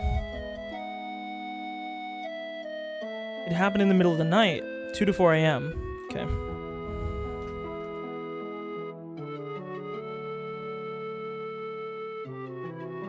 Well, if it happened at 2 to 4 a.m., it wouldn't have happened between 2 days. It would have been on one of the days, so sort of confusing. Every home and household in the village was afflicted. With most residents asleep, it is thought that all died without noticing the crisis. The catastrophe striking in the middle of the night caused its detection to come too late. But there was still one small opportunity to have noticed it. 3 a.m. A news dealer shop in Okinomiya sent a vehicle carrying the morning newspaper to its branch office in Hinamizawa. Usually the shop would be contacted upon the vehicle's arrival, but this morning that didn't happen. The news dealer's shop made repeated calls but got no response. The shopkeeper sent his eldest son to check on things, but they lost contact with him as well. It is extremely regrettable. If they had contacted the police or fire department at this point, it is very highly possible the situation would have turned out more positively. At the very least, it's possible that a portion of the village might have been saved from tragic annihilation. This sounds like Zero Escape music. 6 a.m. Residents in areas in the same region begin continuously calling 119 to report the smell of rotten eggs, dizziness, nausea, and headaches. The fire department received the same reports, all from the same confined region. They speculated a truck loaded with chemicals may have gotten into an accident and reported to the local police. 6:30 a.m. Contact was lost with a patrol car on duty in the Hinamizawa area after the officer reported the smell of rotten eggs. Local police considered the possibility of a large-scale disaster involving highly lethal gas and reported to the prefecture and prefectural police at 7:15 a.m. 8 a.m. The governor was traveling to nearby prefectures for inspection, so in accordance with regulations, the prefectural environmental disaster prevention chief was provisionally escalated to director general and set up a disaster countermeasure office. However, without contacting the governor, the countermeasures came too late. As has recently been pointed out by citizens groups, his trip with honorary diet members to inspect other prefectures was based solely on good relations, and it's rumored they preoccupied themselves with a drinking party. Sources close to him claim the governor had been drinking all night and had gone to sleep in a drunken state. He was completely drunk when the environmental chief phoned him as well, and apparently he could not get him to pay any attention to the matter. And so the authorities, in the hour or so it took for the governor to grasp the situation and sober up, did nothing but accumulate information. Though not as extreme as the governor's case, the environmental chief who became director general in the governor's absence will likely also be questioned about his negligence. In addition, without any procedures in place on the prefecture's side that predicted catastrophes this massive, they would always react too late, and that ended up being fatal. 9:12 a.m. I'm gonna search up what the SDF means. I'm assuming it means like State Defense Force or something. I think it might have even said, but I don't actually remember because I'm Pipig.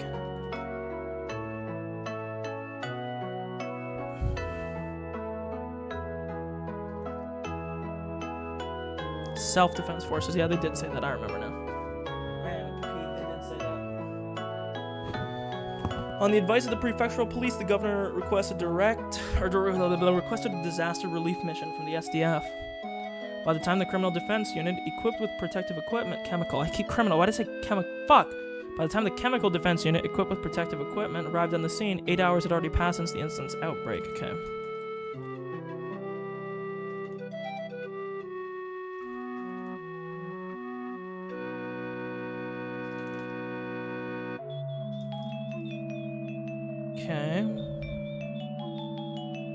Whatever the case may be, it was unfortunate this happened while everyone was sleeping in the middle of the night. Had the same disaster occurred during the day, it likely would have been entirely different.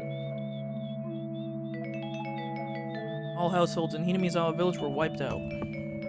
There were over 1,000 victims. The SDF is still confirming the situation on the ground, but their results are predicted to only increase that number. Here with us in the studio today is Dr. Fujiwara, a professor at Blank University who is well acquainted with volcanic disasters. Doctor, can such a sudden and horrible outburst of poisonous gas actually happen? It isn't at all unusual for this to happen right around craters, at least. Japan is a volcanic nation, and has so many active volcanoes. There is always a danger of hazardous gas around any of these craters, and it is generally a rule among mountain climbers not to go near them. Does it mean the rotten egg smell that visited Hinamizawa was the normal sort of gas from volcanic craters? Judging by how it smelled like rotten eggs, we think it was hydrogen sulfide, a gas seen particularly frequently in accidents compared to other volcanic gases. If it's dense, it becomes extremely dangerous, yes, because then it'll stay lower to the ground compared to rising in the atmosphere. Hinamizawa is very far away from the craters of any volcanoes. Can hydrogen sulfide be generated even from a place not close to the crater? I don't know all the details, so I can't say anything concrete, but in other countries, there are records of gas eruptions due to magma buildups under hot springs. It's an extremely rare event, but it is possible for such a thing to happen, even in a region not near craters. Thank you very much, Doctor. So I put in my notes that I think it was probably the swamp. We appear to have an announcement from the Japan Defense Agency. Ms. Morikawa, are you there? Yes, I'm at the Japan Defense Agency. The agency has just made an announcement regarding the source of the Hinamizawa village gas disaster. Analysis from the Ground Self-Defense Forces Department of Chemistry, POG, Department of Chemistry, has found that the gas was a mixture of carbon dioxide and hydrogen sulfide. Ms. Morikawa, do you know whether the gas is still erupting or spreading to nearby areas? According to the SDF's 9th Division, who are currently engaged in a rescue operation at Hinamizawa Village, the gas density is steadily decreasing. They've announced that the damage will not spread. However, it does not change the fact that the surrounding areas are still in danger and that very strict observations must be maintained.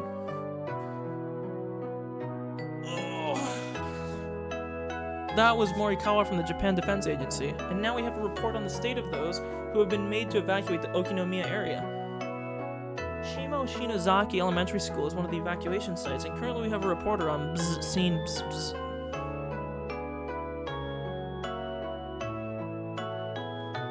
Inside the jeep, clamoring and bouncing along the rough road, none answered my muttered question.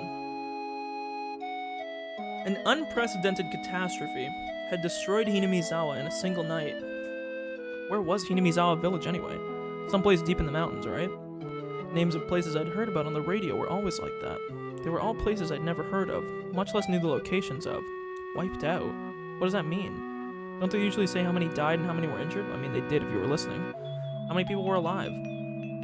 Where did everyone evacuate to? Eventually we came into view of Coach's clinic.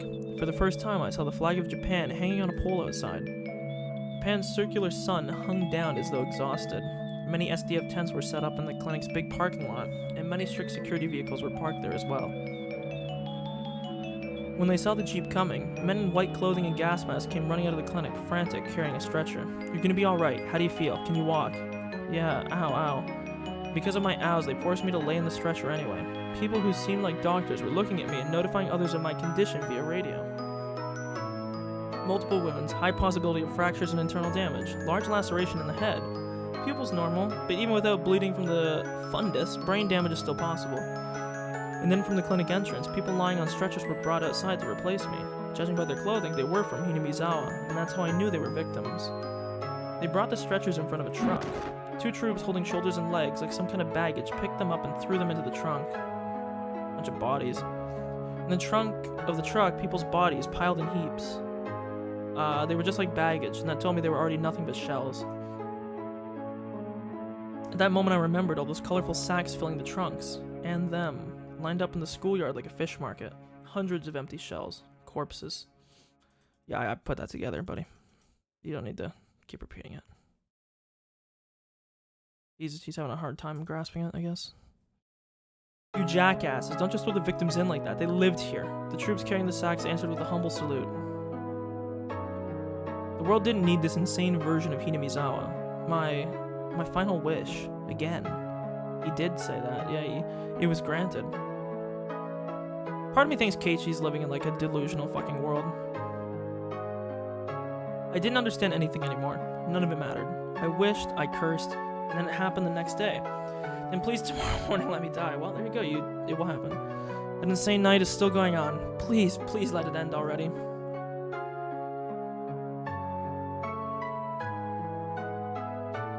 Huh? Hey, he's lost consciousness. Shout his name, quickly. Maebara, can you hear me? If you hear me, just blink. Maebara. Suddenly the world didn't matter to me anymore. And so I noped the fuck out. I wasn't interested in their cries. His breathing stopped. Get his respiratory tract open. Use CPR. Make him live. Damn it. No more dead people. Nobody deserves to die. Don't kill him. I could hear the voice of a man crying and screaming in my ears. Nobody deserves to die. Those words came from his heart. They were so commonplace, and they soaked into my heart too. Maybe it was a mistake to take someone's life, even if it was to save Satoko.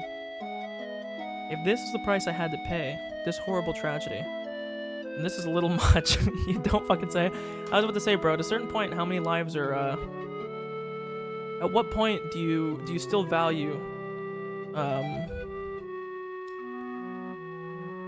Like, at what point do you still value Satoko's life over, like, everyone in your town, right? You know, like,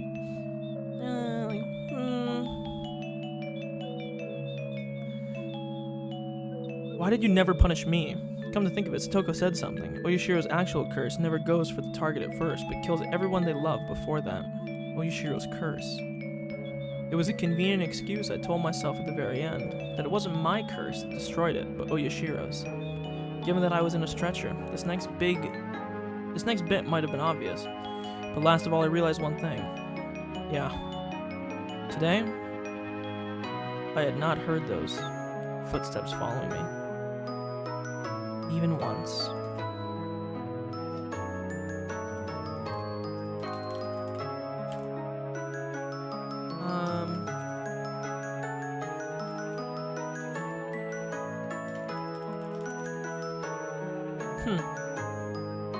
And now I was liberated.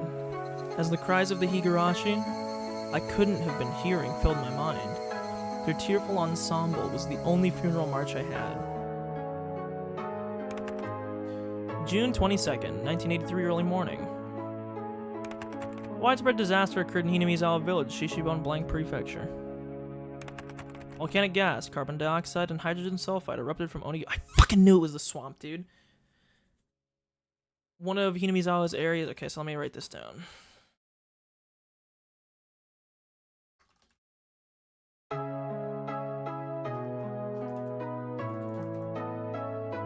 Okay.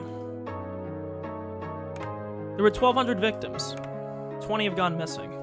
The catastrophe was unprecedented, forcing local governments to evacuate approximately 600,000 people. According to later investigations, magma pools and hot springs were uncovered directly under Onigufuji Swamp.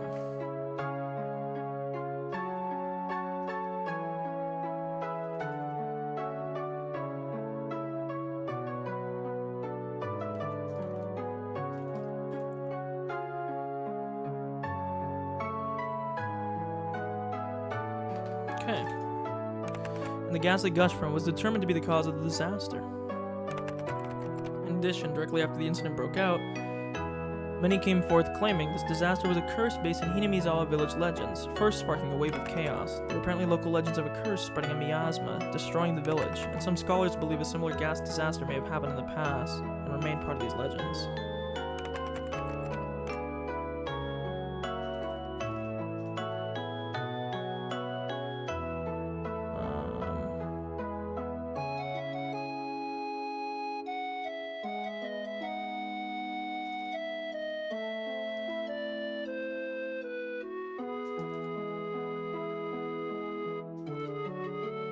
More extreme periodicals suggested this was an extension of the string of freak death incidents that had been happening in the recent years in Hinamizawa village, stirring interest in theories about the curse of Oyashiro. In addition, relatives of those in Hinamizawa who have escaped disaster complained of sickness afterwards and were hospitalized. Some even died of unknown causes, furthering such extreme opinions.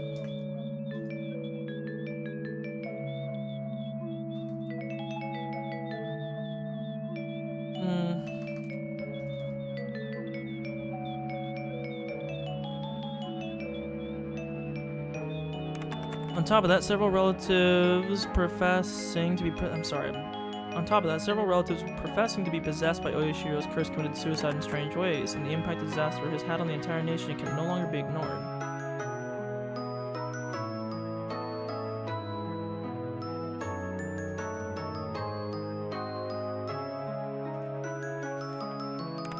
Wild visions of terrible toxic gas sneaking around in the middle of the night, killing people, spilled across the country, causing a steady stream of people, some who identified themselves as being obsessed by it began doing odd things. Most of these were mistakenly attributed by the tabloid press, but afterwards some even began to call the mental issue arising from the Hinamizawa tragedy the Hinamizawa syndrome.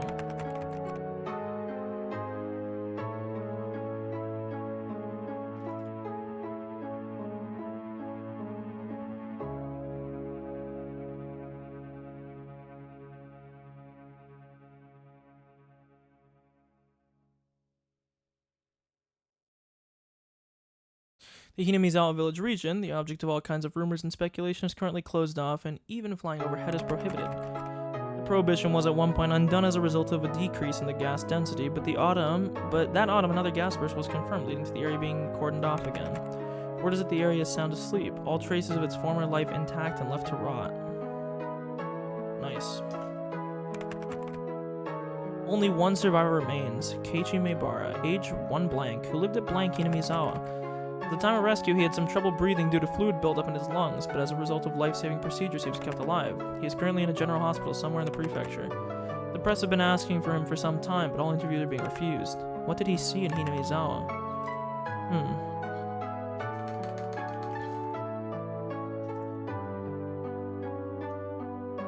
Fucking good-ass meme that Oyashiro would grant all his wishes except for the one to kill him.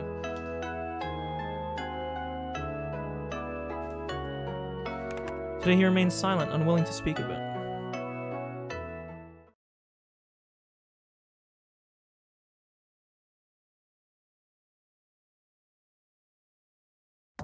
Ooh. 1 second. Yeah. Screenshot. Just snapped a good screenshot of that with everything on screen. This is scrambled text. I'll read this in a thing. Damn, she died too. No, Mion! Missing. I'm blasting screenshots here, okay? We'll go through these after. This is scrambled text, but I should be able to read this.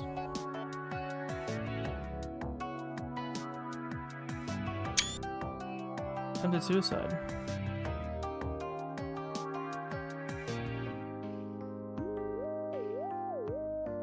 Doo-doo-doo. Yeah.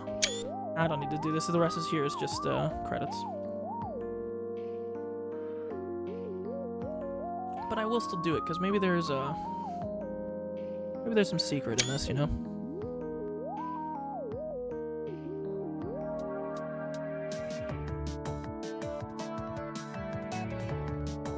I saw a meme here. This is totally nepotism, isn't it?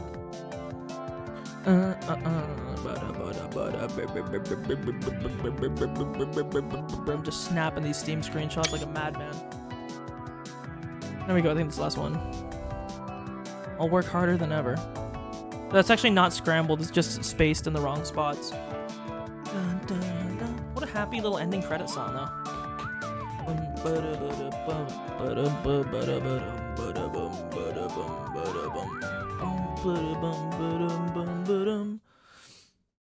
June blank blank 2003. I was alive at this point. An elderly couple living in Osaka Prefecture discovered a cassette tape while organizing the possessions of their son who passed away 8 years ago. The son went missing when his fishing boat capsized in '95. He was 47 at the time of his death. 8 years later, in 2003, they began to organize their son's remains in order to organize their minds and came across the cassette tape in question. From 1975 to 1989,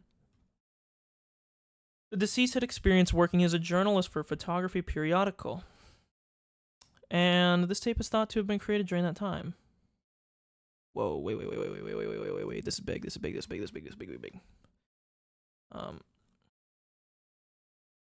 In the post credit, scene is described.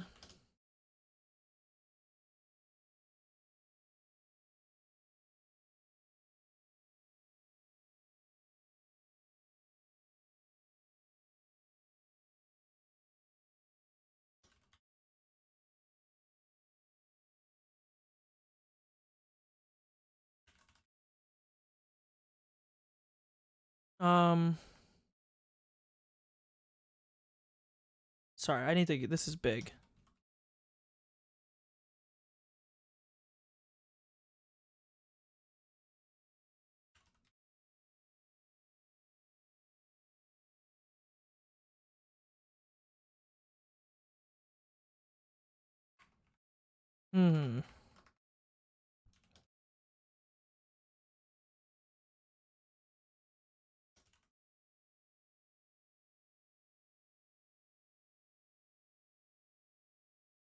Ew, this has American dating.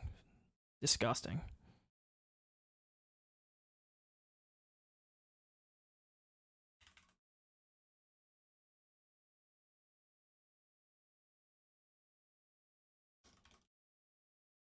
Okay. It is thought the tape was recorded during an interview with Keiichi Mibara, the only survivor of the Great Hinamizawa disaster that occurred in June of 1983.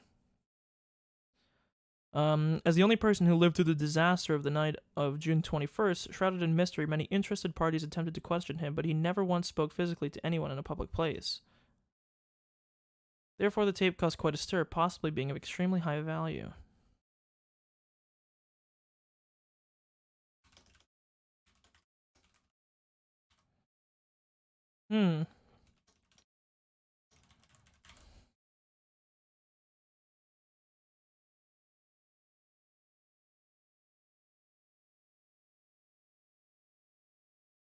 Okay.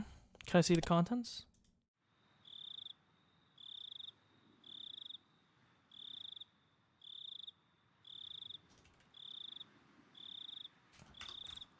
It's really hard to talk about stuff when I know I'm being recorded. Please, don't worry about it.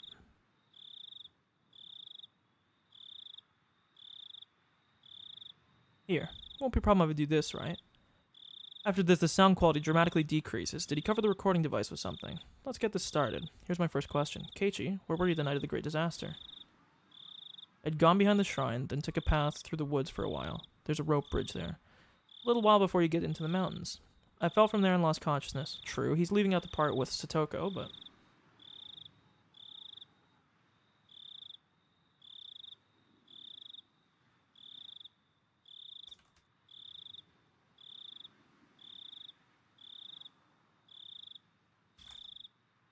Did this happen during the night of the disaster between 21st? No. It was the morning of the 21st on Tuesday, which means I woke up the afternoon of the next day. I think I was out for a day and a half. Why on earth were you there? I mean, I'm sure everyone wants to know, but the bridge you fell from that day, a weekday I might add, was quite far from both your house and the school, wasn't it? Speaking frankly, there are some who say you knew of the great disaster beforehand, and fell from the rope bridges as you were trying to flee the village. This isn't a joke. Please don't be so arbitrary about this. I think it's a terrible thing to say, too. I love how he's just, this is such a journalist meme. Anyway, about the rope bridge you fell from. It was right here on the map, right? The rope bridge beyond the back of the shrine and through the path in the woods. Probably. I never went over there, so I can't say for sure. I guess I just want to know why you were out somewhere you'd never been before on a Wednesday morning. A weekday morning. I'm sorry, I'm having a stroke right now. Too late. And then, well, about the riverbed you fell unconscious on. Have you heard the rumors about that being impossible? Impossible? Oh, the word. Monka W. That word again? For a little while, Keiichi mutters the word impossible several times. Why would it be impossible? You know how volcanic gas... So this is what I was going to say before they say it. If it was a heavy gas that came out, which I think they said it was hydrogen sulfide, which would absolutely most likely be heavier than air. If he was at a lowland area, that's where the gas would accumulate. So if he stayed there for a day and a half, he absolutely should have been dead. You know how the volcanic gas originated in the Onigafuchi swamp? Some scholars did some pretty delicate simulations and modeling and discovered something very interesting. Volcanic gas, and here it goes. Yep. I don't even need to read this.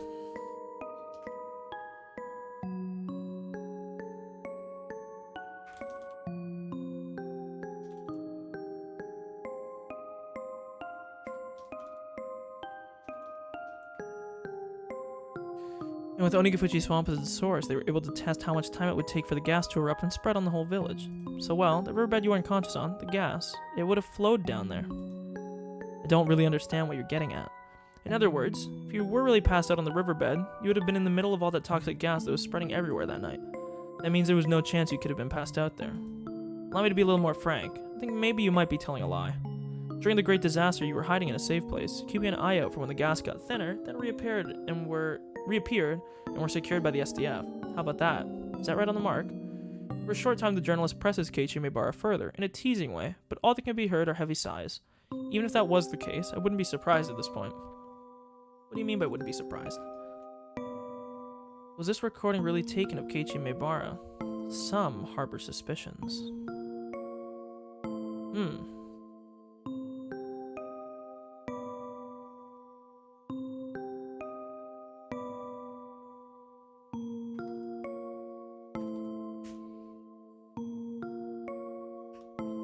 You said it before, didn't you?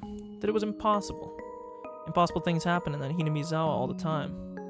There are people who shouldn't be existing. Dead people end up alive. It's not really that unusual.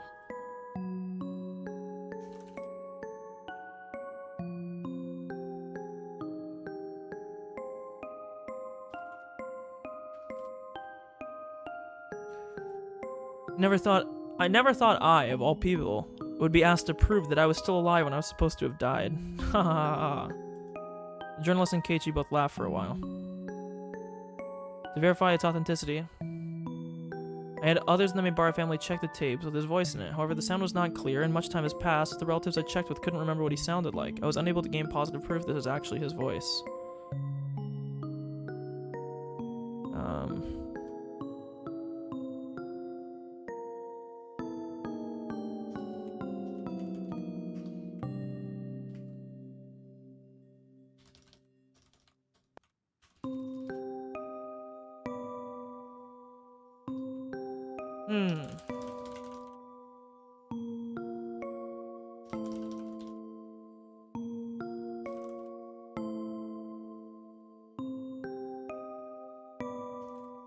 Alright then, I'll change the subject. What do you think of debate about whether this disaster was the curse, the 5th year of the serial freak death incidents in Hinamizawa? I don't think it was. I was the curse that year, after all. What do you mean? I was just answering the question.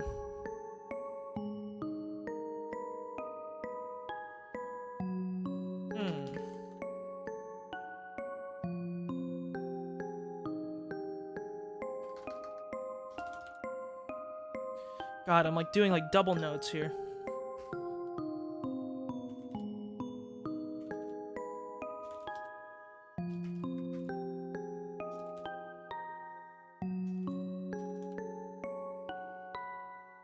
The curse, well, you probably won't believe me when I tell you this. I was the one who caused it. I was the one who wished for the whole village to die, and it happened.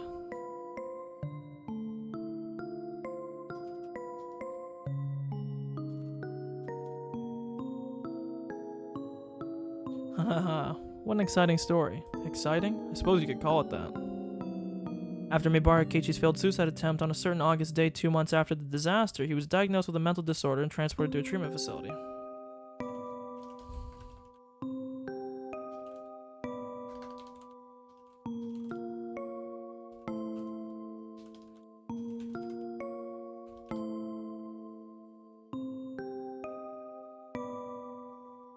I was the one who killed Takano and Coach and Oishi too.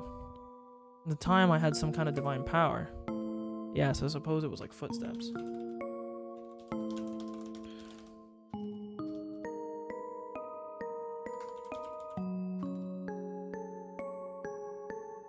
This is so odd.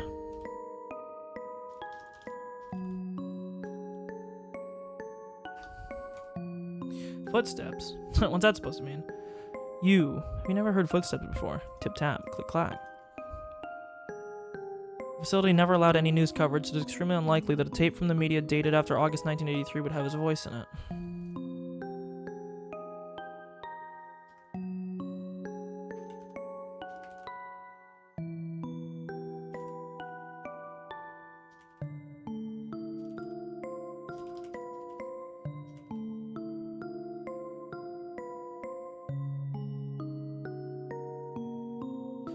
Today, when you're walking around, try stopping suddenly. Something interesting will happen. Anyway, if you hear an extra footstep, even though you've already stopped walking, you'd better be careful, you know.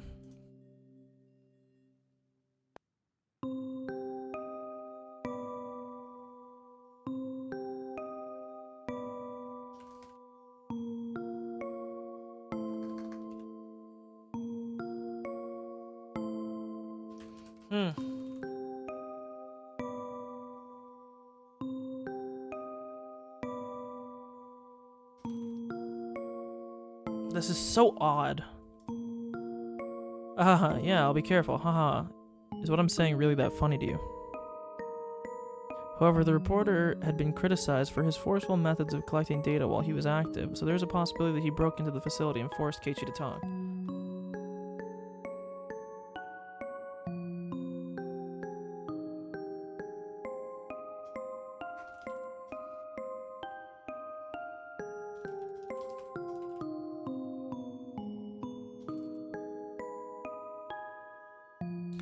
You've been doing nothing but laugh in my face this whole time. You're just like Coach. You pretended to sympathize with me to listen to what I have to say, but your eyes are telling me you think I'm a lunatic.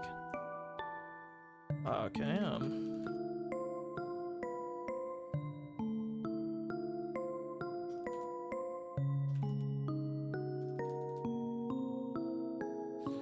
It's not true. No, I can tell. Your eyes are the same as Coach.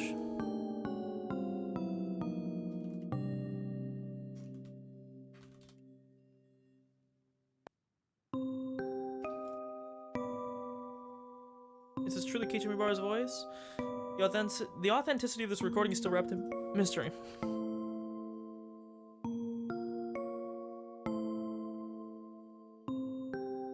I never heard the footsteps again that day, so I don't think I have that terrible power anymore.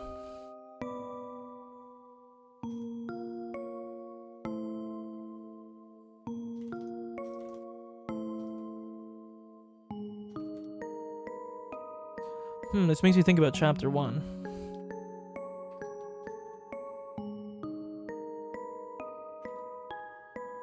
Perhaps right here, right now, I'll wish for you to die. I wish for your death for saying all these unpleasant things. Yeah, this time, why don't I decide how you die? Takano was burned to death, so let's go with the opposite with water, yeah.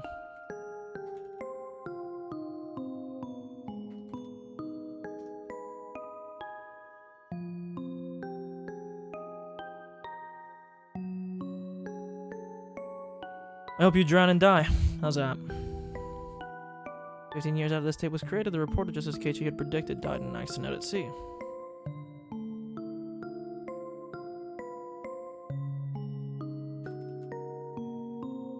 If I'm in top form like I was then, you'd die before tomorrow morning for sure. Now then, I wonder how many days it'll take for you to drown.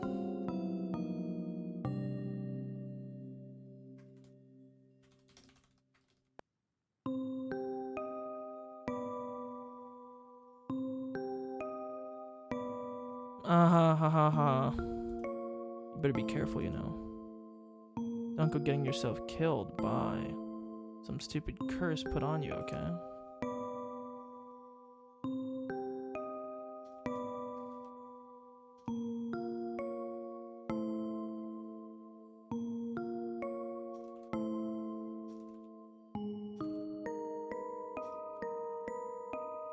Inverted color gang.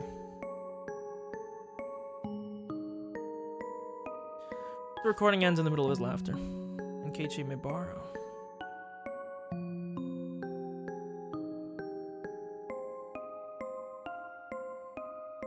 He suddenly died 2 days after the interview.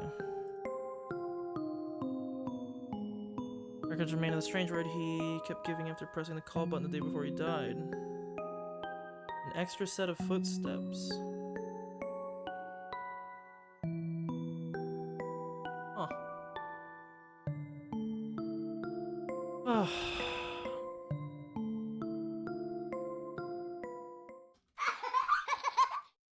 How nice of you. And the nuke just popped off again.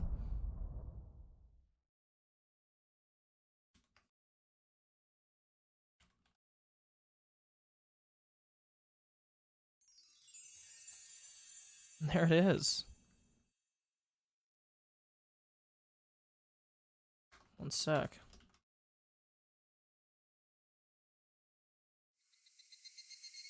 So I guess I must have missed one of the tips. I guess I didn't read one of the tips. I'll have to speed through all of them real quick.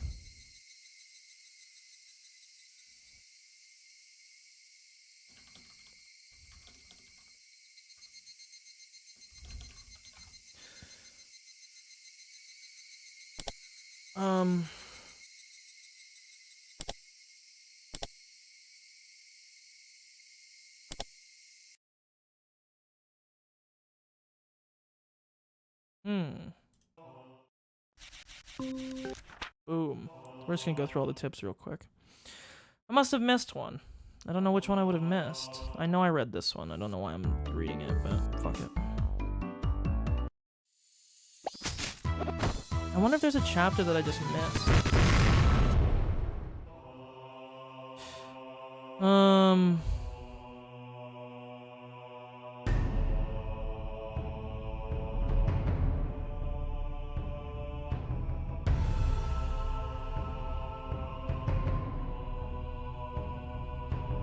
Okay, well, we're just gonna speed through these real quick. Fuck, so that was a really weird chapter. Even more mysteries. And it didn't go in the same way that I thought it was going to yesterday. I'm actually gonna mute the game real quick here so we don't get absolutely ear fucked by all the shit going on. It definitely did not go the way that I expected it to. Towards the end there. I'm trying to think here.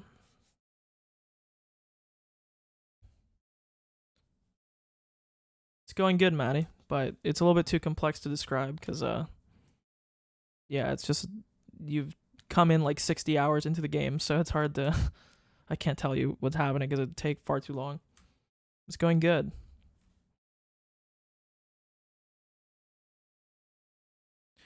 Whenever I get the achievement, I'll just stop because that'll be the one that I missed. I'll just go back and read it after.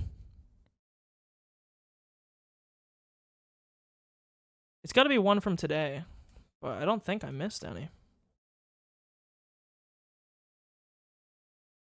Oh, I just got it right there. Apparently it was this one. I feel like I read all of them. Child with special needs, general. No, I absolutely read this. I remember this. So the game just bugged and didn't give me it. Because this was talking about when she lied about her abuses. Yeah, no, we don't care. Yeah, that's weird. So I did read all of them. It just didn't give me the achievement. Whatever. Okay. One sec, I gotta reboot the game real quick. Yeah, I'm sure, bitch. Close. I didn't close my Veritasium video. One sec. Derek's gonna blow your ears out for a second. Never mind. There we go. Nothing was happening. Okay, let me reboot the game here. I'm fucking gonna skip through the end credit scene because I don't care. But I do want the 100% achievement. You know, we're collecting them, you see.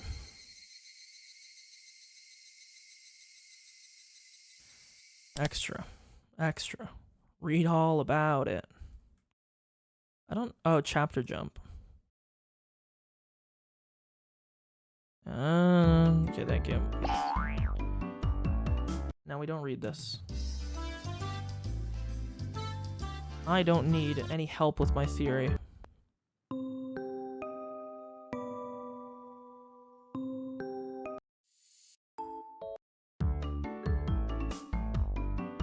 Chapter was very odd, though.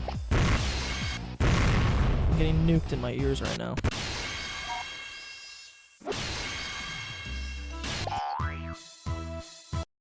Maybe I'll read these back one day.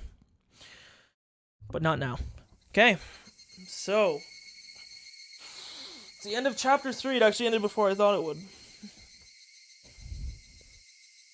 And it ended in an odd way that I didn't really expect. Okay. So, let me go through my fucking notes here. Let me also center this a little bit better. I made this thing a bit wider, so it fucked up. Okay. There's a disgusting amount of notes, okay? Chapter 3 is literally from right here to down here, okay? It was a lot of notes. What was from today, though? Today was from here. We didn't really... I don't know if I can say we learned anything. We kind of just got more questions. We got answers in some ways, but not answers in others. The game seems to insinuate quite heavily that Keiichi has like some weird like divine power that he was using, and that like maybe the village got fucking rolled after Rika died, but I don't know if it's that that cut and dry. I think that it's probably more... I think it's probably deeper than that. Or not deeper, actually. I think that... Like, so my whole take on this whole game is I think that everything that's been happening so far has been stuff that could be explained by humans, and I think that the game tries to constantly bait you into thinking there's some weird supernatural shit going on, just for you to eventually find out it was like the work of humans. Or just like the work of something natural entirely. It doesn't mean that there couldn't be something crazy going on.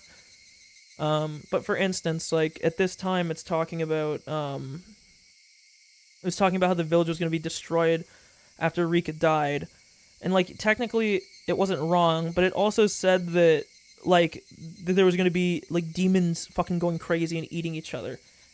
And then it was a fucking swamp gas. It was like gas from a volcanic fissure underneath the swamp that rose in and killed everybody. The only other thing that we have to do, I will open up the screenshots here that I took during the credits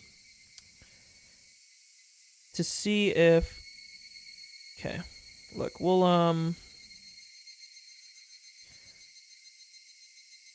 let's see if I can sort these correctly. Okay, let me open up... I'll just do a display capture. And we'll see if there's anything important that I can get from this. Okay, here's a display capture. We can read this. Jiro Tomitake, real name unknown. Possibly committed suicide in the village on 6/19/1983. Investigation suspended. This here, okay. This is, what do you call it? This is from Watanagashi. A mysterious, I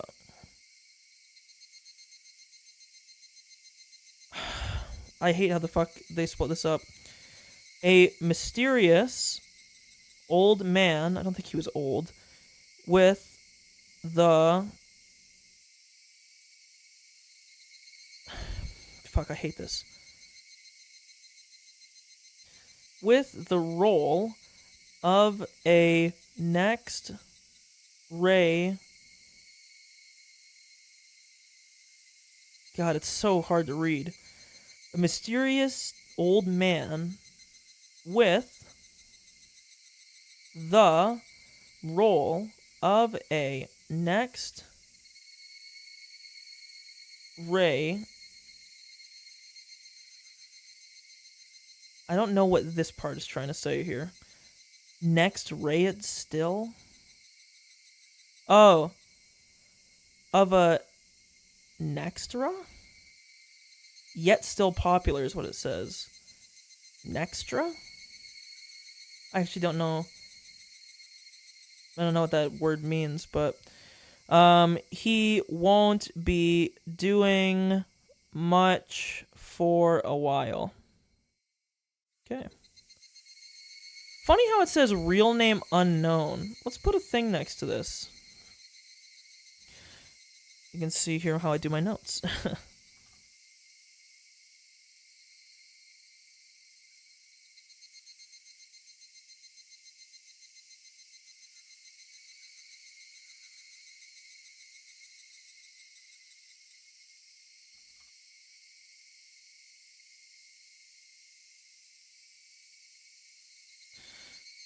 Okay.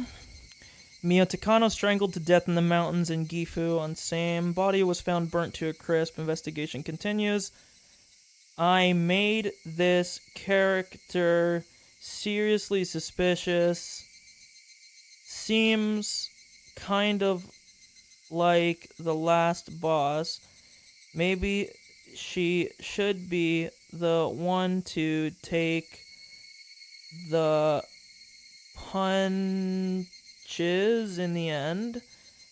I need to make her so bad even Coach would punch her.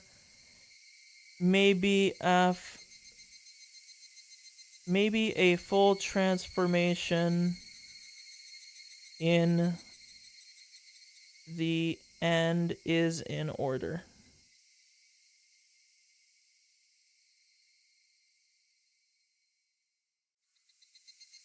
Kurado Oishi, blah blah blah blah.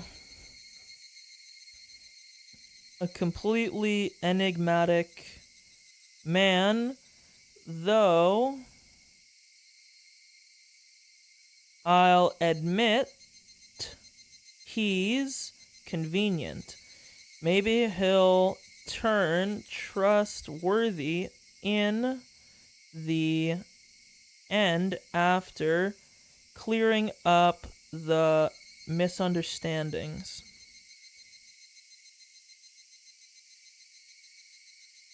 This is just the exact same thing. I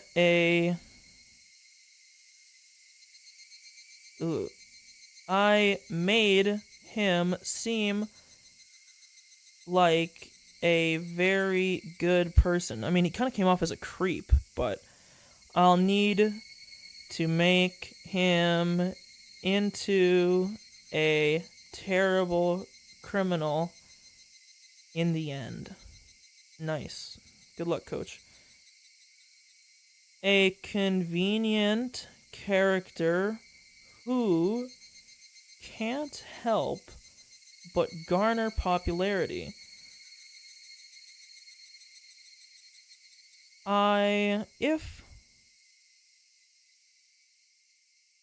If Satoko doesn't get more popular with this, then she might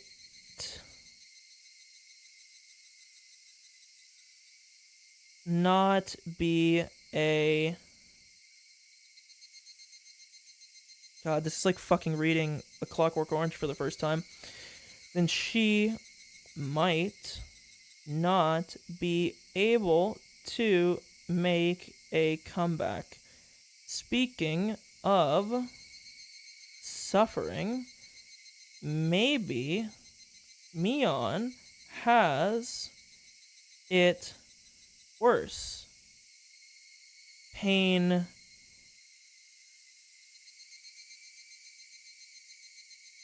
laugh. I was like, what? Pained a loaf? But a mysterious girl, in a way, the incarnation of the curse theory. Cool. I don't know if any of these are going to be worth... Okay, a lot of these are really short. Passed away in the Great Hinamizawa disaster. May she rest in peace. Okay, so... Went missing during the Great Hinamizawa disaster, yeah.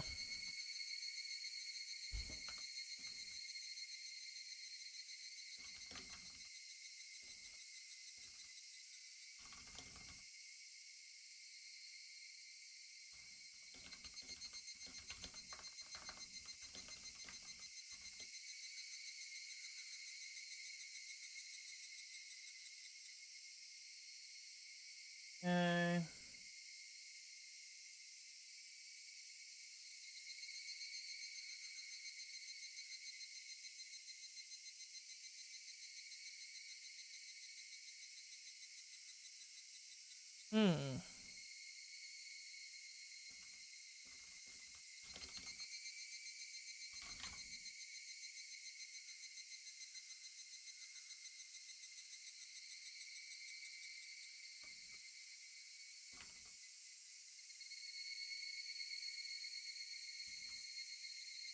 Oh no!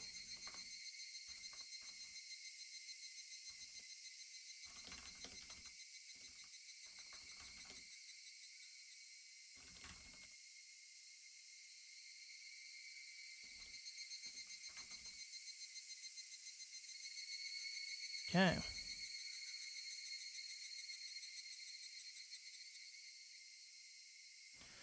Tatsuyoshi Kasai.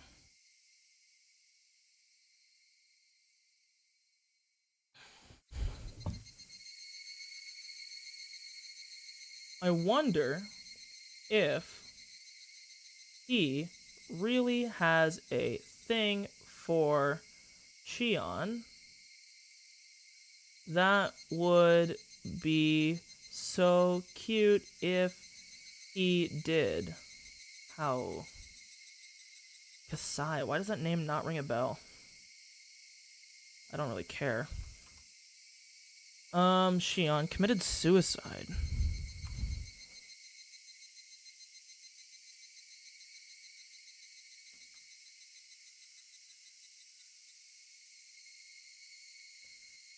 The more...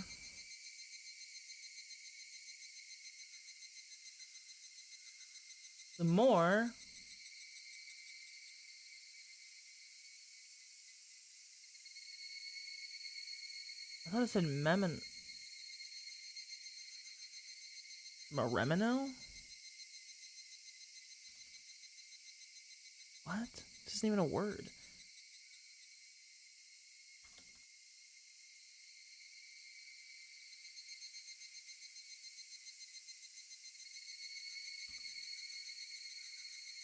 The more minor is what it says.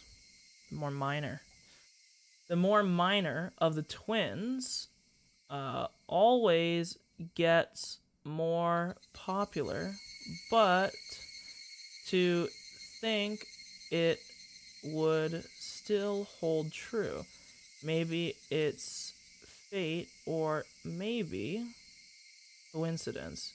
You're okay to think of Watanagash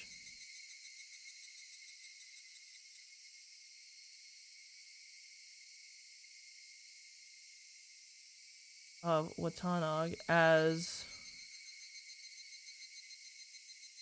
what is this? You're okay to think of what Watanagashi considering the suicide, though. This is fucking gibberish.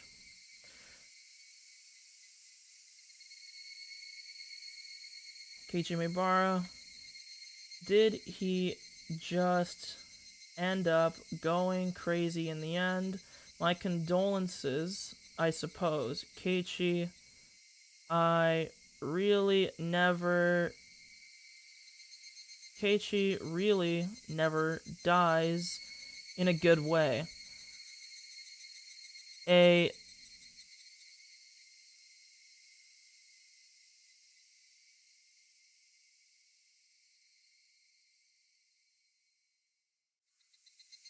What the fuck is this? This is just gibberish.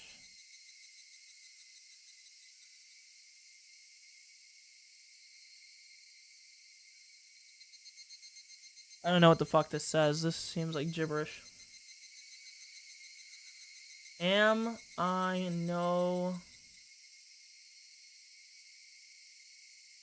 not allowed to laugh? Diagnosed with a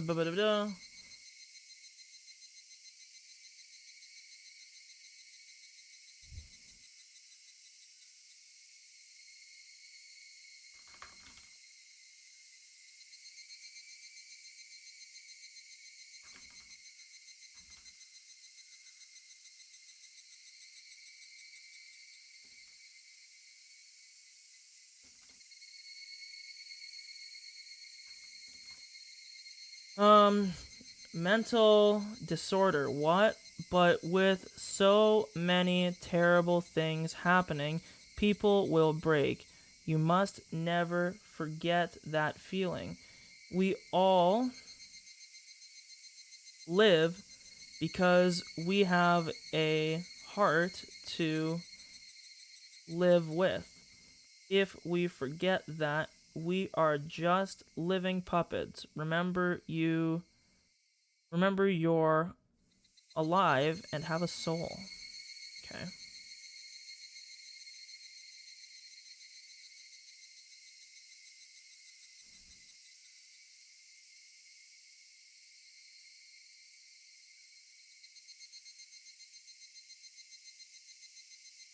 I think this one was out of yeah, these are just like thanks.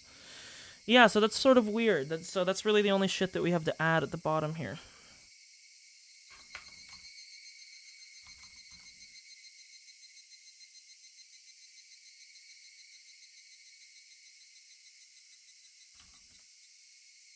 Okay, man. Let me cover the display again. Yeah, there's not really much to say. I have too much stuff to consolidate to even like try to attempt to spitball a theory right now, so I'm not going to try to.